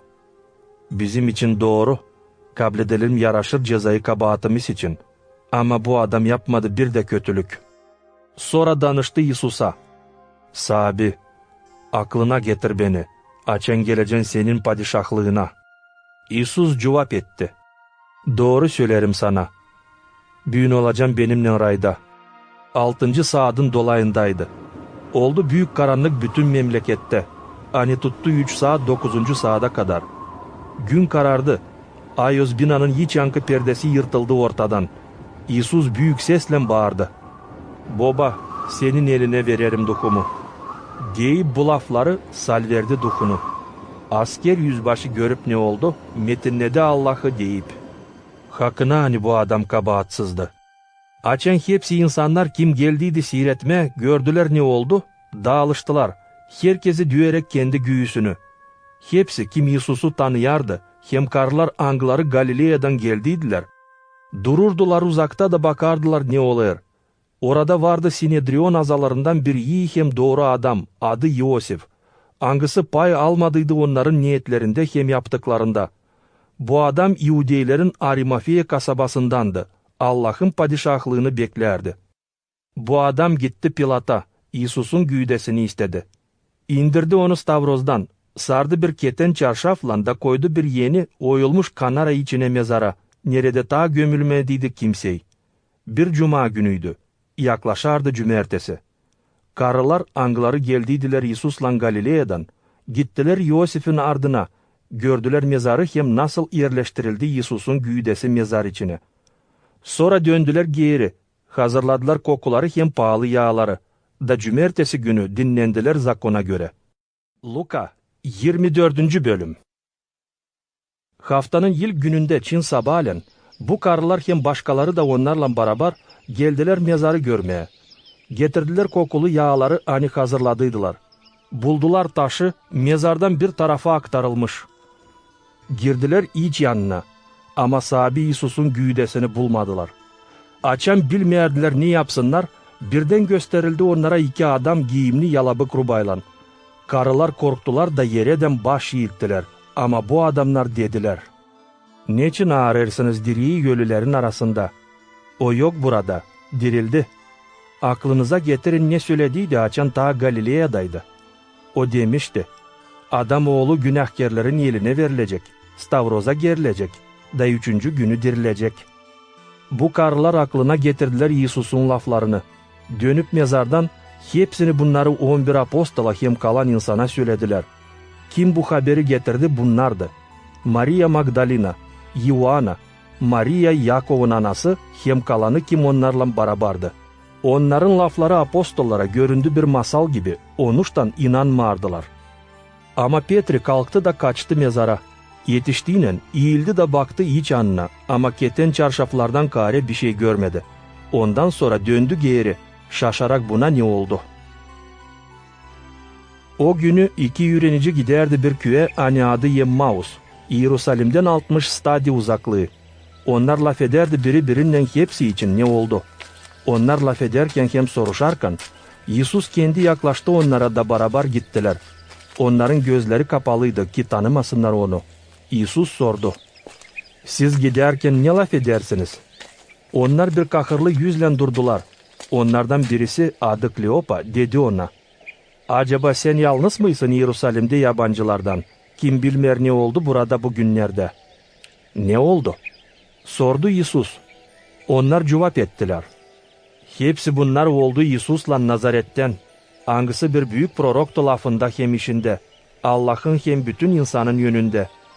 Ama bizim büyük papazlar hem önderciler dava kestiler ölüme, da Stavroz'a gerdiler onu. Ama biz umutlanardık hani o kurtaracak İsrail'i. Datya büyün 3. gün nice bu oldu. Bundan kare birkaç karı aramızdan şaşmaya bizi koydular. Onlar Çin sabahleyin mezara gidip onun güydesini bulmadılar. Sonra gelip bize söylediler, hani angilleri görmüşler. Angiller onlara demiş, hani İsus dirildi. Kimisi bizden gittiler mezara da gördüler. Hani hepsi bunlar yüle, nice karılar söylediler ama onu görmediler." "Ne fikirsizsiniz siz?" cevap etti İsus. "Ne zor inanırsınız prorokların söylediklerini. Düşmeyer mi Hristos bile zeyetlensin, sonra metinliğine yetişsin?" Sonra başladı Moisey'den hem hepsi proroklardan anlatma, ne yazılı onun için ayos yazılarda. Yaklaşıp köye nereye giderdiler, İsus yapıldı hani ister gitmeye tayileri. Ama onlar yalvardılar ona da dediler: "Kal bizimle, gün kavuşar, gece olur." O girdi, onlarla kaldı. Sofraya oturduktan sonra İsus aldı ekmeği, iyi sözledi, kırdı da verdi öğrenicilere. O zaman açıldı gözleri da tanıdılar onu. Ama o görünmez oldu. Onlar değerdiler birbirine: "Acaba yanmardı mı yüreğimiz açan o bize yolda söylerdi hem anladardı ayos yazıları." Onlar hiç oyalanmadılar. Kalkıp geri Yerusalim'e döndüler. Orada buldular 11 apostolu, hem başka öğrenicileri bir yerde toplu. Angıları söylerdiler birbirine: "Hakkına sahibi dirildi, gösterildi Simon'a." O zaman bu 2 öğrenici söylediler ne oldu onlarla yolda, hem nasıl tanıdılar İsus'u ekmeğe kırarken. Böyle onlar laf ederken İsus kendisi peydalandı aralarında da dedi: "Usluluk size." Onlar korktular hem şaştılar, sanıp hani görerler bir duh. Ama o dedi: "Neçin kahırlanırsınız hem neçin ikilersiniz yüreğinizde? Bakın benim ellerime hem ayaklarıma. Ben kendimim. Deyin de bakın, zere duhun yok eti, ne de kemiği, nice görersiniz bende." Açen dedi bu lafları, gösterdi onlara kendi ellerini hem ayaklarını. Onlar sevinmekten hem şaşmaktan inanmadılar kendi gözlerini. O zaman İsus dedi: "Var mı sizde burada bir şey yemeye?" Onlar verdiler ona bir parça pişmiş balık hem bir parça gömeç balı. O aldı da yedi onların yönünde. Sonra dedi: Ne söylediydim size, açan bulunardım sizinden. Hani hepsi ne var yazılı Moisey'in zakonunda, prorokların kağıtlarında hem psalmalarda benim için lazım tamamlansın. O zaman açtı onların fikirlerini, anlasınlar ayos yazıları. İsus dedi. Böyle yazılı, hani lazım zeytlensin Hristos, ama 3. günü dirilsin yölüden. Başlayıp Yerusalim kasabasından, lazım nasihat olsun onun adından hepsi milletlere, ki pişman olsunlar günahlarından hem bağışlamak kabul etsinler. Siz şahatsınız hepsi bu işlere. Ben yollayacağım size ne adanmış benim babamdan. Siz kalın kasaba içinde, kuvvet kabul edince yukarıdan. İsus çıkardı onları Yerusalim'den Vifanya köyüne doğru. Kaldırdı ellerini da iyi sözledi onları. Açan iyi sözlerdi onları, ayrıldı onlardan da kalktı göke. Onlar baş eğilttiler ona. Sonra döndüler Yerusalim'e büyük sevinmekle. Her zaman gidip Ayos binaya Allah'ı metinlerdiler. Amin. İyi haber Yohan'dan 1. bölüm. Baştan söz vardı. Söz Allah'taydı. Söz Allah'tı. Baştan o Allah'taydı. Hepsi onunla kuruldu. Onsuz bir şey kurulmadı. Onda yaşamak vardı. Yaşamak insan için aydınlıktı. Aydınlık karanlıkta şavk eder. Karanlık onu enseyemedi. Allah'tan bir adam geldi. Onun adı Yohan. Geldi aydınlık için şahitlik etsin. Hepsi insan onun aşırı inansın. O kendi değildi aydınlık. Ama geldi aydınlık için söylesin. Odur hakkına aydınlık, hangisi her bir adamı bu dünyaya gelen aydınladır. O kendi bu dünyaya geldi. Dünya onun aşırı yaratıldı ama dünya onu tanımadı. Kendikilerine geldi, kendikileri onu kabul etmedi. Ama hepsi onlar kim onu kabul etti, kim onun adına inandı, o izin verdi onlar olsun Allah'ın uşakları. Angıları değil kandan, değil yiğitten, hem değil adam istediğinden ama Allah'tan doğdu. Söz adam oldu, bizim aramızda yaşadı. İyi vergiyle hem aslılıkla dolu. Onun metinliğini gördük, nice babadan biricik oğlun metinliğini. Yohan onun için şahitlik etti de büyük sesle böyle dedi. Budur o, kimin için haberledim. O kim benden sonra gelir, ta üstün benden. Zira benden ta ileriydi. Onun doluşundan hepsimiz iyi vergi üstüne, iyi vergi edindik. Zira zakon Moisey aşarı verildi. Ama hayır hem aslılık İsus Hristos aşarı geldi. Allah'ı bir sıra bile kimseyi görmedi. Biricik oğul Allah, kim babanın kucağında bulunur, o Allah'ı açtı. Teni söyledi Yohan, açan Yerusalim'den Yahudiler yolladılar papazları hem Levilileri ona, sorsunlar. Kimsin sen? Yohan açık söyledi. Atılmadı. Böyle laf etti. Ben değilim Hristos. Kimsin sen? İlyas'ın mı? Sordular onlar. Değilim, dedi o. Beklenen proroksun mu? Değilim, cevap etti o. O zaman kimsin sen? Söyle bize ki bilelim ne cevap etmeye onlara, kim bizi yolladı. Ne var nice sen söyleyesin kendin için? Sordu onlar. O dedi. Ben bir ses çol yerde bağıran Sabi'ye yolu uzladın. Nice prorok İsa'ya dedi. O zaman yollanmışlar Fariseylerden ona sordular. Eğer sen değilseydin ne Hristos, ne İliya, ne de beklenen prorok o zaman niçin vaatiz edersin? Yohan cevap etti onlara. Ben suyla vaatiz ederim. Ama aranızda durur birisi, hangisini siz tanımıyorsunuz. Odur benden sonra gelen ama benden üstün olan. Ben değilim yakışıklı çözme onun ayakkabılarının tasmalarını. Bu oldu Vifavara'da, Yordan'ın yöteyanda, nerede Yohan vaatiz ederdi. Ertesi günü Görer Yuan Iisus'u gelerek ona doğru da der: "Te Allah'ın kuzusu, hangisi alır dünyanın günahını. Budur o, kimin için size haberledim deyip, benden sonra gelir adam, hani ta üstün benden zere, benden ileriydi. Ben onu tanımardım. Ama suyla vatiz etmeye geldim ki, İsrail insanına tanıdılsın." Yuan dedi: "Ben gördüm ay özduhu gökten guguş gibi inerek da onun üstüne konarak. Onu tanımardım. Ama o kim yolladı vatiz edeyim bana dedi: Bak, kimin üstüne ay özduh inerek konacak, odur kim ay özduhla vatiz edecek.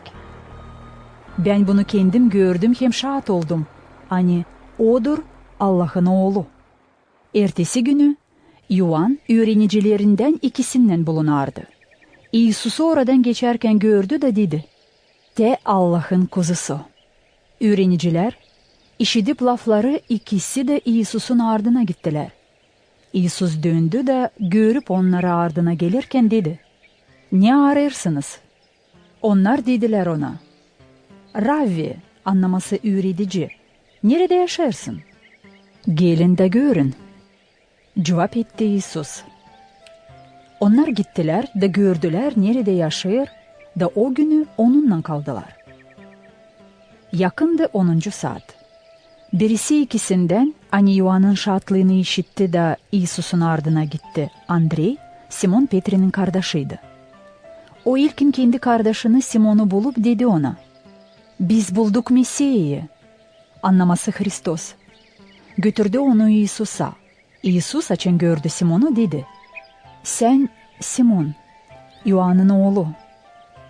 Senin adın olacak Kifa," anlaması taş. Ertesi günü İisus istedi gitsin Galilea'ya. O bulup Filip'i dedi ona: "Gel benim ardıma." Filip bulunardı Vifsaida kasabasında, nereden Andrei hem Petri. Filip buldu Nafanail'i de dedi ona: "Biz bulduk onu, kimin için Moisey zakonda hem proroklar yazdı. İisus'u Nazaret kasabasından, Yosif'in oğlunu." Nafanail dedi ona: "Var mı nice bir şey isle çıksın Nazaret kasabasından?" "Sen gel de gör," cevap etti Filip. İisus görüp Nafanail'i gelirken dedi onun için: "Te bu bir hakkına İsrail adamı, hangisinde yok şalverlik." "Neandan bilirsin?" sordu Nafanail. İisus cevap etti: "Gördüm seni açan Filip daha çağırmadıydı. Açan sen bulunurdun incir fidanın altında." Nafanail der ona: "Öğretici, sensin Allah'ın oğlu. Sensin İsrail'in padişahı." İisus cevap etti: "Sen inandın zira dedim, gördüm seni incir fidanın altında. Sen bundan daha büyük işler göreceksin." Sonra dedi: "Doğru, doğru söylerim size.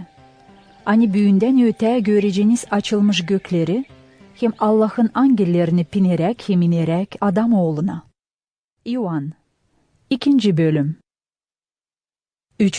günü Galilea'nın Kana köyünde düğün vardı. İisus'un anası oradaydı. Düğüne çağırdılar İisus'u da öğrencilerinden. Çünkü şarap bitmişti. İisus'un anası dedi ona: "Onlarda yok şarap." İisus cevap etti: "O karı, bana hem sana ne?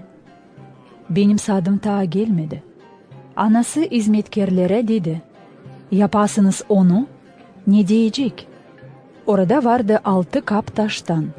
Yahudilerin adetlerine göre bu kaplardan suyu faydalardılar yıkanmak adetlerinde. Herkesi bu kaplardan alardı 2-3 ölçü su. İisus dedi onlara: "Doldurun kapları suyla." Onlar doldurdular onları ağızlarınadan. "Şimdi alın da götürün düğün cevapçısına," dedi İisus. Öyle de yaptılar. Düğün cevapçısı dattı sudan olmuş şarabı. O bilmerdi nereden bu şarap. Bilerdiler hizmetkarlar, hani doldurdular kapları.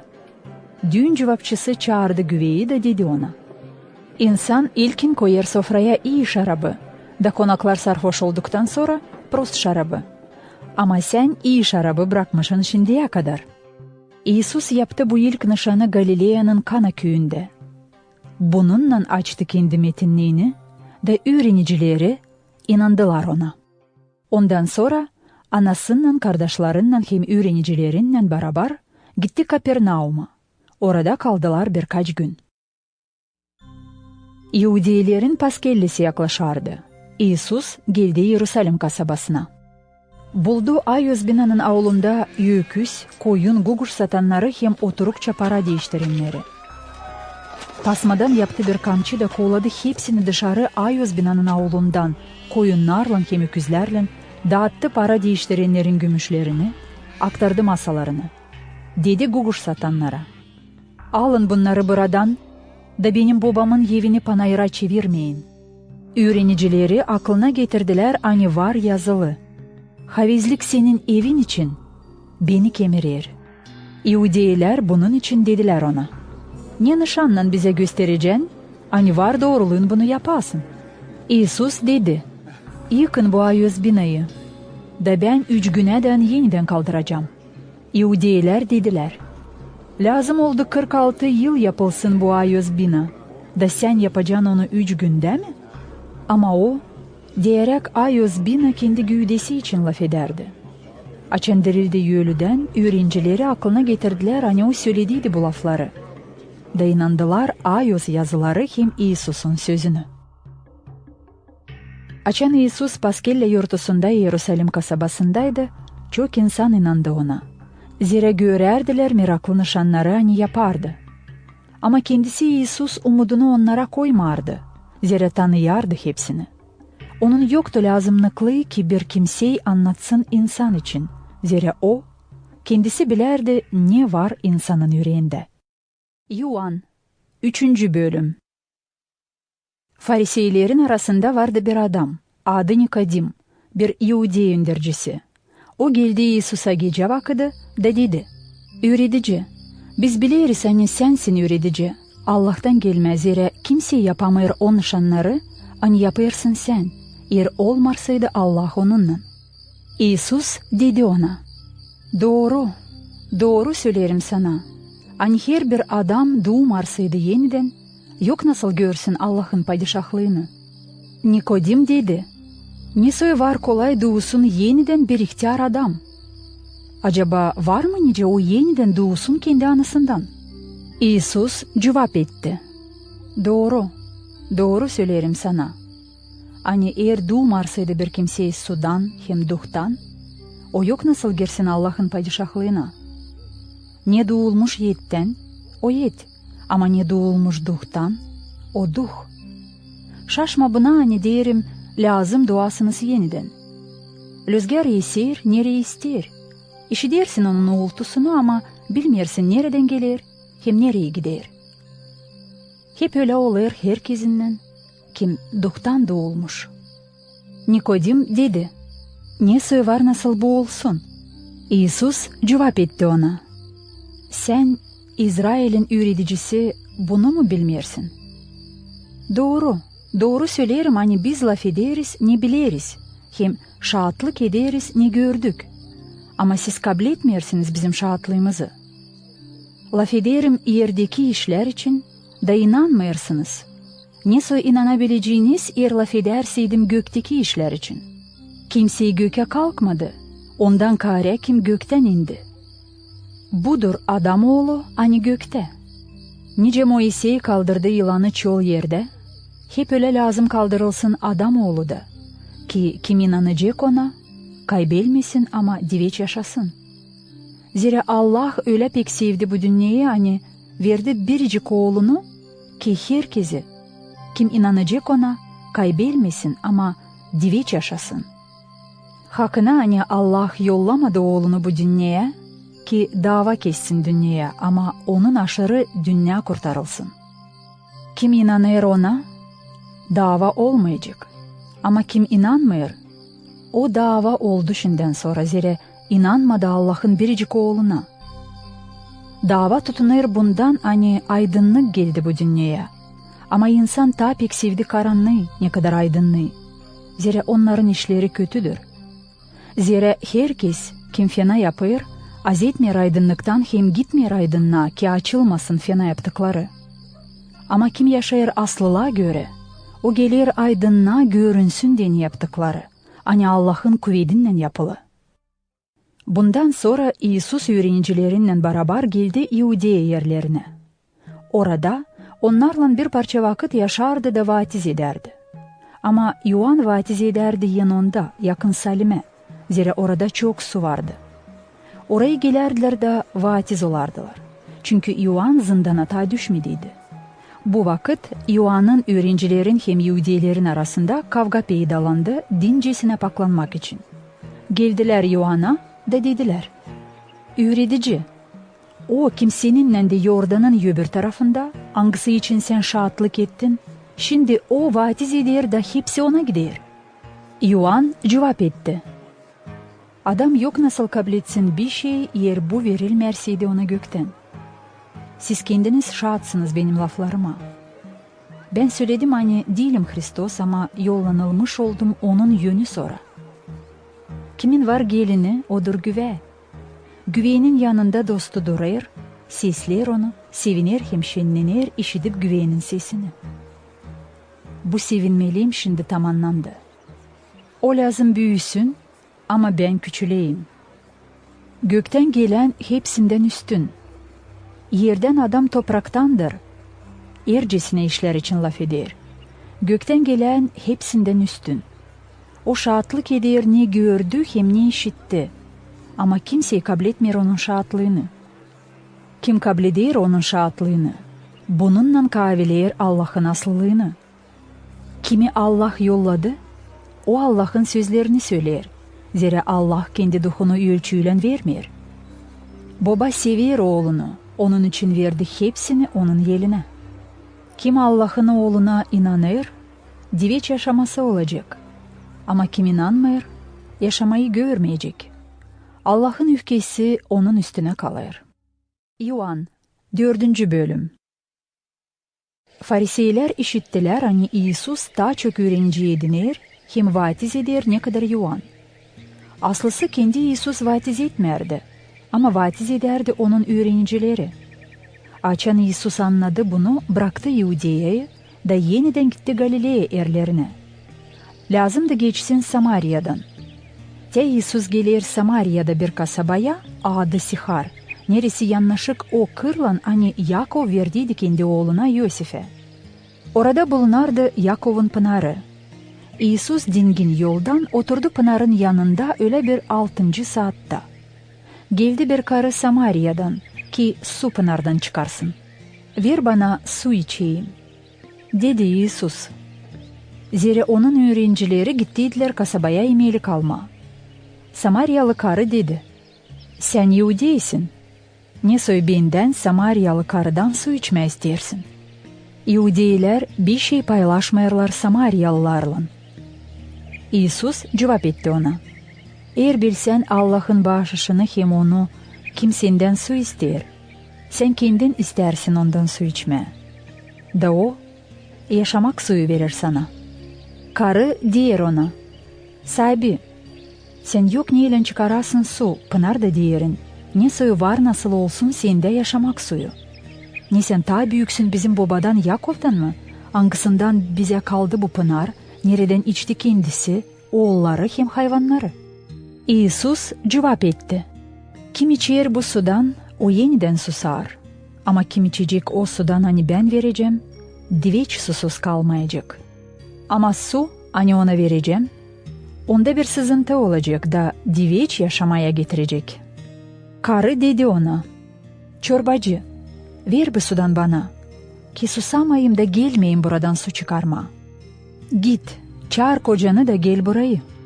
Dedi İsus. Karı cevap etti: "Yok kocam." "Doğru söyledin hani yok kocan," dedi İsus. "Zira 5 kocan oldu. Bu adam kiminle şimdi yaşarsın o da değil senin kocan. Bunu doğru söyledin." Karı dedi: "Çorbacı, görüyorum hani sen bir proroksun. Bizim babalar baş eğittiler bu bayır üstünde. Ama siz dersiniz hani yer nerede lazım baş eğitme, bulunur Yerusalim'de." İsus cevap etti ona. Karı, inan beni.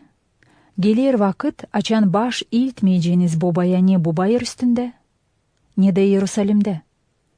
Siz baş eğdersiniz niye bilmersiniz. Biz baş eğderiz niye biliriz. Zira kurtulmak İhudilerden.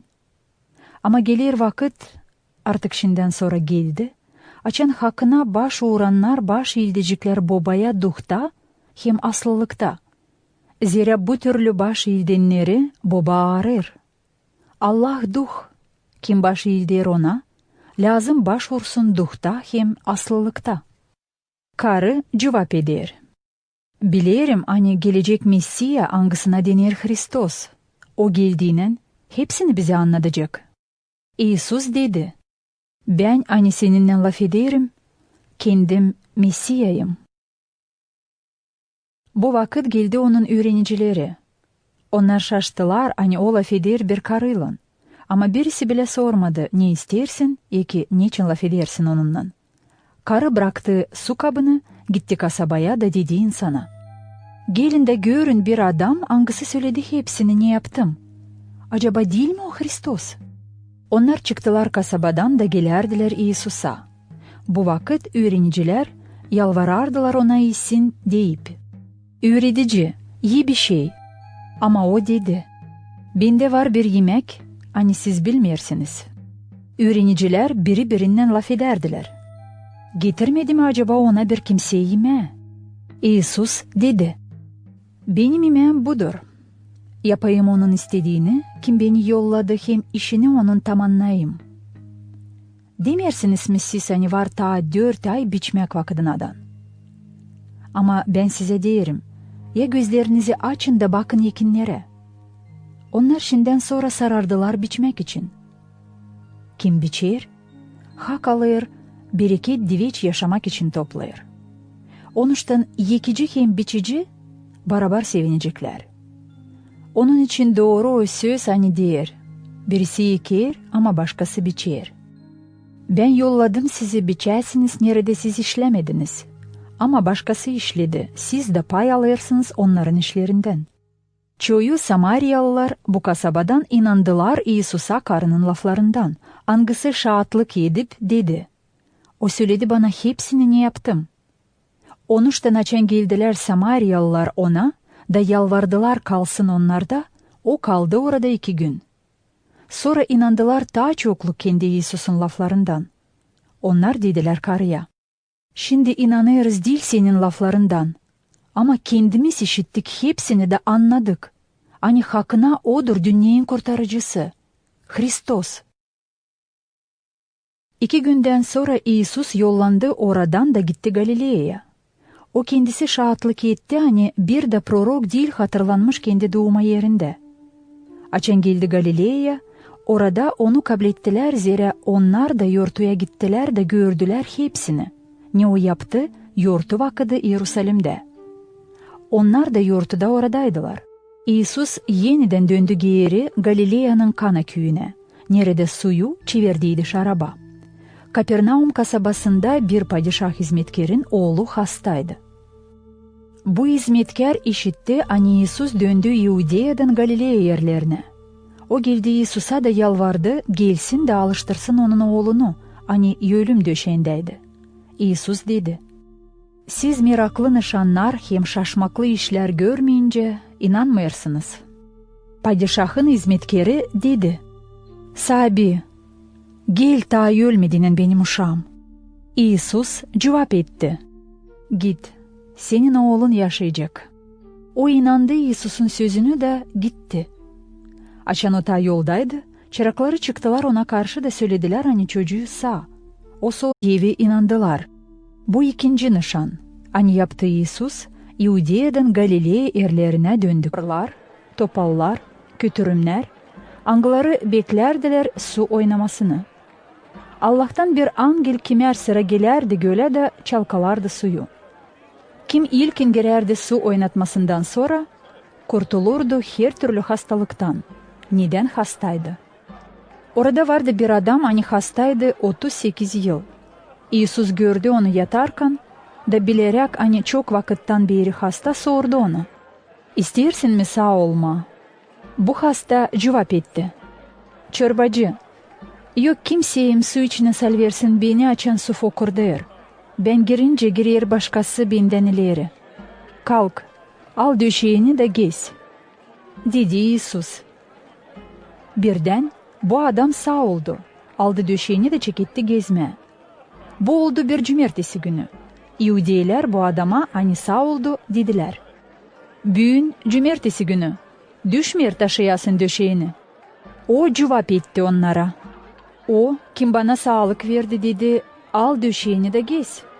Onlar sordular. Kimdir o? Hangisi sana dedi, al döşeğini de gez. Ama bu sağ olmuş adam bilmerdi kimdi o. Zira İsus oradan savuştuydu kalabalık biterine. Sonra İsus onunla karşı geldi Ayos binada da dedi. Te, alıştın. Bak ziyade günaha girme ki olmasın seninle bir şey tabila. Bu adam gitti de söylediği Yahudilere hani ona İsus sağlık verdi. Bu bitere Yahudiler başladılar izlemeye İsus'u da isterdiler öldürsünler onu. Zira yapardı bu işleri cumartesi günü.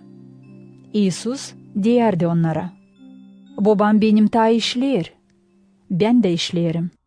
Onuştan Yahudiler ta çok bakardılar öldürsünler onu.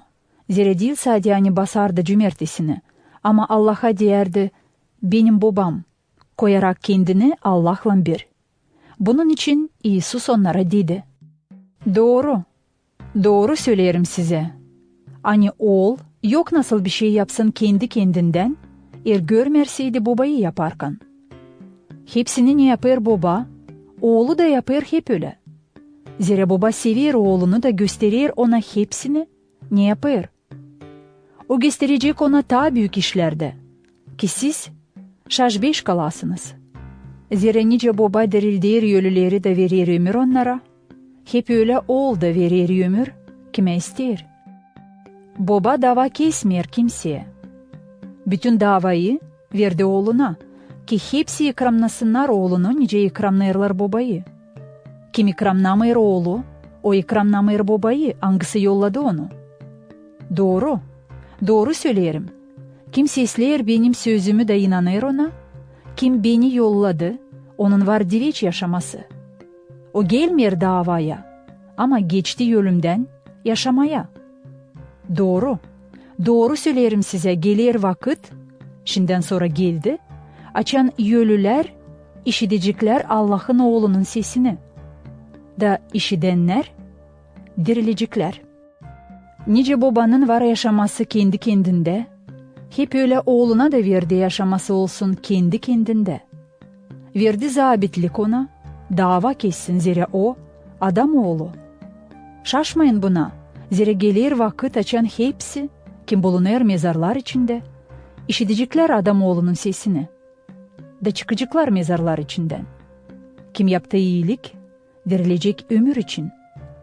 Ama kim yaptı fenalık, dirilecek dava için. Ben yok nasıl yapayım bir şeyi kendimden. Ben dava yaparım öyle, nice işi derim babadan. Benim davam doğru, zira bakarım yapayım değil benim kendi istediğimi. Ama babanın, hangisi beni yolladı. Eğer şahatlık ederseydim kendim için, o zaman benim şahatlığım değil aslı. Var başka şahat, hangisi benim için şahatlık eder. Ben bilirim hani onun şahatlığı aslı. Siz yolladınız Yohan'a, da o şahatlık etti, aslılık için. Değil hani ben adamın şahatlığını kabul ederim. Ama bunları söylerim ki siz kurtulasınız. Yohan bir şafktı, hani yanardı hem aydınladardı. Siz istediğiniz biraz şenlenesiniz onun aydınlığında. Ama bende var Yohan'ın şahatlığından ta kavi bir şahatlık. İşler hani baba verdi yapayım, hem angılarını ben yaparım, bunlar benim için şahatlık ederler, hani baba beni yolladı. Babam hani beni yolladı, kendisi şahatlık etti benim için. Siz hiç işitmediniz onun sesini, hem görmediniz yüzünü. Onun sözünü tutmuyorsunuz yüreğinizde, zira inanmıyorsunuz onu, kimi o yolladı. Siz araştırırsınız ayos yazıları düşünüp ki onlarla edinesiniz diveç yaşamak. Onlar şahatlık ederler benim için. Siz istemiyorsunuz gelesiniz bana olsun yaşamanız diyeni. Ben kabul etmiyorum insandan metinlik. Sizi bilirim, sizde yok sevgi Allah'a. Ben geldim benim babamın adına da kabul etmiyorsunuz beni. Ama gelerseydi başka bir kimseyi kendi adına, onu siz kabul edeceğiniz.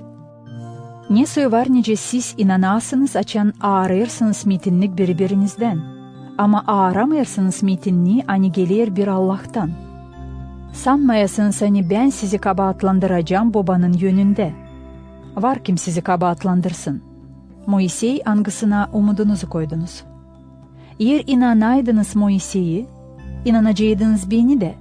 Zira o yazdı benim için. Ama çünkü inanmıyorsunuz onun yazılarını, ne söy var nasıl inanasınız benim sözümü? Yuan 6. bölüm.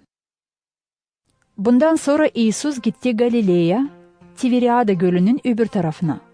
Çok insan giderdi onun ardına, zira görerdiler nişanları, ne yapardı hastalarla. İsus bindi bayır üstüne de otururdu orada öğrenicilerinden beraber. Paskelle, İudeylerin yurtusu yaklaşardı. İsus baktı da gördü çok insan hani gelerdi ona. O zaman dedi Filip'e, "Yandan satın alacağız o kadar ekmek ki bu insanı doyuralım." Söyledi böyle ki denesin onu, zira kendisi bilerdi ne yapacak. Filip cevap etti, 200 dinarlık ekmek de yetişmez onlara ki herkesi birer parça alabilsin.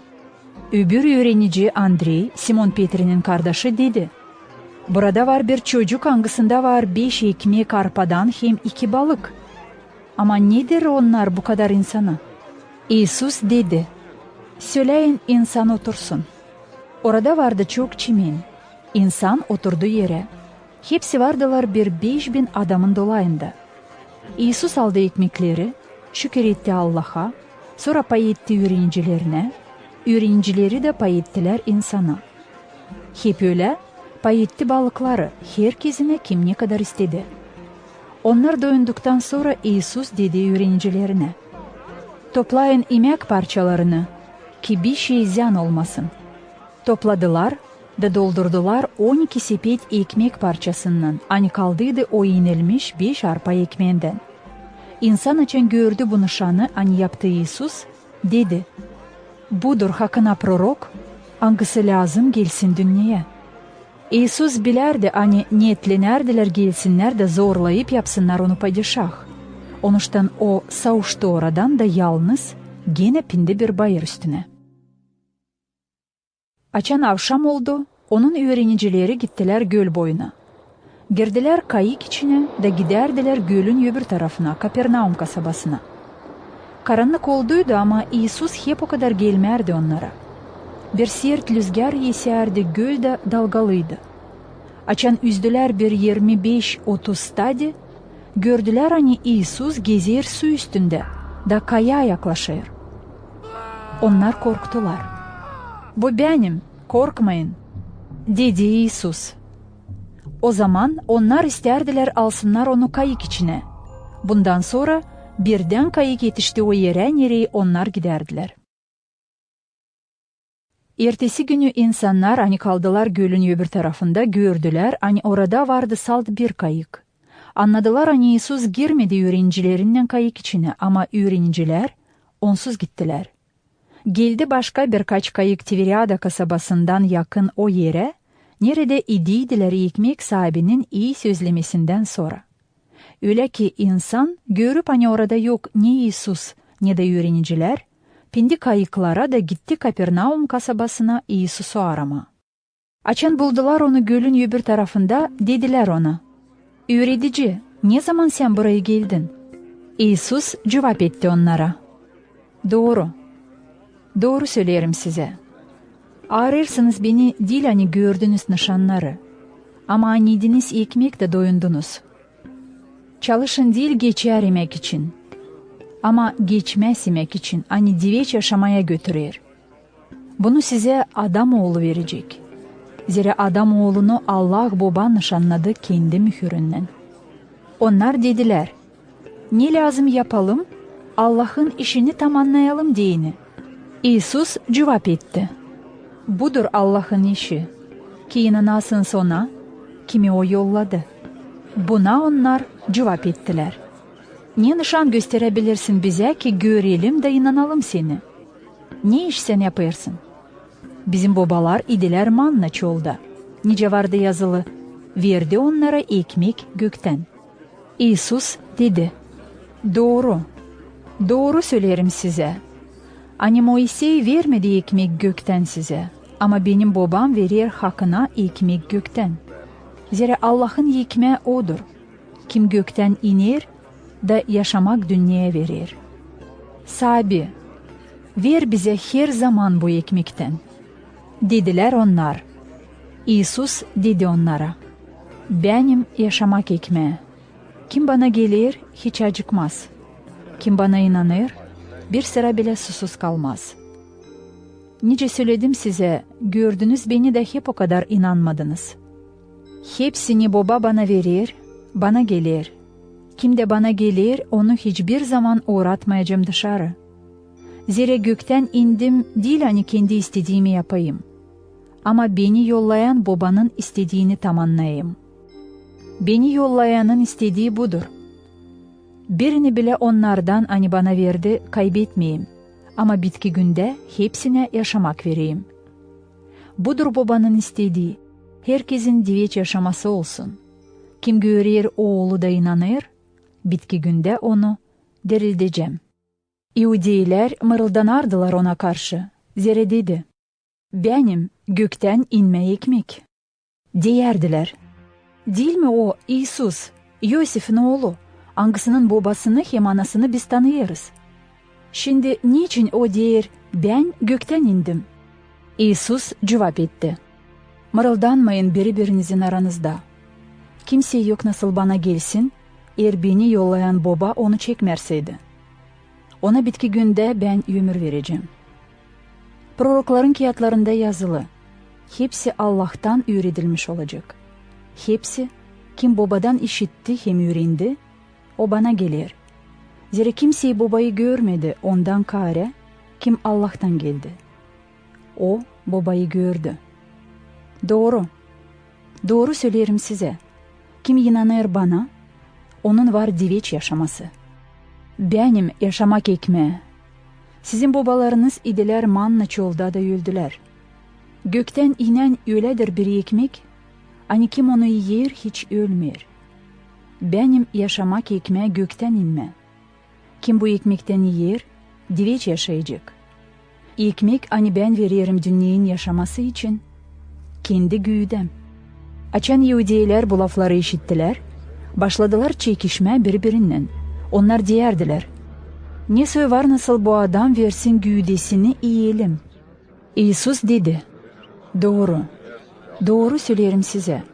Hani eğer imerseydiniz adam oğlunun güğdesini, hem içmerseydiniz onun kanını, siz yaşamak edinmeyeceğiniz. Kim yer benim güğdemi, hem içer benim kanımı, onun var diveç yaşaması. Onu dirilteceğim bitki günde. Zira benim güğdem, hakkına yemek, hem benim kanım, hakkına içmek. Kimi yer benim güğdemi, hem içer benim kanımı, o kalır bende, ben de onda. Nice diri baba yolladı beni da yaşayarım babanın kuvvetinden, hep öyle beni de yiyen yaşayacak benim kuvvetimden. Budur gökten inme ekmek. Değil nice manna hani babalarınız idiler de öldüler. Kimi yer bu ekmeği, diveç yaşayacak. İsus söyledi bunları sinagoga içinde. Açan öğrederdi insanı Kapernaum kasabasında. Bu laflardan sonra çoğu öğrencilerinden dediler, ne fasıl laflar, kim var nasıl kabul etsin bu lafları? Ama İsus bilerdi hani onun öğrencileri mırıldanırlar. Onuştan dedi, bu laflar size köstek mi? Ne diyeceğiniz açan göreceğiniz adam oğlunu kalkarak yeniden orayı, nerede o baştan bulunardı. Yaşamak veren doktor. Güğde bir şeye yardım etmiyor. Bu laflar hani size söyledim, doktor ömürdür. Ama var sizden kimisi inansız. İsus baştan bilerdi kim inanmıyor hem kim onu satacak. da dedi: "Bunun için söyledim, hani kimse yok nasıl gelsin bana, eğer bu ona değilseydi verilmiş babamdan." Bu betere çoğu onun öğrencilerinden döndüler geri de ondan sonra onunla gezmediler. O zaman İsus danışıp 12'sine dedi: "Belki siz de istersiniz gitme." "Sahibi, kime gidelim?" dedi Simon Petri. "Sende veç yaşamak sözleri. Biz inandık da tanıdık, hani sensin Allah'ın ayözü."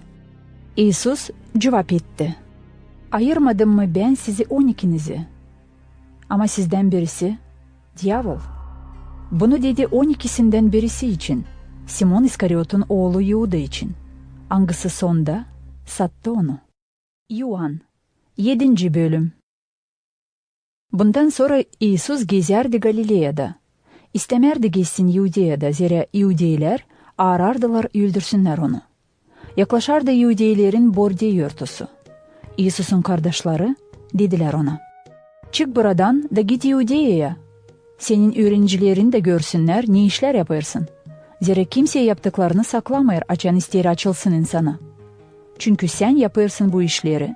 Göster kendini dünyaya." Onun kardeşleri bunu dediler, zira inanmardılar ona. İsus cevap etti onlara: "Benim vakitim daha gelmedi. Ama sizin için her zaman vakit uygun. Sizden dünya yok nasıl haz etmesin. Ama benden haz etmeyer, zira ben açıklarım hani onun işleri kötü. Siz gidin yurtuya. Ben daha gitmeyeceğim bu yurtuya, zira benim vakitim daha gelmedi." Bunları söyledikten sonra o kaldı Galilea'da. Açan kardeşleri gittiler yurtuya, sonra o da artlarından gitti. Ama dil açıkta, saklı gitti. Yudeyler arardılar onu yurtu vakıdı da sorardılar: "O nerede?" İnsan arasında çok türlü onun için fisir demek olurdu. Kimisi derdi: "O bir isla adam." Başkası derdi: "Değilsle, o insanı aldadır." Ama kimseyi onun için laf etmerdi açık. Zira korkardılar Yudeylerden. Yurtunun yarısında İsus girdi ayız bina içine de başladı öğretme. Yudeyler şaşardılar deyip: "Nereden o bilir öğrenmediğinin ayız yazıları?"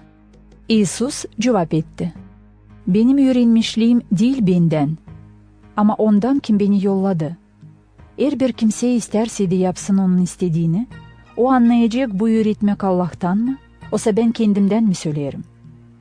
Kim laf eder kendinden, o kendine metinlik bakır. Ama kim onun yollayanın metinliğini bakır, o doğru söyler. Onda yok yanlışlık. Vermedi mi Moisey size zakonu? Hep o kadar kimseyi sizden tutmayır zakonu. O zaman niçin beni öldürmeye bakırsınız?" İnsan cevap etti: "Değil mi fena duh sende? Kim bakır seni öldürme?" İsus cevap etti onlara: "Ben bir iş yaptım da hepsiniz şaştınız. Moisey verdi sımarlamak kesiklik için size. Makar ki bu değil Moisey'den, ama dedelerden. Da siz onuştan kesiklik yapırsınız uşağı cumartesi günü.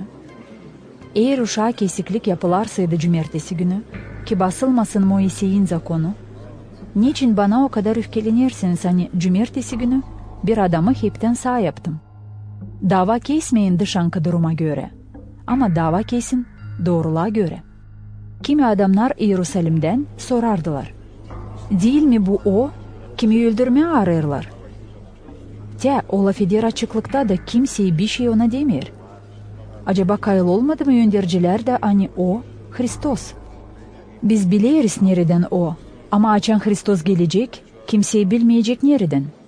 İsus ayız bin avlunda öğrederek insanı böyle bağırdı: "Siz beni tanıyırsınız, hem bilirsiniz neredenim. Ama ben kendi başıma gelmedim. Beni yollayan haklı, ama siz onu tanımıyorsunuz. Ben tanıyorum onu, zira geldim ondan. O beni yolladı." Onlar bakardılar tutsunlar onu, ama kimseye yel koyamadı ona, zira gelmediydi vakıdı.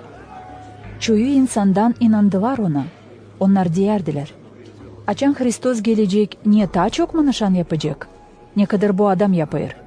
Fariseyler işittiler insanı böyle fısırdayarak İsus için. Büyük papazlar hem fariseyler yolladılar bekçileri ki tutsunlar İsus'u. Ama İsus dedi, ben bir parça vakit daha olacağım sizinle de sonra gideceğim ona. Kim yolladı beni? Siz arayacağınız beni de bulamayacaksınız. Nerede ben olacağım, siz orayı yok nice gelesiniz. İhudiler laf ederdiler birbirinden. Nereye bu adam ister gitsin de biz onu bulamayalım? Düşünmüyor mu gitsin bizim insana hani dağınık Urum kasabalarında? Da urunları üretsin. Başka türlü ne anlama bu lafları hani söyledi, arayacağınız da bulamayacaksınız beni. Hem nerede ben olacağım, siz orayı gelemeyeceksiniz. Yortunun bitki büyük gününde İsus kalktı ayakça da bağırdı. Kim susadı, gelsin bana da içsin. Kim inanır bana, ondan bir değere yaşamak suyu akacak. Nice yazılı Ayos yazıda. Söylerdi bu lafları Ayos duh için hangisini lazım da kabul etsinler onlar, kim ona inanır. Zira Ayos duh daha verilmediydi. Hem İsus daha değildi metinlikli. Kimisi insandan açan işittiler bu lafları, dediler. Bu adam hakkına beklenen prorok. Başkası diyerdi. O Hristos. Ama ta başkası diyerdi.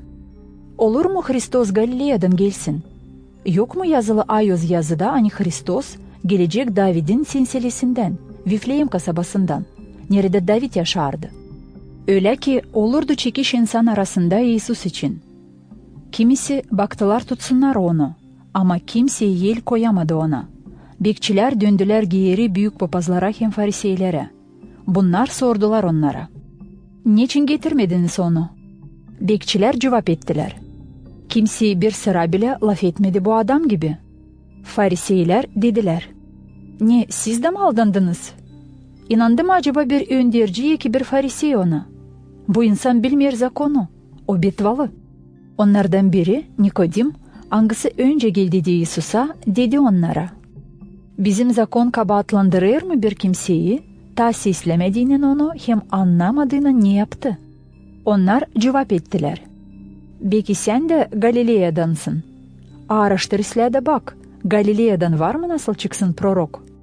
Sonra hepsi dağılıştılar evlerine. İoan 8. bölüm. İsus gitti Zeytin Bayırı'na. Çin sabahleyin yeniden geldi Ayos binaya da hepsi insan toplandı onun dolayına. O oturdu da başladı onları öğretmeye. O zaman bilgiçler hem fariseyler getirdiler bir karı, hangisi tutuldu orospulukta. Da çıkarıp onu orta yere dediler İsus'a. Öğretici, bu karı tutuldu tamam orospuluk yaparken. Moisey sımarladı böylelerini taşla öldürelim. Sen ne dersin? Söylediler bunu ki denesinler onu da kabahatlandırabilsinler. Ama İsus aşağı eğildi da parmağınla yerde yazardı. Çünkü vazgeçmerdiler sormaktan ona. İsus kaldırdı başını da dedi. Kim sizin aranızdan günahsız, o ilk vursun taşla ona. Sonra yeniden eğildi da yerde yazardı. Açan işittiler bu lafları, duydular azarlanmış kendilerini kendi niyetlerinden da biri ardı sonra gittiler. Başlayıp en ihtiyardan, en küçüğeden. İsus kaldı yalnız karıyla, hangisi durardı karşıda. Açan İsus kaldırdı başını da baktı, görmeyip kimseyi karıdan kare, dedi. Karı, nerede onlar hangıları seni kabahatlardılar? Ne kimseyi kabahatlamıyor mu seni? Kimseyi, çorbacı. Cevap etti o. O zaman İsus dedi. Ben de seni kabahatlamıyorum. Git da bundan ziyade günah yapma. İsus yeniden laf etti insana. Ben dünyanın aydınlığıyım, dedi. Kim gelir benim ardıma, gezmeyecek karanlıkta. Ama onda yaşamak aydınlığı olacak. O zaman fariseyler dediler. Sen kendi kendin için söylersin. Onuştan senin şahatlığın değil aslı. İsus cevap etti. Eğer ben kendi kendim için söylerseydim, hep o kadar benim şahatlığım doğru. Zira ben bilirim nereden geldim, hem nereye giderim. Ama siz bilmiyorsunuz nereden ben geldim, hem nereye giderim. Siz dava kesersiniz göze göre. Ben kimseye dava kesmiyorum. Eğer keserseydim davam doğru olacaktı. Zira dilim yalnız. Baba hani beni yolladı, o benimle. Sizin zakonunuzda var yazılı, 2 adamın şahitliği doğru. Benim için şahitlik ederim ben, hem benim için şahitlik eder baba, hangisi beni yolladı. O zaman onlar sordular, nerede senin baban? İsus cevap etti, siz tanımıyorsunuz ne beni, ne babamı. Eğer tanıyaydınız beni, tanıyacaktınız babamı da. İsus söyledi bu lafları açan ürederdi insanı ayöz bina içinde, nerede hazna bulunardı. Kimseyi onu tutmadı, zira vakıdı ta gelmediydi. İsus laf etti ileri doğru. Ben giderim. Siz arayacağınız beni ama öleceğiniz günahlarınızda. Oraya nereye ben giderim siz yok nasıl gelesiniz? O zaman Yahudiler dediler, acaba yok mu niyetinde öldürsün kendini? Niçin böyle der, nereye ben giderim siz yok nasıl gelesiniz? Siz aşağıdan, ben yukarıdan, siz bu dünyadan, ben değilim bu dünyadan. Cevap etti İsus. Onun için size dedim hani öleceğiniz günahlarınızda. Zira eğer inanmarsaydınız hani benim, o zaman günahlarınızda öleceğiniz. Kimsin sen? Sordu onlar. İsus cevap etti. Baştan ne dedim size? Oyum. Var çok söyleyeyim size hem kabahatlandırayım sizi. Ama yollayan beni haklı. Ben ne işittim ondan, onu söylerim dünyaya. Onlar anlamadılar hani o laf eder babası için. Öyle ki İsus onlara dedi. Açan kaldıracağınız yukarı adam oğlunu, o zaman anlayacağınız hani benim, hem hani yapmayırım bir şey kendi başıma. Ama laf ederim onu, ne yürüder beni babam. Kim beni yolladı? O benimle. O bırakmadı beni yalnız, zira her zaman yapıyorum ne beğenilmiş ona. Açan İsus bu türlü laf ederdi, çoğu ona inandı. O dedi Yahudilere, angaları inandıydılar ona. Eğer tamamlarsaydınız benim sözlerimi ileri doğru, hakkına olacağınız benim öğrenicilerim. Siz aslılığı tanıyacağınız da aslılık verecek size serbestlik. Onlar cevap ettiler. Biz Avraam'ın silsilesindeniz da bir sıra bile kimseye çırak olmadık. Ne soyanlamaz seni hani dersin serbest olacağınız. Doğru, doğru söylerim size. Cevap etti İsus. Herkes hani günah yapır, o günaha çırak bulunur. Çırak kalmıyor her zaman içeride. Ama oğul her zaman kalır. Onuştan eğer oğul vererseydi serbestlik size, o zaman hakkına serbest olacaksınız. Bilirim hani siz Avraam'ın silsilesi, ama bakırsınız öldürme beni. Zira benim sözüm yerleşmiyor sizde. Ben söylerim ne gördüm benim babamdan. Siz yapırsınız, ne işittiniz sizin babanızdan. Bizim babamız Avraam. Cevap etti onlar. İsus dedi. Olaydınız Avraam'ın uşakları, yapacaktınız Avraam'ın işlerini. Ama şimdi bakırsınız öldürmeye beni. Adamı hangisi laf etti size aslılık için? Onu ne işitti Allah'tan? Avraam böyle yapmadı. Siz yapırsınız sizin babanızın işlerini. Onlar dediler. Biz değiliz orospoluk uşakları. Bizim salt bir babamız var. Allah. İsus cevap etti onlara. Olaydı Allah sizin babanız, o zaman seveceydiniz beni. Zira ben Allah'tan çıkıp geldim. Gelmedim kendi başıma ama o beni yolladı. Niçin anlamıyorsunuz ne söylerim? Onuştan zira seslemiyorsunuz benim sözümü. Sizin babanız diyavol da isterseniz tamamlayasınız sizin babanızın şefklerini. O baştan insan öldürücüsüydü. Durmuyor aslılıkta, zira onda yok aslılık. Kaç sıra söyler birer yalan, söyler kendi tabiatine göre, zira o yalancı hem yalanın babası. Ama ben doğru söylerim, onun için inanmıyorsunuz beni. Kim sizden var nice göstersin bana, hani günah yaptım. Eğer söylerseydim doğru, niçin inanmıyorsunuz beni? Kim Allah'tan, o sesler Allah'ın sözlerini. Siz seslemiyorsunuz. Zira değilsiniz Allah'tan. Yahudiler buna cevap ettiler. Doğru demedik mi biz, hani sen Samaryalısın, hem hani sende var fena duh. Yok bende fena duh, cevap etti İsus. Ben ikramlayırım babamı ama siz beni kötülersiniz. Ben bakmayırım benim metinliğimi. Var kim baksın hem dava kessin. Doğru söylerim size. Kim tam anlayır benim sözümü, o hiç ölmeyecek. Şimdi haliz anlayırız. Hani sende var fena duh, dedi Yudiler. Avram öldü, proroklar öldüler. Ama sen dersin, kim tam anlayır benim sözümü, o hiç ölmeyecek. Ne sen ta büyüksün mü bizim babadan, Avram'dan hangisi öldü? Proroklar da öldüler. Kimin yerine sen kendini koyarsın? İsus cevap etti. Eğer ben kendimi metinlerseydim, o zaman benim metinliğim değil bir şey. Beni metinleyen benim babam, hangisine siz dersiniz ki o sizin Allah'ınız. Ama siz onu tanımıyorsunuz. Ben onu tanıyorum. Eğer derseydim hani tanımıyorum, o zaman yalancı kalacaktım. Nice de siz. Ama ben onu tanıyorum da tam anlıyorum onun sözünü. Sizin babanız Avram çok sevindi hani göreceğiydi benim günümü. Da görüp şenlendi. Sen yoksun Barlem 50 yaşında, dedi Yudiler. Da sen gördün Avram'ı mı? İsus dedi onlara. Doğru söylerim size. Hani açan ta Avram yoktu, ben varım. O zaman aldılar taş, ki taşla vursunlar ona. Ama İsus saklandı, sonra çıktı ayöz binadan, geçip onların arasından gitti. İvan 9. bölüm. İsus geçerken gördü bir doğmaktan kör adamı. Öğrencileri sordular. Öğretici, kim günah yaptı hani bu adam doğdu kör? Kendisi mi, oysa babaları mı? İsus cevap etti. Günah yapmadı ne bu adam, ne de onun babaları. Ama o böyle doğdu ki onunla gösterilsin Allah'ın işleri. Lazım onun kim yolladı beni işini yapalım. Ne kadar vakit gündüz. Zira gelir gece, açan kimseyi yok nasıl işlesin. Ne kadar vakit bulunuyorum dünyada, dünyanın aydınlığı bulunuyorum.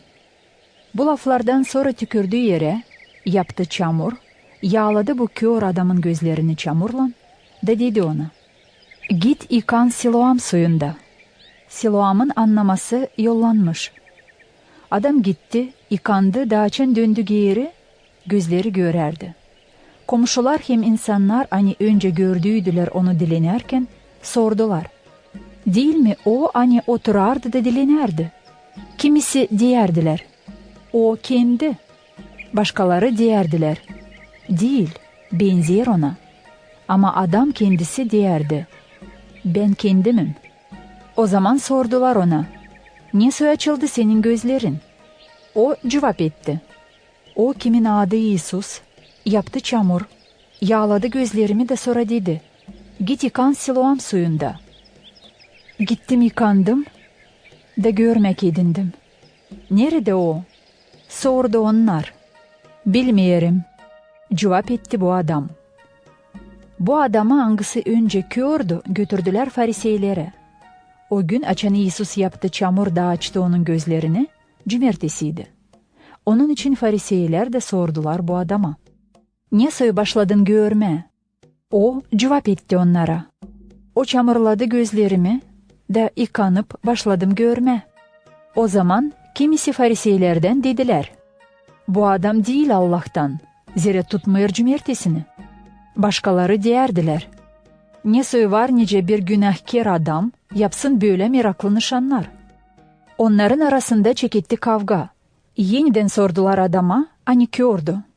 Senin gözlerini o açtıysa, ne sen diyeceksin onun için? O bir prorok. Cevap etti bu adam. Yudiler, çağırmayınca anasını babasını onun kimin gözleri açıldı, inanmadılar hani o kördü da görmek edindi. Sordular onlara. Bu mu sizin oğlunuz? Hangisi için dersiniz hani kör doğdu? Ne şimdi görebilir? Cevap etti onun babası hem anası. Biliriz hani bu bizim oğlumuz, hem hani doğdu kör. Ama ne şimdi görür hem kim açtı onun gözlerini bilmeyiz. Sorun ona o yetişer yaşlarda da kendi var nice cevap etsin kendisi için. Babaları böyle laf ettiler. Zere korkardılar İudeylerden. İudeyler anlaştıydılar. Hani eğer bir kimseyi açık diyerseydi, hani İsus Hristos'dur, onu uğratsınlar sinagogadan. Onuştan onun babaları dediler, o 70'er yaşlarda, sorun ona. Fariseyler ikinci sıra çağırdılar adamı, hani kördü, de dediler ona, Allah'a yemin et de doğru söyle. Zira biz biliriz hani bu adam günahkar. O cevap etti. Günahkar mı? Ben bilmiyorum. Bir iş bilirim hani gördüm de şimdi görerim. O zaman sordular. Ne yaptı o sana? Niye soy açtı gözlerini? Demin söyledim size da seslemediniz. Niçin tabir sıra işitme istersiniz? Cevap etti o. Peki siz de istersiniz olma onun öğrenicileri? Onlar onu azarladılar da dediler. Sen onun öğrenicisisin. Ama biz Moisey'in öğrencileriyiz. Biliriz hani Allah laf etti Moisey'le. Ama bu adamı bilmiyoruz. Nereden o? Şaşılacak iş bu, dedi adam aniden görmek. Siz bilmiyorsunuz nereden o, ama o açtı benim gözlerimi. Biliriz hani Allah seslemiyor günahkarları. Ama kim korkar Allah'tan da yapar onun istediğini, onu Allah sesler. Ne zamandan kuruluydu dünya, işidilmedi ki bir kimseyi açsın doğmaktan kör adamın gözlerini. Eğer olmaydı o Allah'tan, yapamayacağı bir şey. Sen doğmuşsun bütün günahta da istersin öğretme bizi mi? Cevap etti onlar da kovladılar onu dışarı. İsus işitti, hani uğrattılar onu dışarı da açan buluştu onunla sordu. İnanırsın mı adam oğluna? O cevap etti. Sabi, kimdir o ki inanayım ona? İsus dedi. Sen onu görürsün. O kim seninle laf eder? O kendisi. İnanıyorum sahibi. Cevap etti de baş eğitti İsus'a. İsus dedi. Ben geldim bu dünyaya dava için ki onlar kim görmüyorlar, görsünler. Ama görenler kör olsunlar. Fariseylerden bir boyu angıları onun yanındaydılar. Açan işittiler bu lafları, dediler. Çıkıyor hani biz de körüz. Olaydınız kör, olmayacaktı günahınız. Ama çünkü dersiniz hani görürsünüz, onuştan günah kalır sizin üstünüzde. İvan 10. bölüm. Doğru söylerim size. Kim koyunların avluna girmer kapıdan ama atlar başka yerden, o hırsız hem haydut. Kim girer kapıdan, odur koyunların güdücüsü. Kapıda duran açır kapıyı da koyunlar tanıyırlar güdücünün sesini. O çağırır her bir koyunu adınca da dışarı çıkarır. Açan çıkardı hepsi koyunlarını, sonra gider onların yönü sonra. Koyunlar da gelirler onun ardına, zira tanıyırlar sesini. Yabancının ardına gitmeyerler. Ondan kaçırlar, zira tanımırlar yabancının sesini. İsus söyledi bu örneği onlara, ama onlar anlamadılar ne için o laf ederdi. İsus yeniden laf etti. Doğru söylerim size. Hani benim koyunların kapısı. Hepsi kim geldi benden önce, onlar hırsız hem haydut. Koyunlar da onları seslemediler. Benim kapı. Eğer bir kimseyi girirseydi benim aşırı, olacak kurtulmuş. Girecek hem çıkacak da otlayacak kendine bulacak. Hırsız gelir salt çalma, öldürme hem yok etme. Ben geldim ki koyunların taşkınlıktan yaşamakları olsun. Ben iyi güdücüyüm. İyi güdücü verir yaşamasını koyunları için. Ama yanaşık adam kim değil güdücü hem kim değil koyunların çorbacısı, açan görür yabanıyı gelerken bırakır koyunları da kaçır. Yabanı da onları kapıp dağıdır. O adam kaçır zira o yanaşık. Onun kasaveti yok koyunlar için. Ben iyi güdücüyüm. Ben tanıyırım koyunlarımı, onlar da tanıyırlar beni. Nice baba tanıyır beni, ben de tanıyırım babayı. Ben veririm yaşamamı koyunlarım için. Bende var başka koyunlarda. Hani değil bu avuldan. Onları da lazım getireyim. Onlar sesleyecekler benim sesimi. O zaman olacak bir sürü hem bir güdücü. Baba sever beni, zira ben veririm yaşamamı yeniden geri alayım deyini. Kimse onu zorlan almır benden. Ama ben kendi istediğimden veririm. Var kuvvetim vereyim, hem var kuvvetim geri alayım. Bu sımarlamayı ben kabul ettim benim babamdan. Bu laflardan sonra yeniden başladı kavga Yahudiler arasında. Çoğu onlardan diyerdiler: "Onda var fena duh, o bir deli, niçin seslersiniz onu?" Başkaları diyerdiler: "Bu laflar değil fena duhlu adamın lafları.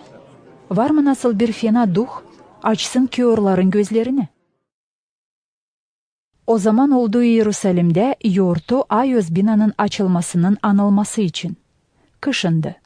İsus gezinerdi Ayos binanın avlunda, Solomon'un kolonadasında. Yahudiler onu sardılar da dediler: "Ne zamanadan koyacaksın düşünmeye bizi? Söyle açık bize, sensin mi Hristos?" İsus cevap etti: "Ben söyledim size ama siz inanmıyorsunuz. O işleri hani yaparım babamın adına, onlar şahitlik ederler benim için. Ama siz inanmıyorsunuz, zira değilsiniz benim koyunlarımdan. Nice söyledim size. Benim koyunlarım seslerler benim sesimi. Ben tanıyorum onları, onlar da gelirler benim ardıma. Ben veririm onlara diveç yaşamak. Onlar hiçbir vakit kaybetmeyecekler. Kimseye kapamayacak onları benim elimden. Benim babam hani verdi onları bana, o hepsinden daha büyük. Kimseye yok nice kapsın onları benim babamın elinden. Ben hem baba biriz." Yahudiler yeniden taş aldılar. Taşla vursunlar ona. İsus dedi: "Çok iyi işler gösterdim size babamdan. Bu işlerin hangisi için istersiniz beni taşla düğme?" Yahudiler cevap ettiler: "Bakmıyoruz bir iyi iş için taşlan seni düğme. Ama Allah'ı kötülemek için. Zira sen adamsın ama kendini Allah yapıyorsun." İsus dedi: "Değil mi yazılı sizin zakonunuzda? Ben dedim siz Allah'larsınız." Allah onlara dedi Allah'lar, kime yolladı sözünü? Olmaz Ayos yazı bozulsun. Böyleyse ben kimi baba Ayos'ladı da yolladı dünyaya, sizin lafınıza göre çıkıyor hani kötülerim Allah'ı, saltonuştun, hani dedim Allah'ın oğluyum. Eğer yapmarsaydım benim babamın işlerini, o zaman inanmayın beni. Ama yapmarsaydım, o zaman yer inanmarsaydınız da beni, inanın bağırlım işleri. O zaman anlayacağınız hem bileceğiniz hani baba bende, ben de onda. Onlar yeniden baktılar tutsunlar onu ama o kurtuldu onların elinden. İsus yeniden gitti Yordan'ın öbür tarafına. Nerede Yuhan önce vaiz ederdi da kaldı orada. Çoğu gelerdiler ona da diyerdiler: "Yuhan yapmadı bir de nişan ama hepsini söyledi Yuhan bu adam için, aslı çıktı." Çoğu inandılar ona orada. Yuhan 11. bölüm. Vardı bir hasta adam, adı Lazar, Vifanya köyünden, nereden de Maria hem kız kardeşi Marfa. Maria o karıydı hani yağladı sahibi iyi kokulukla da sevdi ayaklarını kendi saçlarından. Hasta Lazar Maria'nın kardeşiydi. Bu kız kardeşler yolladılar söylesinler İsus'a: "Sahibi, kimi sen seversin, hastalandı." İsus, açan işitti bu haberi, dedi: "Bu hastalık değil ölüme değini. Ama Allah'ın metinliği için oldu. Ki bunun aşırı Allah'ın oğlu metinlensin." İsus severdi Marfa'yı, onun kız kardeşini hem Lazar'ı.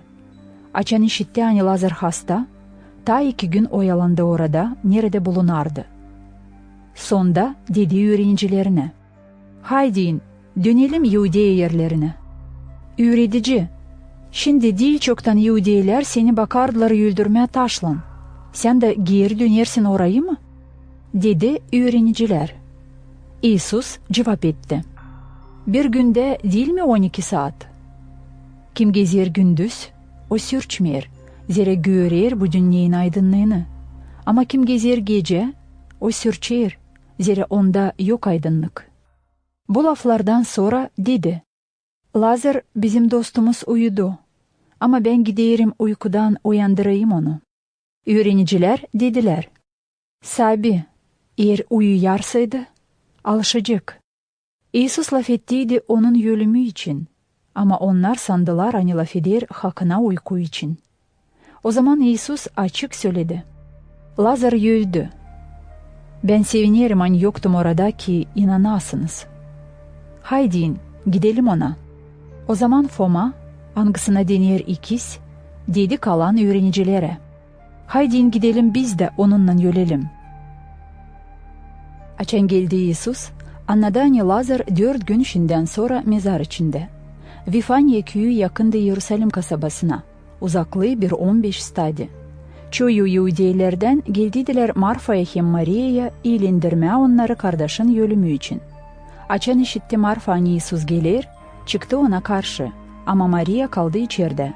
Marfa dedi İsus'a, Sabi, eğer sen olaydın burada, ölmeyecekti benim kardeşim. Ama şimdi bilirim hani ne isteyeceksin Allah'tan. O verecek sana. İsus dedi, senin kardeşin dirilecek. Marfa dedi, bilirim, hani dirilecek bitki günde, ölülerin dirilmesinde. İsus dedi, benim dirilmek hem yaşamak. Kim inanır bana, eğer ölürseydi de hep o kadar yaşayacak. Kim bana yaşarken inanır, o hiç ölmeyecek. İnanırsın mı sen bunu?